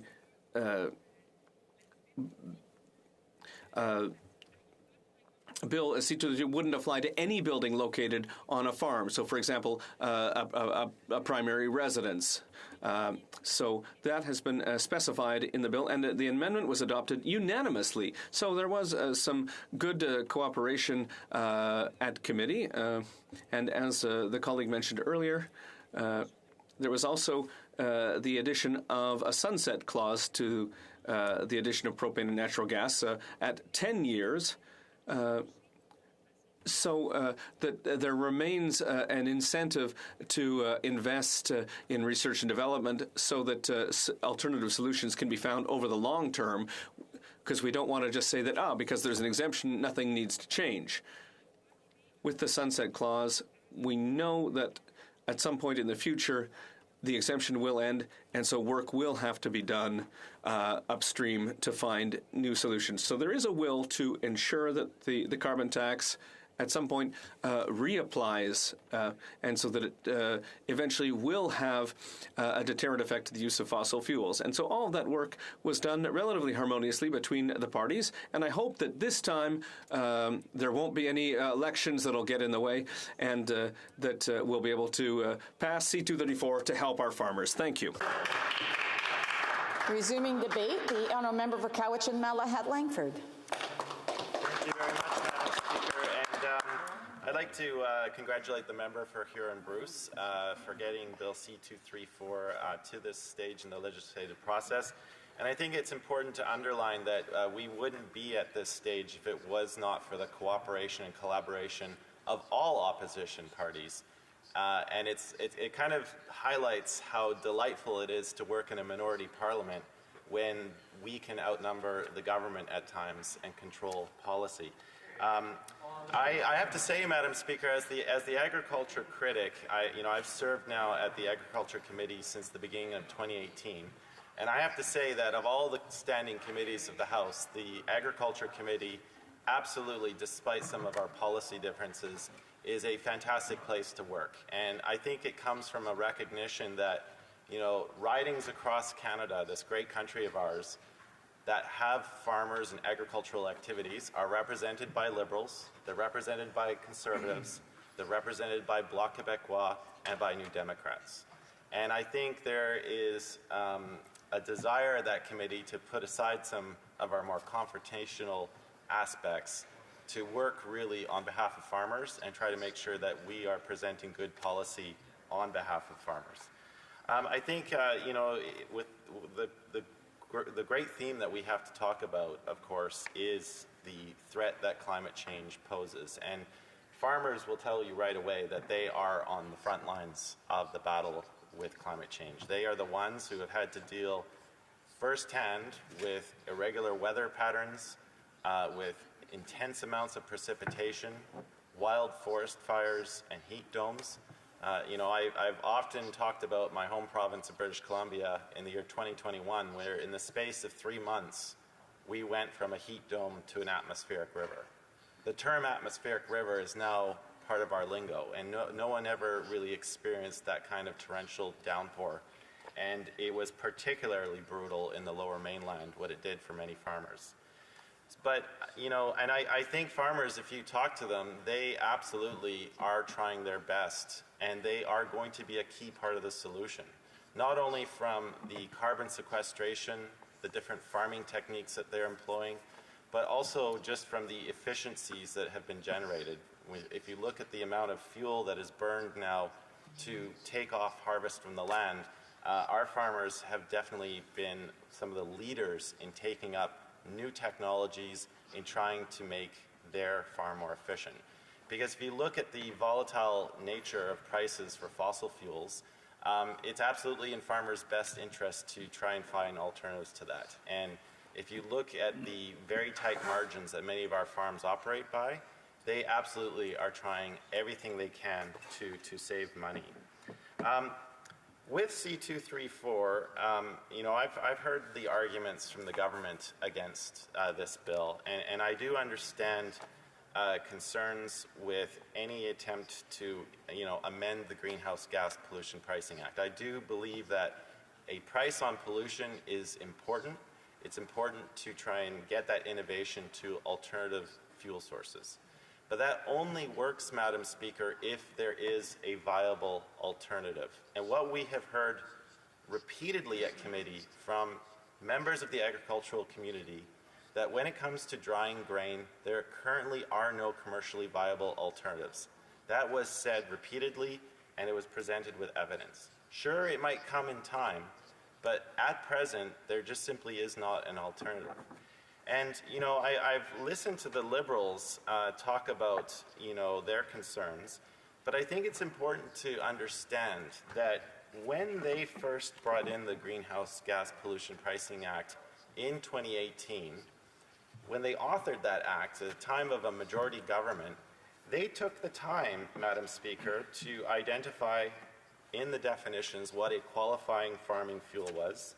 They took time to define the activity of farming, what eligible farming machinery was, and what eligible farming activities were. And they did that, Madam Speaker, so that in the bill, their original act, they could carve out exemptions for agricultural activities. So the Liberals in 2018, back then, realized that for certain agricultural activities, exemptions had to be carved out from the application of a price on pollution because, again, no alternatives that were commercially viable. So that's an important fact that we have to remember within the context of our discussion on C234. At the Agriculture Committee, we had, I think it was about 30 witnesses, and absolutely the overwhelming majority of witnesses who appeared before our committee were in favor of C234. Again, going back to that collaboration and cooperation of all the opposition parties, I was glad to see some amendments from myself passed, and I think that was very helpful in narrowing the scope of the bill so that it applied specifically to buildings that had a verifiable agricultural purpose. And I think also, Madam Speaker, just in trying to keep, or sending a signal to agricultural producers that this is a temporary measure, I think it was very important to have that sunset clause. So the provisions of this bill will expire in 8 years. And at that time, Parliament, of course, can take up the cause to review the state of the technology in the industry and decide whether further amendments are needed. But it's very important to underline the fact that this bill is going to be in effect for 8 years only. I think that in itself is an important price signal, and it's going to encourage the development of alternative forms of fuel and energy. I don't want to take up too much time, Madam Speaker, only to say that I think we did our due diligence at committee. I think that language was put into the bill. It was amended in a way that has tightened the scope, the important sunset clause. I know from having spoken with so many agricultural organizations that there is widespread support for this. And I'm happy to continue my support for this bill. And when we do get to a vote, I definitely will be voting to send it off to the Senate. And hopefully the other place will make short work of it there. With that, Madam Speaker, I'll conclude. Thank you very much. Resuming debate, the Honourable Member Regina Louvain. Thank you very much, Madam Speaker, and it is my pleasure to get to my feet and second this bill from my friend from Huron-Bruce, the Bill number 234, the Greenhouse Gas Pollution Pricing Act, or what we call, more commonly called, the farming exemption for the carbon tax, Madam Speaker. And I was able to join the Standing Committee of Agriculture while this bill was working its way through the Agriculture Committee. So I do want to thank my colleagues on the Agriculture Committee, my NDP member from Malhatan Langford, I believe, the member from Beauce, the member from our shadow minister, and the member from Foothills, the member from Lempton Kent Middlesex as well. It feels like I'm applying to be the next speaker, Madam Speaker, but I can assure you that is not the case. And our block member from... Oh my goodness. Our wonderful block member as well, Madam Speaker. And I'd say I agree with my NDP colleague that the Agriculture Committee does work very well together. And there was some amendments that were agreed to by all members. And I like to thank them for their contribution to make sure this got passed. Because it is a bill that's very important to the agriculture community across the country and very important to our people in Saskatchewan, Alberta, in Western Canada. And we've talked about what is involved where you're adding natural gas and propane as the exemptions to this bill, and grain dryers, irrigation pumps, and heating of barns for livestock. But the numbers actually haven't really been gone through as well as I like to. And I'd like to put some of the numbers on the record of how much money we are actually putting back into the pockets of farmers so they can reinvest in their farm and reinvest in new technology so that they can become more and more environmentally sustainable, because that's the goal for them. Because the better their land is looked after, the more land that they can put into production, the more we can help with the global food crisis, Madam Speaker. So we have some numbers from APAS, which is the Agricultural Producers Association of Saskatchewan, and they calculated the carbon tax at $50 a ton will cost farmers between $13,000 to $17,000. Madam Speaker, that is an equivalent of a 12% decrease in net income. And one of the things that we want to get this bill passed as fast as we could, Madam Speaker, is because, I don't know if you remember, but in a recent election, the Liberals promised that the carbon tax would never go over $50 a ton. Well, they blew through that promise, and by 2030, the carbon tax is going to be $170 a ton. And APAS said that $170 a ton, they estimate that the carbon tax will cost a grain farmer $12.52 per acre by 2030. Of that, $4.44 will be specifically for grain drying. So that's a lot of money back into the pockets of our producers. And I think that's something that we all can agree is a very good thing when it comes to innovation in the agriculture sector. See, some more numbers that have come through is the Canola Growers Association calculated the carbon tax would cost the industry $52.1 million in 2022 at $50 a ton, which they said they'd never raise it past that, which we all know isn't true now. And it's going to go to $277.9 million in 2030 at $170 a ton, Madam Speaker. And I think that's something that we hear a lot from the agricultural producers. And my colleague from the NDP is very correct in saying that a lot of producers and a lot of groups that represent producers across our country came to the Agriculture Committee and said this is something that is very important to their industry.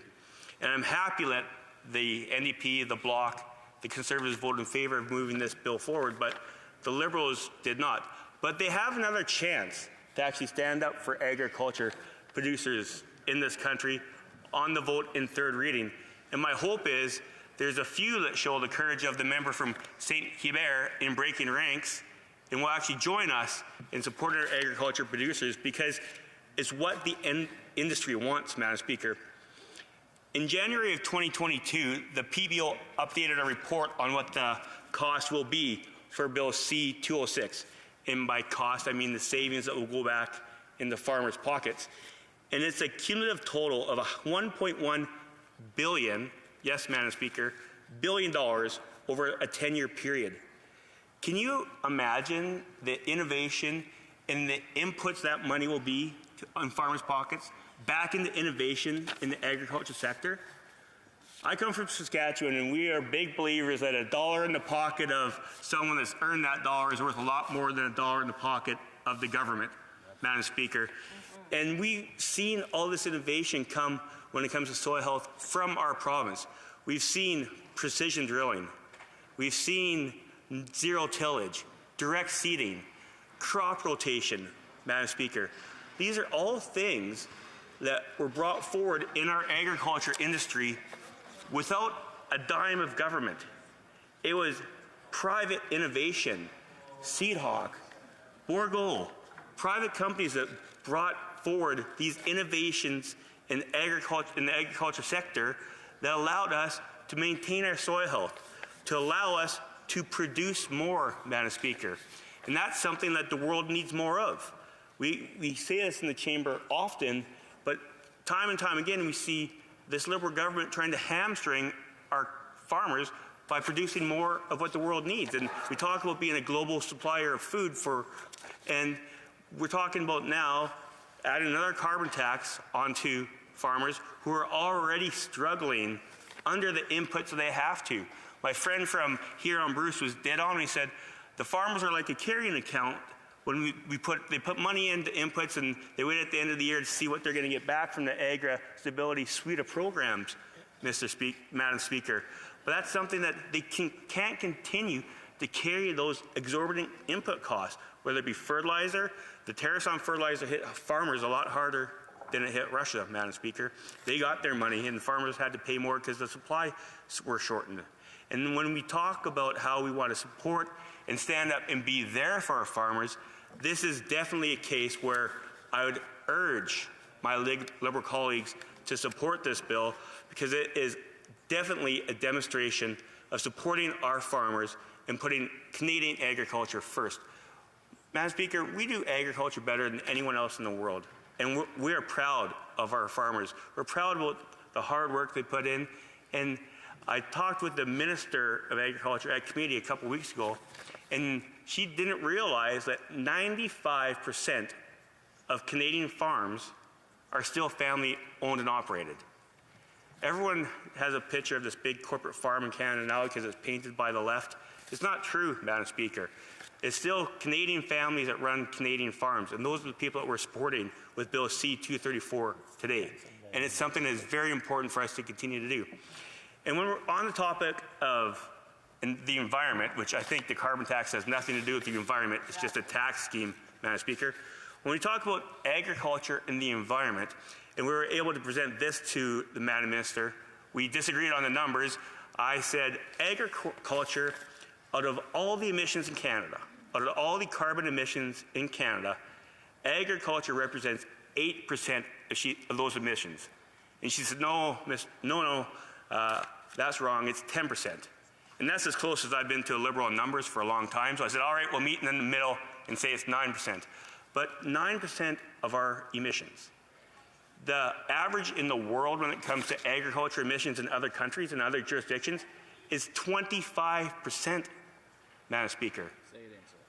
That is how much better our agriculture producers are doing when it comes to lowering their emissions than their competition. And instead of trumpeting that and being proud of how well our agriculture producers are doing and will continue to do, we are now asking the Liberals to vote in favor of this Bill C-234 because it's the right thing to do, because it will allow our farmers, producers, to have more money in their pockets to invest in more innovation on their farms to ensure that we even have better environmental standards than we already do. And they will do it better than government. Can you imagine? Do you know what the government might do with $1.1 billion? I can guess. Probably more of it's going to go to McKinsey Associates and their buddies and high-paid lobbyists. So why don't we put that money back into the farmers' pockets, because they're going to spend it a lot better than this Liberal government. Thank you, Madam Speaker. Resuming debate, the Honourable Parliamentary Secretary to the Government House Leader, and unfortunately I will have to cut him off at some point. 1 minute. Pardon me? 1 minute. Oh, well. I don't know how much I can cover in a minute, Madam Speaker, but I will say that, you know, I do find it quite interesting that the Conservatives, through this bill, and I recognize that it's a private member's bill, have spent at great length time talking about the need to support farmers, yet when C-8 was brought into the House, you know, it took quite a while as a result of conservative partisanship and some conservative games that were being played. That bill in particular helped 24,000 farmers throughout Canada. So, I mean, we talk about the need to assist our farmers throughout the country, but when push came to shove and there was an actual piece of government legislation before the House, it was actually Conservatives that were playing endless games in order to prevent the legislation from moving forward. But there's no doubt, Madam Speaker, that farmers are on the front line of the climate crisis. You want to interrupt me now, Madam Speaker? So the time provided for the consideration of private members' business has now expired, and the order is dropped to the bottom of the order of precedence on the order paper. Therefore, the Honourable Parliamentary Secretary, the Government House Leader, will have 9 minutes the next time that this matter is before the House. Alors, à ce moment-ci, pursuant to Standing Order 38, a motion to adjourn the House is deemed to have been made and seconded at this time. Therefore, the question is that this House do now adjourn. Member for Bruce Grey, Owen Sound. Thank you, Madam Speaker. I'm here tonight to really elaborate on something that's very related to our whole Opposition Day motion today, but it was a question I put to the government back in, I believe, November, speaking about violent crime, Bill C-5 and the current Liberal government's really soft on crime approach that isn't doing anything to make Canada safer. In particular, Madam Speaker, I talked about how violent crime has risen 32% since the Liberals have formed government, which equates to over 124,000 more violent crimes since they've been in government. I talked about local headlines: arrested again for participation in a criminal organization, failure to comply with a probation order, 11 counts of knowledge of possession of a firearm while prohibited, 2 counts of disobeying a court order, and 2 counts of breaching a weapons prohibition. But I'm just going to provide more local statistics from my own riding, because again, this is a prevalent problem. We see the media coverage all the time in our urban centers, but this problem of criminals, repeat offenders committing crimes is pervasive right across Canada. So here's something December 16th in 2022 in my riding. Charges laid for a drive-by shooting. Charges included possession of a weapon for a dangerous purpose, careless use of a firearm, assault with a weapon and discharge the firearm with intent. Key points: possession of a firearm contrary to a probation order. This individual also faces an attempted murder charge after a shooting in my riding back in August. Here's another one. Man suffers fractured skull during a hammer attack. I know the Prime Minister likes to speak about banning assault weapons. Well, guess what? A hammer that's used in assault is an assault weapon, and good luck trying to ban all the hammers in the country. I don't think that's going to achieve much for public safety either. But this happened at a convenience store. Again, 7 different charges, several counts of a breach of probation. Another one here, just miles from my own farm, which required significant resources across our law enforcement at the local area. A 53-year-old woman, a 48-year-old man, each charged with countless drug trafficking issues. But again, the woman was additionally charged with 2 counts of disobeying a court order and failure to comply with a probation order. The man was additionally charged with 2 counts of a breach of a weapons prohibition. Number 4, Madam Speaker, a man in my riding, 25 weapons charges, and again, 15 different counts of possession of a restricted or prohibited firearms. All these things, 2 breaches of a firearm prohibition. Finally, one more example, Madam Speaker, required multiple police units to be involved. A 40-year-old man, a 63-year-old woman, and a 24-year-old woman, all drug charges, but again, in possession of a firearm contrary to a prohibition order. So what's the government's solution? They remove mandatory minimums on repeat offenders, 10 of the 12, which were introduced by the former Liberal Prime Ministers, Trudeau Sr. and Chrétien. And so again, I don't know what the Liberal government had so wrong back in those days, but now we've seen all these every premier in this country table a letter to the government demanding bail reform. We got police groups calling for stricter rules against these violent repeat offenders. So all I'm asking, Madam Speaker, when are they going to repeal those portions of Bill C-75, Bill C-5 that are and stop targeting law-abiding firearms, sport shooters, and farmers? Thanks, Madam Speaker. The Honourable Parliamentary Secretary to the Minister of Justice and Attorney General. Thank you, Madam Speaker. And first of all, my condolences to members of his community who have been impacted by gun violence. And of course, it would appear that gun-related crimes are a problem in his community and across Canada. And of course, that's one of the reasons why we brought forward legislation to address that. Madam Speaker, the federal government has taken a comprehensive approach to addressing a wide variety of factors related to gun and gang violence and other crimes. The government is continuing to make investments in the CBSA and the RCMP to strengthen border controls and to reduce the number of guns being smuggled by criminals across the borders. These investments are working, Madam Speaker. Thanks to the hardworking members of the RCMP and the CBSA, we've seen an increase in gun seizures and arrests at our border, and we expect this trend to continue. We are also continuing to work with provinces, territories, municipalities, and Indigenous communities to develop gun and gang prevention and intervention initiatives. Madam Speaker, some have suggested that the government is not treating firearms crime seriously because of former Bill C-5 repealed mandatory minimum penalties for some firearm offenses. Repealing these MMPs does not change the fundamental principle of sentencing that directs courts to impose penalties that reflect the seriousness of the offense and the offender's degree of responsibility. courts will continue to be bound by jurisdiction in this area and impose stiff denunciatory sentences where appropriate. At the same time, these changes will provide the courts with flexibility, and in doing so will address the negative consequences associated with rigid one-size-fits-all sentencing laws that apply to offenses that address a broad range of conduct. I would further note that Bill C-5 did not alter the fact that MMPs continue to apply for gun crimes involving the use of restricted or prohibited firearms like handguns or those for any firearm-related offenses linked to organized crime. Serious crimes will be met with serious consequences. Canada has a strong and effective criminal justice system, including its bail laws, but we know that things can always be improved. Canadians deserve to be safe and to feel safe. We all have a role to play in protecting our communities. I want to reassure Canadians that if someone poses a significant threat to public safety, the laws tell us that they should not be released on bail. I look forward to continued work with the Minister of Justice, provinces and territories, and parliamentarians, including the upcoming study at the Justice Committee, Madam Speaker. And for Bruce Gray, Owen Sound. Thanks, Madam Speaker.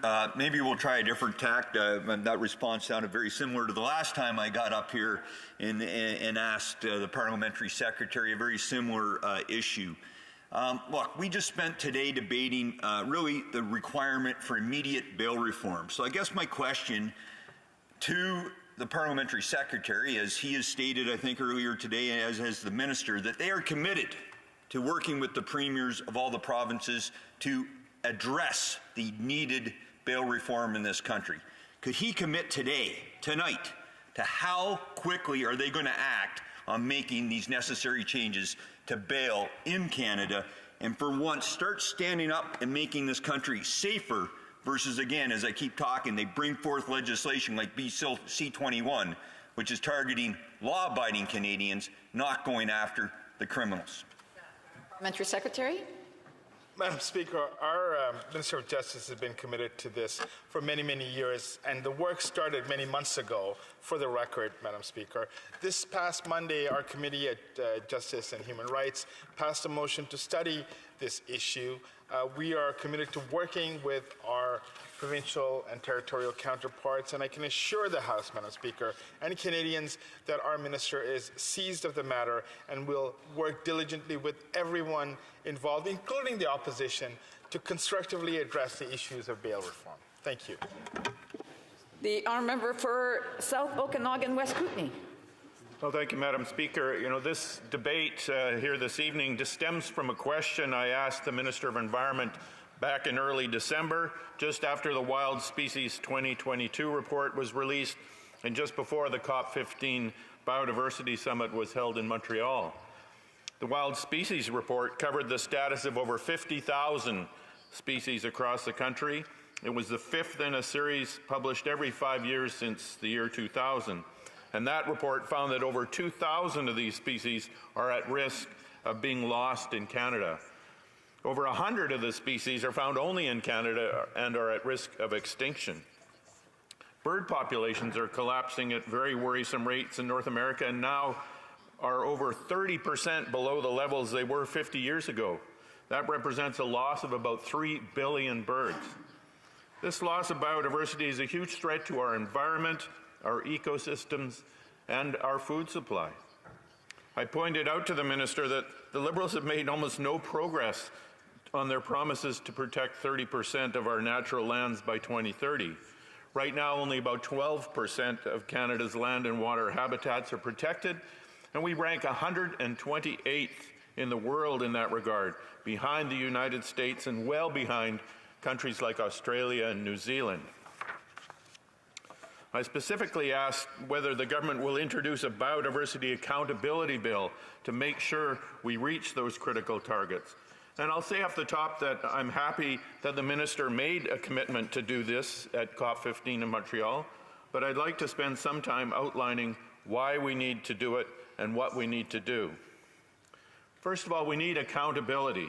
We've seen the progress made since the Net Zero Emissions Accountability Act. We need a similar legislative framework to make sure we're protecting our biodiversity. We need targets with plans to reach them. And we have the basic targets for habitat protection, preserve 30% of land and water by 2030. But we need to flesh out those targets because simply going for acreage would likely result in failure. We can't simply set aside large swaths of rock and tundra. Large tracts of land are important, but that has to be balanced with protections for smaller areas that represent critical habitat for species at risk. And most of those species at risk are found in southern Canada, in the areas where we live and work. Ecosystems that we have altered to build cities and grow crops and extract natural resources. Some of the most endangered ecosystems are the Carolinian forests of southwestern Ontario, the tall grass prairies of southern Manitoba, the Garry Oak savannas of southern Vancouver Island, and my home habitat, the desert grasslands of the South Okanagan Valley of British Columbia. These ecosystems and others like them need special attention and must not be forgotten in the government's plans. Canada has been a global leader in developing the concept of key biodiversity areas, and we should fully implement this program here as part of our biodiversity strategy. A Biodiversity Accountability Act would clarify what ecosystem protection will look like and delineate a clear plan on how we're going to get there. And of course, it must have robust accountability measures to make sure that successive governments are held accountable to reaching those targets. The Honourable Parliamentary Secretary to the Minister of Environment and Climate Change. Well, thank you, Madam Speaker. I want to thank the honourable member for his question, as well as his passion and commitment to conservation. Madam Speaker, the world is facing an unprecedented biodiversity crisis. Canadians have a deep connection with nature and understand that protecting the environment is all about protecting our shared future. The Government of Canada is committed to continue leading efforts and strengthening partnerships to halt biodiversity loss and build a better, more prosperous and greener future for everyone. That is why Canada committed to conserve 25% of our lands and waters by 2025 and 30% of each by 2030, working to halt and reverse biodiversity loss by 2030 in Canada, achieve a full recovery for nature by 2050, and championing this goal internationally. This is an ambitious goal, Madam Speaker. Currently, Canada has conserved just over 13% of our lands and inland waters. Important investments are setting the stage to meet the 25% by 2025 domestic target and support efforts to achieve 30% protection by 2030. In Canada, working with partners is essential, as land available for conservation and protection are under diverse jurisdictions. As the national government in a federation, we have always said that we would do things in a collaborative manner. Through a number of governance bodies, we have jointly developed pan-Canadian guidance that is supported by all jurisdictions. We are working with a number of jurisdictions to advance bilateral nature agreements, which are another way to work with our provincial and territorial partners on shared objectives and outcomes. While our progress on the 30% target may not be as fast as we would like, we are proud of the deliberate and collaborative approach that has brought us to this stage.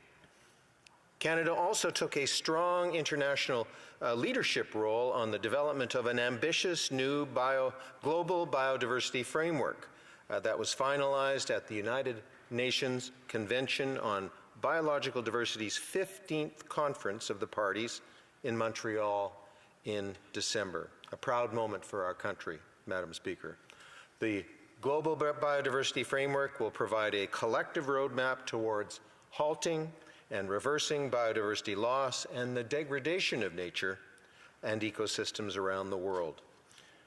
To the honourable member's point, we understand that some non-governmental organizations have proposed a national Biodiversity Act to create an accountability law similar to the Canadian Net Zero Emissions Accountability Act. We will work with our conservation partners and others to implement this new global biodiversity framework, Madam Speaker, and explore all potential tools that will help us to meet our nature objectives including potential new legislative tools. Protecting biodiversity, Madam Speaker, must also be done hand in hand with Indigenous peoples. Recognizing the importance of reconciliation and the role played by Indigenous leaders and partners in conservation, we have an opportunity to work collaboratively to further support Indigenous-led conservation efforts. Thank you, Madam Speaker. The honourable member for South Okanagan, West Kootenay. Well, thank you, Madam Speaker. And I've outlined here what we need to do to meet the challenge of biodiversity loss in Canada.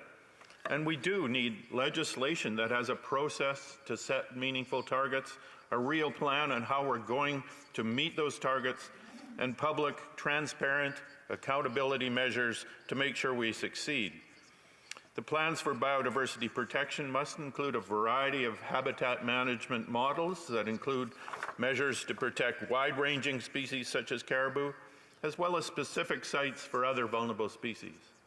This will all involve partnerships with Indigenous peoples, non-government organizations, and of course the provinces who control most of the public lands in Canada. But we must succeed. The health of the environment we live in, the environments that provide us with clean air, clean water, rich soils to grow our crops, rely ultimately on a rich array of species. Canada said the right things in Montreal when the world was watching, and now we must turn those words into bold action to maintain a livable world for future generations. Thank you. The Honourable Parliamentary Secretary. Well, Madam Speaker, we do have a plan. We're working that plan, and since 2015, we have been getting results. Canada has increased its conserved terrestrial areas by more than 2%, an area roughly the size of Italy. Canada has conserved or protected just over 13% of our lands and inland waters. On the marine side, Canada has conserved 14% of our marine and coastal areas, up from less than 1% in 2015. The 2022 update to the Canadian Protected and Conserved Areas database will be available in March of 2023. And Madam Speaker, we need to do this, as the honourable member said, in partnership with Indigenous peoples and communities. Achieving our biodiversity goals will require a whole-of-government approach and a whole-society approach. Thank you, Madam Speaker, and thanks to the honourable member.